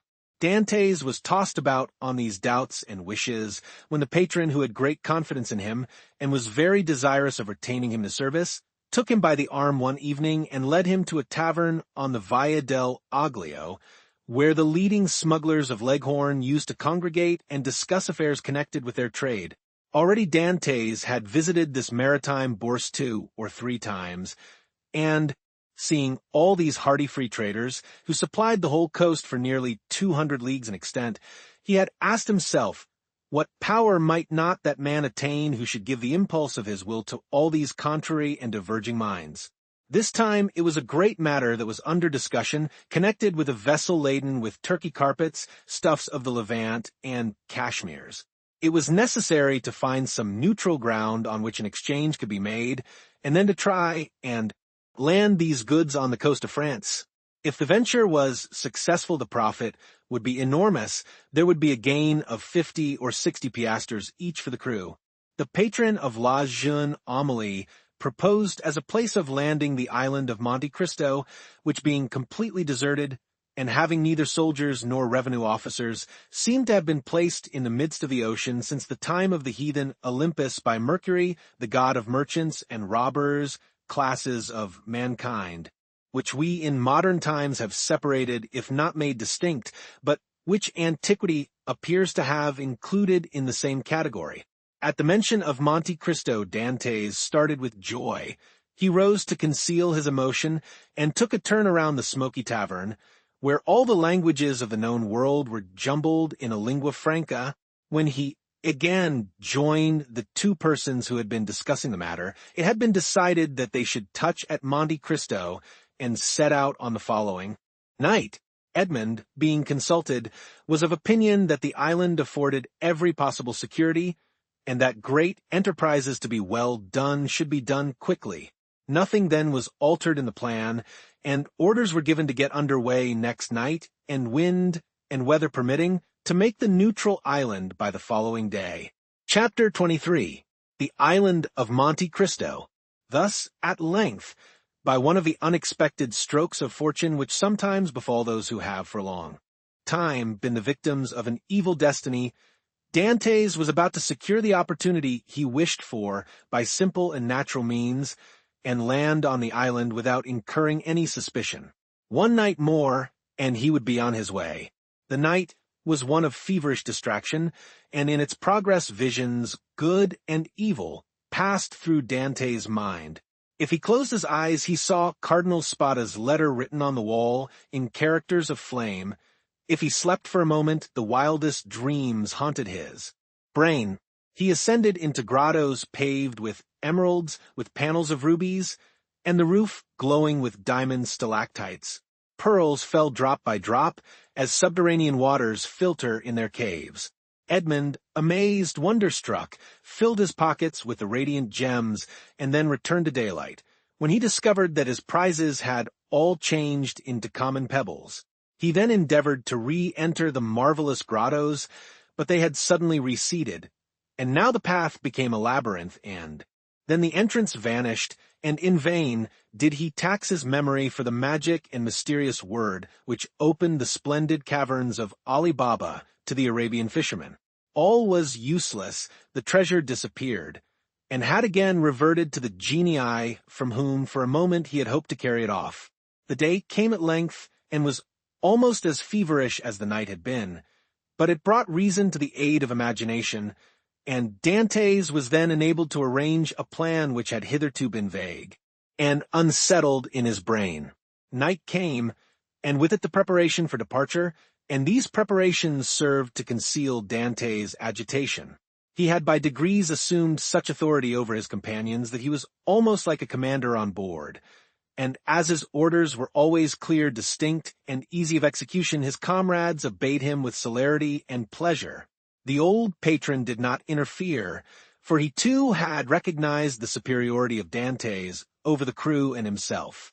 He saw in the young man his natural successor, and regretted that he had not a daughter, that he might have bound Edmond to him by a more secure alliance. At 7 o'clock in the evening all was ready, and at 10 minutes past 7 they doubled the lighthouse just as the beacon was kindled. The sea was calm, and with a fresh breeze from the southeast, they sailed beneath a bright blue sky, in which God also lighted up in turn his beacon lights, each of which is a world. Dantès told them that all hands might turn in, and he would take the helm. When the Maltese, for so they called Dantès, had said this, it was sufficient, and all went to their bunks contentedly. This frequently happened. Dantès, cast from solitude into the world, frequently experienced an imperious desire for solitude. And what solitude is more complete or more poetical than that of a ship floating in isolation on the sea during the obscurity of the night, in the silence of immensity, and under the eye of heaven? Now this solitude was peopled with his thoughts, the night lighted up by his illusions, and the silence animated by his anticipations. When the patron awoke, the vessel was hurrying on with every sail set, and every sail full with the breeze. They were making nearly 10 knots an hour. The island of Monte Cristo loomed large in the horizon. Edmond resigned the lugger to the master's care, and went and lay down in his hammock, but in spite of a sleepless night, he could not close his eyes for a moment. 2 hours afterwards he came on deck, as the boat was about to double the island of Elba. They were just abreast of Mauritiana, and beyond the flat but verdant island of La Pianosa. The peak of Monte Cristo, reddened by the burning sun, was seen against the azure sky. Dantès ordered the helmsman to put down his helm, in order to leave La Pianosa to starboard, as he knew that he should shorten his course by 2 or 3 knots. About 5 o'clock in the evening the island was distinct, and everything on it was plainly perceptible, owing to that clearness of the atmosphere peculiar to the light which the rays of the sun cast at its setting. Edmond gazed very earnestly at the mass of rocks, which gave out all the variety of twilight colors, from the brightest pink to the deepest blue, and from time to time his cheeks flushed, his brow darkened, and a mist passed over his eyes. Never did a gamester, whose whole fortune is staked on one cast of the die, experience the anguish which Edmond felt in his paroxysms of hope. Night came, and at 10 o'clock they anchored. La jeune Amélie was first at the rendezvous. In spite of his usual command over himself, Dantès could not restrain his impetuosity. He was the first to jump on shore, and had he dared, he would, like Lucius Brutus, have kissed his Mother Earth. It was dark, but at 11 o'clock the moon rose in the midst of the ocean, whose every wave she silvered, and then, ascending high, played in floods of pale light on the rocky hills of the second Pelion. The island was familiar to the crew of La Jeune Amélie. It was one of her regular haunts. As to Dantès, he had passed it on his voyage to and from the Levant, but never touched at it. He questioned Jacopo. "Where shall we pass the night?" he inquired. "Why, on board the tartan," replied the sailor. "Should we not do better in the grottos?" "What grottos?" "Why, the grottos caves of the island." "I do not know of any grottos," replied Jacopo. The cold sweat sprang forth on Dantès' brow. "What, are there no grottos at Monte Cristo?" he asked. "None." For a moment Dantès was speechless. Then he remembered that these caves might have been filled up by some accident, or even stopped up, for the sake of greater security, by Cardinal Spada. The point was, then, to discover the hidden entrance. It was useless to search at night, and Dantès therefore delayed all investigation until morning. Besides, a signal made half a league out at sea, and to which La Jeune Amélie replied by a similar signal, indicated that the moment for business had come. The boat that now arrived, assured by the answering signal that all was well, soon came in sight, white and silent as a phantom, and cast anchor within a cable's length of shore. Then the landing began. Dantès reflected as he worked on the shout of joy which, with a single word, he could evoke from all these men if he gave utterance to the one unchanging thought that pervaded his heart. But far from disclosing this precious secret, he almost feared that he had already said too much, and by his restlessness and continual questions, his minute observations and evident preoccupation aroused suspicions. Fortunately, as regarded the circumstance at least, his painful past gave to his countenance an indelible sadness, and the glimmerings of gaiety seen beneath this cloud were indeed but transitory. No one had the slightest suspicion, and when next day, taking a fowling-piece powder and shot, Dantès declared his intention to go and kill some of the wild goats that were seen springing from rock to rock, his wish was construed into a love of sport or a desire for solitude. However, Jacopo insisted on following him, and Dantès did not oppose this, fearing if he did so that he might incur distrust. Scarcely, however, had they gone a quarter of a league when, having killed a kid, he begged Jacopo to take it to his comrades and request them to cook it, and when ready to let him know by firing a gun. This and some dried fruits and a flask of Montepulciano was the bill of fare. Dantès went on, looking from time to time behind and around about him. Having reached the summit of a rock, he saw 1,000 feet beneath him his companions, whom Jacopo had rejoined, and who were all busy preparing the repast which Edmond's skill as a marksman had augmented with a capital dish. Edmond looked at them for a moment with the sad and gentle smile of a man superior to his. "Fellows, in 2 hours' time," said he, "these persons will depart richer by 50 piastres each, to go and risk their lives again by endeavoring to gain 50 more. Then they will return with a fortune of 600 francs, and waste this treasure in some city with the pride of sultans and the insolence of nabobs. At this moment hope makes me despise their riches, which seemed me contemptible. Yet perchance tomorrow deception will so act on me, that I shall on compulsion consider such a contemptible possession as the utmost happiness." "Oh, no," exclaimed Edmond, "that will not be." The wise, unerring Faria could not be mistaken in this one thing. Besides, it were better to die than to continue to lead this low and wretched life. Thus Dantès, who but 3 months before had no desire but liberty, had now not liberty enough, and panted for wealth. The cause was not in Dantès, but in Providence, who, while limiting the power of man, has filled him with boundless desires. Meanwhile, by a cleft between two walls of rock following a path worn by a torrent, and which, in all human probability, human foot had never before trod. Dantès approached the spot where he supposed the grottos must have existed. Keeping along the shore and examining the smallest object with serious attention, he thought he could trace, on certain rocks, marks made by the hand of man. Time, which encrusts all physical substances with its mossy mantle as it invests all things of the mind with. Forgetfulness seemed to have respected these signs, which apparently had been made with some degree of regularity, and probably with a definite purpose. Occasionally the marks were hidden under tufts of myrtle, which spread into large bushes laden with blossoms, or beneath parasitical lichen. So Edmond had to separate the branches or brush away the moss to know where the guide marks were. The sight of marks renewed Edmond's fondest hopes. Might it not have been the cardinal himself who had first traced them, in order that they might serve as a guide for his nephew in the event of a catastrophe, which he could not foresee would have been so complete? This solitary place was precisely suited to the requirements of a man desirous of burying treasure. Only, might not these betraying marks have attracted other eyes than those for whom they were made? And had the dark and wondrous island indeed faithfully guarded its precious secret? It seemed, however, to Edmond, who was hidden from his comrades by the inequalities of the ground, that at 60 paces from the harbor the marks ceased, nor did they terminate at any grotto. A large round rock, placed solidly on its base, was the only spot to which they seemed to lead. Edmond concluded that perhaps instead of having reached the end of the route, he had only explored its beginning, and he therefore turned round and retraced his steps. Meanwhile his comrades had prepared the repast, had got some water from a spring, spread out the fruit and bread, and cooked the kid.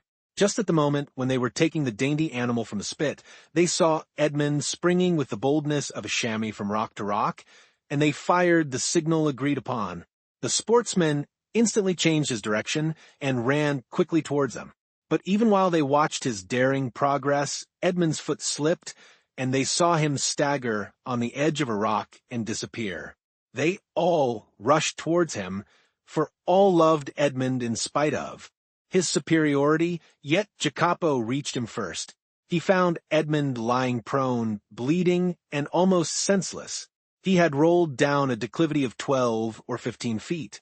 They poured a little rum down his throat, and this remedy, which had before been so beneficial to him, produced the same effect as formerly. Edmond opened his eyes, complained of great pain in his knee, a feeling of heaviness in his head, and severe pains in his loins. They wished to carry him to the shore, but when they touched him, although under Jacopo's directions, he declared with heavy groans that he could not bear to be moved. It may be supposed that Dantès did not now think of his dinner, but he insisted that his comrades, who had not his reasons for fasting, should have their meal. As for himself, he declared that he had only need of a little rest, and that when they returned he should be easier. The sailors did not require much urging. They were hungry, and the smell of the roasted kid was very savory, and your tars are not very ceremonious. An hour afterwards they returned. All that Edmond had been able to do was to drag himself about a dozen paces forward to lean against a moss-grown rock. But instead of growing easier, Dantès' pains appeared to increase in violence. The old patron, who was obliged to sail in the morning in order to land his cargo on the frontiers of Piedmont and France, between Nice and Frejus, urged Dantès to try and rise. Edmond made great exertions in order to comply, but at each effort he fell back, moaning and turning pale. "He has broken his ribs," said the commander in a low voice. "No matter. He is an excellent fellow, and we must not leave him. We will try and carry him on board the tartan." Dantès declared, however, that he would rather die where he was than undergo the agony which the slightest movement cost him. "Well," said the patron, "let what may happen, it shall never be said that we deserted a good comrade like you. We will not go till evening." This very much astonished the sailors, although not one opposed it. The patron was so strict that this was the first time they had ever seen him give up an enterprise or even delay in its execution. Dantès would not allow that any such infraction of regular and proper rules should be made in his favor. No, no, he said to the patron. I was awkward, and it is just that I pay the penalty of my clumsiness. Leave me a small supply of biscuit, a gun, powder, and bowls, to kill the kids or defend. Myself at need and a pickaxe, that I may build a shelter if you delay in coming back for me. But you'll die of hunger, said the patron. I would rather do so, was Edmond's reply, than suffer the inexpressible agonies which the slightest movement causes me. The patron turned towards his vessel, which was rolling on the swell in the little harbor, and with sails partly set would be ready for sea when her toilet should be completed. What are we to do, Maltese? Asked the captain. We cannot leave you here so, and yet we cannot stay. Go, go, exclaimed Dantès. We shall be absent at least a week, said the patron, and then we must run out of our course to come here and take you up again. Why, said Dantès, if in 2 or 3 days you hail any fishing boat, desire them to come here to me. I will pay 25 piastres for my passage back to Leghorn. If you do not come across one, return for me. The patron shook his head. Listen, Captain Baldy, there's one way of settling this, said Jacopo. Do you go, and I will stay and take care of the wounded man. And give up your share of the venture, said Edmond, to remain with me? Yes, said Jacopo, and without any hesitation. You are a good fellow and a kind-hearted messmate, replied Edmond, and heaven will recompense you for your generous intentions, but I do not wish anyone to stay with me. A day or 2 of rest will set me up, and I hope I shall find among the rocks certain herbs most excellent for bruises. A peculiar smile passed over Dantès' lips. He squeezed Jacopo's hand warmly, but nothing could shake his determination to remain, and remain alone. The smugglers left with Edmond what he had requested and set sail, but not without turning about several times, and each time making signs of a cordial farewell, to which Edmond replied with his hand only, as if he could not move the rest of his body. Then, when they had disappeared, he said with a smile, "'Tis strange that it should be among such men that we find proofs of friendship and devotion." Then he dragged himself cautiously to the top of a rock, from which he had a full view of the sea, and thence he saw the tartan complete her preparations for sailing, weigh anchor, and balancing herself as gracefully as a waterfowl ere it takes to the wing, set sail. At the end of an hour she was completely out of sight. At least it was impossible for the wounded man to see her any longer from the spot where he was. Then Dantès rose more agile and light than the kid among the myrtles and shrubs of these wild rocks, took his gun in one hand, his pickaxe in the other, and hastened towards the rock on which the marks he had noted terminated. And now, he exclaimed, remembering the tale of the Arabian fisherman which Faria had related to him, now, open sesame. Chapter 24. The Secret Cave. The sun had nearly reached the meridian, and his scorching rays fell full on the rocks, which seemed themselves sensible of the heat. Thousands of grasshoppers, hidden in the bushes, chirped with a monotonous and dull note. The leaves of the myrtle and olive trees waved and rustled in the wind. At every step that Edmond took he disturbed the lizards glittering with the hues of the emerald. Afar off he saw the wild goats, bounding from crag to crag. In a word, the island was inhabited, yet Edmond felt himself alone, guided by the hand of God. He felt an indescribable sensation somewhat akin to dread, that dread of the daylight, which even in the desert makes us fear we are watched and observed. This feeling was so strong that at the moment when Edmond was about to begin his labor, he stopped, laid down his pickaxe, seized his gun, mounted to the summit of the highest rock, and from thence gazed round in every direction. But it was not upon Corsica, the very houses of which he could distinguish, or on Sardinia, or on the island of Elba with its historical associations, or upon the almost imperceptible line that to the experienced eye of a sailor alone revealed the coast of Genoa the proud, and Leghorn the commercial, that he gazed. It was at the brigantine that had left in the morning, and the tartan that had just set sail, that Edmond fixed his eyes. The first was just disappearing in the straits of Bonifacio, the other following an opposite direction, was about to round the island of Corsica. This sight reassured him. He then looked at the objects near him. He saw that he was on the highest point of the island, a statue on this vast pedestal of granite, nothing human appearing in sight, while the blue ocean beat against the base of the island and covered it with a fringe of foam. Then he descended with cautious and slow step, for he dreaded lest an accident similar to that he had so adroitly feigned should happen in reality. Dantès, as we have said, had traced the marks along the rocks, and he had noticed that they led to a small creek, which was hidden like the bath of some ancient nymph. This creek was sufficiently wide at its mouth, and deep in the center, to admit of the entrance of a small vessel of the lugger class, which would be perfectly concealed from observation. Then, following the clue that in the hands of the Abbé Faria had been so skillfully used to guide him through the Daedalian labyrinth of probabilities, he thought that the Cardinal Spada, anxious not to be watched, had entered the creek, concealed his little bark, followed the line marked by the notches in the rock, and at the end of it had buried his treasure. It was this idea that had brought Dantès back to the circular rock. One thing only perplexed Edmond and destroyed his theory. How could this rock, which weighed several tons, have been lifted to this spot without the aid of many men? Suddenly, an idea flashed across his mind. Instead of raising it, thought he, they have lowered it, and he sprang from the rock in order to inspect the base on which it had formerly stood.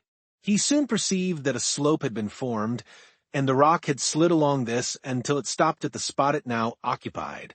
A large stone had served as a wedge, flints and pebbles had been inserted around it, so as to conceal the orifice. This species of masonry had been covered with earth, and grass and weeds had grown there. Moss had clung to the stones, myrtle bushes had taken root, and the old rock seemed fixed to the earth. Dantès dug away the earth carefully and detected or fancied. He detected the ingenious artifice. He attacked this wall, cemented by the hand of time, with his pickaxe. After 10 minutes' labor the wall gave way, and a hole large enough to insert the arm was opened. Dantès went and cut the strongest olive tree he could find, stripped off its branches, inserted it in the hole, and used it as a lever.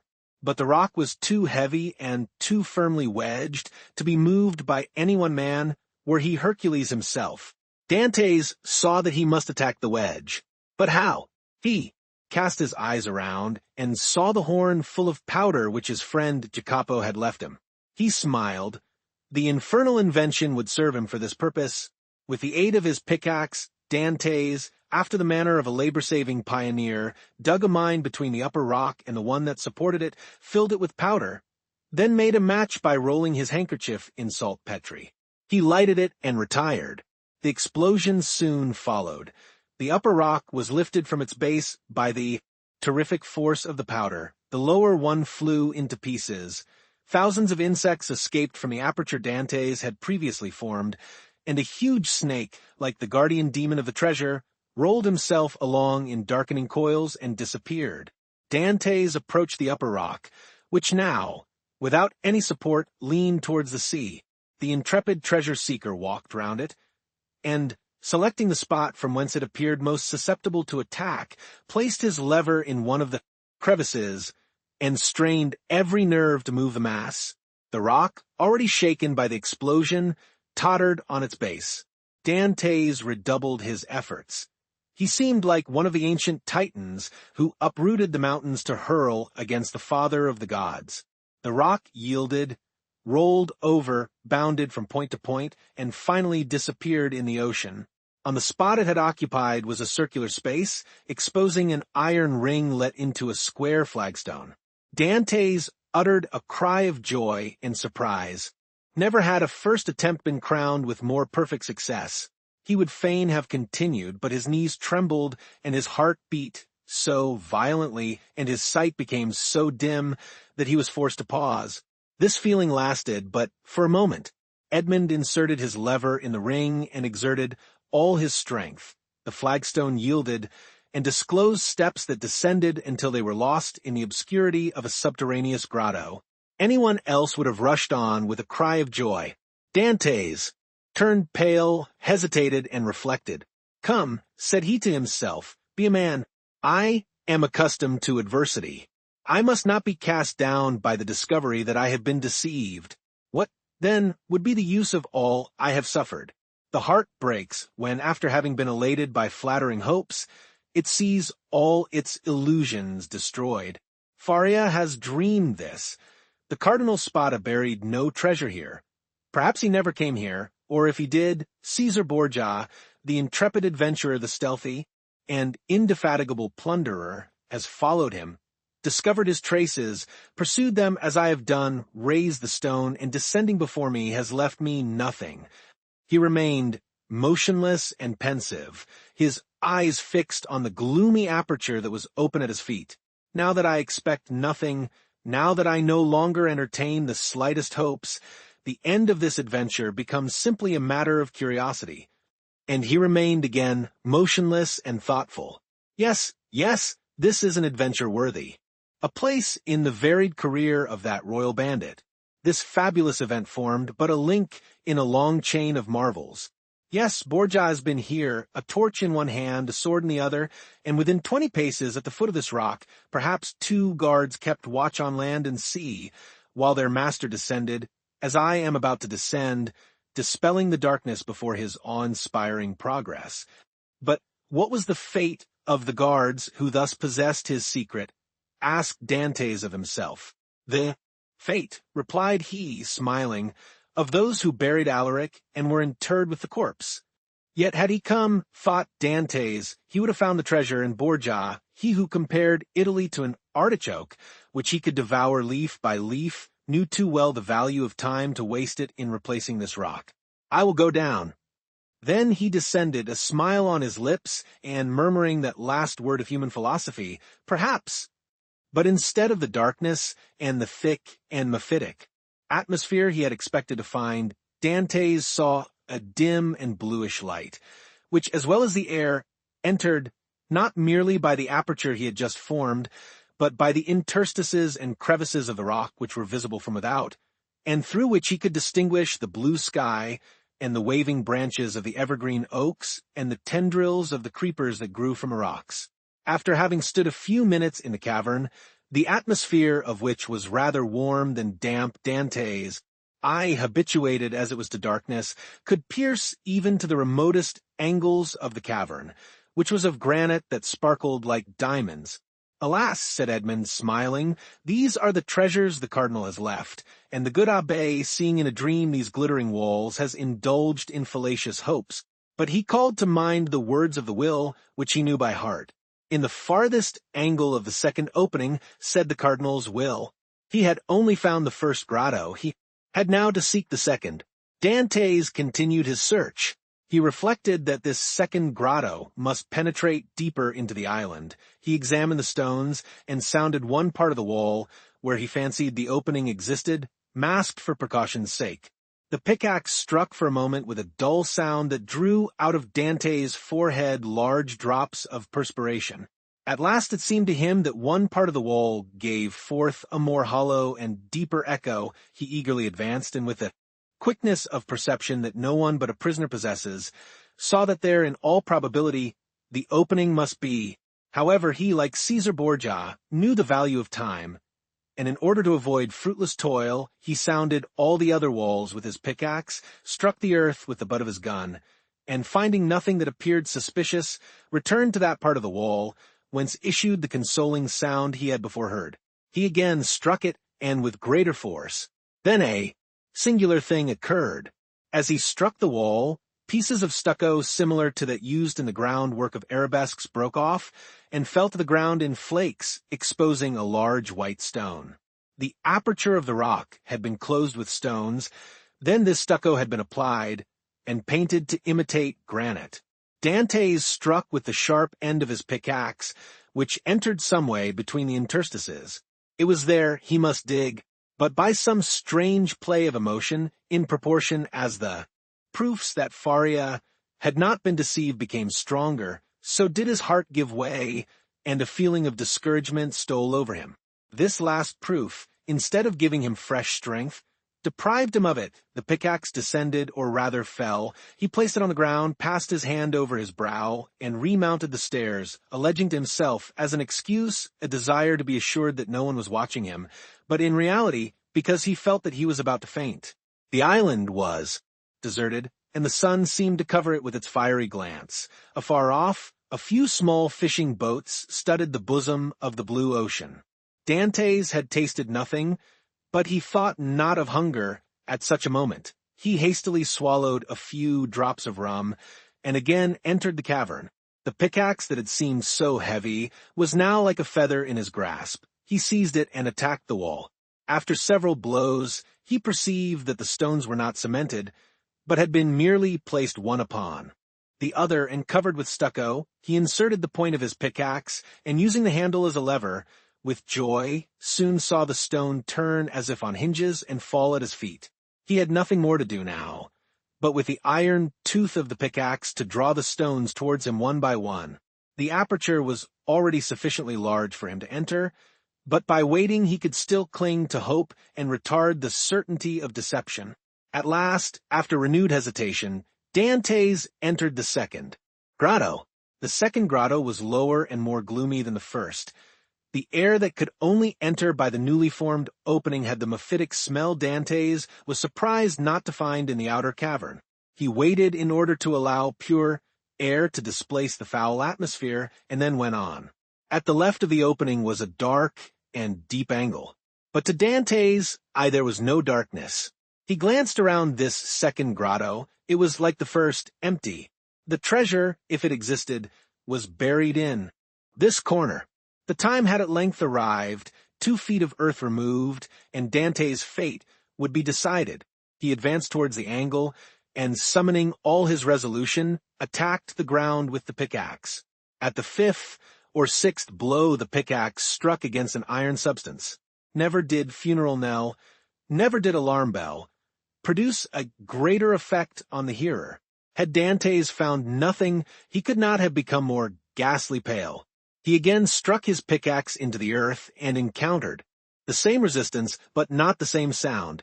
It is a casket of wood bound with iron, thought he. At this moment a shadow passed rapidly before the opening. Dantès seized his gun, sprang through the opening, and mounted the stair. A wild goat had passed before the mouth of the cave, and was feeding at a little distance. This would have been a favorable occasion to secure his dinner, but Dantès feared lest the report of his gun should attract attention.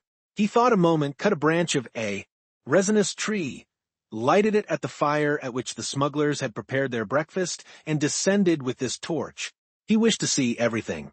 He approached the hole he had dug, and now, with the aid of the torch, saw that his pickaxe had in reality struck against iron and wood. He planted his torch in the ground and resumed his labor. In an instant a space 3 feet long by 2 feet broad was cleared, and Dantès could see an oaken coffer, bound with cut steel, in the middle of the lid. He saw engraved on a silver plate, which was still untarnished, the arms of the Spada family, viz. A sword empale on an oval shield, like all the Italian armorial bearings, and surmounted by a cardinal's hat. Dantès easily recognized them. Faria had so often drawn them for him. There was no longer any doubt. The treasure was there. No one would have been at such pains to conceal an empty casket. In an instant he had cleared every obstacle away, and he saw successively the lock placed between 2 padlocks and the 2 handles at each end, all carved as things were carved at that epoch when art rendered the commonest metals precious. Dantès seized the handles and strove to lift the coffer. It was impossible. He sought to open it. Lock and padlock were fastened. These faithful guardians seemed unwilling to surrender their trust. Dantès inserted the sharp end of the pickaxe between the coffer and the lid, and pressing with all his force on the handle, burst open the fastenings. The hinges yielded in their turn and fell, still holding in their grasp fragments of the wood, and the chest was open. Edmond was seized with vertigo. He cocked his gun and laid it beside him. He then closed his eyes as children do, in order that they may see in the resplendent night of their own imagination more stars than are visible in the firmament. Then he reopened them, and stood motionless with amazement. 3 compartments divided the coffer. In the first, blazed piles of golden coin. In the second were ranged bars of unpolished gold, which possessed nothing attractive save their value. In the third, Edmond grasped handfuls of diamonds, pearls, and rubies which, as they fell on one another, sounded like hail against glass. After having touched, felt, examined these treasures, Edmond rushed through the caverns like a man seized with frenzy. He leaped on a rock, from whence he could behold the sea. He was alone with these countless, these unheard-of treasures. Was he awake, or was it but a dream? Was it a transient vision, or was he face to face with reality? He would fain have gazed upon his gold, and yet he had not strength enough. For an instant he leaned his head in his hands, as if to prevent his senses from leaving him, and then rushed madly about the rocks of Monte Cristo, terrifying the wild goats and scaring the seafowls with his wild cries and gestures. Then he returned, and, still unable to believe the evidence of his senses, rushed into the grotto, and found himself before this mine of gold and jewels. This time he fell on his knees, and, clasping his hands convulsively, uttered a prayer intelligible to God alone. He soon became calmer and more happy, for only now did he begin to realize his felicity. He then set himself to work to count his fortune. There were 1,000 ingots of gold, each weighing from 2 to 3 pounds. Then he piled up 25,000 crowns, each worth about 80 francs of our money, and bearing the effigies of Alexander VI and his predecessors, and he saw that the complement was not half empty, and he measured 10 double handfuls of pearls, diamonds, and other gems, many of which, mounted by the most famous workmen, were valuable beyond their intrinsic worth. Dantès saw the light gradually disappear, and fearing to be surprised in the cavern, left it, his gun in his hand. A piece of biscuit and a small quantity of rum formed his supper, and he snatched a few hours' sleep lying over the mouth of the cave. It was a night of joy and terror, such as this man of stupendous emotions had already experienced twice or thrice in his lifetime. Chapter 25. The Unknown. Day, for which Dantès had so eagerly and impatiently waited with open eyes, again dawned. With the first light, Dantès resumed his search. Again he climbed the rocky height he had ascended the previous evening, and strained his view to catch every peculiarity of the landscape. But it wore the same wild, barren aspect when seen by the rays of the morning sun, which it had done when surveyed by the fading glimmer of eve. Descending into the grotto, he lifted the stone, filled his pockets with gems, put the box together as well and securely as he could, sprinkled fresh sand over the spot for which it had been taken, and then carefully trod down the earth to give it everywhere a uniform appearance. Then, quitting the grotto, he replaced the stone, heaping on it broken masses of rocks and rough fragments of crumbling granite, filling the interstices with earth, into which he deftly inserted rapidly growing plants, such as the wild myrtle and flowering thorn. Then, carefully watering these new plantations, he scrupulously effaced every trace of footsteps, leaving the approach to the cavern as savage-looking and untrodden as he had found it. This done, he impatiently awaited the return of his companions. To wait at Monte Cristo for the purpose of watching like a dragon over the almost incalculable riches that had thus fallen into his possession satisfied not the cravings of his heart, which yearned to return to dwell among mankind and to assume the rank, power, and influence which are always accorded to wealth, that first and greatest of all the forces within the grasp of man. On the 6th day, the smugglers returned. From a distance, Dantès recognized the rig and handling of La Jeune Amélie, and dragging himself with affected difficulty towards the landing place, he met his companions, with an assurance that, although considerably better than when they quitted him, he still suffered acutely from his late accident. He then inquired how they had fared in their trip. To this question, the smugglers replied that, although successful in landing their cargo in safety, they had scarcely done so when they received intelligence that a guard ship had just quitted the port of Toulon and was crowding all sail towards them. This obliged them to make all the speed they could to evade the enemy, when they could but lament the absence of Dantès, whose superior skill in the management of a vessel would have availed them so materially. In fact, the pursuing vessel had almost overtaken them when, fortunately, night came on and enabled them to double the Cape of Corsica and so elude all further pursuit. Upon the whole, however, the trip had been sufficiently successful to satisfy all concerned. While the crew, and particularly Jacopo, expressed great regrets that Dantès had not been an equal sharer with themselves in the profits, which amounted to no less a sum than 50 piastres each, Edmond preserved the most admirable self-command, not suffering the faintest indication of a smile to escape him at the enumeration of all the benefits he would have reaped had he been able to quit the island. But as La Jeune Amélie had merely come to Monte Cristo to fetch him away, he embarked that same evening and proceeded with the captain to Leghorn. Arrived at Leghorn, he repaired to the house of a Jew, a dealer in precious stones, to whom he disposed of 4 of his smallest diamonds for 5,000 francs each. Dantès half feared that such valuable jewels in the hands of a poor sailor like himself might excite suspicion, but the cunning purchaser asked no troublesome questions concerning a bargain by which he gained a round profit of at least 80%. The following day, Dantès presented Jacopo with an entirely new vessel, accompanying the gift by a donation of 100 piastres, that he might provide himself with a suitable crew and other requisites for his outfit, upon condition that he would go at once to Marseilles for the purpose of inquiring after an old man named Louis Dantès, residing in the Allies de Mailhan, and also a young woman called Mercedes, an inhabitant of the Catalan village.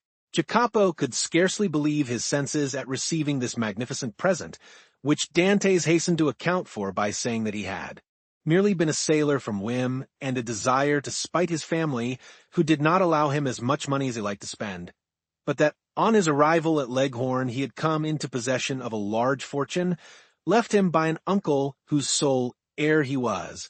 The superior education of Dantès gave an air of such extreme probability to the statement that it never once occurred to Jacopo to doubt its accuracy.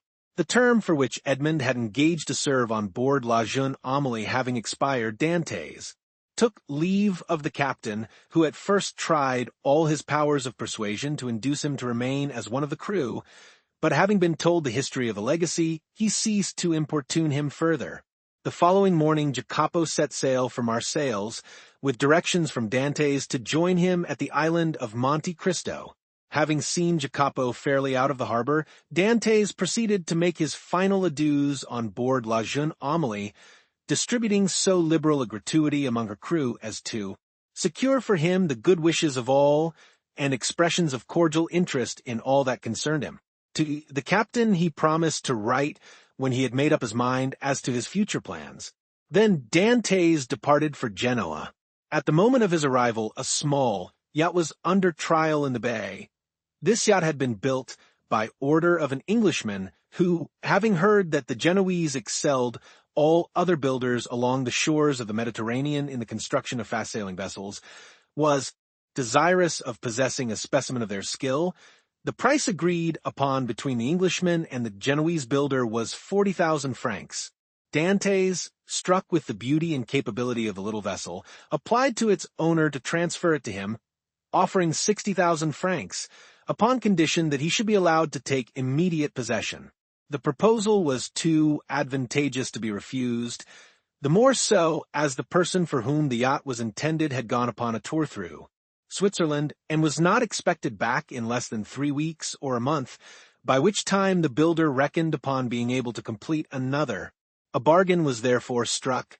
Dantès led the owner of the yacht to the dwelling of a Jew, retired with the latter for a few minutes to a small back parlor, and upon their return the Jew counted out to the shipbuilder the sum of 60,000 francs in bright gold pieces. The delighted builder then offered his services in providing a suitable crew for the little vessel, but this Dantès declined with many thanks, saying he was accustomed to cruise about quite alone, and his principal pleasure consisted in managing his yacht himself. The only thing the builder could oblige him in would be to contrive a sort of secret closet in the cabin at his bed's head, the closet to contain 3 divisions, so constructed as to be concealed from all but himself. The builder cheerfully undertook the commission, and promised to have these secret places completed by the next day. Dantès furnishing the dimensions and plan in accordance with which they were to be constructed. 2 hours afterward Dantès sailed from the port of Genoa, under the inspection of an immense crowd drawn together by curiosity to see the rich Spanish nobleman who preferred managing his own yacht. But their wonder was soon changed to admiration at seeing the perfect skill with which Dantès handled the helm. The boat, indeed, seemed to be animated with almost human intelligence, so promptly did it obey the slightest touch, and Dantès required but a short trial of his beautiful craft to acknowledge that the Genoese had not without reason attained their high reputation in the art of shipbuilding. The spectators followed the little vessel with their eyes as long as it remained visible. They then turned their conjectures upon her probable destination. Some insisted she was making for Corsica, others the island of Elba. Bets were offered to any amount that she was bound for Spain, while Africa was positively reported by many persons as her intended course, but no one thought of Monte Cristo. Yet thither it was that Dantès guided his vessel, and at Monte Cristo he arrived at the close of the second day. His boat had proved herself a first-class sailor, and had come the distance from Genoa in 35 hours. Dantès had carefully noted the general appearance of the shore, and instead of landing at the usual place, he dropped anchor in the little creek. The island was utterly deserted, and bore no evidence of having been visited since he went away. His treasure was just as he had left it. Early on the following morning he commenced the removal of his riches, and ere nightfall the whole of his immense wealth was safely deposited in the compartments of the secret locker. A week passed by.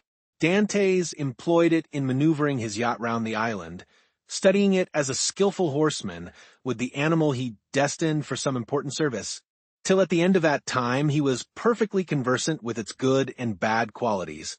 The former Dantès proposed to augment, the latter to remedy. Upon the 8th day, he discerned a small vessel under full sail approaching Monte Cristo. As it drew near, he recognized it as the boat he had given to Jacopo. He immediately signaled it. His signal was returned, and in 2 hours afterwards the newcomer lay at anchor beside the yacht. A mournful answer awaited each of Edmond's eager inquiries. As to the information Jacopo had obtained, old Dantès was dead, and Mercedes had disappeared. Dantès listened to these melancholy tidings with outward calmness, but leaping lightly ashore, he signified his desire to be quite alone. In a couple of hours he returned. 2 of the men from Jacopo's boat came on board the yacht to assist in navigating it, and he gave orders that she should be steered direct to Marseilles. For his father's death he was in some manner prepared, but he knew not how to account for the mysterious disappearance of Mercedes. Without divulging his secret, Dantès could not give sufficiently clear instructions to an agent. There were, besides, other particulars he was desirous of ascertaining, and those were of a nature he alone could investigate in a manner satisfactory to himself. His looking-glass had assured him, during his stay at Leghorn, that he ran no risk of recognition. Moreover, he had now the means of adopting any disguise he thought proper. One fine morning, then, his yacht, followed by the little fishing boat, boldly entered the port of Marseilles, and anchored exactly opposite the spot from whence, on the never-to-be-forgotten night of his departure for the Château d'If, he had been put on board the boat destined to convey him thither. Still, Dantès could not view without a shudder the approach of a gendarme who accompanied the officers deputed to demand his bill of health ere the yacht was permitted to hold communication with the shore.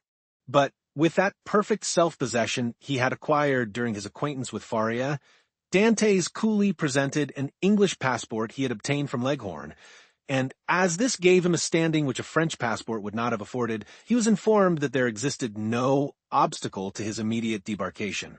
The first person to attract the attention of Dantès, as he landed on the Cannebière, was one of the crew belonging to the Pharaon. Edmond welcomed the meeting with this fellow, who had been one of his own sailors, as a sure means of testing the extent of the change which time had worked in his own appearance. Going straight towards him, he propounded a variety of questions on different subjects, carefully watching the man's countenance as he did so. but not a word or look implied that he had the slightest idea of ever having seen before the person with whom he was then conversing. Giving the sailor a piece of money in return for his civility, Dantès proceeded onwards, but ere he had gone many steps, he heard the man loudly calling him to stop. Dantès instantly turned to meet him. "I beg your pardon, sir," said the honest fellow in almost breathless haste, "but I believe you made a mistake. You intended to give me a 2-franc piece, and see, you gave me a double Napoleon." "Thank you, my good friend. I see that I have made a trifling mistake, as you say, but by way of rewarding your honesty, I give you another double Napoleon, that you may drink to my health, and be able to ask your messmates to join you." So extreme was the surprise of the sailor, that he was unable even to thank Edmond, whose receding figure he continued to gaze after in speechless astonishment. "Some nabob from India," was his comment. Dantès meanwhile went on his way. Each step he trod oppressed his heart with fresh emotion. His first and most indelible recollections were there. Not a tree, not a street that he passed, but seemed filled with dear and cherished memories. And thus he proceeded onwards till he arrived at the end of the Rue de Noailles, from whence a full view of the Aulies de Mailhan was obtained. At this spot, so pregnant with fond and filial remembrances, his heart beat almost to bursting, his knees tottered under him, a mist floated over his sight, and had he not clung for support to one of the trees, he would inevitably have fallen to the ground and been crushed beneath the many vehicles continually passing there. Recovering himself, however, he wiped the perspiration from his brows, and stopped not again till he found himself at the door of the house in which his father had lived. The nasturtiums and other plants, which his father had delighted to train before his window, had all disappeared from the upper part of the house. Leaning against the tree, he gazed thoughtfully for a time at the upper stories of the shabby little house. Then he advanced to the door, and asked whether there were any rooms to be let. Though answered in the negative, he begged so earnestly to be permitted to visit those on the 5th floor, that, in despite of the oft-repeated assurance of the concierge that they were occupied, Dantès succeeded in inducing the man to go up to the tenants and ask permission for a gentleman to be allowed to look at them. The tenants of the humble lodging were a young couple who had been scarcely married a week, and seeing them, Dantès sighed heavily, nothing in the 2 small chambers forming. The apartments remained as it had been in the time of the elder Dantès. The very paper was different, while the articles of antiquated furniture with which the rooms had been filled in Edmond's time had all disappeared. The 4 walls alone remained as he had left them. The bed belonging to the present occupants was placed as the former owner of the chamber had been accustomed to have his, and in spite of his efforts to prevent it, the eyes of Edmond were suffused in tears as he reflected that, on that spot the old man had breathed his last, vainly calling for his son. The young couple gazed with astonishment at the sight of their visitor's emotion, and wondered to see the large tears silently chasing each other down his otherwise stern and immovable features, but they felt the sacredness of his grief, and kindly refrained from questioning him as to its cause, while with instinctive delicacy they left him to indulge his sorrow alone. When he withdrew from the scene of his painful recollections, they both accompanied him downstairs, reiterating their hope that he would come again whenever he pleased, and assuring him that their poor dwelling would ever be open to him. As Edmond passed the door on the 4th floor, he paused to inquire whether Catharus the tailor still dwelt there. But he received for reply that the person in question had got into difficulties, and at the present time kept a small inn on the route from Bellegarde to Beaucaire.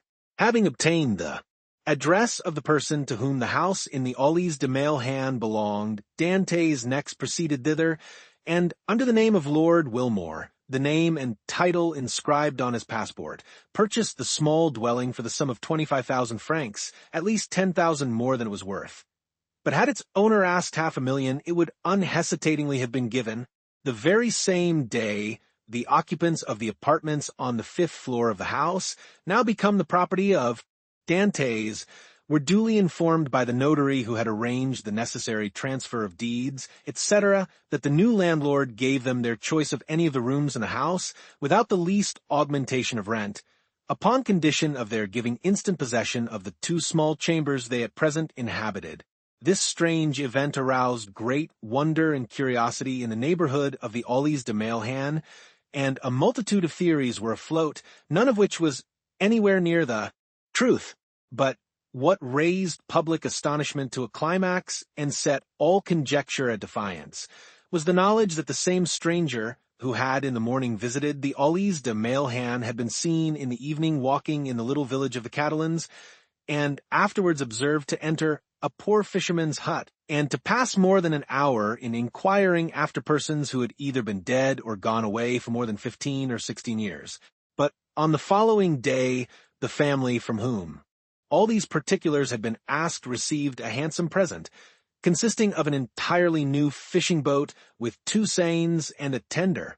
The delighted recipients of these munificent gifts would gladly have poured out their thanks to their generous benefactor, but they had seen him, upon quitting the hut, merely give some orders to a sailor, and then springing lightly on horseback, leave Marseilles by the Porte d'Aix. Chapter 26. The Pont du Gardin. Such of my readers as have made a pedestrian excursion to the south of France may perchance have noticed, about midway between the town of Beaucaire and the village of Bellegarde, a little nearer to the former than to the latter, a small roadside inn from the front of which hung, creaking and flapping in the wind, a sheet of tin covered with a grotesque representation of the Pont du Gard. This modern place of entertainment stood on the left-hand side of the post road and backed upon the Rhone. It also boasted of what in Languedoc is styled a garden consisting of a small plot of ground on the side opposite to the main entrance reserved for the reception of guests. A few dingy olives and stunted fig trees struggled hard for existence, but their withered dusty foliage abundantly proved how unequal was the conflict.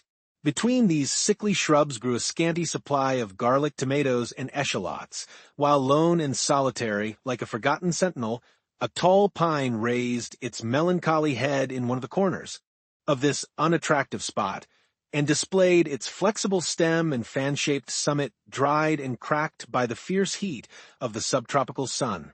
All these trees, great or small, were turned in the direction to which the Mistral blows, one of the 3 curses of Provence, the others being the Durance and the Parliament. In the surrounding plain, which more resembled a dusty lake than solid ground, were scattered a few miserable stalks of wheat, the effect, no doubt, of a curious desire on the part of the agriculturists of the country to see whether such a thing as the raising of grain in those parched regions was practicable. Each stalk served as a perch for a grasshopper, which regaled the passers-by through this Egyptian scene with its strident, monotonous note. For about 7 or 8 years, the little tavern had been kept by a man and his wife, with 2 servants, a chambermaid named Trinette, and a hostler called Picard.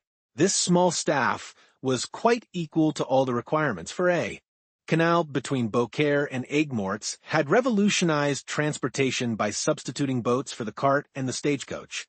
And as though to add to the daily misery which this prosperous canal inflicted on the unfortunate innkeeper, whose utter ruin it was fast accomplishing, it was situated between the Rhone from which it had its source and the post road it had depleted, not 100 steps from the inn, of which we have given a brief but faithful description.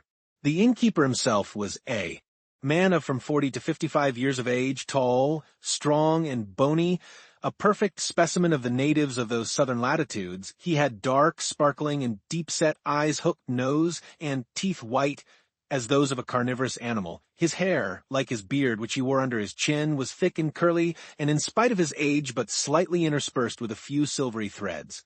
His naturally dark complexion had assumed a still further shade of brown from the habit the unfortunate man had acquired of stationing himself from morning till eve at the threshold of his door, on the lookout for guests who seldom came.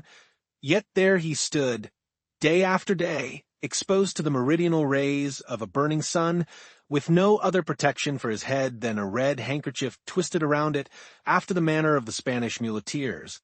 This man was our old acquaintance, Gaspard Cadaris. His wife, on the contrary, whose maiden name had been Madeleine Radel, was pale, meager, and sickly-looking. Born in the neighborhood of Alls, she had shared in the beauty for which its women are proverbial. but that beauty had gradually withered beneath the devastating influence of the slow fever so prevalent among dwellers by the ponds of Aigues-Mortes and the marshes of Camargue.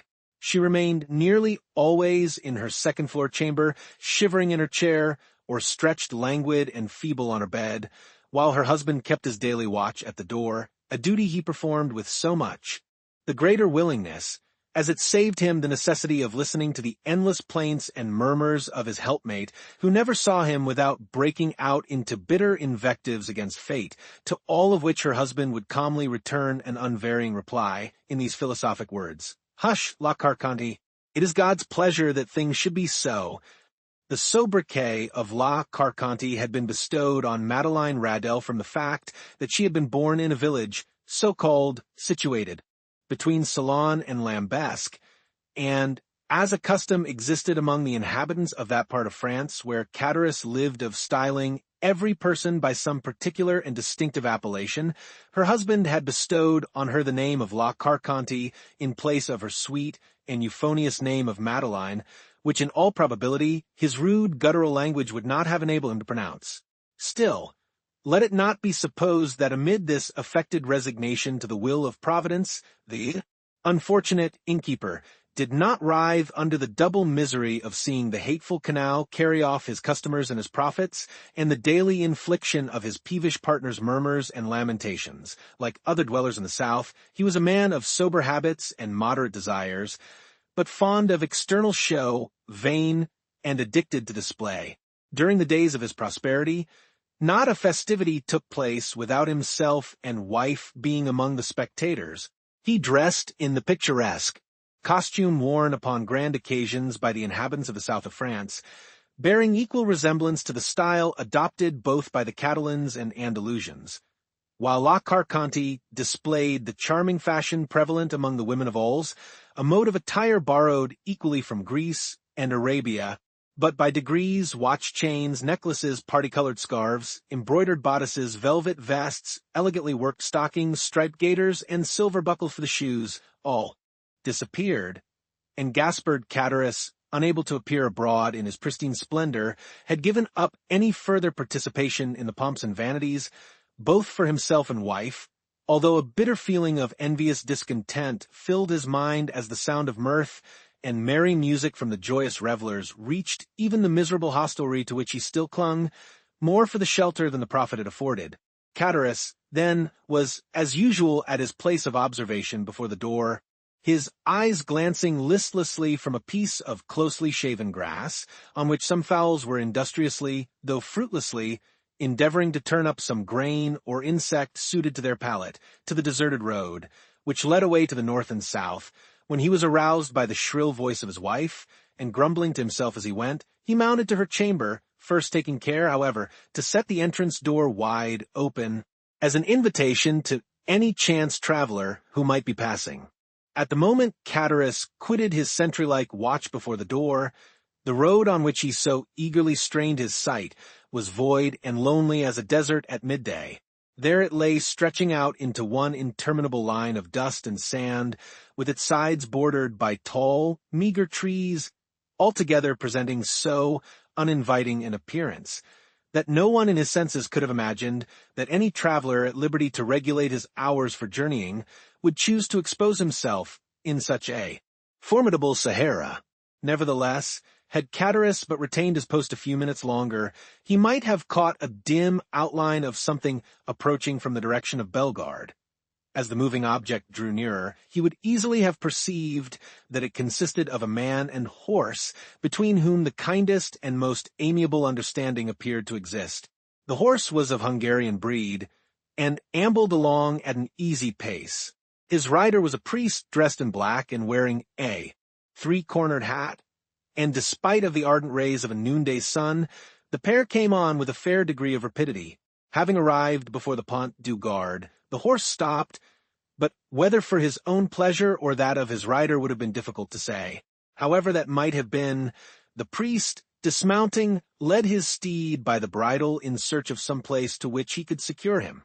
Availing himself of a handle that projected from a half-fallen door, he tied the animal safely, and having drawn a red cotton handkerchief from his pocket, wiped away the perspiration that streamed from his brow, then, advancing to the door, struck thrice with the end of his iron-shod stick.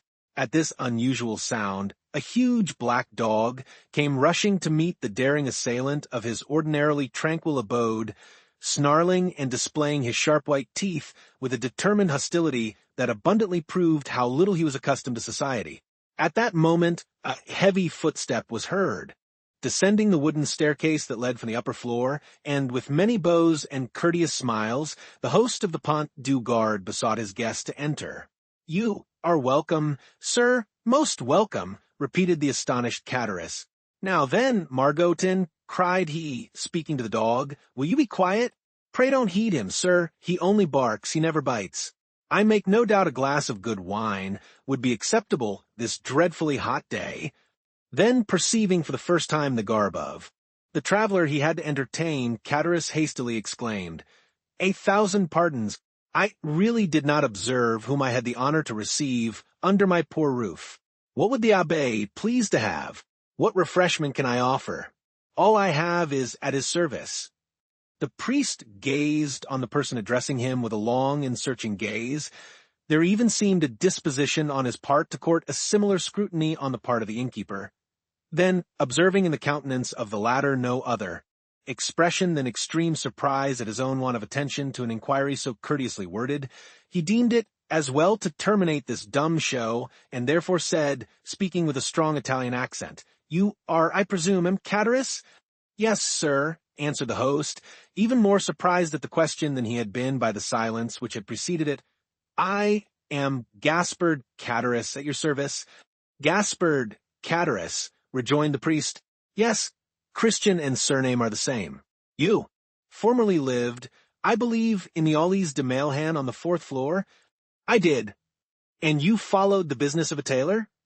"True, I was a tailor till the trade fell off. It is so hot at Marseilles that really I believe that the respectable inhabitants will in time go without any clothing whatever. But talking of heat, is there nothing I can offer you by way of refreshment?" "Yes. Let me have a bottle of your best wine, and then, with your permission, we will resume our conversation from where we left off."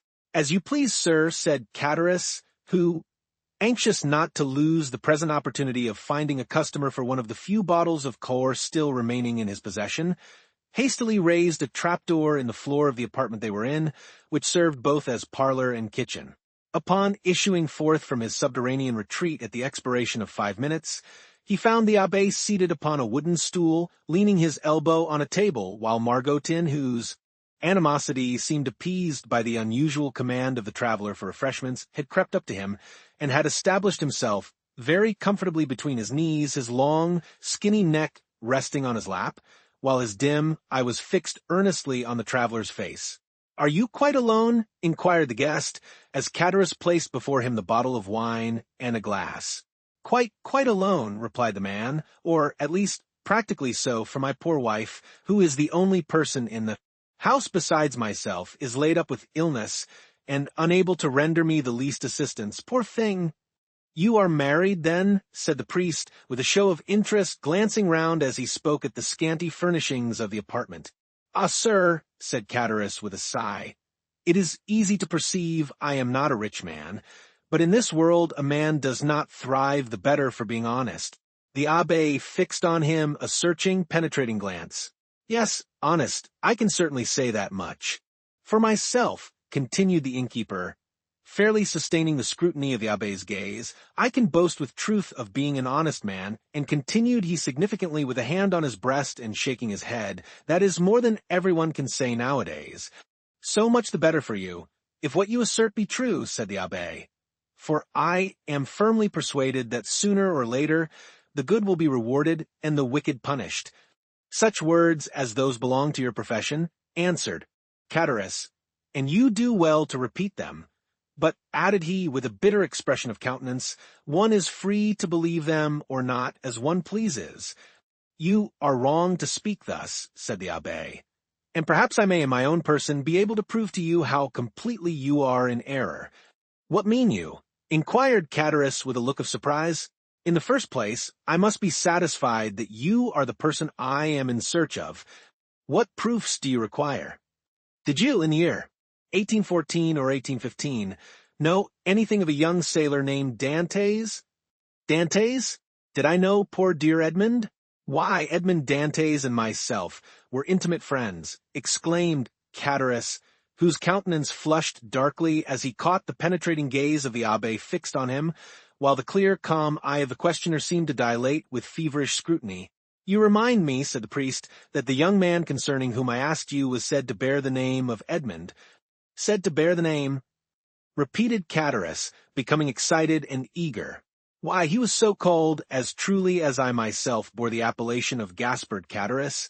But tell me, I pray, what has become of poor Edmond? Did you know him? Is he alive and at liberty? Is he prosperous and happy? He died a more wretched, hopeless, heartbroken prisoner than the felons who pay the penalty of their crimes at the galleys of Toulon. A deadly pallor followed the flush on the countenance of Chatteris, who turned away, and the priest saw him wiping the tears from his eyes with the corner of the red handkerchief twisted round his head. Poor fellow, murmured Chatteris. Well, there, sir, is another proof that good people are never rewarded on this earth, and that none but the wicked prosper. Ah, continued Chatteris, speaking in the highly colored language of the South, the world grows worse and worse. Why does not God, if he really hates the wicked as he is said to do, send down brimstone and fire, and consume them altogether? You speak as though you had loved this young Dantès, observed the abbé, without taking any notice of his companion's vehemence. And so I did, replied Chatteris, though once, I confess, I envied him his good fortune. But I swear to you, sir, I swear to you, by everything a man holds dear, I have since then deeply and sincerely lamented his unhappy fate. There was a brief silence, during which the fixed, searching eye of the abbé was employed in scrutinizing the agitated features of the innkeeper. You knew the poor lad, then? Continued Chatteris. I was called to see him on his dying bed, that I might administer to him the consolations of religion. And of what did he die? Asked Chatteris in a choking voice. Of what, think you, do young and strong men die in prison when they have scarcely numbered their 30th year, unless it be of imprisonment? Chatteris wiped away the large beads of perspiration that gathered on his brow. But the strangest part of the story is, resumed the abbé, that Dantès, even in his dying moments, swore by his crucified Redeemer that he was utterly ignorant of the cause of his detention. And so he was, murmured Chatteris. How should he have been otherwise? Ah, sir, the poor fellow told you the truth. And for that reason he besought me to try and clear up a mystery he had never been able to penetrate, and to clear his memory should any foul spot or stain have fallen on it. And here the look of the abbé, becoming more and more fixed, seemed to rest with ill-concealed satisfaction on the gloomy depression which was rapidly spreading over the countenance of Chatteris. A rich Englishman, continued the abbé, who had been his companion in misfortune, but had been released from prison during the Second Restoration, was possessed of a diamond of immense value. This jewel he bestowed on Dantès upon himself quitting the prison, as a mark of his gratitude for the kindness and brotherly care with which Dantès had nursed him in a severe illness he underwent during his confinement. Instead of employing this diamond in attempting to bribe his jailers, who might only have taken it and then betrayed him to the governor, Dantès carefully preserved it, that in the event of his getting out of prison, he might have wherewithal to live, for the sale of such a diamond would have quite sufficed to make his fortune. Then I suppose, asked Chatteris, with eager glowing looks, that it was a stone of immense value? Why, everything is relative, answered the abbé. To one in Edmond's position, the diamond certainly was of great value. It was estimated at 50,000 francs. Bless me, exclaimed Chatteris, 50,000 francs. Surely the diamond was as large as a nut to be worth all that. No, replied the abbé, it was not of such a size as that, but you shall judge for yourself. I have it with me. The sharp gaze of Chatteris was instantly directed towards the priest's garments, as though hoping to discover the location of the treasure. Calmly drawing forth from his pocket a small box covered with black shagreen, the abbé opened it and displayed to the dazzled eyes of Catullus the sparkling jewel it contained, set in a ring of admirable workmanship. "And that diamond," cried Catullus, almost breathless with eager admiration, "you say, is worth 50,000 francs?" "It is, without the setting, which is also valuable," replied the abbé as he closed the box and returned it to his pocket, while its brilliant hues seemed still to dance before the eyes of the fascinated innkeeper. "But how comes the diamond in your possession, sir? Did Edmond make you his heir?" "No, merely his testamentary executor. I once possessed 4 dear and faithful friends, besides the maiden to whom I was betrothed," he said, "and I feel convinced they have all unfeignedly grieved over my loss." The name of one of the 4 friends is Catullus. The innkeeper shivered. "Another of the number," continued the abbé, without seeming to notice the emotion of Catullus, "is called Danglars, and the third, in spite of being my rival, entertained a very sincere affection for me." A fiendish smile played over the features of Catullus, who was about to break in upon the abbé's speech, when the latter, waving his hand, said, "Allow me to finish first, and then if you have any observations to make, you can do so afterwards. The third of my friends, although my rival was much attached to me, his name was Fernand. That of my betrothed was, stay, continued the abbé. I have forgotten what he called her." "Mercedes," said Catullus eagerly. "True," said the abbé with a stifled sigh. "Mercedes it was." "Go on," urged Catullus. "Bring me a carafe of water," said the abbé. Catullus quickly performed the stranger's bidding, and after pouring some into a glass and slowly swallowing its contents, the abbé, resuming his usual placidity of manner, said as he placed his empty glass on the table, "Where did we leave off?" "The name of Edmond's betrothed was Mercedes." "To be sure. You will go to Marseilles," said Dantès, "for you understand, I repeat his words just as he uttered them. Do you understand?" "Perfectly." "You will sell this diamond, you will divide the money into 5 equal parts, and give an equal portion to these good friends, the only persons who have loved me upon earth." "But why into 5 parts?" asked Catullus. "You only mention 4 persons." "Because the 5th is dead, as I hear. The 5th sharer in Edmond's bequest was his own father." Too true, ejaculated Catullus, almost suffocated by the contending passions which assailed him. "The poor old man did die." "I learned so much at Marseilles," replied the abbé, making a strong effort to appear indifferent, "but from the length of time that has elapsed since the death of the elder Dantès, I was unable to obtain any particulars of his end. Can you enlighten me on that point?" "I do not know who could if I could not," said Catullus. "Why?" "I lived almost on the same floor with the poor old man." "Ah, yes, about a year after the disappearance of his son the poor old man died." "Of what did he die?" "Why, the doctors called his complaint gastroenteritis. I believe his acquaintances say he died of grief, but I who saw him in his dying moments, I say he died of," Catullus paused. "Of what?" asked the priest anxiously and eagerly. "Why, of downright starvation." "Starvation!" exclaimed the abbé, springing for his seat.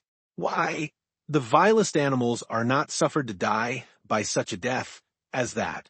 The very dogs that wander houseless and homeless in the streets find some pitying hand to cast them a mouthful of bread. And that a man, a Christian, should be allowed to perish of hunger in the midst of other men who call themselves Christians is too horrible for belief. Oh, it is impossible, utterly impossible." "What I have said, answered Catullus. "And you are a fool for having said anything about it," said a voice from the top of the stairs. "Why should you meddle with what does not concern you?" The 2 men turned quickly and saw the sickly countenance of La Carconte peering between the baluster rails. Attracted by the sound of voices, she had feebly dragged herself down the stairs, and, seated on the lower step, head on knees, she had listened to the foregoing conversation. "Mind your own business, wife," replied Catullus sharply. "This gentleman asks me for information, which common politeness will not permit me to refuse." "Politeness, you simpleton," retorted La Carconte.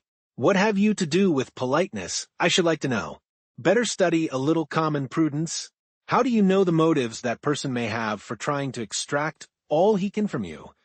I pledge you my word, madam, said the abbé, that my intentions are good, and that your husband can incur no risk, provided he answers me candidly.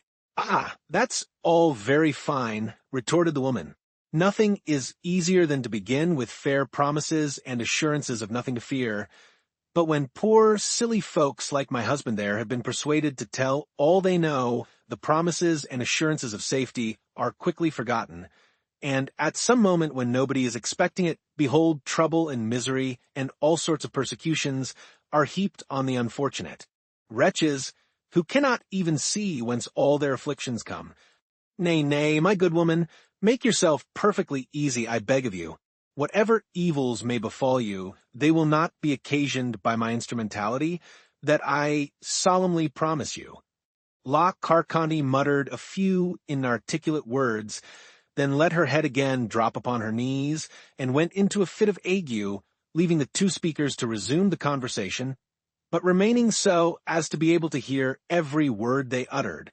Again the abbé had been obliged to swallow a draught of water to calm the emotions that threatened to overpower him. When he had sufficiently recovered himself, he said, "It appears, then, that the miserable old man you were telling me of was forsaken by everyone. Surely, had not such been the case, he would not have perished by so dreadful a death. Why, he was not altogether forsaken," continued Catullus, "for Mercédès the Catalan and Monsieur Moreau were very kind to him, but somehow the poor old man had contracted a profound hatred for Fernand, the very person," added Catullus with a bitter smile, "that you named just now as being one of Dantès' faithful and attached friends." "And was he not so?" asked the abbé. "Gaspard, Gaspard," murmured the woman from her seat on the stairs. "Mind what you are saying." Catullus made no reply to these words, though evidently irritated and annoyed by the interruption, but addressing the abbé, said, "Can a man be faithful to another whose wife he covets and desires for himself?" But Dantès was so honorable and true in his own nature that he believed everybody's professions of friendship. Poor Edmond, he was cruelly deceived, but it was fortunate that he never knew, or he might have found it more difficult, when on his deathbed, to pardon his enemies. "And whatever people may say," continued Catullus in his native language, which was not altogether devoid of rude poetry, "I cannot help being more frightened at the idea of the malediction of the dead than the hatred of the living." "Imbecile!" exclaimed La Carconte. "Do you then know in what manner Fernand injured Dantès?" inquired the abbé of Catullus. "Do I? No one better." "Speak out then. Say what it was." "Gaspard," cried La Carconte, "do as you will, you are master, but if you take my advice, you'll hold your tongue." "Well, wife," replied Catullus, "I don't know but what you're right." "So you will say nothing?" asked the abbé. "Why, what good would it?" "Do," asked Catullus. "If the poor lad were living, and came to me and begged that I would candidly tell which were his true and which his false friends, why, perhaps I should not hesitate. But you tell me he is no more, and therefore can have nothing to do with hatred or revenge, so let all such feeling be buried with him." "You prefer, then," said the abbé, "that I should bestow on men you say are false and treacherous the reward intended for faithful friendship?" "That is true enough," returned Catullus. "You say, truly, the gift of poor Edmond was not meant for such traitors as Fernand and Danglars. Besides, what would it be to them? No more than a drop of water in the ocean." "Remember," chimed in La Carconte, "those two could crush you at a single blow." "How so?" inquired the abbé. "Are these persons, then, so rich and powerful? Do you not know their history?" "I do not." "Pray, relate it to me." Catullus seemed to reflect for a few moments, then said, "No, truly it would take up too much time." "Well, my good friend," returned the abbé, in a tone that indicated utter indifference on his part, "you are at liberty either to speak or be silent, just as you please. For my own part, I respect your scruples and admire your sentiments, so let the matter end. I shall do my duty as conscientiously as I can, and fulfill my promise to the dying man. My first business will be to dispose of this diamond." So saying, the abbé again drew the small box from his pocket, opened it, and contrived to hold it in such a light that a bright flash of brilliant hues passed before the dazzled gaze of Cadaris. "Wife, wife!" cried he in a hoarse voice. "Come here!" "Diamond!" exclaimed La Carconte, rising and descending to the chamber with a tolerably firm step. "What diamond are you talking about?" "Why, did you not hear all we said?" inquired Cadaris. "It is a beautiful diamond left by poor Edmond Dantès to be sold, and the money divided between his father, Mercedes, his betrothed bride, Fernand Danglars, and myself. The jewel is worth at least 50,000 francs. "Oh, what a magnificent jewel!" cried the astonished woman. "The fifth part of the profits from this stone belongs to us then, does it not?" asked Cadaris. "It does," replied the abbé, "with the addition of an equal division of that part intended for the elder Dantès, which I believe myself at liberty to divide equally with the 4 survivors." "And why among us 4?" inquired Cadaris. "As being the friends Edmond esteemed most faithful and devoted to him." "I don't call those friends who betray and ruin you," murmured the wife in her turn, in a low, muttering voice. "Of course not," rejoined Cadaris quickly. "No more do I, and that was what I was observing to this gentleman just now. I said I looked upon it as a sacrilegious profanation to reward treachery, perhaps crime." "Remember," answered the abbé calmly, as he replaced the jewel and its case in the pocket of his cassock, "it is your fault, not mine, that I do so.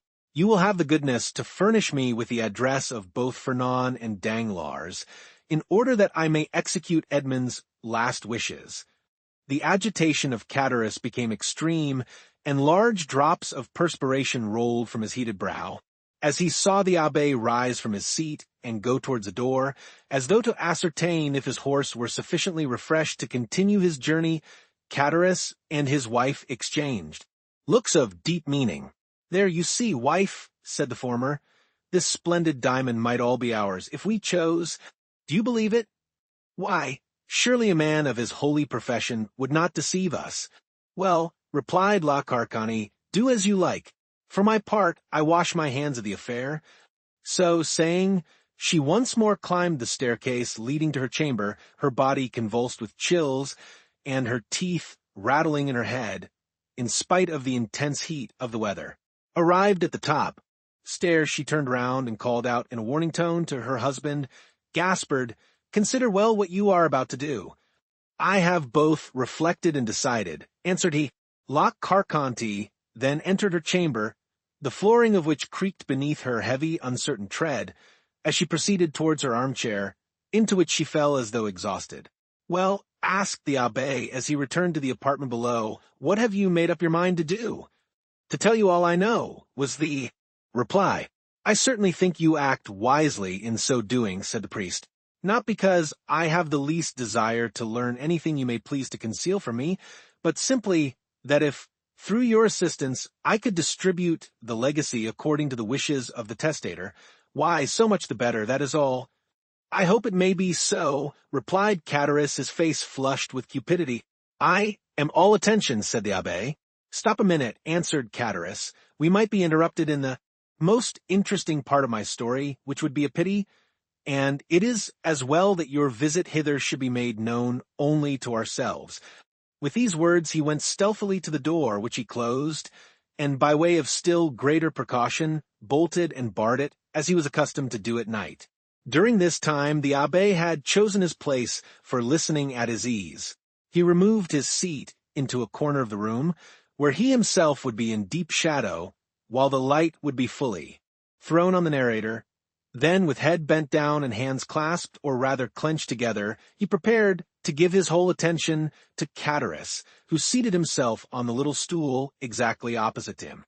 "Remember, this is no affair of mine," said the trembling voice of La Carconte, as though through the flooring of her chamber she viewed the scene that was enacting below.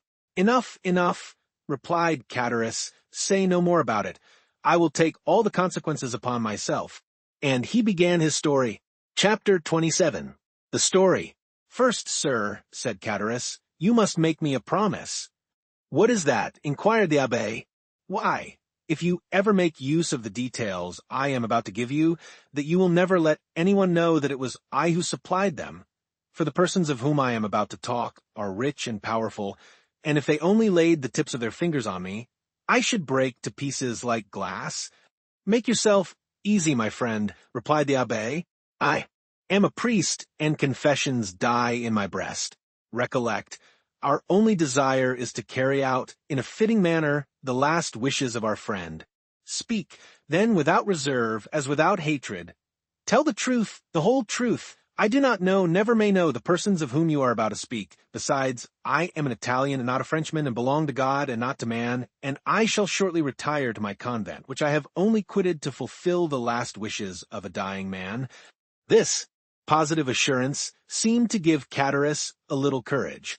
Well then, under these circumstances, said Cataris, I even believe I ought to undeceive you as to the friendship which poor Edmond thought so sincere and unquestionable. Begin with his father, if you please, said the abbé. Edmond talked to me a great deal about the old man for whom he had the deepest love. The history is a sad one, sir, said Cataris, shaking his head. Perhaps you know all the earlier part of it. Yes, answered the abbé. Edmond related to me everything until the moment when he was arrested in a small cabaret close to Marseilles, at La Réserve. Oh, yes, I can see it all before me this moment. Was it not his betrothal feast? It was, and the feast that began so gaily had a very sorrowful ending. A police commissary, followed by 4 soldiers, entered, and Dantès was arrested. Yes, and up to this point I know all, said the priest. Dantès himself only knew that which personally concerned him, for he never beheld again the 5 persons I have named to you, or heard mention of any one of them. Well, when Dantès was arrested, Monsieur Morel hastened to obtain the particulars, and they were very sad. The old man returned alone to his home, folded up his wedding suit with tears in his eyes, and paced up and down his chamber the whole day, and would not go to bed at all, for I was underneath him and heard him walking the whole night. And for myself, I assure you I could not sleep either, for the grief of the poor father gave me great uneasiness, and every step he took went to my heart as really as if his foot had pressed against my breast. The next day, Mercédès came to implore the protection of M. de Villefort. She did not obtain it, however, and went to visit the old man. When she saw him so miserable and heartbroken, having passed a sleepless night and not touched food since the previous day, she wished him to go with her, that she might take care of him. But the old man would not consent. No, was the old man's reply. I will not leave this house, for my poor dear boy loves me better than anything in the world, and if he gets out of prison he will come and see me the first thing, and what would he think if I did not wait here for him? I heard all this from the window, for I was anxious that Mercédès should persuade the old man to accompany her, for his footsteps over my head night and day did not leave me a moment's repose. But did you not go upstairs and try to console the poor old man? Asked the abbé. Ah, sir, replied Cataris, we cannot console those who will not be consoled, and he was one of these. Besides, I know not why, but he seemed to dislike seeing me. One night, however, I heard his sobs, and I could not resist my desire to go up to him.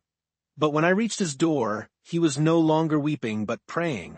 I cannot now repeat to you, sir, all the eloquent words and imploring language he made use of. It was more than piety, it was more than grief, and I, who am no cantor and hate the Jesuits, said then to myself, it is really well, and I am very glad that I have not any children, for if I were a father and felt such excessive grief as the old man does, and did not find in my memory or heart all he is now saying, I should throw myself into the sea at once, for I could not bear it.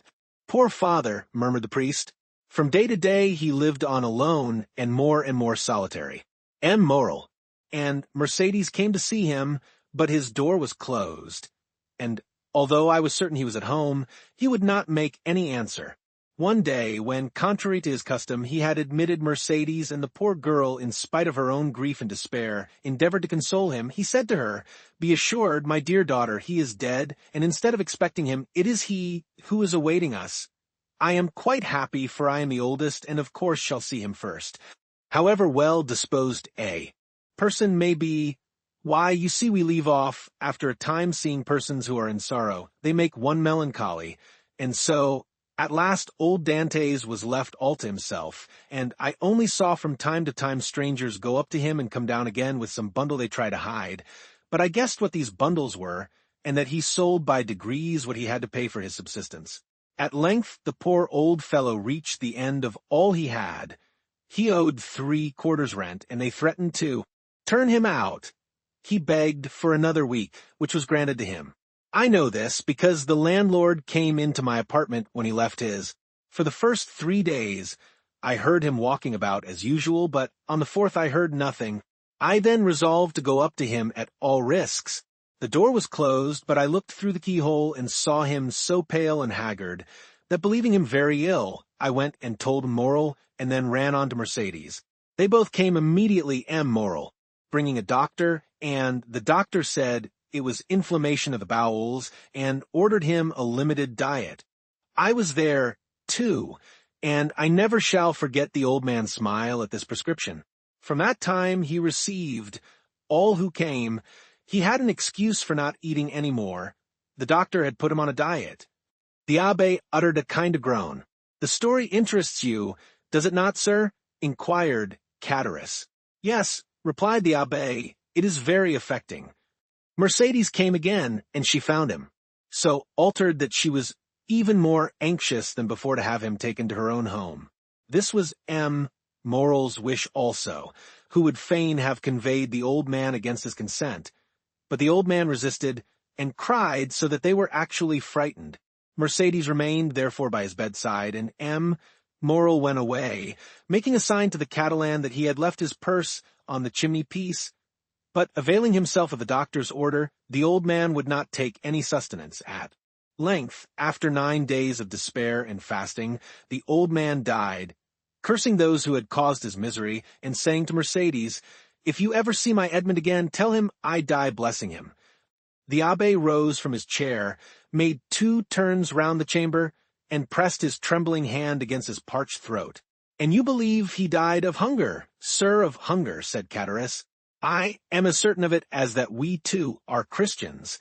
The abbé, with a shaking hand, seized a glass of water that was standing by him half full, swallowed it at one gulp, and then resumed his seat with red eyes and pale cheeks. "This was, indeed, a horrid event," said he in a hoarse voice. "The more so, sir, as it was men's and not God's doing." "Tell me of those men," said the abbé. "And remember, too," he added in an almost menacing tone, "you have promised to tell me everything. Tell me, therefore, who are these men who killed the son with despair and the father with famine?" "2 men, jealous of him, sir, one from love and the other from ambition, Fernand and Danglars." "How was this jealousy manifested? Speak on." "They denounced Edmond as a Bonapartist agent." "Which of the 2 denounced him? Which was the real delinquent?" "Both, sir, one with a letter, and the other put it in the post." "And where was this letter written?" "At La Reserve, the day before the betrothal feast." "'Twas so then, murmured the abbé. "Oh, Faria, how well did you judge? Men and things." "What did you please to say, sir?" asked Catullus. Nothing, replied the priest. "Go on." "It was Danglars who wrote the denunciation with his left hand, that his writing might not be recognized, and Fernand who put it in the post." "But," exclaimed the abbé suddenly, "you were there yourself." "I," said Catullus, astonished. "Who told you I was there?" The abbé saw he had overshot the mark, and he added quickly, "No one, but in order to have known everything so." "Well, you must have been an eyewitness." True, said Catullus in a choking voice. "I was there." "And did you not remonstrate against such infamy?" asked the abbé. "If not, you were an accomplice." "Sir," replied Catullus, "they had made me drink to such an excess that I nearly lost all perception. I had only an indistinct understanding of what was passing around me. I said all that a man in such a state could say, but they both assured me that it was a jest they were carrying on, and perfectly harmless. Next day, sir, you must have seen plain enough what they had been doing, yet you said nothing, though you were present when Dantès was arrested." "Yes, sir, I was there, and very anxious to speak, but Danglars restrained me." If he should really be guilty, said he, and did really put into the island of Elba, if he is really charged with a letter for the Bonapartist committee at Paris, and if they find this letter upon him, those who have supported him will pass for his accomplices. I confess I had my fears in the state in which politics then were, and I held my tongue. It was cowardly, I confess, but it was not criminal. I understand. You allowed matters to take their course, that was all. Yes, sir, answered Chatteris, and remorse preys on me night and day. I often ask pardon of God. I swear to you, because this action, the only one with which I have seriously to reproach myself in all my life, is no doubt the cause of my abject condition. I am expiating a moment of selfishness, and so I always say to La Carconte when she complains, "Hold your tongue, woman, it is the will of God," and Chatteris bowed his head with every sign of real repentance. Well, sir, said the abbé, you have spoken unreservedly, and thus to accuse yourself is to deserve pardon. Unfortunately, Edmond is dead, and has not pardoned me. He did not know, said the abbé. But he knows it all now, interrupted Chatteris. They say the dead know everything. There was a brief silence. The abbé rose and paced up and down pensively, and then resumed his seat. You have 2 or 3 times mentioned A.M. Moral, he said. Who was he? The owner of the Pharaon and patron of Dantès. And what part did he play in this sad drama? Inquired the abbé. The part of an honest man, full of courage and real regard. 20 times he interceded for Edmond. When the emperor returned, he wrote, implored, threatened, and so energetically that on the Second Restoration he was persecuted as a Bonapartist. 10 times, as I told you, he came to see Dantès' father and offered to receive him in his own house, and the night or 2 before his death, as I have already said, he left his purse on the mantelpiece with which they paid the old man's debts and buried him decently, and so Edmond's father died as he had lived, without doing harm to anyone. I have the purse still by me, a large one, made of red silk, and asked the abbé, is M. Moral still alive? Yes, replied Chatteris. In that case, replied the abbé, he should be a man blessed of God, rich, happy. Chatteris smiled bitterly. Yes, happy as myself, said he. What? M. Moral unhappy? Exclaimed the abbé. He is reduced almost to the last extremity. Nay, he is almost at the point of dishonor. How? Yes, continued Chatteris, so it is, after 25 years of labor, after having acquired a most honorable name in the trade of Marseilles, immoral is utterly ruined. He has lost 5 ships in 2 years, has suffered by the bankruptcy of 3 large houses, and his only hope now is in that very Pharaon which poor Dantès commanded, and which is expected from the Indies with a cargo of cochineal and indigo. If this ship founders, like the others, he is a ruined man. And has the unfortunate man wife or children? Inquired the abbé. Yes, he has a wife, who through everything has behaved like an angel. He has a daughter who is about to marry the man she loved, but whose family now will not allow him to wed the daughter of a ruined man. He has besides a son, a lieutenant in the army, and as you may suppose, all this, instead of lessening, only augments his sorrows. If he were alone in the world, he would blow out his brains, and there would be an end. Horrible, ejaculated the priest. And it is thus heaven recompenses virtue, sir, added Chatteris. You see, I, who never did a bad action but that I have told you of, am in destitution, with my poor wife dying of fever before my very eyes, and I unable to do anything in the world for her. I shall die of hunger, as old Dantès did, while Fernand and Danglars are rolling in wealth. How is that? Because their deeds have brought them good fortune, while honest men have been reduced to misery. What has become of Danglars, the instigator, and therefore the most guilty? What has become of him? Why, he left Marseilles and was taken on the recommendation of M. Moral, who did not know his crime, as cashier into a Spanish bank. During the war with Spain, he was employed in the commissariat of the French army and made a fortune.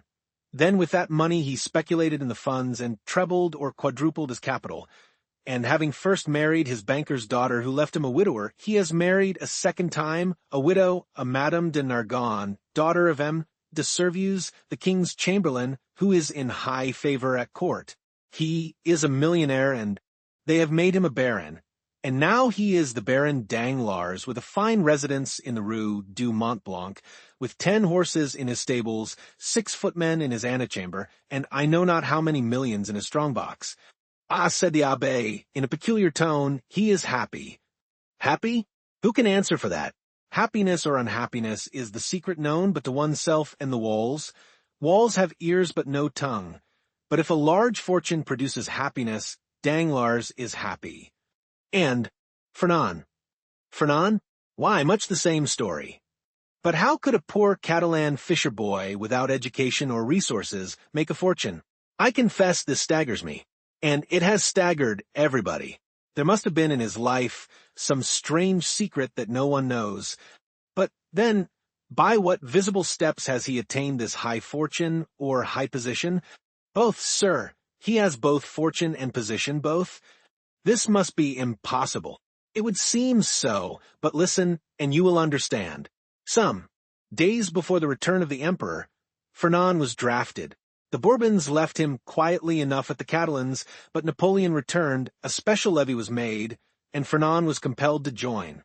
I went too, but as I was older than Fernand and had just married my poor wife, I was only sent to the coast. Fernand was enrolled in the active army, went to the frontier with his regiment, and was at the Battle of Ligny.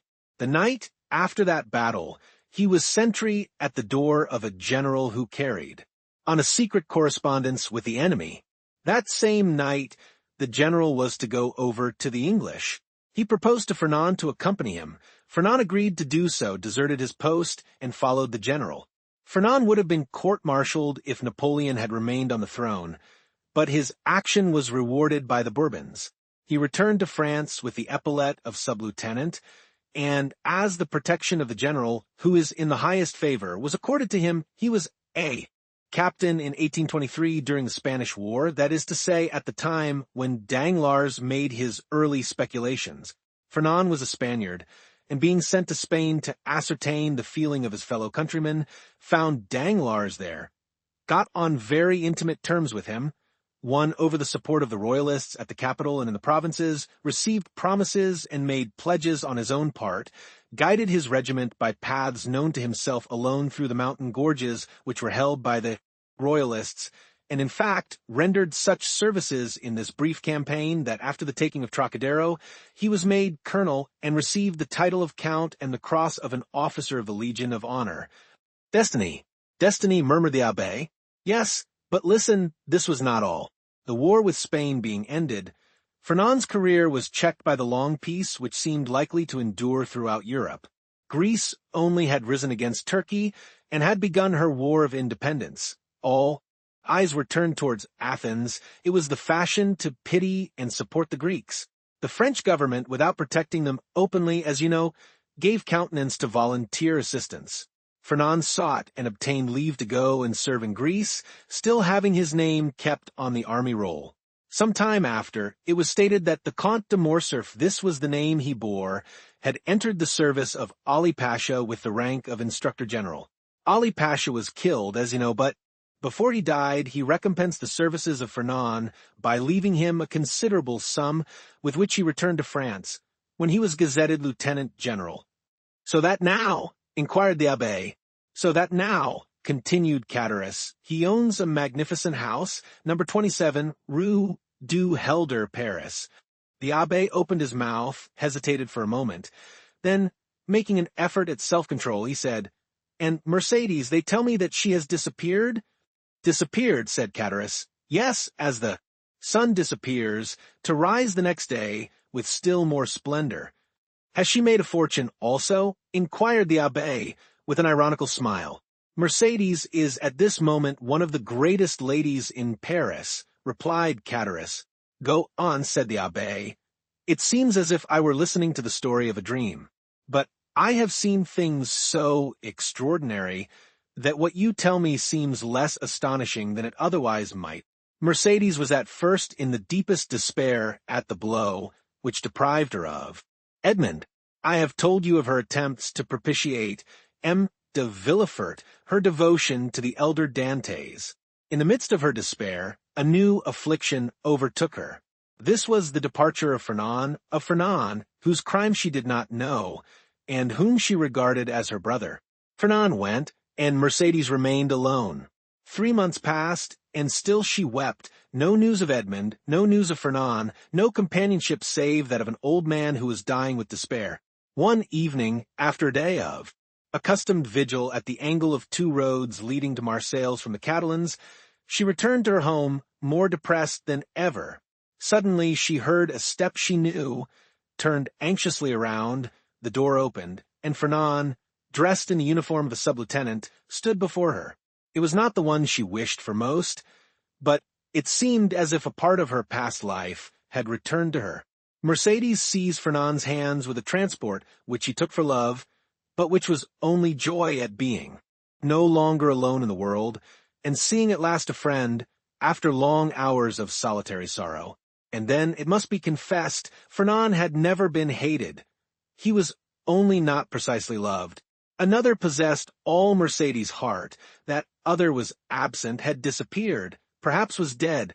At this last thought Mercedes burst into a flood of tears and wrung her hands in agony. But the thought, which she had always repelled before when it was suggested to her by another, came now in full force upon her mind. And then, too, old Dantès incessantly said to her, "Our Edmond is dead. If he were not, he would return to us. The old man died, as I have told you. Had he lived, Mercedes, perchance, had not become the wife of another, for he would have been there to reproach her infidelity." Fernand saw this, and when he learned of the old man's death, he returned. He was now a lieutenant. At his first coming, he had not said a word of love to Mercedes. At the second, he reminded her that he loved her. Mercedes begged for 6 months more in which to await and mourn for Edmond. "So that," said the abbé with a bitter smile, "that makes 18 months in all. What more could the most devoted lover desire?" Then he murmured the words of the English poet, "Frailty, thy name is woman." 6 months afterwards, continued Catullus, the marriage took place in the church of Écoles, the very church in which she was to have married Edmond.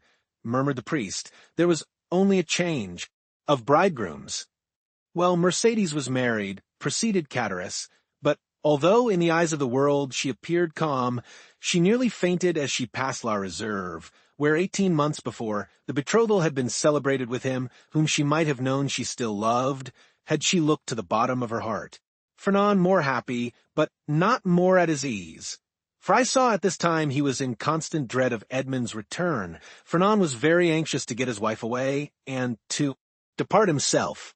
There were too many unpleasant possibilities associated with the Catalans, and 8 days after the wedding they left Marseilles. "Did you ever see Mercedes again?" inquired the priest. "Yes, during the Spanish War at Perpignan, where Fernand had left her. She was attending to the education of her son." The abbé started.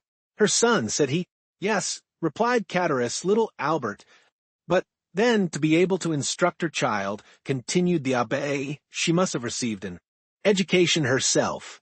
I understood from Edmond that she was the daughter of a simple fisherman, beautiful but uneducated." "Oh," replied Catullus, "did he know so little of his lovely betrothed? Mercedes might have been a queen.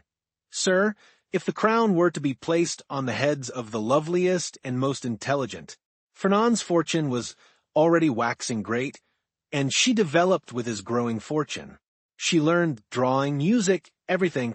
Besides, I believe, between ourselves, she did this in order to distract her mind that she might forget, and she only filled her head in order to alleviate the weight on her heart. But now her position in life is assured," continued Catullus. "No doubt fortune and honors have comforted her. She is rich, a countess, and yet," Catullus paused. "And yet what?" asked the abbé. "Yet I am sure she is not happy," said Catullus. "What makes you believe this?" "Why, when I found myself utterly destitute, I thought my old friends would perhaps assist me. So I went to Danglars, who would not even receive me. I called on Fernand, who sent me 100 francs by his valet de chambre. Then you did not see either of them?" "No, but Madame de Morcerf saw me."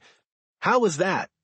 "As I went away, a purse fell at my feet. It contained 25 louis.